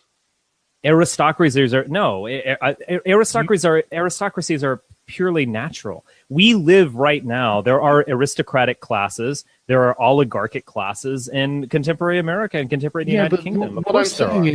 This is a natural state of being. The question is who and whom. People. Let Sargon respond, please. No. Hang on. The problem with an aristocracy is it becomes hereditary. Okay. Do you think that this is just another? This is utterly irrelevant to the main thing that we were talking about. It's a real question because it becomes an oppressive form of government. And Richard was saying, actually, it doesn't matter. It doesn't matter. A heritable aristocracy is actually better because I believe in the power of heredity. Right. Okay, so who's going to be the king? I think there are actually kingly people who are born that way, who are born to rule. No question. This is what I am saying is that there's a natural state of being in which there are going to be aristocrats, there are going to be oligarchic factions, plutocratic factions, etc. We have those in modern America. We have them in spades. You don't have we them have the codified creation into your laws, Richard. You have the same rights. Neither did aristocrats of yesteryear. They didn't have it codified in law. Yes, they did. In many cases, they didn't. Some cases they did. It's irrelevant. The fact is, there are going to be hierarchies within society. We are never going to create some abstract liberal order in which we're all individuals. The question is who and whom. Who is ruling and for what purpose? That is the question that we must answer. And this you notion think that it we can should be get away someone who from thinks like you. aristocracies is hopelessly naive. No, but look, nobody's course, that's- answering against hierarchy, Richard. That's the thing. Everything you No say one's is a against straw man. hierarchy? Okay, so you're changing... He just No, doesn't like I- inherited hierarchy. There are hierarchies. hierarchies. To understand that a hierarchy, you're exactly right, Woz. A hierarchy should be defined through merit. You earn a hierarchy. No, But I mean, didn't your say that. entire I didn't- philosophy no, is I didn't based say on that. I was born white, therefore. So obviously you're against the idea of a meritocratic hierarchy. Why would you be? I mean, you might end up with a brown person ahead of you, right? Or people who have decided it's the tyranny of the past, basically. And I can't believe you claim to have read Thomas Paine and not understand that. That blows my mind. How could I have read Thomas Paine and not be you? Is that And no, that's what and you not- literally not just said? understand the problem with what you're suggesting, because I mean, you've got this fantasy in your mind that you're going to be in the aristocracy, but what if you're not? What if you're actually a serf on a farm somewhere and you're being forced to work by someone else? They could be whiter than white. What if that happens? You can be like, well, you know what? I did ask for this, and you're just going to plow that field, are you? Life is No, not... answer my question, yes or no. Are you going to be happy with your lot as a serf in the new ethno-state feudal monarchy? No, this is all completely The answer's hypothetical. no, isn't it? Even- Just say the answer's no. Just admit Of you course, know your... of course, I'm anyone- interested. I'm Would I interested be in happy Richard's as a answer. serf? Probably not. I There don't we know go. what to Thank you. say. Thank Then you. why do you But want choose other it for people? someone Stupid else. That's the question. thing. You would choose it for someone else. That's the point. I'm not going to choose serfdom for anyone. We don't live in such a society. I don't know what you're saying. Aristocracy implies serfdom, Rich. This is just an irrelevant You guys, tangent. But okay, Richard, you said Richard, your with argument these like boiled down to old we- arguments from we live- 300 years ago. That you're trying to make relevant again by Is bringing there back an an- aristocracy and a monarchy. You've just argued for a king, Richard. Within the modern United Kingdom, is there not? That is basically about inherited wealth and so on. That is not purely meritocratic, whatever that means. And do you not think there- that is I there might not? have a problem with that, Richard? What I am Jesus fundamentally Christ, man. saying is that this is a natural state of being, that there are going to be hierarchies. These are not going to be purely fair in whatever merit. I mean, when you say have not meritocracy, said that we need it's to go begging down the the question Rawlsian in route, what? Richard. You know, China had a This is not an meritocracy based argument on I'm test making, taking. Richard. I don't know why you're making it, but I do have a question. Right? So, what do you guys do? Let's say you get your ethno-state. What do you do when, like, the international Jewry start propagandizing white people using the internet? Like Russian meddling with the elections, you know, they start, like, you know, putting stuff out on the internet and targeting white people to become total degenerates in whatever way is objectionable. Well, what would you do about that, Sargon? I mean, do you think that don't nothing ask me should be what I done would about do, that? because as far as I can tell with alt-right principles, the first thing you'd have to do is shut down the internet, or at least, you know, We outside wouldn't of shut- it. no. As We a wouldn't classic shut down liberal, the why- internet. You're the But alt-right, of not course, me. yes. You tell me. Hang on. I'll answer the question. All right, one You're person- engaging in these just meaningless hypotheticals, but I will I don't answer the think I have question. meaningless If hypotheticals, there given how were, we've seen it happen all the time now. I'll answer if I had leadership and an order, and there were outside groups attempting to demean my people or subvert political legitimacy or just ruin the government, of course I would censor them. Nazi Germany banned British newspapers, so yeah. I get it. Oh, therefore Nazi Sargon, Germany? Sargon. What an argument. Sargon, did you just say that this happens? This very thing happens all the time, Sargon. Like Jewish people trying to subvert the West. No, as in authoritarian governments shutting down outside access to their internet. I have a Do question. you want to about- prevent Russian hold on, hacking? hold on. Do you I think have that's a question. problem? Richard, when you were buy into the censored, Russian hacking narrative?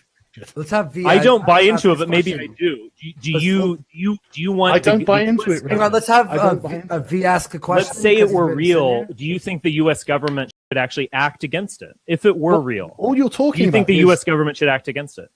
Do you understand that what you're talking about? When we're not. I actually asked. talking I about- answered your question. Why don't you I'm answer just mine? about to answer. If you would shut the fuck up for a second, Well, you'll chill get your out, chill answer. out. Everyone take a breath, To be everyone take a clear, breath. we are not actually talking about hacking when they talk about the Russians. What they're talking about is like Russian Facebook irrelevant. advertising, It's irrelevant. campaigns, Twitter bots, things It's like irrelevant. this.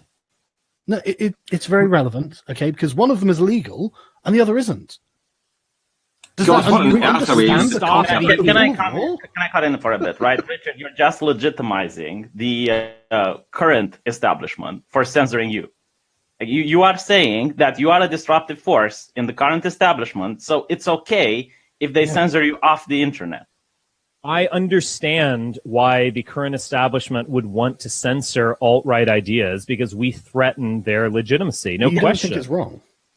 Don't you understand that this is why wrong, I'm right or wrong? It just simply is. Yeah, but you don't think happening. It's wrong. We should you fight just against advocate it for exactly the same thing. You don't think that's wrong. I You am just want to be willing one to doing censor. I am not a free speech absolutist. That's a stupid position. You're not a Of free course speech I'm doing advocate, that. my friend. You are against free speech if you would happily censor people. Yeah, Richard, it seems rather odd that you would complain about being censored yourself when you're literally saying that under your own rationale, it's fine for them to censor you. It's bad for them to censor me because obviously I'm right. You're I don't you, understand and why they're this not. is an It argument. is good to the jury, mate, by the same logic. Yeah. You guys are living in some Stop world. talking about us and talk about the question, Richard. Stop with the character. answered it. I have answered. Yeah, you did. So stop defending it. Just accept that you are a censor and you're just annoyed that it's happening to you, not that it's not happening to them. That it's not about any fairness. It's not about morality. It's not about justice. Are you a real free speech absolutist? Do you think that child pornography is all fine and good? It's a character attack. It's okay that your ideology turns you into a bunch of censors and authoritarians. That's the facts of your ideology. And Every political order I would is do if I going was to all right, because that's what draw I do. a line. Every political order is going to draw a line somewhere. There is no such thing as free speech absolutism. Every political order is going to draw a line completely. somewhere. I'm afraid you actually have it in law. I mean, obviously there are exceptions, but for all intents and purposes, because we live in the real world, it can't be perfect. But for all intents and purposes, your country is spectacular when it comes to free speech, and I can't believe you would just throw all of that away just to get your way. I think the difference is that most people would try to largen the free speech window while you would try to shorten it. I think that's the difference. In an ethno state, there would be greater do. free speech. No, this is about what you guys would do. Richard, hold on.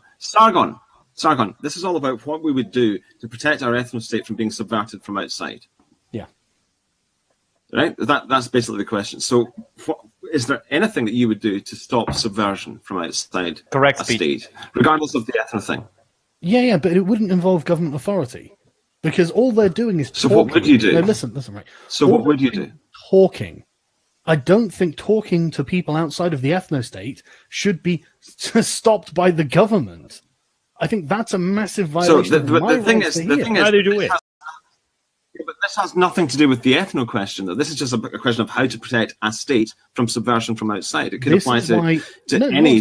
This is why collectivism is dangerous to the rights of the individual. This is why you guys are afraid of your own principles. You won't talk principles. Yes, it's really frustrating. You have to protect. It's genuinely frustrating. The collective.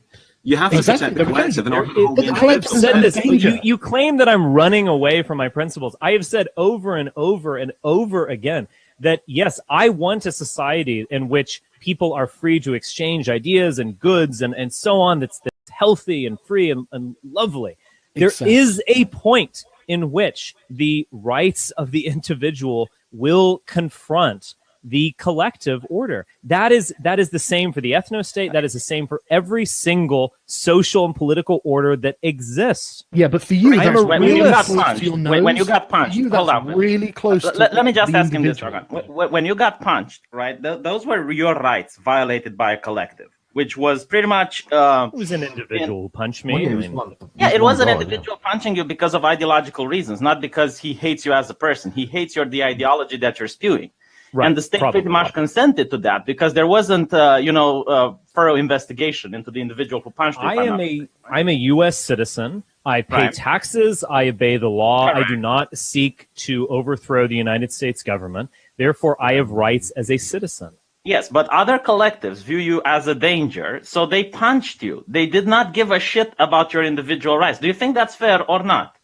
Of course, it's not fair. Life is not fair. You're arguing your own ideology. This thing is designed and not an accident. Yes, because life is not fair. Politics is not about fairness. Politics is about confrontation. Politics is ultimately about violence. It's about proper use of force. Politics is ultimately about violence. Did you talk to Antifa, mate, recently? Yeah, because that's what they do. Society itself is consensual. Politics is actually about the use of force. Hey, Kevin, Okay, you asked your question. I think that there's a okay, if Kevin and then me. Yeah, if the US government comes to your house tomorrow, Richard, and arrests you, you can't really complain, can you? Because they're doing Of course, I what can you complain. No, it's about not. politics, No, it's you about just said that war. what they're doing is legitimate, Richard. You are engaging in a logical fallacy. What I No, am he's saying not. is that there is some point in which the collective, in this case the state, is going to protect itself and enforce its do you know prerogatives. what It doesn't mean that rights don't. You don't have a right as a citizen, or the government can just willy-nilly pick me up and throw me in prison. It's ridiculous. Like that? Why We not? shot Because Richard, they you make say a that tyranny. that certain men have divine or have rights to rule, right? They've got this certain innate quality to them. So let's say that Donald Trump wants to lock you up. What's to stop him from doing that? What's to stop him from doing that? I mean, Richard, I almost want to encourage you not to even respond. At this point, there is severe logical fallacies being used. I'm kind of disgusted by the last 5 minutes, and I'm going to just comment on this. Good. So you guys started with asking Richard about whether he would accept external influence from his ethnostate, entering into the ethnostate and making propaganda. I would point out that the First Amendment and similar rights, such as those provided by the First Amendment, do not apply to outsiders. You do not have to guarantee the freedom of expression of an Australian who lives in Australia if you are the US government. Okay, so that's the first thing. You guys start with this comparison, and then you use that little experiment that you did with Richard by asking that specific question about outsiders, and then you reframe all of your examples within the United States, and then you're talking about citizen fighting against citizen, and then you're going up to justifying the fact that he could get hit by another citizen. But Right. this is an aggression. This is a crime within a country where his rights need to be protected. But JF, let's respond to that. Yeah, but you don't believe that the citizens have a right to choose the media that they enjoy. If the government has a two-way prerogative street. It to may be an protect outside its thing, but own this is- sovereignty and social order. Exactly. You that's- believe that yourself. No, Richard, you're not listening If to the anything Russians I'm were saying. actually trying to subvert American democracy, would you want the United States government to prevent them from doing that? Would I want them to censor Facebook? Prevent outside people from talking to people within my nation? No, absolutely not. So would you just let the subversion continue? Absolutely, you have to fight it. And how do you fight it? The Russians are trying to talk to our people, so we need to abandon our values. During the Cold War, hold on. During the Cold War, America actually had this happening, right? It actually had outside influence from the USSR going into America. And what they did is that they did not censor the televisions. They did not, prevent people from having freedom of speech. What they did is they made anti-communist propaganda. You can see anti-communist cartoons, anti-communist talk shows, like even movies where they would expose the flaws of communism, and they would expose their own people to the minuses that communism wants to bring. So they did not censor. They did not go like the Chinese. They didn't censor the airways. The United States government effectively owns the airways and rents them to designated That doesn't change entities. whether it happened or not. There were three networks that were basically sanctified by the U.S. government. Do you really think that the U.S. government would have allowed CBS News to be broadcasting Marxist propaganda during the 1960s? Give me a break. You guys are silly. Yeah, exactly. I think Sargon and V have been quite idealistic about this. In the real world, governments do try to protect Tell me about being idealistic from the position of admittedly idealistic. And even then, I don't agree, right? I don't agree that we can't fight these ideas with ideas of our own. And I certainly wouldn't shut down the internet to prevent people from talking to my own citizens. People are not logical. The masses are not logical, Sargon. That's a delusion. If you believe they're not logical. Of course they're emotionally driven. But this is a great example. You're going to pit them against two vying propagandas and hope for the best. Plato's Republic will never come into existence. You're just not going to be able to do it. Okay, and this. Anyway, this I want to ask my questions that I came here to ask. It's the hubris of thinking that you can plan a society, and it's always failed, and it always will. So that'll be my final point. Yeah. Well, I'd like to ask you a question, Sargon, before you leave, because you've been asking me and everyone else questions. Sure. Yeah. Okay. Hello? Right. Millennial chat from a month ago, the one that's barred in most of Europe now. You agreed that East Asians were going to outcompete whites, us, at higher ends of our society, and Ashkenazi Jews. And you agreed that blacks and Hispanics and Muslims are going to outnumber us in our societies. If we leave And borders open. I asked you, no, even on current trends, they're going to do that. So I would ask you, why don't you care about the fate of the whites, us? I don't care about the fate of the blacks either, if that helps. It doesn't matter. They're still going to outnumber us. I don't care about the fate of any group. I care about the fate of the people I know. Right, so you agree that you accept this premise. The fate of the people I know. It's survival that I'm proposing. You are surviving. What you're proposing is that we need to start engaging in tyrannical. You are jumping to the worst possible conclusion right now. What you're proposing? Oh, well, what around 200 years when the blacks outnumber us? Look, that A, I don't even know if that's guaranteed. B, you are jumping from freedom to tyranny and saying, well, it's going to be justified because otherwise, worst case scenario, it's not ridiculous. Not tyranny. We can pay them to leave. The doctors in Romania, that is tyranny. I'm sorry. Is tyranny. I mean, literally, the first thing that was a load of shut the borders, rubbish. Shut the internet, No. Shut this. No. We're going to have an aristocratic, kingly society, but don't worry, it won't be tyranny. Don't make me laugh. Sargon, you are hysterical. I'm not tyrannical, and I don't jump straight. No, I don't jump. Shut up. No. Okay, shut up. Here's what we do. God almighty. Listen, all of you here. Here's what we're going to do. I want to wrap up, and then we're going to read super chats after, but I want everyone a chance for a final word for what they've observed, what they feel, and no one else interrupt. It's not a question and answer. I just want to ask the question I came here to ask before. One question, and then we're going to go through everyone, and we're going to wrap up. This has been very interesting, very entertaining for everyone who's watching. It's going nuts right now in the chat and on Twitter. So thank you, everyone for this. But V, go ahead and ask your question, and then we'll do a final wrap.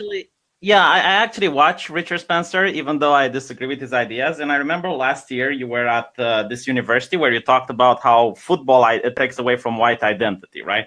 And I think this is one of the things where Sargon was going at. It's like, what's a white person? Because apparently it's also a state of mind, like the idea of identity. But my question is, what do you think about white people who like anime and video games? Does this take away from white identity? Not necessarily. Okay, but what if it's a person that's like really into anime and really into gaming, just like some people are into football? Well, it apparently the most fervent white nationalists are all into anime. So actually, I think we actually need more anime in order to, or maybe we need less, or we would actually create a fanatically Nazi society. So if they were all into, it's just an elective affinity. I mean, what white people might enjoy eating Thai food. Who cares? It's just so. You're the one who brought up football identity, right? So if all the white nationalists were into football, all I was pointing out is that identity is a very rich concept, and there are aspects of our identity that are false and that are hollow. I'm not saying that every identity is as good as the other, or that there aren't some that are richer and more traditional and more connected with something real and powerful. The obsession with football seems to be a papering over of the absolute hollowness of our lives. No question. We've lost a sense of regionalness and so on, and we've embraced these ridiculous steroid-induced criminal athletes. It's distasteful. That's what I was saying. But earlier you were talking about ruling white people with VR headsets. So how is it different? I don't want to do that, for God's sake, no. No, I mean, you were criticizing, the idea, or in my opinion, this is how it came off. You were criticizing the idea of a gamer identity, like a white person who just plays video games, stays in the house all day. How is that different with football identity? State of affairs. All right. So, with that being said, I just want to let everyone know that everyone who has been a participant in today's chat, I will contact you all individually, and I will be throwing you some money since today was very lucrative, and I want to help spread the wealth for you guys making a fantastic show. All right. So I'll talk to you all individually. So I want everyone to know all donations that have been made today. I'm going to be very generous to the guests because they deserve it for such an entertaining show and helping us make number 2 and 1 worldwide. So thank you everyone for that. Sargon, I know you have to leave since it's very late for you. So do you have any final words, any thoughts, anything you want to say before you go? Yeah, okay. I find this all very interesting. I find it very interesting how Richard seems to be completely happy with throwing away the patrimony of the West in the misguided, I'm going to call it, attempt to re-establish feudalism, monarchy, and aristocracy, and then in the same breath say that he's going to censor the internet, presumably censor other things, presumably restrict freedom of movement, because otherwise you couldn't have your ethno-state, and then people are going to say that he's not for tyranny. I find this hilarious. But thank you very much, Andy. This was absolutely fascinating. And I tell you what, I don't have any Jewish DNA, so you don't need to give me any of the money. I'd like you to keep it. I think you. Nah, dude, I'll contact you on Skype. Don't you worry. Honestly, dude, I'm fine. I want you to have it. I really do. Okay, but then you could buy a ball pit because kill everybody's guns. Honestly, dude, thank you so much, man. I really appreciate you coming. Yeah, awesome, man. All right, I'll talk to you soon, buddy. Take care, everyone. Thanks for the debate. All right, yeah, thanks, man. Richard, man, it was very interesting to hear everything that you had to say. Personally, I know I've been staying out of it. I told everyone I'd leave my emotions out of it. I disagree with the ethno-state stuff that you said. However, I was just here to moderate. But I appreciate you being here. We're an open house on this show for ideas. I caught a lot of flack for having you on the show, but I don't give a fuck because even SJWs were DMing me saying, hey, man, this is intense. This is fucked up what they're saying. But Dan, this is an awesome show. There's a few SJWs are like, why are you doing this? And I don't care what they have to say because finally, this is a free speech platform that everyone's able to join and speak their mind. So I really appreciate you being here. So do you have any final words before you go, man? I had a blast. This is a great 3.5 hours or so, and I would definitely do it again. And I would like to thank all the participants, including Sargon. I would just say that I care about my people and our future. Awesome. Thank you very much. Yeah, and if you want to jump out, we're going to be reading super chats after. But, dude, Thank you very much, and hope to speak to you in the future, dude. Thank you. I'll do it again.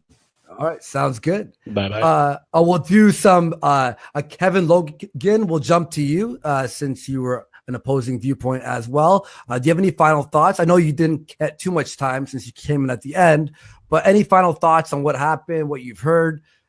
Yeah. A couple of quick points. Sure. I'm having listened to the whole discussion. All I can say is the kind of frankly bullshit spouted by the likes of Spencer and Woes and JF to a degree.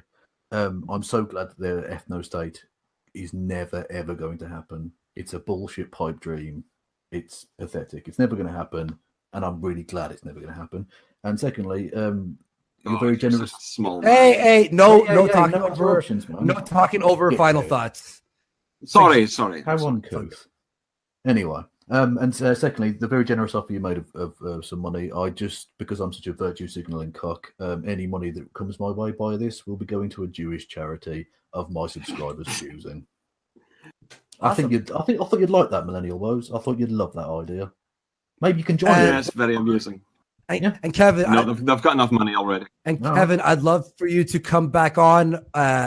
You maybe on a future debate. I saw that you had asked me in the morning, but I already had planned Sargon once Dick Coughlin dropped out. But I'd love to have you back on in the future, man. Thank you very much. It's always a pleasure. Okay, cool, man. I'll see everyone later. Bye-bye. Sounds good. Peace out, bud. I'm Millennial Woes. I've never spoken to you before, but it's nice to meet you, by the way. Thank you for putting in your 2 cents. Got a little bit hectic near the end, but like that. I mean, for what dumpster fire this shit could have been, I think it was decent. So any final thoughts, any final words, man? Yeah, it was very hectic. It was very busy. and I didn't want to. I'm sorry, I interrupted some people at the start. I didn't realize what it was going to be like. It's okay, man. But yeah, a strange thing. What I would say is, I mean, the salient thing for me is, if you believe that there are such an entity, such a group as white people in whichever country they are, then I think the arguments of, I mean, you might not like the idea of an ethno-state or whatever the other things that were brought up, but if you care about the entity, the race called the white race, white people, white Britons, white Swedes, and so on, then I think it's very clear opposition will not protect that group and will actively endanger them because, well, for various reasons that I think are obvious from the conversation. So basically, if you want the white race to survive, if you care about it, then I think our opposition are not your friends, basically.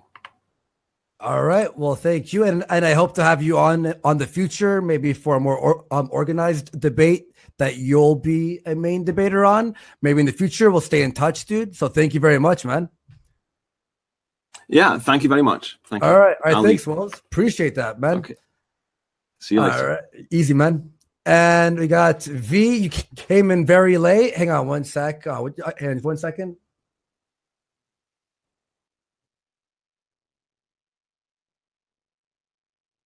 Are you there, V? Yeah. If you want to just finish this up, I have to speak to one person. Okay. Okay. Real fast. All right, V, your turn. Yeah, so I know it's not fair because Millennial Woz isn't here, but what he just said, I can't leave unchallenged. So if he wants to have a stream about it, that's fine. But I want to point out that white people didn't elect him as our representative. And when he says, if you're against my ideology, you're basically against white people, I find that to be incredibly interesting.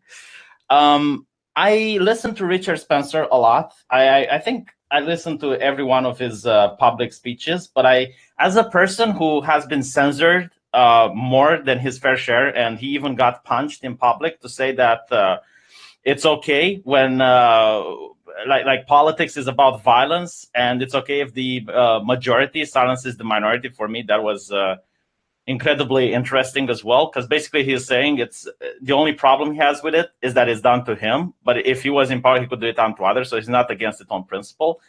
I will still defend Richard Spencer's right to speak. If he gets censored, I will raise awareness and I will point out, because I do believe in my principles. I do believe that the only antidote to bad speech is good speech. Censorship doesn't solve anything. You know what? It's actually very interesting that you bring that up, man, because a lot of people that I've heard, old associates of mine, just people on Twitter in general, have cut me off from associating with them for just simply having this talk. A lot of people, like, I'm not going to even say his name on Twitter because I don't want to promote him, but he was getting mad when Woz came in because JF brought him in. That's why I brought Kevin Logan in and yourself to help balance it. I truly hope that the audience watching believes that I tried my best to balance everything that was happening on the show. JF, what do you think? What do you think with the whole I'm show? gonna go, mate, because it's Yo, V, love you, man. Let's talk soon. See ya. Yeah, peace out, man. Always a pleasure. Well, all I have to say is J wow. fucking F. J fucking F. We created something beautiful there. Yeah, and I want to also thank TJ, aka Amazing Atheist, for doing that very, very nice tweet, saying something along the lines of, Andy, a lot of people used to talk shit about him, but my God, this show is good. He's doing an amazing job moderating. Do you think that I was balancing it well? I was trying to be fair for both Richard and Sargon. I think you underestimated the quality of your moderation, even if it was not super involved. I think you were perfect. And even when you were getting nervous, and I received some DMs from you, and you seem to think that there was the dogpiling, I can tell you there was not much dogpiling at that point. There was almost dogpiling at the end against Richard Spencer, but very faint. It was Kevin Logan, Sargon, and V attacking him all together. But for the most part, it was just perfect. and Yeah. there's no reason why you should be nervous about this. You did excellent. I intervened very minimalistically, but when it was needed, and I intervened, and that's one thing that I corrected Sargon on the very first intervention. Oh. I'm not a moderator. I have a PhD in biology. If you take me to be a moderator with a chronometer who counts 30 seconds and then says, okay, now Sargon, that's your turn. You're not using me to my maximal use. I'm a moderator of IDs, of proper representation, and of driving the discussion forward toward the interesting IDs. So I'm much more involved intellectually than someone with a chronometer. That's why I was trying my best to bring in some more people. By the way, Gabriel Lopez, holy fuck, threw $200 our way. Is Richard really sympathetic to socialism, even though only for the whites? If so, wouldn't the alt-left be more fitting? So this is something I wanted to comment on. We saw a lot of strawmanning against Richard Spencer in that discussion, in my view. To accuse him of wanting socialism, I didn't hear anything that he's done tonight, that he said tonight, indicating that he had even a position on the involvement of the state in the economy. So this was strawmanning done mainly by Sargon. Same thing when they came with the question of liberty of speech. They claimed that he was an authoritarian and that he wanted to limit free speech. All that he said is that if you are an entity, if you are a nation, you might want to filter what comes into your nation in terms of speech. And he also said, by the way, all nations do it. And that is true. All nations filter part of the internet. Sometimes it's for child pornography. Sometimes it's for less grave stuff. But as he said, there is always a line. There are always things that you protect your citizens from. And so it was quite, in my view, unfair for Sargon and V and Kevin Logan to attack him on that, while they can only do that attack hypocritically because they live in countries that they support, which does censor part of the information that comes in. Yeah, I mean, besides like your observation about straw manning, I think Styx, Sargon, V, all those guys did an awesome job. While you did see some straw manning, I think defending their point of view pretty well, and I think both sides defended their ideas pretty well. It was just really, honestly, I want to re-listen to this entire thing. By the way, everyone who's donated, holy fuck, thank you so much. We're going to start setting up some even better debates, hopefully in the future. We're going to learn and get better as this goes. Thank you for all for fucking donating. Jason Gruthis just threw $50. Arrived late. Thanks for the fascinating discussion. Lots to think about. National Socialist threw $100 to say white pride worldwide. Thank you for throwing the $100, man. Appreciate that. And Bold Like a Leopard just threw in $5. Sean King for King, the new white ethno state. We'll go over a few super chats, guys. There was like, oh, by the way, all the DMs from people right now. 10 out of 10. Amazing stream. Holy shit, good show, bro. Just a ton of people. Some people on the left saying awesome stream. I thought it would be a little bit one-sided, but you kept it good. Tons of replies from a lot of people. One person in particular, you know who you are, fucking spurging like a fucking piece of shit just constantly on Twitter. Calm the fuck down. If you didn't like it so much, then why did you watch, in my opinion? I am very fucking proud with this. Felt like the most original free speech stream ever. Absolutely. We had fucking Richard Spencer saying his ideas on the white ethno state, and it's very rare do we hear people on the opposing end battling back and forth. It's very fucking rare. And everyone was very polite to me and let me, obviously I had to scream a little bit, but when they finally calmed down, I understand it's a very passionate subject. It's very an intense subject. And I hope that this gave food for thought, no matter what side of the fence that you you fall on. And someone's saying Andy's sucking his own dick. I am sucking my own dick, motherfucker. Yeah. Number one on It's an fucking YouTube exceptional- Live. Come on, I will suck my dick live to get more viewers and get back to number one. That would be This is a special case. I mean, I like modesty and everything, but this was an important moment in internet history, in my view. Yeah. I'm so honored to have been part of it. Me too. Yeah, man, this is crazy. And honestly, guys, it wasn't only thanks to this show, this platform that we have. It's thanks to the people who've been subscribing and joining in. We got about 1,000 subscribers today so far. So I hope this increases the audience. That will make for future debates that get better and better. Gabriel Lopez is through 20R again. Thanks, man. You're the best, dude. JF Spencer said that he supported socialism in his interview with Roaming. There are also other interviews of him on YouTube expressing support for it, agreeing with a single payer. A Bernie for whites only wanted him to answer. Yeah, I mean, it's this is not something I heard from him tonight. So yeah, he may have supported that in other places. But that's why I was very alarmed by, like, oh, what you just said supports socialism. What you just said supports free speech oppression. Or what you just said, here's another straw man. What you just, because they claim that he supports aristocracy. All the statements I've heard Richard Spencer say tonight were simply describing the fact that aristocracies emerge in any society. And one question that I didn't have the time to ask to Sargon would be, are you against the transfer of wealth between billionaire parents to billionaire children?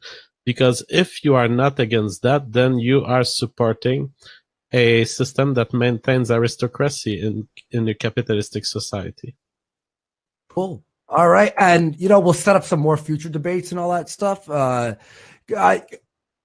Everyone's asking, Jim, if you're watching, Mr. Medicare, people want you to jump in and just give your final thoughts. I'll send him the link. If he jumps in, if you want, just jump in for 2 minutes. People love when Medicare just says hello. This motherfucker's been watching the entire stream. Dude, finish that video. Everyone wants you to finish that part 4 of the Crown video. I'll bring in Jim. Everyone, based Jim. We'll have him in. I'll start pounding through some super chats. If Jim jumps in, that'd be awesome. And I know my mouth will get dry at some point, so maybe we'll do. Feel free to put that on the. Yeah, feel free to put that on the stream on the screen. Yeah. Let's do. Hang on. Let me make sure that I had more questions from the audience, but literally, man, there was questions from @replies, DMs, super chats. Very, very difficult. Oh, there he is, Billy. Oh, sorry, it's not Jim. Fuck, Billy. Billy the anti-bully. Yeah, anti-bully. I don't know why I keep saying Jim. It's stupid. Hey, Jim. I mean, fuck, Billy. Holy shit! Come on, Adam. Get the name. There you go, Billy. So some final thoughts, my friend. Yeah, my final thought is: did you actually just say on live stream that you'd suck your own dick to get more views? Yeah. That's amazing. You give me so many fucking quotes. Yeah, that's great. Yeah, I thought the stream was good. I liked it. It was entertaining watching them fling shit back and forth. I thought Styx did amazingly. I saw some people saying on Twitter ahead of times, Styx isn't going to be a good foil or a good counterpoint to Spencer's viewpoints.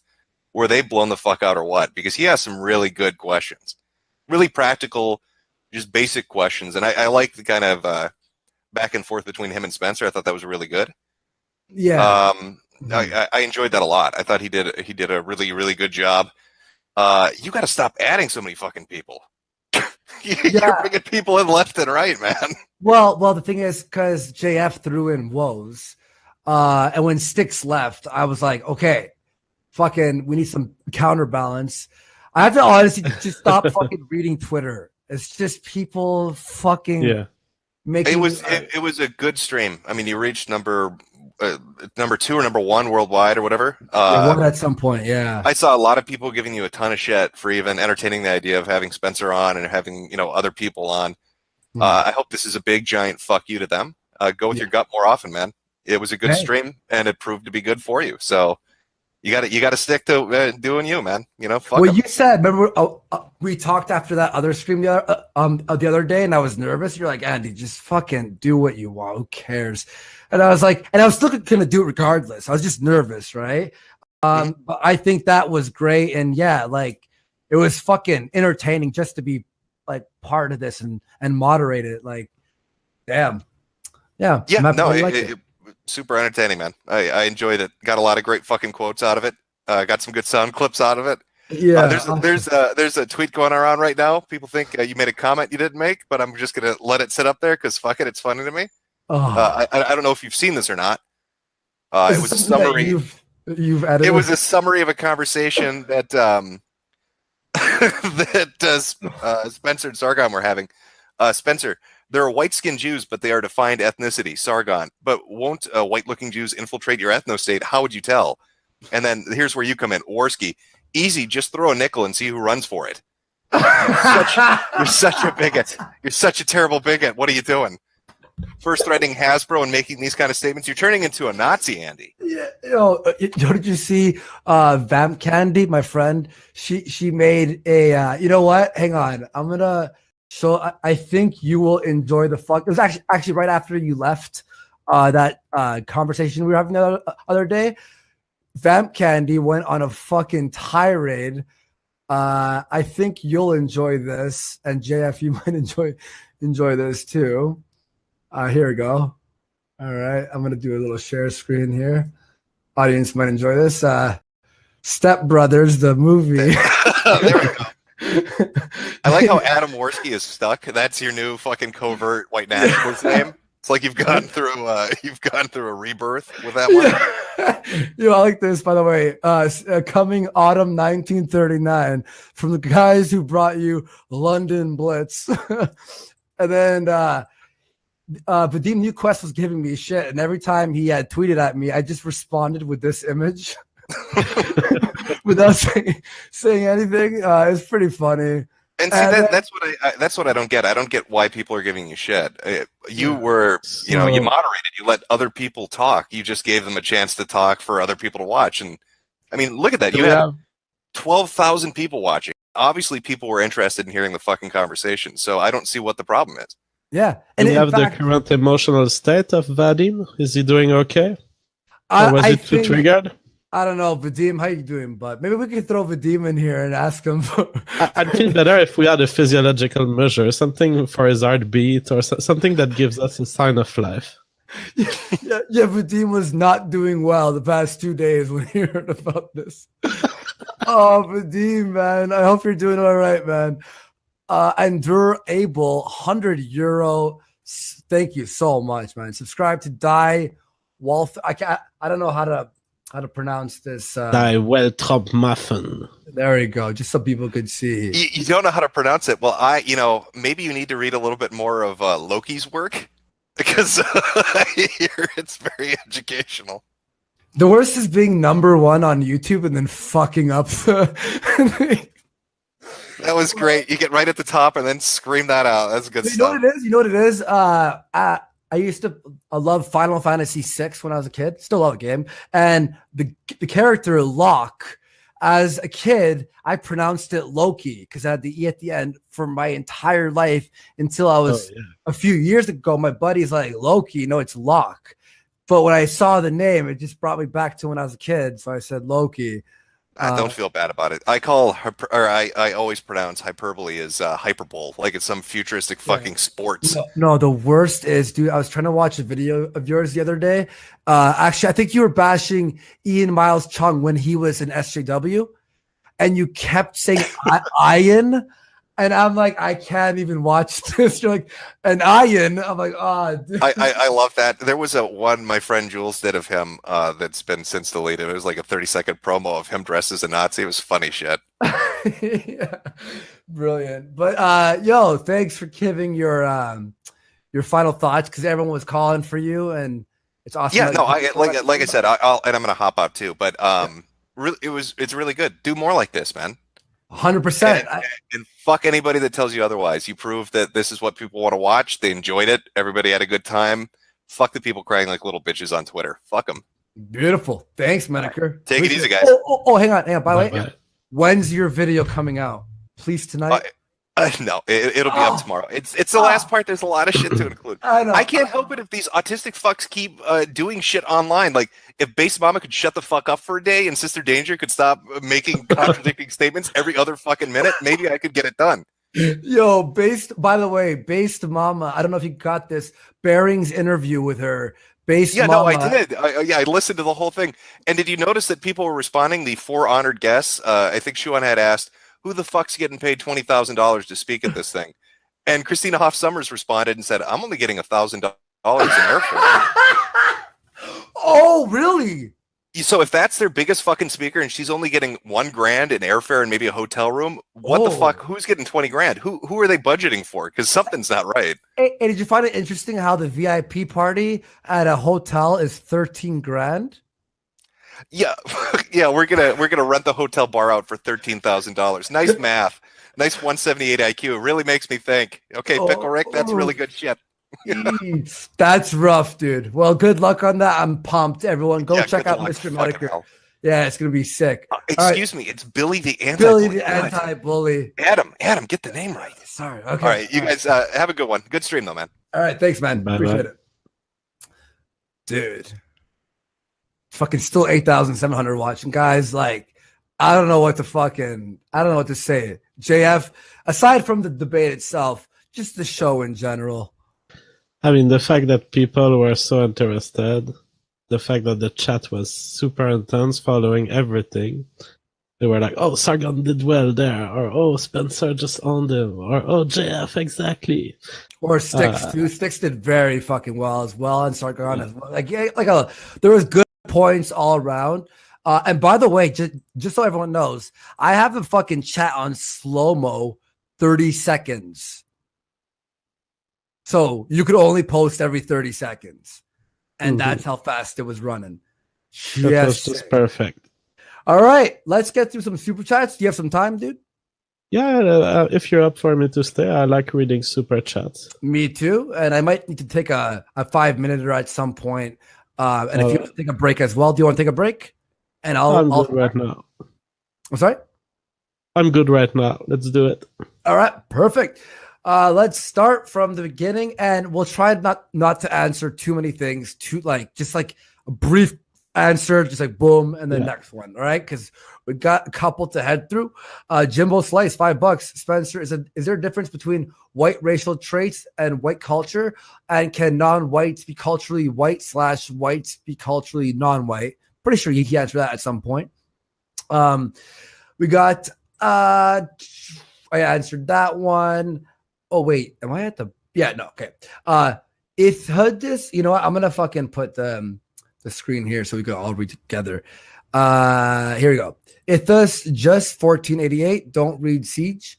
Land Protocol, $5. Number 2, and that was number 2 worldwide. Fright Supremacy, $5. Gasoline. How does it feel? How does Spencer feel about translucency? Because he's a ghost. Do you have to be 100% opaque to be included in the white ethno state? I think you're all right. Gasly. Kridnik, $2. I dedicate these funds to the leftist cancer awareness. Troll of Metal, $10. Why do you think the ethno state is possible at this point? Once you let the Jews here, you ruin any chance you have of having a nice country. We Hapas will fix the Jew problem if you whites allow. Jesus Christ. Intense promises. Do you? I'm not surprised we're banned from Germany at this point. By the way, I was kidding when I said that. Oh, really? Oh, I was pumped. We did it. You were thinking banned from Germany. No, because they were starting to talk like, well, what happens if the Jews come in? This is going to be a problem. What are we going to do with this problem? And I was like, shut it down. Oh, man. Haas Awakening, 20 New Zealander bucks. The fact that people question the ethno-state possible establishment goes to show that they can't actually argue against the science of racial differences, and the evidence of homogeneous societies are the best.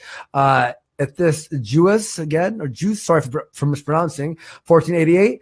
Helter Skelter ain't gonna provide any shelter. Genghis Burtis, $5. So the alt-right is fine with socialism if it's under white people. If so, what's wrong with the Soviets? Are Slavs non-white? Kissing girls is pretty gay fam, $5. Nice name. The only good ethno state is Uganda. Show me the way, Richard. Find the queen. Kumpala, $5. Hey, I sent JF an email at this time. I wanted to send in a super chat, but it was loaded. You don't need to read this out. Just tell JF this. Too fucking late. $5. No niggers in my gay bathhouse. Jesus Christ. Brittany Diaz, $10. Why doesn't Sargon ask the same questions about blacks? What makes a black a black? Most, but that's not what was being debated, but fair enough. Most would say that all you have to do is look at them. Why can't the same almost be applied to all whites? Bill Z, $5. All Sargon has to do is not live in our ethno state as a self-identifying white. I want it, and many others want it too. He can live in multiculturalism. Hey, give me a minute so I can grab some water and just use the washroom, dude. All right, I'll do it. All right, thank so you. David Tiens, $5. My name is David Tiens. I'm the only one on Google. Am I white enough for Richard's criteria? I have difficulties. Okay, German father, Puerto Rico mother are my kids. Well, Richard Spencer has covered this in the past. I think that Richard Spencer does not apply a super severe criteria. I think he's open to have people who are 1/4 or 1/2 of another race. I think that these people, Richard Spencer and Tara McCarthy in particular, probably even more than Richard Spencer, they are mostly interested in whether the person participates to a common goal. If the person is really interested in being part of that country and identifying as part of that country. Doug Jones, $5. Sargon, I love Yemen, but you need to stop interrupting. I'm really interested to hear Richard explain his position. Absolutely. I think that there was some dirty tactics used. They were not dirty in the sense of like internet trolls level, but I think that all these guys are very intelligent, but there was a little bit of dirty, rough play here on the part of Sargon. $5 from Mark Nollis. Sargon keep asking Spencer for details on his ethno state. It's his clear weakness. And Spencer, stop talking over the top of people. Gold award. I'm sorry, because I think I can increase the size of the screen. Okay, this would be easier to read for me. God award, $2. Here is the big question. Are traps gay? The answer is very simple. Not all traps are gay. Fam, $10 Canadian. Will gays be allowed in the ethno state? I think they would have to. If they are born in the ethno state, I don't think they would be kicked out when we discover that they're gay. Gingy Berticus, $2 US. One for Jim. Interesting hero. 11 US dollars. Sargon Sticks can go live a multicultural and somewhere else. If you are okay with living next to non-whites, do it somewhere else. White country for whites, make your libertarian paradise work elsewhere. Oh, okay, so you are disagreeing with Sargon and Sticks. Quidnick, $5 US. I am of Italian ancestry. Are Italians allowed in, or will the Gestapo round my family up and drown us in vats of Prego? I do think that they would be allowed in. When I hear the ethno-nationalists talking, I think that most of them are open to much genetic diversity and racial diversity in their ethno-state. All right, so we go to the next. England DJ, $50. Spencer, so how would you address the treaty violations the U.S., as a founded ethno-state, as you implied earlier, violated? Which parts would you claim for your ethno-state, and do you wish to decide where we should reside? I don't think that Richard Spencer wants to decide himself. I think he would be happy if a group of white people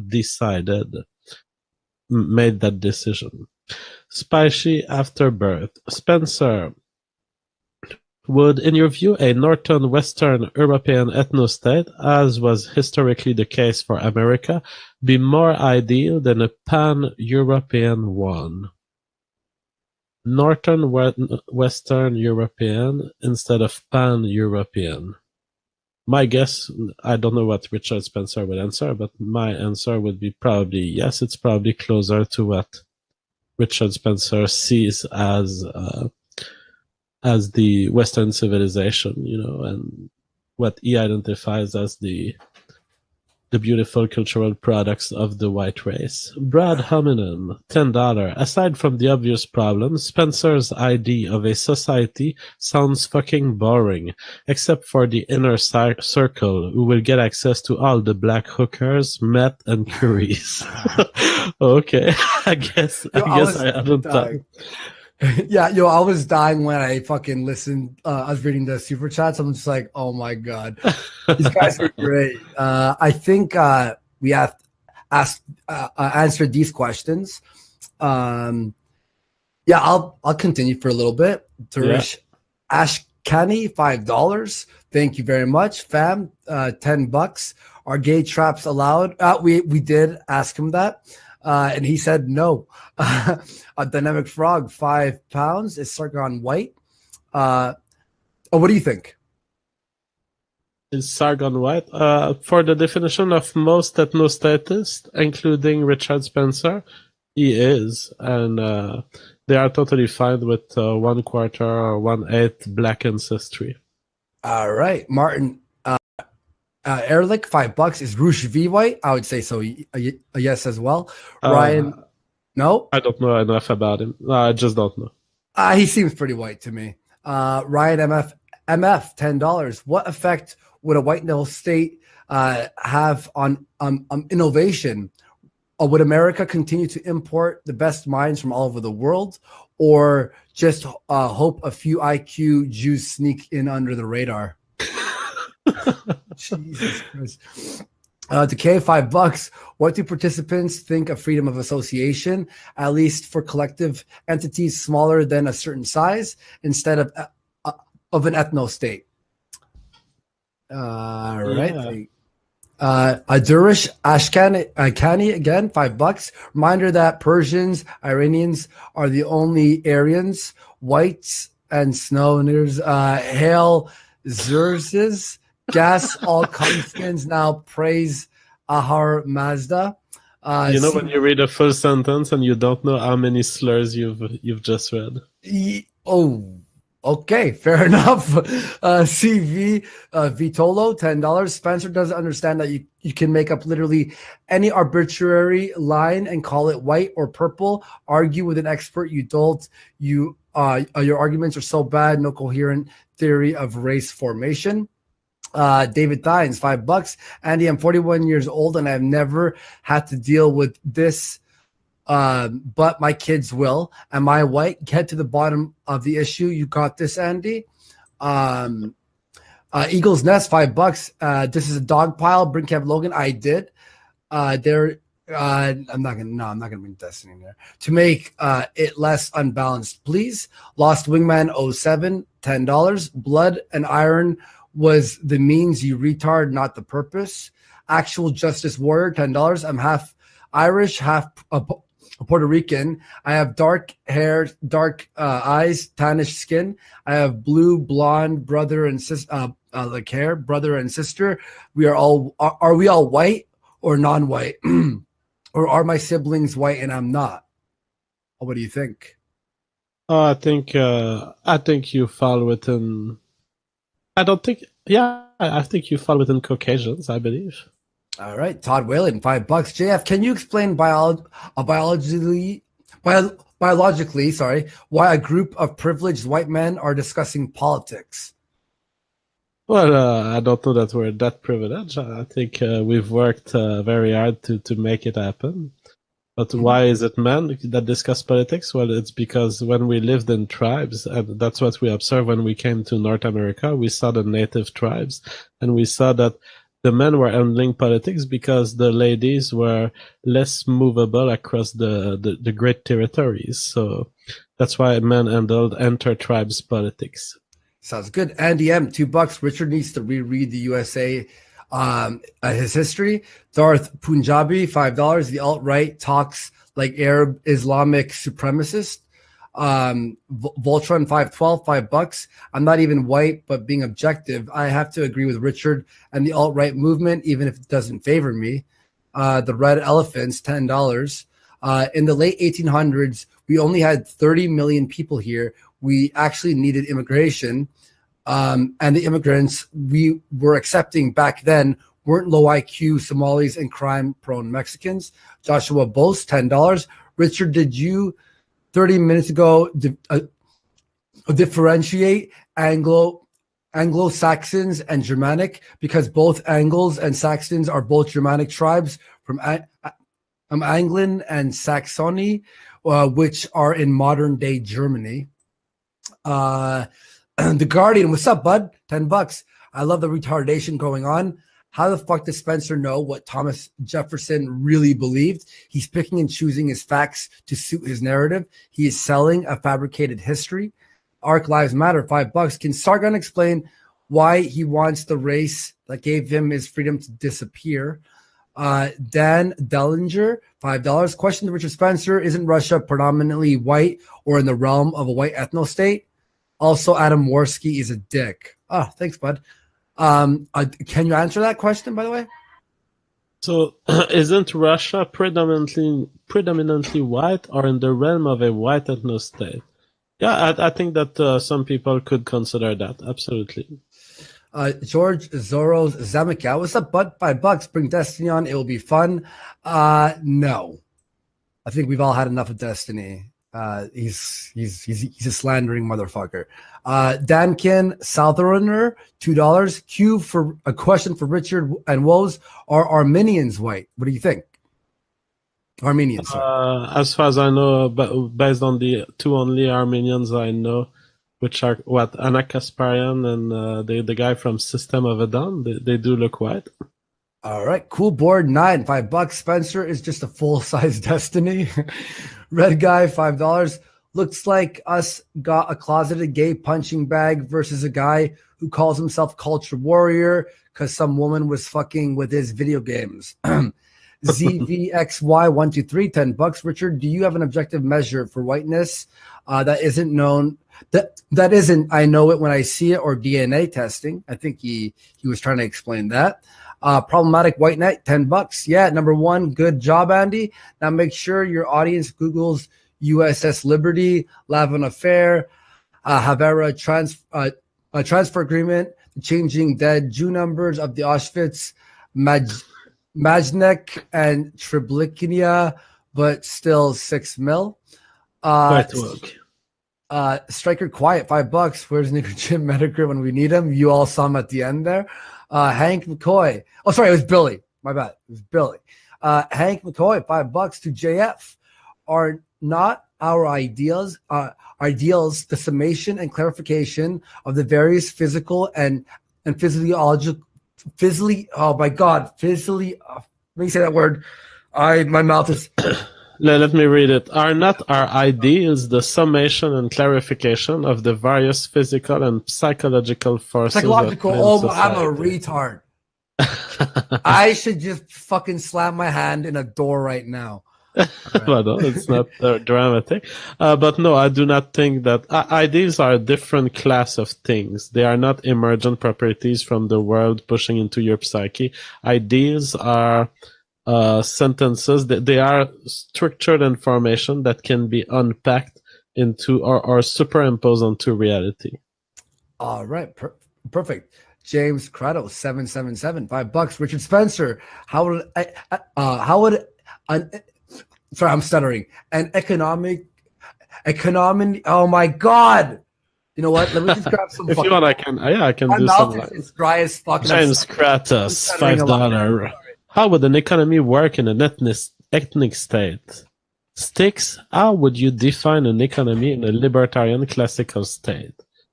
Well, it seems that people don't understand that all these guys agree on a sort of center type economy. There was no radical libertarian today. Even Sticks defines himself as a libertarian, but he's probably more of a libertarian in terms of non-obstruction.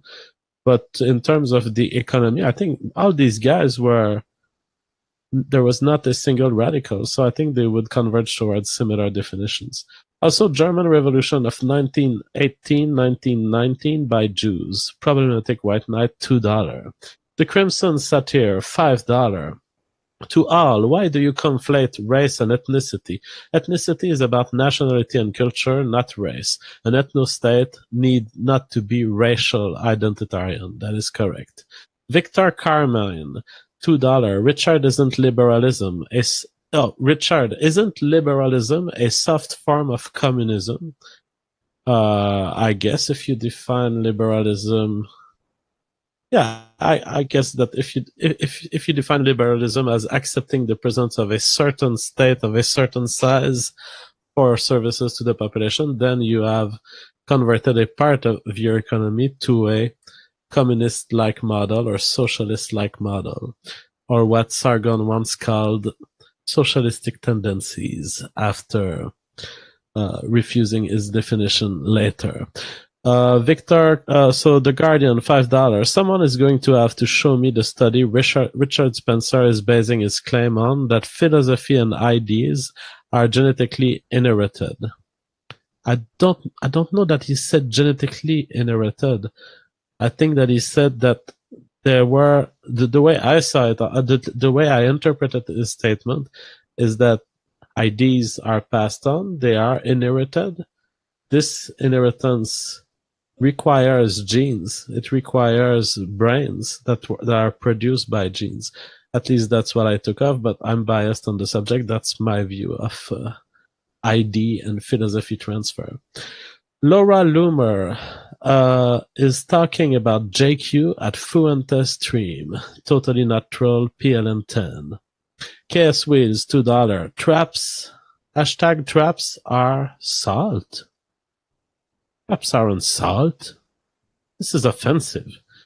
Quidnick, US, $10. Will someone from Richard's depleted and food-starved ethno-state please inform him that I too have a philosophy, but it is a much smarter and much more rational one than his, and my philosophy works. All right, well, you seem to be happy in life. Keep it up. Bullrock, Canadian, $20. Nietzsche, Beyond Good and Evil. Question: what is Richard Spencer's template to prevent his fantastic ethno-state from becoming an authoritarian supremacist juggernaut which will start World War II potentially? I think there's lots of strawmanning of Richard going on here. Richard doesn't seem to be a radical. He doesn't seem to be radical on the political axis. So I think that the ethno-state of Richard Spencer would look a lot like the United States. That's what I get from him.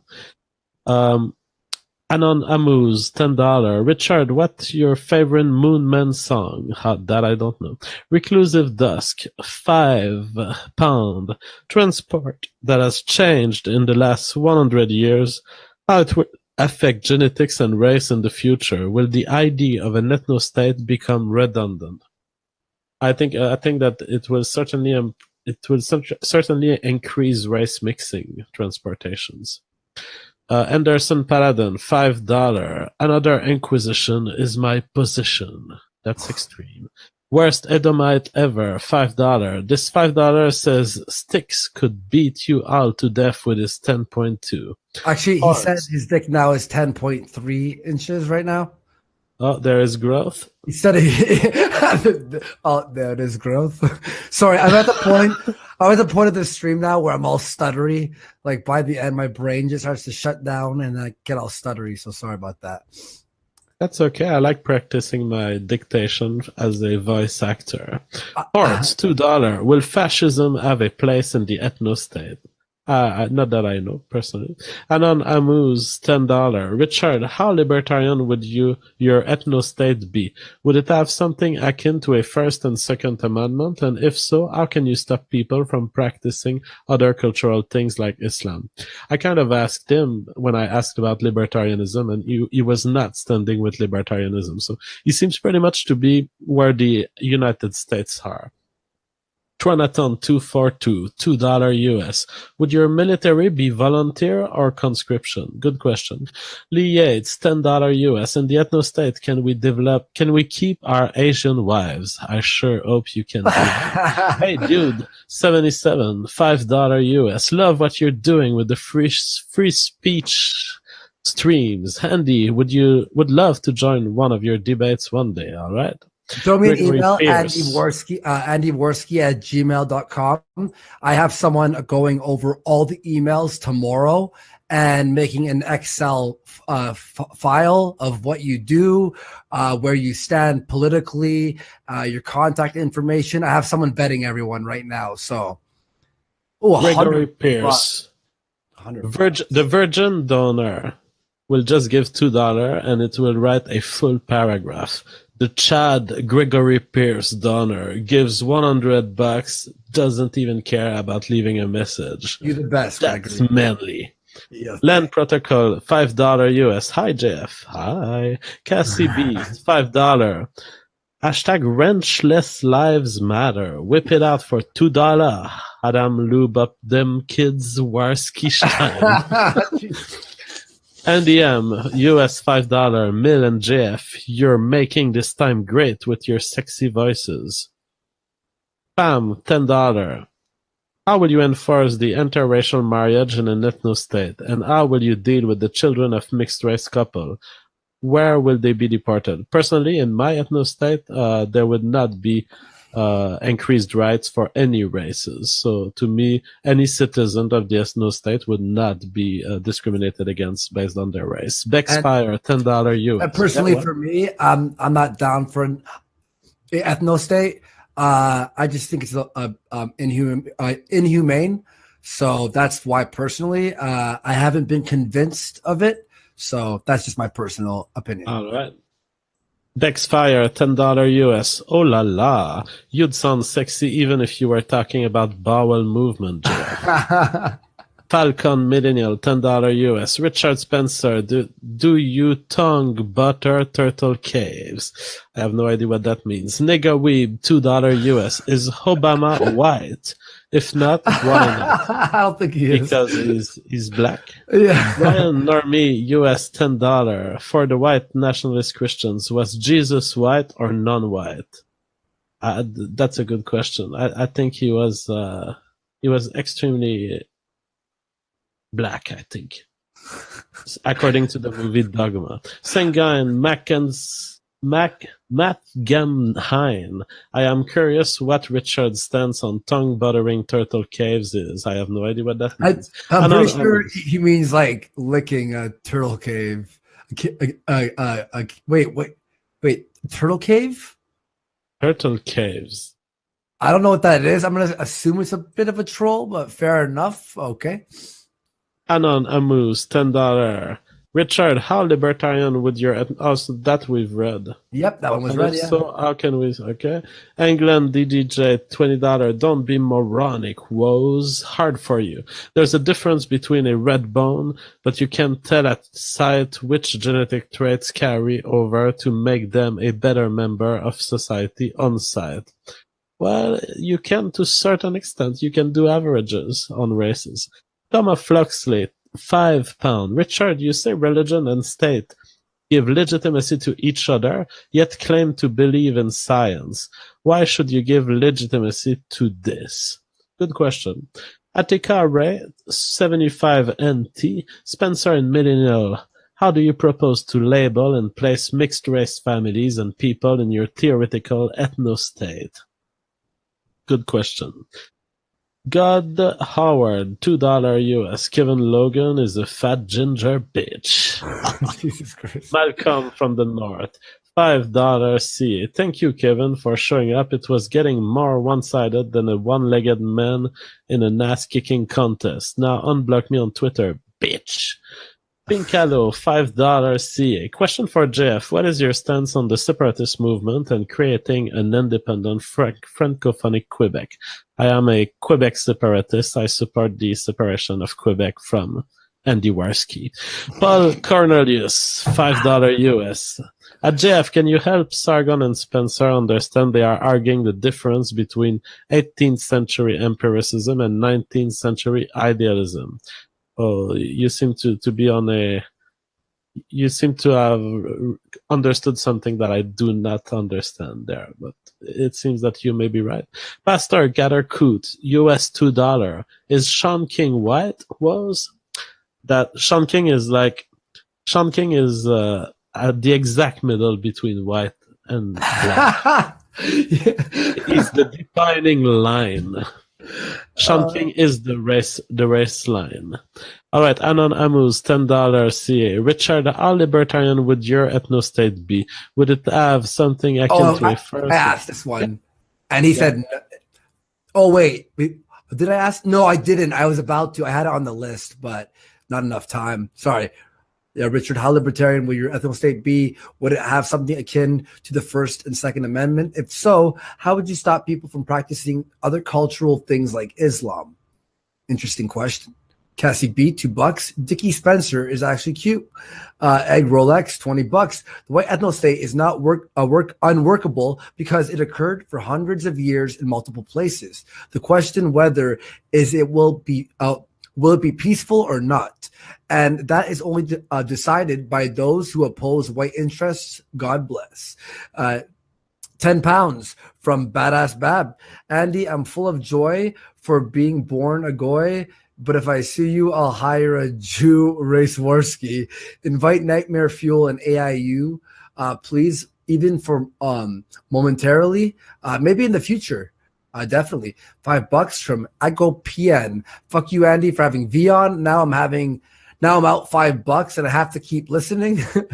Worst Edomite ever, $5. Once you go black, you'll never go back, get your society back. Fact. The Guardian, $5. Richard Spencer's argument is that his opinion matters because he believes that he's the most important person in the world. Dude, you aren't that important. Furious George, $2. Sargon, would you consider moving to Iceland? Channeling Bowden, $10. Liberalism is moral syphilis and I'm stepping all over it. Nilo Ridestorm, $2 New Zealand dollars. Andy legitimately said, guys. I pulled a Reuben at one moment. Though I think, I don't want to toot my own horn, but I did better than fucking Ruben. Striker Quiet, $10. Kevin is wrong. Most blacks in the U.S. are immigrants, and many of the remainder are their children. They are not even African Americans. This is bullshit, and they don't belong here. The Guardian, $5. Richard Spencer wants an aristocracy. How do you say it? I have to. How do I pronounce that? Aristocracy. Is that right? Aristocracy. Can you point it? Where is it written? I don't see it. Aristocracy, right?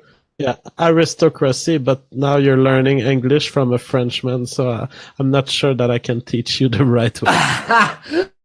Richard, you want a kingly ruler. So Richard Spencer, do you think you should be the kingly ruler? Get fucked. I don't think Richard Spencer advocated for aristocracy, I would say. I think this podcast, by the way, is making me at least somewhat smarter or more smart, sorry. Because I'm learning a lot of new words. My stuttering is struggling to pronounce these words. Like I hear you guys always say it, but my stuttering is like, what are you doing right now with your fucking mouth? T-Y-E-O, 200, I think yen it was. Is that yen? Maybe. So your message, I don't know. Yeah, so your message, Richard, is we was white gangs. Jeremy W, $5. Andy is not only Sorry, Andy is the only non-terrible person in the stream. You should avoid all these people in the future, but I still love you if you don't, but that's your opinion, and free speech is free speech. Xenomancer, $20. Does Richard Spencer believe that he's one of these people born to rule? Academics, please respond. Woody Kraut here. Christopher Tavares, $20. Good stream, Andy. I have a question for Woes and Spencer. Why does Logan's apathy to your issue of race receive such anxiousness compared to dealing with Sargon? Interesting question. Duncan Southerner, $2. V is God. Furious George, $5. The Road to Wigan Pier by George Orwell. Richard, you don't represent your tribe. You can't flee the V. Brazen Bunny, $2. There is only one race, human. Chris B, $5. So Sargon thinks censoring harmful propaganda by foreign agents is a bad thing. Whitey Siscum, $20. Richard, tis for three and not for me. Spencer over here with that censorship shit. $1 from Billy B. Thank you. Anderson Paladin, $10. Is anime white? M4 3OD, $2. Subvert stopped by telling the truth about communism. The Guardian, $5. Richard Spencer, you aren't for freedom. You are for ruling over others. You claim anything and do anything to get your way. You are not principled. Serbian Space Marines, $5. Spencer uses the same logic as Antifa does. Brittany Diaz, $10. Didn't Sargon state that he was anti-equality? Doesn't seem so. I don't think he's ever said that. 10 pounds from Matt Mill, 30.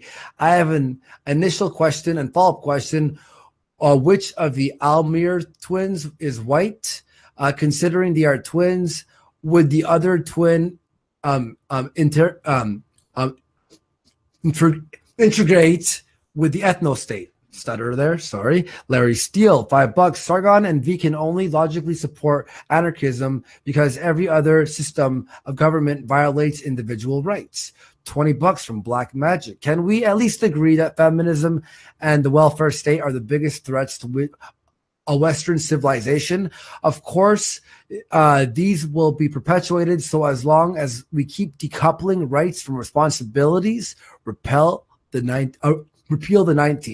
Do you want to read on? Worst Edomite ever, $10. All right, worst sodomite ever. When is Spencer writing his fantasy novel about the authoritarian ethno-state, and is it based on 1984 since it's also an extreme right authoritarian regime with just a dash of white propaganda? Striker Quiet, US $2. How well did that work out, V?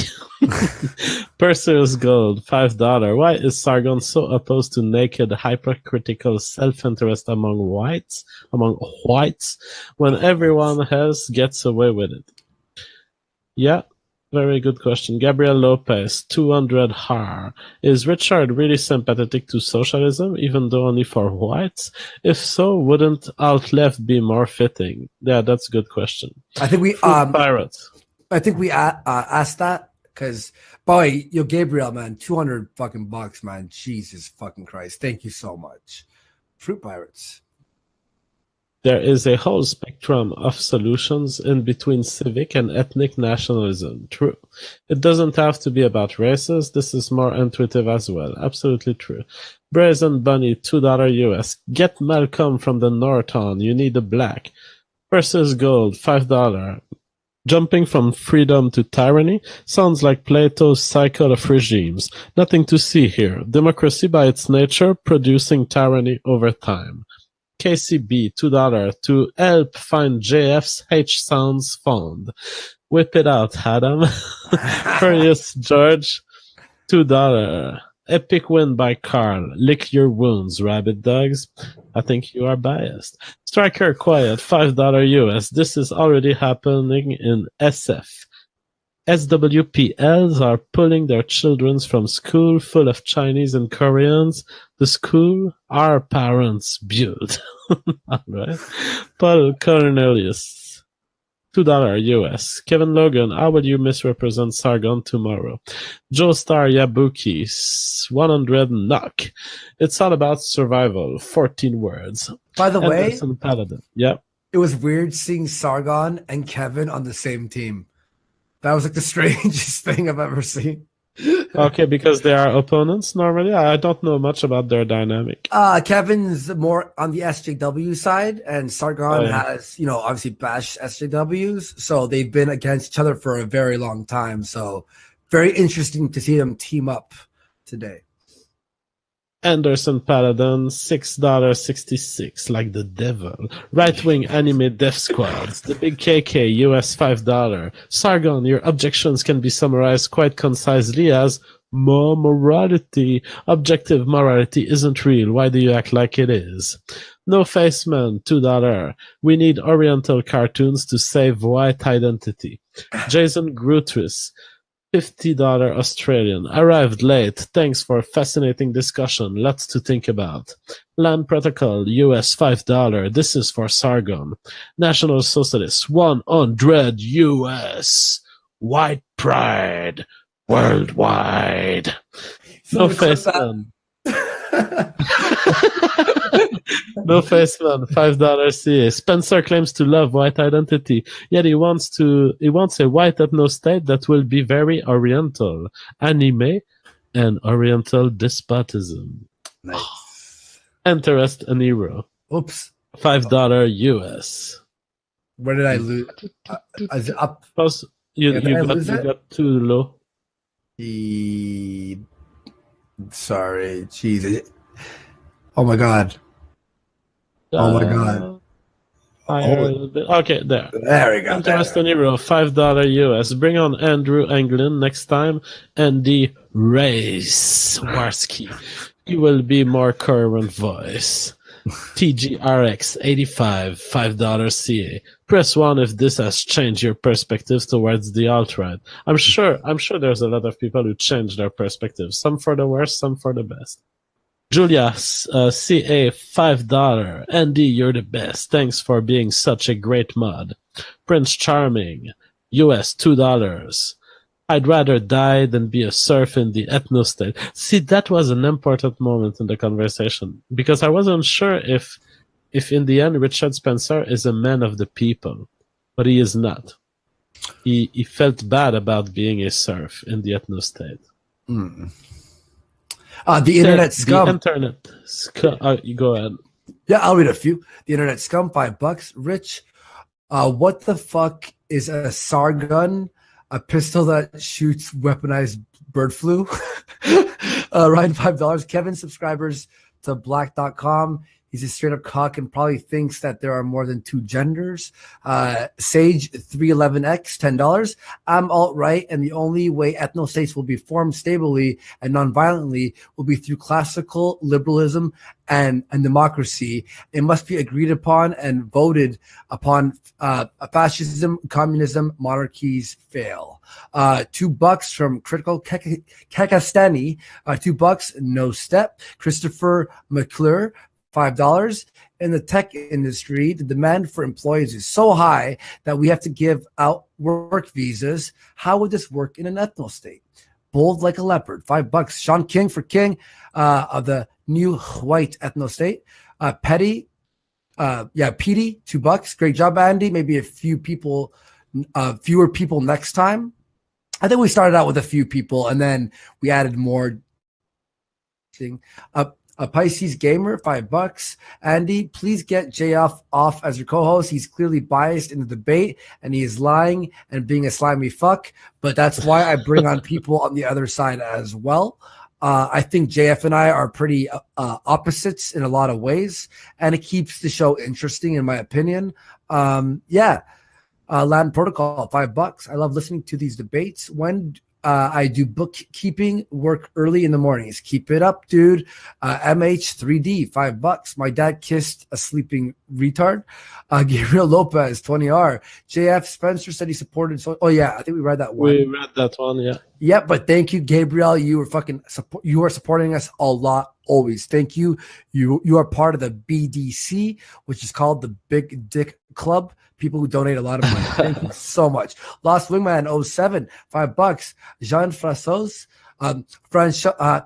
how do you pronounce that? Your second Jean-François. Jean-François. Banning ideas is not censorship. I never said that. Please go back to washing Coach Redfield's balls. You know, whenever I have to add your link, by the way, on the streams, I can never remember how to spell your name, so I have to go onto your Twitter and then open up your YouTube from there. Ryan, $10. Kevin and Sargon are subscribed to blacked.com. Totally not troll. 10 PLN. Would you censor ISIS? Down forward punch, $5. I went through JF's case in detail and confirmed JF's story. Destiny grossly over-exaggerated and altered the truth. No surprise from a manlet. Yep, I think he was definitely doing some slander there. Jonathan Young, $5. Andy, what do you think of Trump's Twitter rampage today? Did not see it. Did you hear about that? The Trump's Twitter rampage? No. What was it? I have no idea. I'll have to check that out. Definitely. Flat Horizons, $10. Bring back Destiny, aka the alt-right kryptonite. You would back the fuck off the entire panel. Publish my comment. You heard it here first. Totally not troll. 25 PLN. Would you censor ISIS? Spencer Caton, $5. Sargon needs to get beat up. LOL. What a classical skeptic faggot. I do not endorse violence, and that's a very terrible thing to do, in my opinion. Don't attack people for their ideas. Just challenge them in debates. Knocked the Moon Knight, $10. Who is Jim? You've only had Billy the anti-bully on. Yeah, it's true. We'll get Jim on sometime, but Billy's usually around what Billy would normally say. Perseus Gold, $5. Sargon acts like the circle of regimes isn't transitioning from democracy to tyranny. A democracy fails due to corruption if its institutions, example, now. Seth Vidko, $2. I saw Richard shirtless in Gaval. He's ripped. 100 euros. Yeah, by the way, thank you so much. And I already promoted this, so thank you so much. We really appreciate it. Just in case, $10. Jared Taylor debate next. People have been saying that all over the place, so I'll definitely have to message Jared. Jessica Ustes, $5. JF, if Spencer's ideals were implemented long enough, wouldn't there be bottlenecks both population and genetic wise? Asked this earlier, but I want to know. Not necessarily. You build your hypothesis on the assumption that the other races bring useful diversity into our genes, but it doesn't have to be the case. Walter Deadman, $5. Supreme Führer Vorsky, will you bring Spencer in on your Hasbro Final Solution tour? Maybe. Quebec, $10. Thank you for making this thing. It takes courage to publicly have controversial debates. A lot better than cat videos. I agree. Herp Derp 177666. $5. Bring TJ on. I definitely want to get. I already spoke to TJ on some DMs, and he's very interested in coming on in the future. Jeremiah B, $5. Adam, eat my pickle Warski. Lord Hate, $2. Can I get a hill? Yeah, I think you meant hell yeah, but hell yeah. Dirk Meister, $10. The guy fighting for relevancy, Cult of Dusty, is criticizing you for platforming Spencer and accusing you of cashing in despite not even knowing what's happening with the cash. Thoughts? I'm going to be paying out some people who are on the show. It's going to go investing into future shows and a better set. And it helps support the show to keep us going. And Cult of Dusty continuously bitches on fucking Twitter and adds nothing to the conversation. I hope he keeps making his fucking dumb VR videos where he swings fucking dildos around in VR. I'm sure it's quite enlightening and more entertaining than this stream. Fuck you, Dusty. Fuck off. George Hieronymus, $5. Get Chris Cantwell on. He is an interesting and he has interesting Is interesting. Sorry, that fucked me up. He is interesting and strong arguments. England DG $2. Spencer is a straight edge moron. Vaughn Cobra $20. I watched to hear Jim lie about when he will do his video next. Yeah, every time I talk to him, no, tomorrow. Herp Derp, 177666, $10.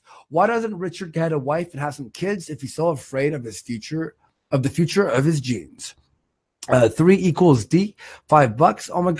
Oh my God, Richard was being snide and also interrupted a lot too. Jesus, get the fuck out. JF, what a bad moderator. I think you know JF, what's my goal in life? It's that I get as much emails like this than I get emails saying the other thing, which is that actually Sargon was interrupting many times. And so I think you guys are emotional, but I did an okay job. I was pretty much fair. I had a position, I had an intellectual position, but I was fair to the IDs, fair to the individuals. and I stayed as non-emotionally invested as possible. I did pop in a couple of times to say I disagreed with Richard's viewpoints, and that was my job. So and we're still learning. Sergeant Absolutely. Sniper, $10 from Sergeant Sniper. Thank you so much. To the person asking about identifying what is black instead of what is white, tell that to the black nationalists who call elder, swell, etc. to white.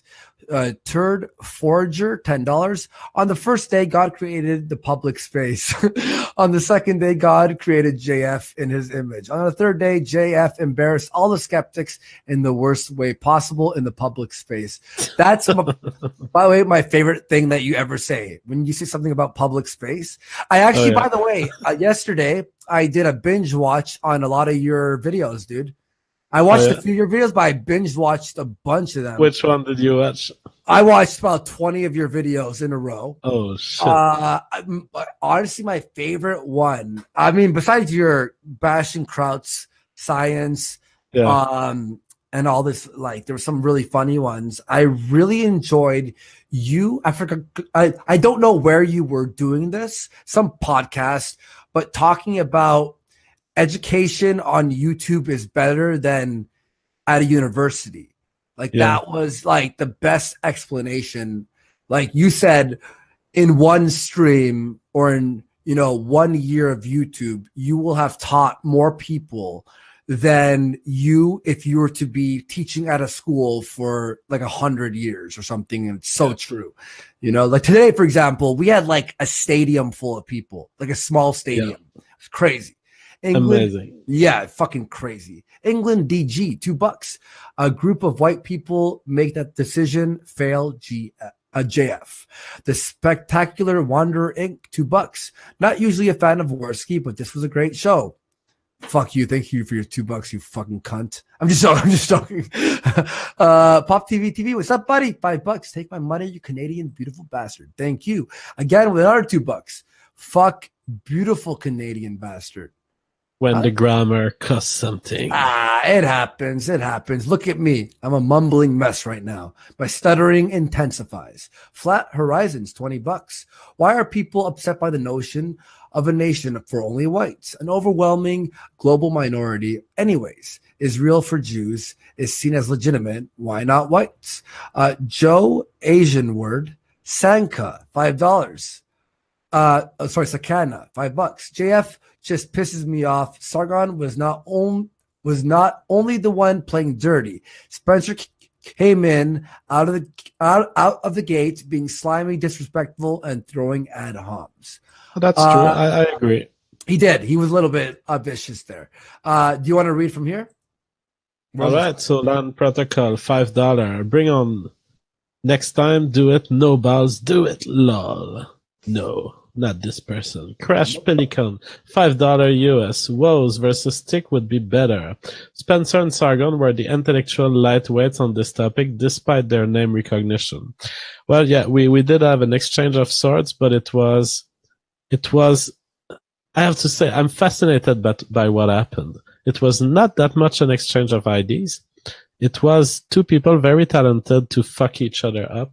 who did their best, and it was beautiful. It was not like two brutes. It was two very refined debaters that are not perfect intellectually, but they know their stuff.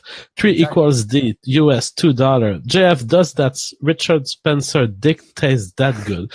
People have accused me of defending Coach Red Pill, Tara McCarthy, Richard Spencer. I always defend IDs, and I work for the debate to advance in a way that's interesting for the public. That's all I care about.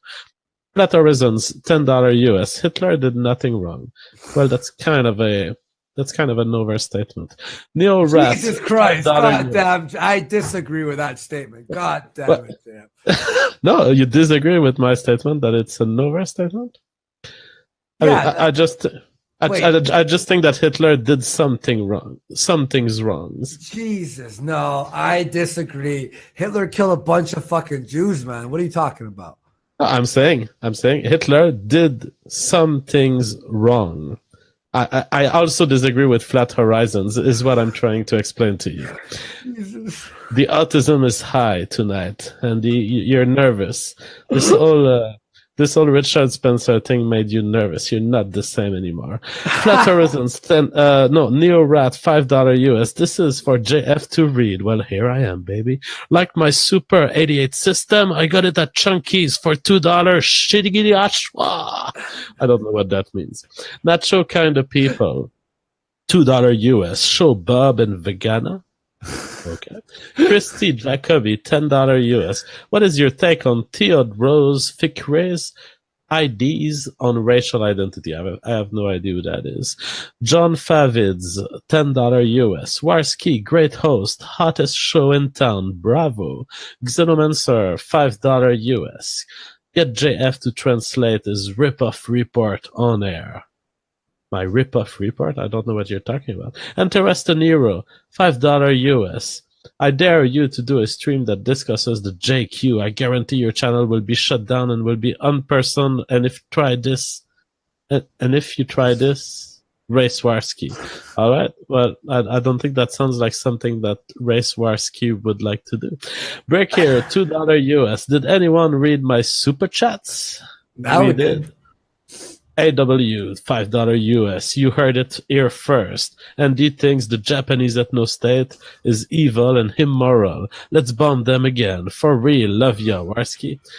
Richie, $20 US. Congratulations, Andy. Great stream. Eye of the Tiger status unlocked. Thank you, Richie. Lilo, Ridstrom. $2 New Zealand. My $5 super chat went missing, Andy. Well, that's too bad. I hope we're going to catch it again if we scroll. No, I think that was from before. We weren't able to read all super chats. It would literally be an entire stream of super chats, which we have to avoid. Thank you for supporting, though. Trillin Flossen, $10 US. Congratulations on the huge stream. I haven't watched yet, so it better be awesome. Hopefully you are getting more smarter bro. Keep on trilling and flossing. Matt Roofer, $5 US. Richard Spencer did advocate that there were those born to rule. By that suggestion, you are advocating for some form of aristocracy. Well, it's different to say that the fact is that some people are born to rule, and that I advocate for this fact to be maintained and desirable. That's two things, descriptive versus prescriptive. Ivy Sparks, $2 US. How tall is JF? I think 5'6". Matthew Miller, £2. Please actually answer my previous question. I'm sure we did.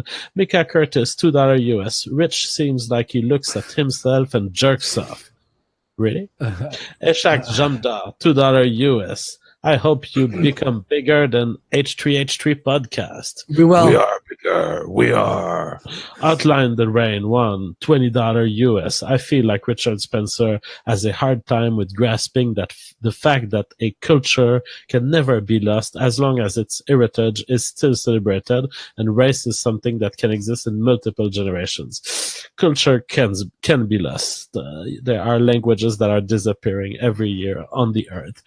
Flat Horizons, $5 US. Open borders for Israel. All right. Sigurd Al Dorson, $5 US. You need to get Mike Enoch to contribute to one of these debates. He can articulate the alt-right points better and more accurately than most. That is true. This is a man we could get at some point. Yeah, and by the way, while I disagree with a lot of his points, I did hear a few of his streams. He's fucking really harsh to a lot of people, but it's pretty entertaining to listen to.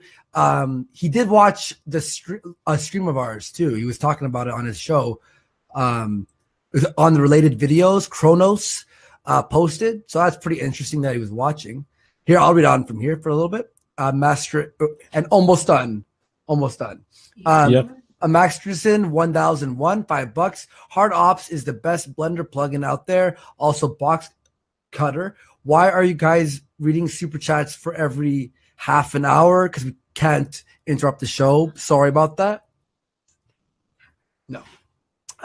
Sorry, my husband just walked in. What's going on? Just in case, $5. Oh yeah. Please have that guy T on as well. Yeah, we will. A black ethno nationalist coming on from a libertarian point of view. Dale Ritter, $5. Hey, JF, do you support an ethno state? I'm pretty sure he's already answered that question. If so, have you made any videos on that topic that you can point me to? Have you? I don't really have a full video about this. I give hints of my views here and there. All right, sounds good. Hey, may you read for just 1 second, dude? Yep, so we have Dusty J, $5 US. Andy, why are you keeping Chris locked in your basement? Yeah, that's true. That's pretty inhuman that's inhuman behavior from Andy, who claims to like humans. Let him out and black on the show already. $5 US. Cornario Kosha, Black Cat. Jeff, you kick ass. Excellent job, Andy. You're embarrassing the skeptic. Cryo Hermit. Go ahead. Cryo Hermit, $2. We're going to go from here. 12K viewers. Wow. Yeah, probably like 15, 20K. I say we shoot for that, right, JF? We shoot for numbers that you don't even see right now on streams. That's it, It will man. be the future. There will be more people on YouTube. Nibu Chad Nectar, $2. Could JF please laugh in French for me?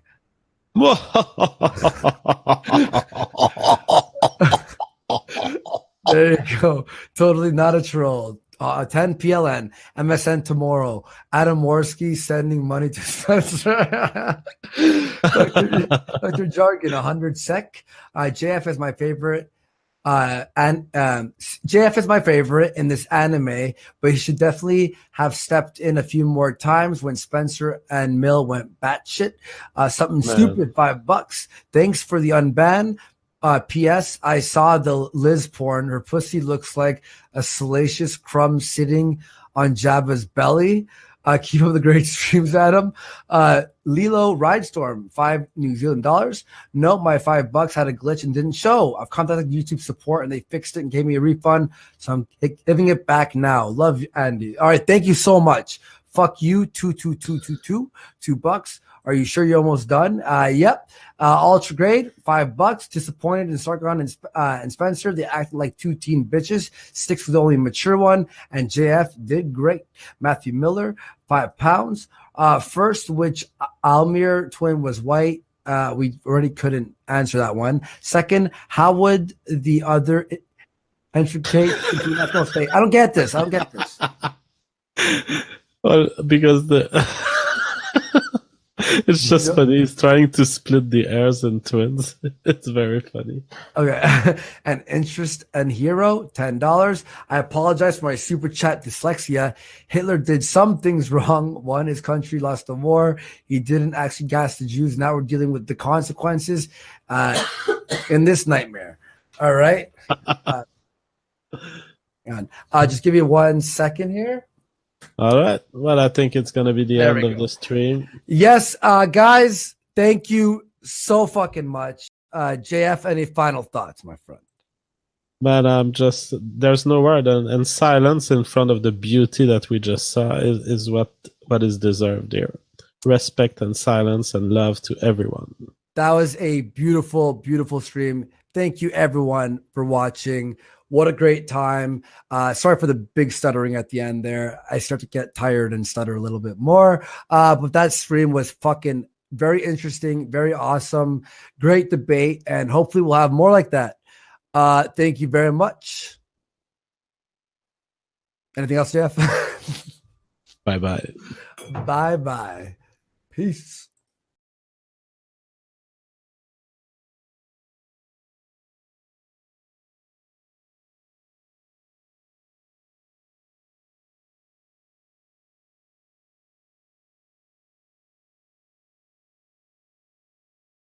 Yeah, let's begin.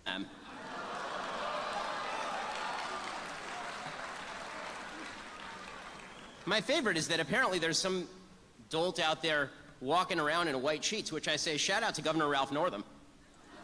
That's so funny, bro. Ralph really Northam hasn't been appreciate relevant the for like level 3 of months. generosity and open-spiritedness of the dorm community here at Stanford. Apparently, the folks at the SERs put up some posters for this lecture. They were quickly removed, which is a real free speech problem if the administration does not do anything about it. And they're replaced by a letter from the Nordelpha staff. This is one of your dorms. Yeah, shout out to you guys too. It says, Dear Nordelpha community, we, the Nordelpha staff, care about you, your feelings, your physical and emotional health. You matter and are welcome here in this space. We welcome and center the voices that some may wish to specifically marginalize and target. In that way, we support black people, people of color, non-binary folks, LGBTQIA folks, Muslims, and Jews. People from diverse backgrounds learning and flourishing together is what makes Stanford and Nordelpha special, particularly if they never have to hear anything they don't want to hear. That last part didn't write. Thank you for being you. You are a star. And don't let anyone tell you you're not. Why, thank you too, Barney the dinosaur. That's not funny, bro. Please reach out to any of us if you need to talk or need us to The support guy's such you a in any nerd. way. If Honestly, he seeing wasn't a being flyer backed by requires billionaires, psychological where do you support. think needed Ben Shapiro psychological would be? support before you saw the flyer. Thank you, Barney the dinosaur. Okay, bro.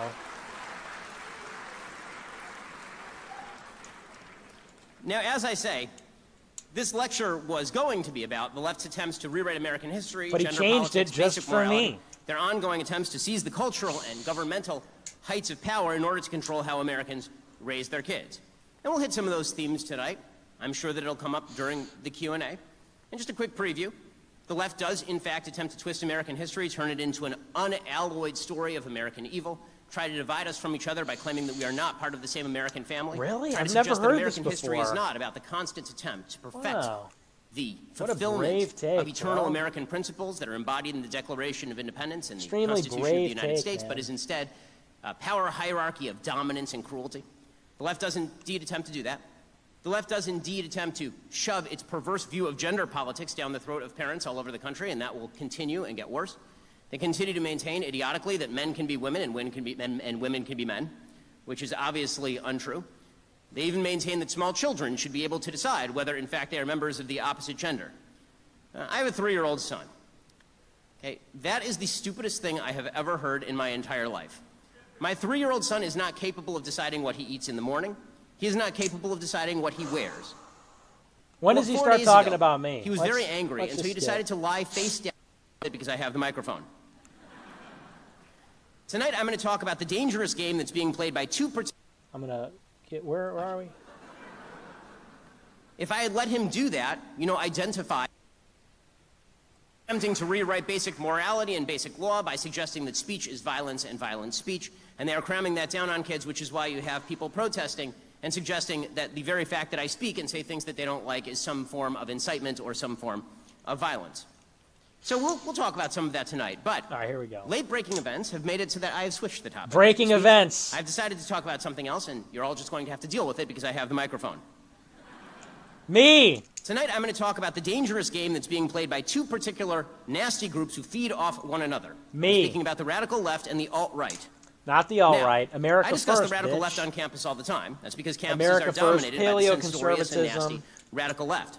On the other hand, I actually did question whether I wanted to talk about the alt-right Breaking tonight. event. One reason Breaking is because event. what the alt-right wants more than anything else in the world is attention. They rant, or they cry, or they even sing their white supremacist anti-Semitic moon landing conspiracism into their webcams for hours at a time while insisting they don't care about attention. But of course, what do that's you exactly do? What they because care we about have a very, show, very because we share our Which is views. why That's they've been exactly what you distributing do, you calendars of dummy. conservative events and encouraging trolls to show up to ask pre-written questions designed to elicit lulls from like-minded idiots. It's not about laughing. Asking questions about the census and the Pew Research is not designed to elicit laughter. And pre-written questions, why would you not pre-write the question? Everybody that came to your event pre-wrote their questions, you dumb and swear bitch. they despise the founders of the alt-right. Some call themselves America First, trying to hijack President Trump's me, big guy. slogan to give themselves the That's patina me, of America credibility. First. More on that in a second. Some name their movements after mammals, some after amphibians. Groiper? It gets confusing. Groiper It's check? meant to be.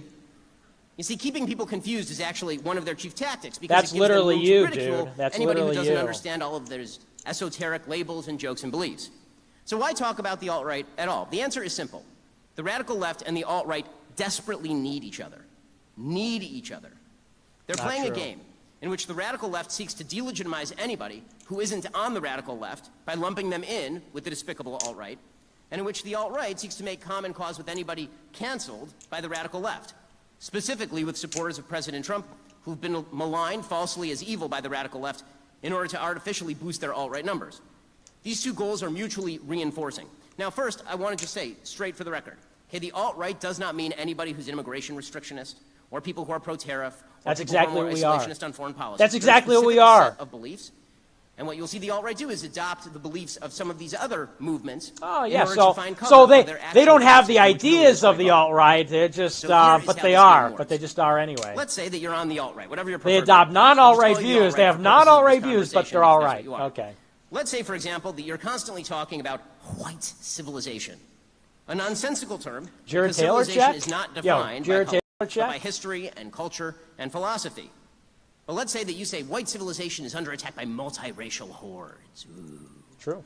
Let's say that you're antipathetic toward Jews. You're enraged by the liberties guaranteed by the Constitution of the United States. What about Jews? Let's say you spend your days ranting about how conservatives and traditional classical liberals, you know, the sole protective force in America against the radical left, haven't conserved anything. Yeah, they've really You protected say that America everything, is right? not a propositional or a creedal nation, True. even though the nation's founding literally begins with the words, "We hold these truths to be self-evident, that all men are created equal, that they are endowed by their Creator with certain unalienable rights."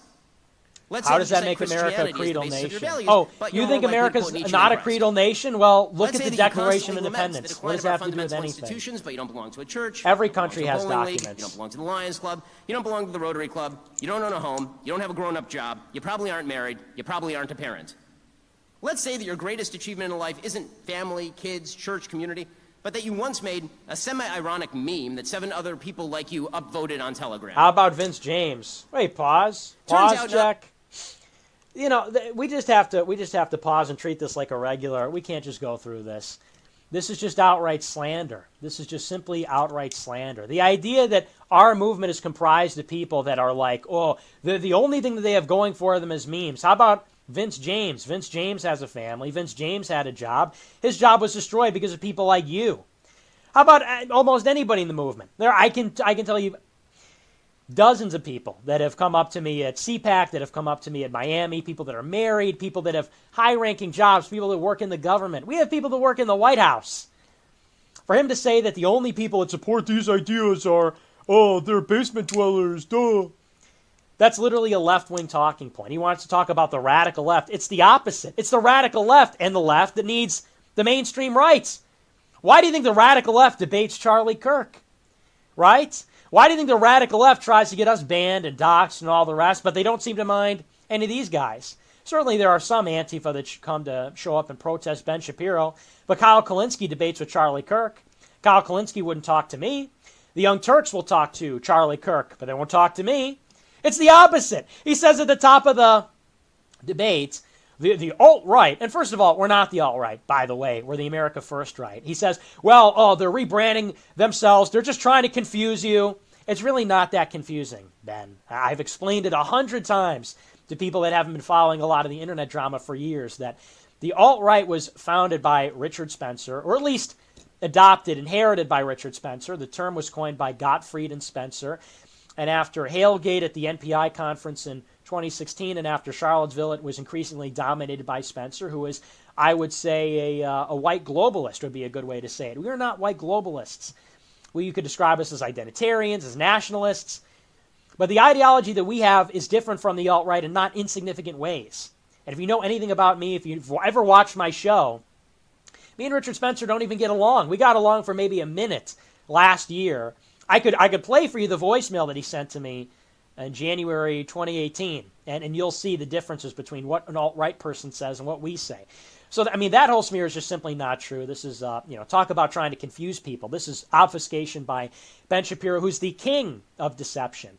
And then to say that, oh, well, the only thing that they have going for them is they're white and they make memes. Well, that's not true, because we have people in the White House, we have people in Washington, D.C., we have lawyers, accountants, doctors, we have people with families, we have people that are old, people that are young, students in Ivy League universities. Who do you think is funding my show? Who do you think can afford to fund my show with super chats every night? You should see some of the numbers that go up. And I don't say that for any other reason other than it's not people that are... And anyway... I also have a problem with the way this is characterized. Ben Shapiro believes that white people have no worth. White people, if they don't have a job, white people that have been left behind by the 21st century are worthless, says Ben Shapiro. Never mind the fact that you see the entire interior of the country has been hollowed out by trade and immigration. But if you're a victim of that, I guess you're just a big loser to Ben Shapiro. If you're some white guy on opioids who had his community destroyed and his wife left him and took the kids and all that, and you find some of our arguments, you resonate with that. So I'll even push back on, it's not true that our argument is comprised of so-called losers, but I push back on the fact that people that didn't go to a private Jewish high school like you did and have your Jewish parents pay for college for you and use their Hollywood connections to get you a career, I push back on the fact that those people don't have any worth. What kind of thing is that to say, right? That's the same kind of shit we hear from the left. But anyway, we'll resume. I just had to pause. He spoke for like 10 minutes, and we had to resume. Not all that many Americans agree with you. After all, your agenda is pretty disgusting. Yeah, you also happen disgusting. to have the unfortunate Sicko. habit of saying really disgusting things when you think other people aren't listening. For example, your thought leaders, your self-proclaimed lead influencers, will say they're not on the same page as white supremacist Richard Spencer, but then they'll go on Facebook and post about the Charlottesville white supremacist rally, quote, the rootless transnational elite. That's me. I said that. White identity is coming, and they know that once the word gets out, they will not be able to stop us. The fire rises. Well, first of all, pause. I posted that on Facebook after Charlottesville 2 years ago, by the way, when I was 18, so that's convenient that they bring that up. But moreover, rootless transnational elite. Do you know where I got that phrase from? And I'm a genius, and I know exactly where I got it from. I probably heard it 3 years ago. That phrase comes from Roger Scruton, okay? Rootless transnational elite. That's a phrase that comes from Roger Scruton.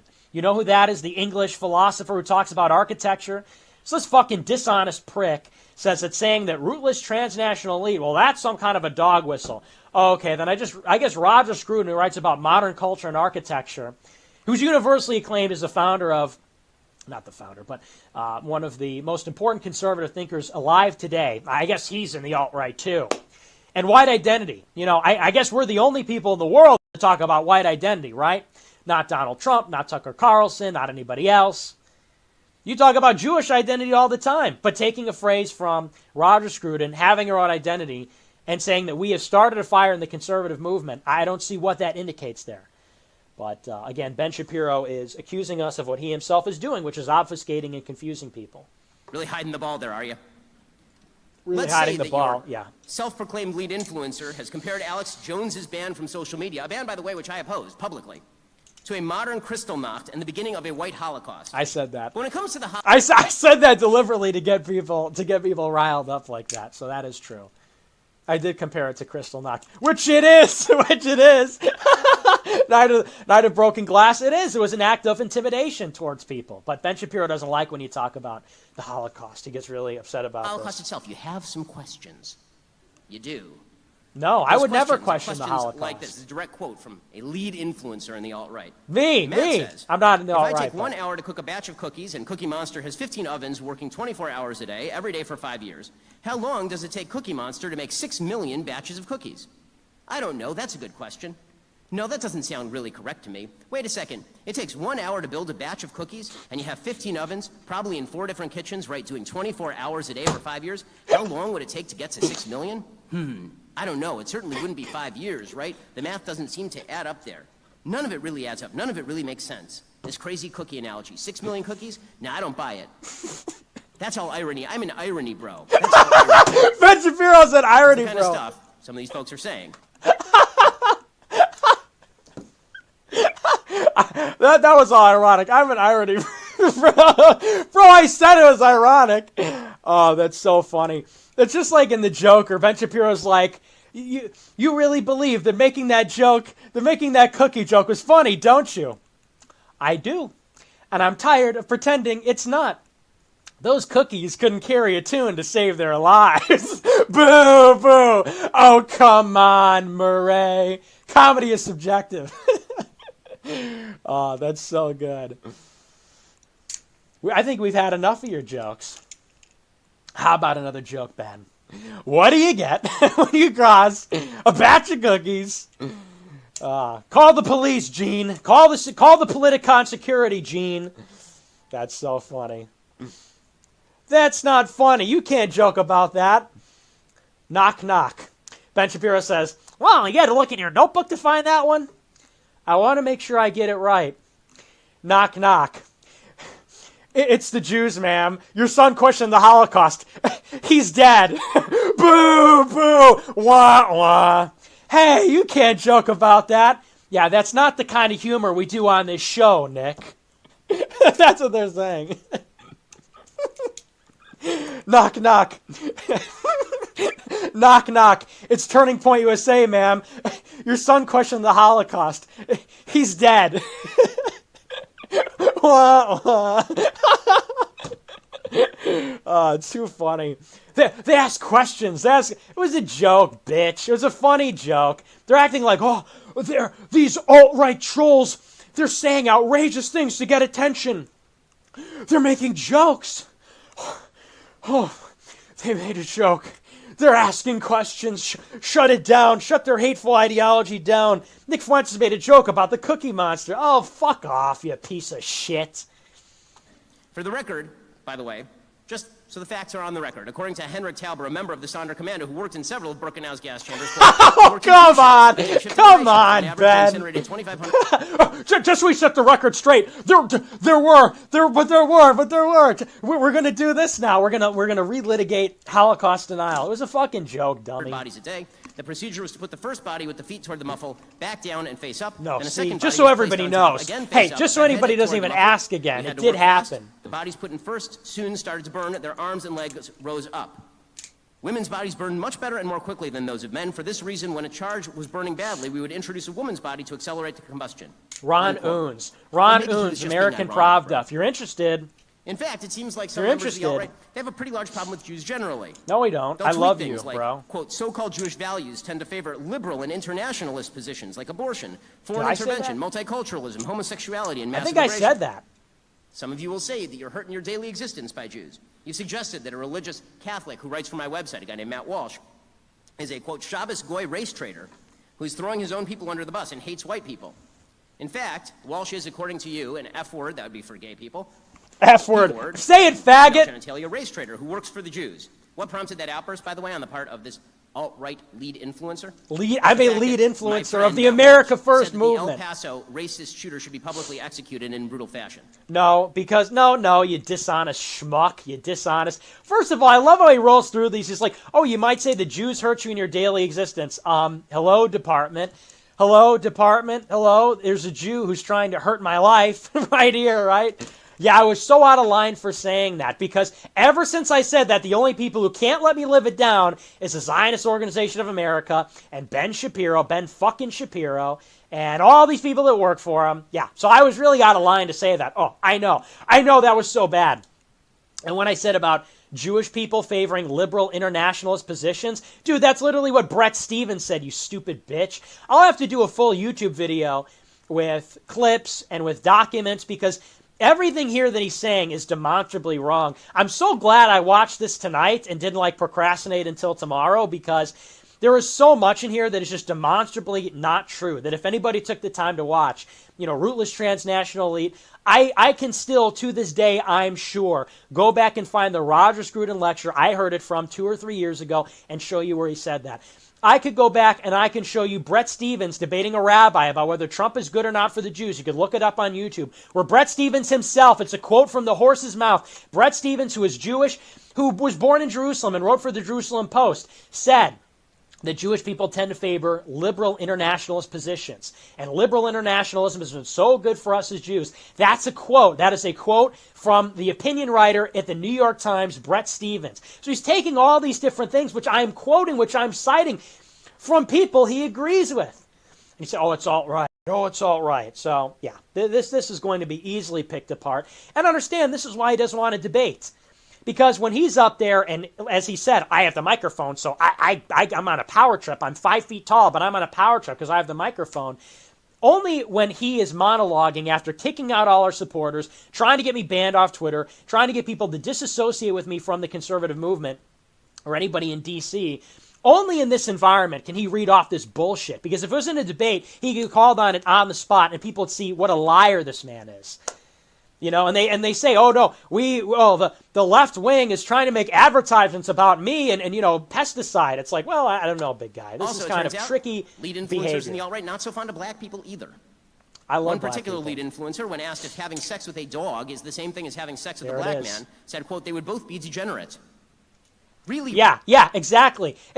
Some stupid whore, and I've been over this 100 times, some stupid whore who has a tattoo on her ass of a bar on Clarendon, Virginia. So this is who we're talking about. Septum ring, nose piercing, fucked every guy at the Leadership Institute training with the tattoo of the Don John bar on her ass. She's the one that started secretly filming me in the basement of the Leadership Institute headquarters and said, do you think having sex with a black man is the same as having sex with a dog? And I said no, but I don't care for race mixing, okay? And I don't, and that's a popular position. But they try and pretend like, oh, he compared it to bestiality. Yeah, I was set up. Somebody secretly recorded me, asked a loaded question, and I answered it correctly. Really classy people. So, really classy people. All these garbage things. Yeah, what did you say about bulldozing Palestinian villages? I love how these people are the first ones to cry foul if you bring up their old quotes. And they say, oh, no, I disavowed. When Ben Shapiro said that Israel should be ethnically cleansed to Palestinians, we're all supposed to give him clemency on that because he said 5 years later, oh, I don't agree with that anymore. But I said 2 years ago when I was 18, being secretly recorded in a loaded question that I don't like race mixing and my life is destroyed forever. I'm a really classy guy, according to Ben Shapiro. Go fuck yourself, you fucking loser. Things. And you are, in fact, a garbage human being. Garbage human being. Dude, you're fucking scum. You're going to burn in hell for denying Christ. Obviously, white supremacist garbage. What do? You take 4 steps in order to legitimize yourself. Step number 1, the Trump gambit. First, you declare your allegiance to President Trump and declare that you're not really alt-right, even though you obviously are. We're you not. Show up to lectures wearing a MAGA hat in order to get the media to cover it, and in order to demonstrate that you are truly a representative of the 63 million Trump voters. You call yourself America First. Hijacking Trump's slogan, but what you actually mean is white Americans first. Yeah, that's another slogan. That's another slogan from the left. We've never said that. And by the way, we do support President Trump. I took shit for 3 years for supporting President Trump. Everybody that asks a question supports President Trump. We're getting cover from Michelle Malkin and Ann Coulter. They're defending what we're doing. They know that we're nationalists. They know that we're sincere Trump supporters. We didn't tell the first 2 people to bring the rosary when they asked the first questions in Colorado. The people that follow me are Trump-supporting Catholics. Oh, but that's all a gambit. But yeah, Ben Shapiro says, well, they don't say they're alt-right, but they are. Well, they don't say they don't support Trump, but, they don't. And they don't say that they're whatever.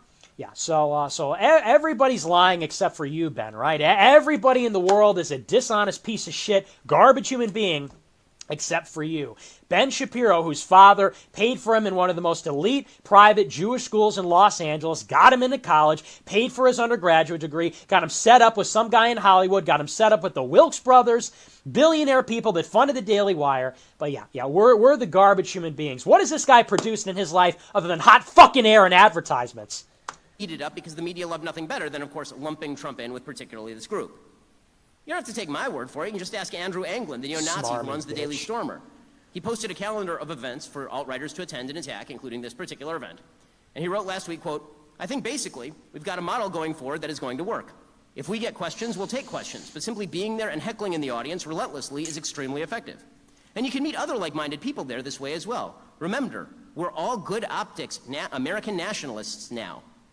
Longtime readers will remember this is something I pushed very hard while others were dressing up in neo-Nazi costumes. And by talking about these issues instead of saying, gas the kikes or whatever, we are more or less immune to being fired or kicked out of school if doxxed. You just, if somebody calls you alt-right, you say, no, of course I'm not an alt-right, neo-Nazi, racist, white supremacist. I'm just an America First nationalist and a MAGA supporter. Now, this is a clever tactic. It is. Donald Trump is many things. He is not a white supremacist, and he is not an anti-Semite. His daughter is an Orthodox Jew, so is his son-in-law, so are all of his policy advisors, or at least many of his policy advisors with regard to the Middle East. Donald Trump moved the American embassy to Jerusalem in a bold move of solidarity with the people of Israel. His roundabout we get it. We get it. He's a Shabbos goy, too. We get it, Trump bro. Heights, Ramat Trump, is named for him in the Golan Heights. Donald Trump has nothing to do with these so-called self-proclaimed America First asshats. In fact, he's very close You're the to one of wearing a people they fucking attacked ass hat Charlie on your Kirk. head. This signifies I rebel against Jesus Christ. This signifies, you know what that means, right? Yeah, we're the ass hats. Look at what's on your head, big guy. Right, Donald Trump regularly invites Charlie to official meetings in the Oval Office. But, you know, these people bought some MAGA hats. So Yeah, left because them spread Charlie Kirk's father worked with Donald Trump as a contractor in the 1980s and 90s. Yeah, Charlie Kirk is in the White House, and that signifies that Donald Trump loves his ideas, and not that he worked with his father. You know, I hear a lot of this in D.C. I hear a lot of this in L.A. I hear a lot of this, frankly, from Ben Shapiro's types, you know. My father, my father. Charlie Kirk says, my father. Ben Shapiro, my father. Yeah, these people are all connected, is what that means. Give me a break. And they know it, which is why, again, they're encouraging people to wear MAGA hats to events. So be on the lookout. That doesn't mean everyone with a MAGA hat is an alt-righter, obviously. What I'm saying is that the vast majority of people who wear MAGA hats are not alt-righters. I'm saying the alt-right is looking to disguise themselves specifically for purposes of publicity. Okay, step 2, then you declare yourself the true conservatives, the true heirs to conservatism. We are the, yeah, the way he Right? says Not that. a bunch of masturbating losers who live in your mother's basement. No, you're the true heirs of conservatism. Masturbating losers who live in The their way you do parents' this is that basement. you There it is again. There it is again. Yeah, not everybody, Ben Shapiro, can have their parents foot the bill for elite private Jewish school in Los Angeles. Not everybody can use their father's connections to get them into UCLA and go to law school and get them set up with Hollywood producers. And that's literally what it is. Where's Jeremy Boring's background? Anybody remember Jeremy Boring, co-founder of the Daily Wire? What's his background in Hollywood? What's the background of Ben Shapiro's father and mother? They work in entertainment. He was born in L.A. Hollywood people propped him up and created the Daily Wire. Where was he 5 years ago? He was on Piers Morgan. The guy looked like he was a middle school president.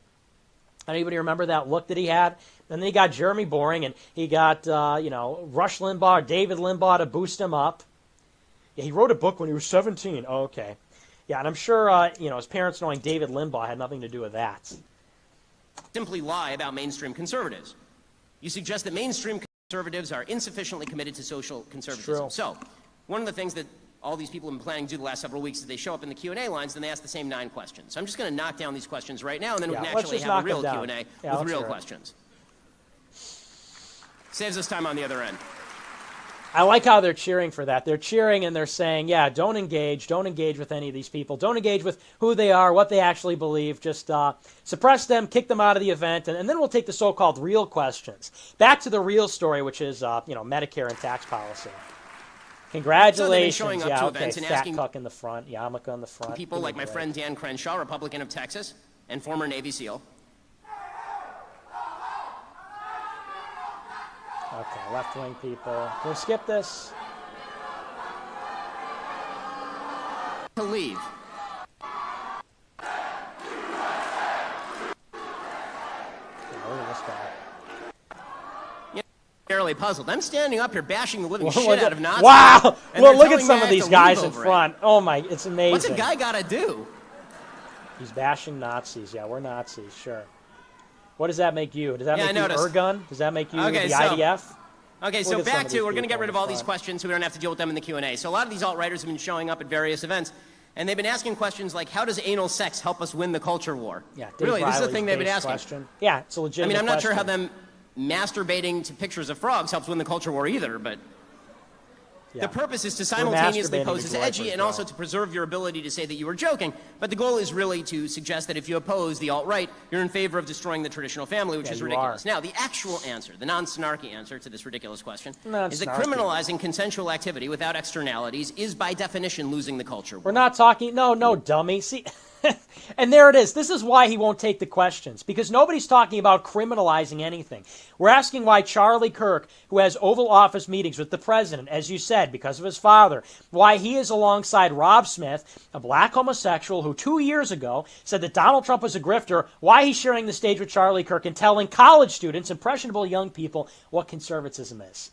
Oh, well, you want to make gay sex illegal? No, bitch. We don't want to have Rob Smith on the stage with Charlie Kirk. We don't want Charlie Kirk on the stage. We want someone that's a fucking Christian on the stage. Yeah, Rob Smith says, well, God's okay with anal sex. Yeah. What helps America win the culture war is freedom and liberty. Yeah, freedom, and the government sure. not being involved in your life. Oh, okay. No government. And if you, like me, believe that personal activity is a sin, you know how you win that culture war? By having people join your church, by engaging with your community, by teaching your children your values. That's the way you win a culture war. In fact, here's the thing. Here's the thing, dummy. I just love this. We are challenging your position where you're promoting it to young people. You're promoting it to college students. Nobody's saying that you can't raise your own family. No shit, dude. What do you think is the next step? What do you think Charlie Kirk is doing? Why doesn't Charlie Kirk tell his kids about anal sex and not go on a college tour? We're trying to do the same thing they are. We're trying to spread our beliefs. We're trying to influence politics. Why does Charlie Kirk and Rob Smith have to be on the stage then talking about, oh, I'm a gay conservative, and that's great? All of these arguments are just as dishonest as they can possibly be. It's just taking what we're saying, taking the truth, and just twisting it around. He said, how does anal sex help us win the culture war? In other words, why are you promoting gay people in your culture war tour? How does promoting degeneracy and homosexuality, how does that help Christians and conservatives win the culture war? Which is an honest question. And Ben Shapiro says, well, why don't you teach your kids about Christianity? Well, we are. You know, do we not engage in politics? Why do you have a radio show then? If you have a problem with people doing BDS, tell your kids not to support BDS.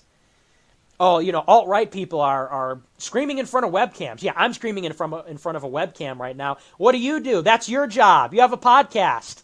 You're not screaming in front of a webcam. You're screaming in front of a camera that was paid for by billionaires. So it's different, you see.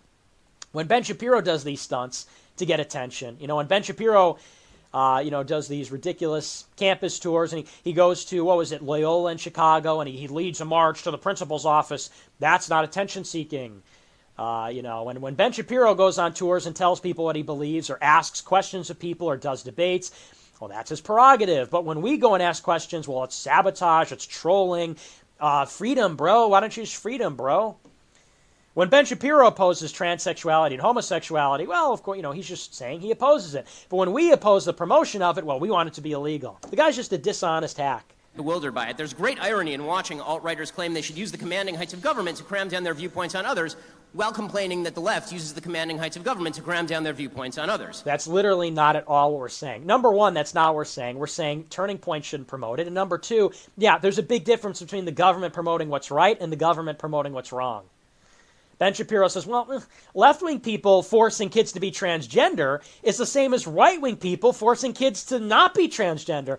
No, I think there's a pretty significant difference. One is evil and one is good. And I'm so tired of this, what would you even call it, ambivalence about it or whatever, but this idea that the government has to just hold everything constant, hold everything static in place, instead of going on the side of good. That we could even engage in such a state, right? In other words, that the government can make sure that good people can be good and bad people can be bad and everything's just okay. No, either evil people control the government or good people control the government. Or that's not exactly correct because there's no such thing as good and evil people. There's people that can do good and can do bad, but there's a government that has policies that promote good and there's policies that promote evil. Promoting policies that are evil is just like promoting good. The government should just not promote anything at all. Well, that's not possible. You got to pick a side. Either the government's promoting evil or complicit in it, or they're promoting good. That's all there is to it. Well, they're accusing the left of, chemically castrating boys, and that's the same as, the government being against gay marriage. Yeah, okay. I'm sure the rest of the country agrees with this. You can't really whine about using the government to shut down your viewpoint when you plan on using the government to shut down everybody else's viewpoint. Yeah, we can. All viewpoints are not the same. But many folks on the alt-right are busy playing true believers by suggesting that social conservatives like me People who wrote entire books on the evils of pornography in American society, or people like David French, who spend their days fighting for religious freedom in court, are standing ardently in favor of drag queen story hour at the local library. Okay, newsflash. I think drag queen story hours border on child abuse. I think parents who expose young children to sexualized cross-dressing adults are doing something wrong and bad. I also think... By the way, nobody said that they're standing in favor of drag queens, obviously. We're saying if you do not oppose degeneracy where it begins, then who is to say that in 10 to 15 years you're not going to, or the conservative movement is not going to be relatively further along down the path to more degeneracy? The question is, if 10 years ago you were against gay marriage, but all of a sudden, the position is by Charlie Kirk in particular. And they also obfuscate here. I said on my show that these people are not all the same. I said Shapiro and Walsh and Knowles are good on social issues. The point for that question, and again, the deliberate confusion and obfuscation tactic, the point was directed at Charlie Kirk, who says, well, I'm against gay marriage, but I think everybody could do whatever we want. And the point is not to say that Charlie Kirk necessarily endorses Drag Queen Story Hour. The point is to say, if you go from 10 years ago, mainstream conservatism opposes gay marriage, and now you do, and anybody that opposes it is the new Westboro Baptist kids, like Benny Johnson says, then who's to say that in the next 10 years, if the radical left was at gay marriage 10 years ago, and now the right is at gay marriage today, who's to say that in 10 years the radical left is at drag queens, and then the right will be later on? In other words, if you don't take a stand for Christian principle, if Charlie Kirk will not say, I'm not going to promote homosexuality at my event, then where do you draw the line? How do you prevent that from happening? What is the limiting principle to liberal ideology like this that says, you do what you want in your own homes, judge not, right? That's the argument. Ben Shapiro says, they say that we're arguing in favor of Drag Queen Story Hour. They want to criminalize homosexuality. This is why I wouldn't take the questions. Because I'm going to preempt the questions. I'm going to answer them before they get asked by twisting and manipulating them. And this is not anything remotely close to what we say. And if there was engagement, then he would be called out on that. But he's in a room full of sycophants. It looks like the whole row is like the Zionist. The whole front row is like whatever the Zionist frat is on the campus. I don't know what it's called, but you could see the whole room is, oh man, I love you, Ben. I drink out of your I drink your. I don't want to say that; it's kind of vulgar, but I drink your bodily fluids out of the leftist tumbler, leftist tears tumbler, the leftist tears mug. So of course you're going to get cheers from the sycophants. But if he actually had to answer questions, well, then it'd be a different story. That's why he did this. I also think that in governmental terms, if you allow the library to decide which speech to ban, it's much more likely to ban the Bible than Drag Queen Story Hour. I'm for limited government because I do not trust the government to decide what kind of speech it wants to ban. Sure, yeah. So Drag Queen Story Hour goes ahead. Drag Queen Story... And this is incredible by conservatives. This is what we mean by culture war. This is what we mean by waging a culture war. It means that the left is going to try to enforce this on us, and so we have to try to fight for the same thing. Ben Shapiro says, well, the left is going to enforce Drag Queen Story Hour, so just got to let them. Because you know what? If we tried to enforce Christian morality, well, the left would try to enforce their thing. It's like the left is already trying to use government to enforce their thing. Ben Shapiro says, well, everybody should just agree that we shouldn't use government. Well, the left does not agree. The left does not agree. And there's a lot more leftists than there are right-wing people or classical liberals or whatever you want to call it. We saw that in the last election. We saw that in Virginia 2 days ago or yesterday. Well, you want to use government to promote Christianity, and they want to use government to promote degeneracy. Yes. At a certain point, you have to take a stand. You have to take a courageous stand. You have to have moral conviction and say that we are going to create the society that we want.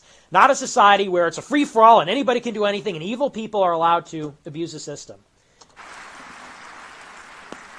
Okay, so now I'm going to knock down a few of their Q&A questions about me personally. We can go through these real quick because I don't really care about them. First, claim that I hate Jesus. Okay, I'm a Jew. I don't believe in Jesus. I don't mean to be facetious about this, but this is obvious that I don't believe that Jesus is the Messiah. You see, I have a hat. It says the whole thing, truly. Yeah, we know what it says, Ben. We know exactly what it says. I'm really, really glad that Christians do. Really glad that Christians do. Yeah, I mean actual Christians, not the fake Christians who quote Nietzsche but don't know anything about the Gospel of John. I mean the kind who go to church and seek God's grace and love their neighbors. I like that was literally from I know exactly what he's talking about. There's a Vice article that Will Nardi wrote about me. Will Nardi is a good friend of Cassie Dillon. He used to work for Ben Shapiro. And Will Nardi said in a Vice article that I read Nietzsche and I'm Catholic. And he was like, well, how can he read Nietzsche and be Catholic? Yeah. How could you read a book? How could you read 2 books? So Ben Shapiro is saying, well, Nick Fuentes is a fake Christian because he read Nietzsche once. Now, okay.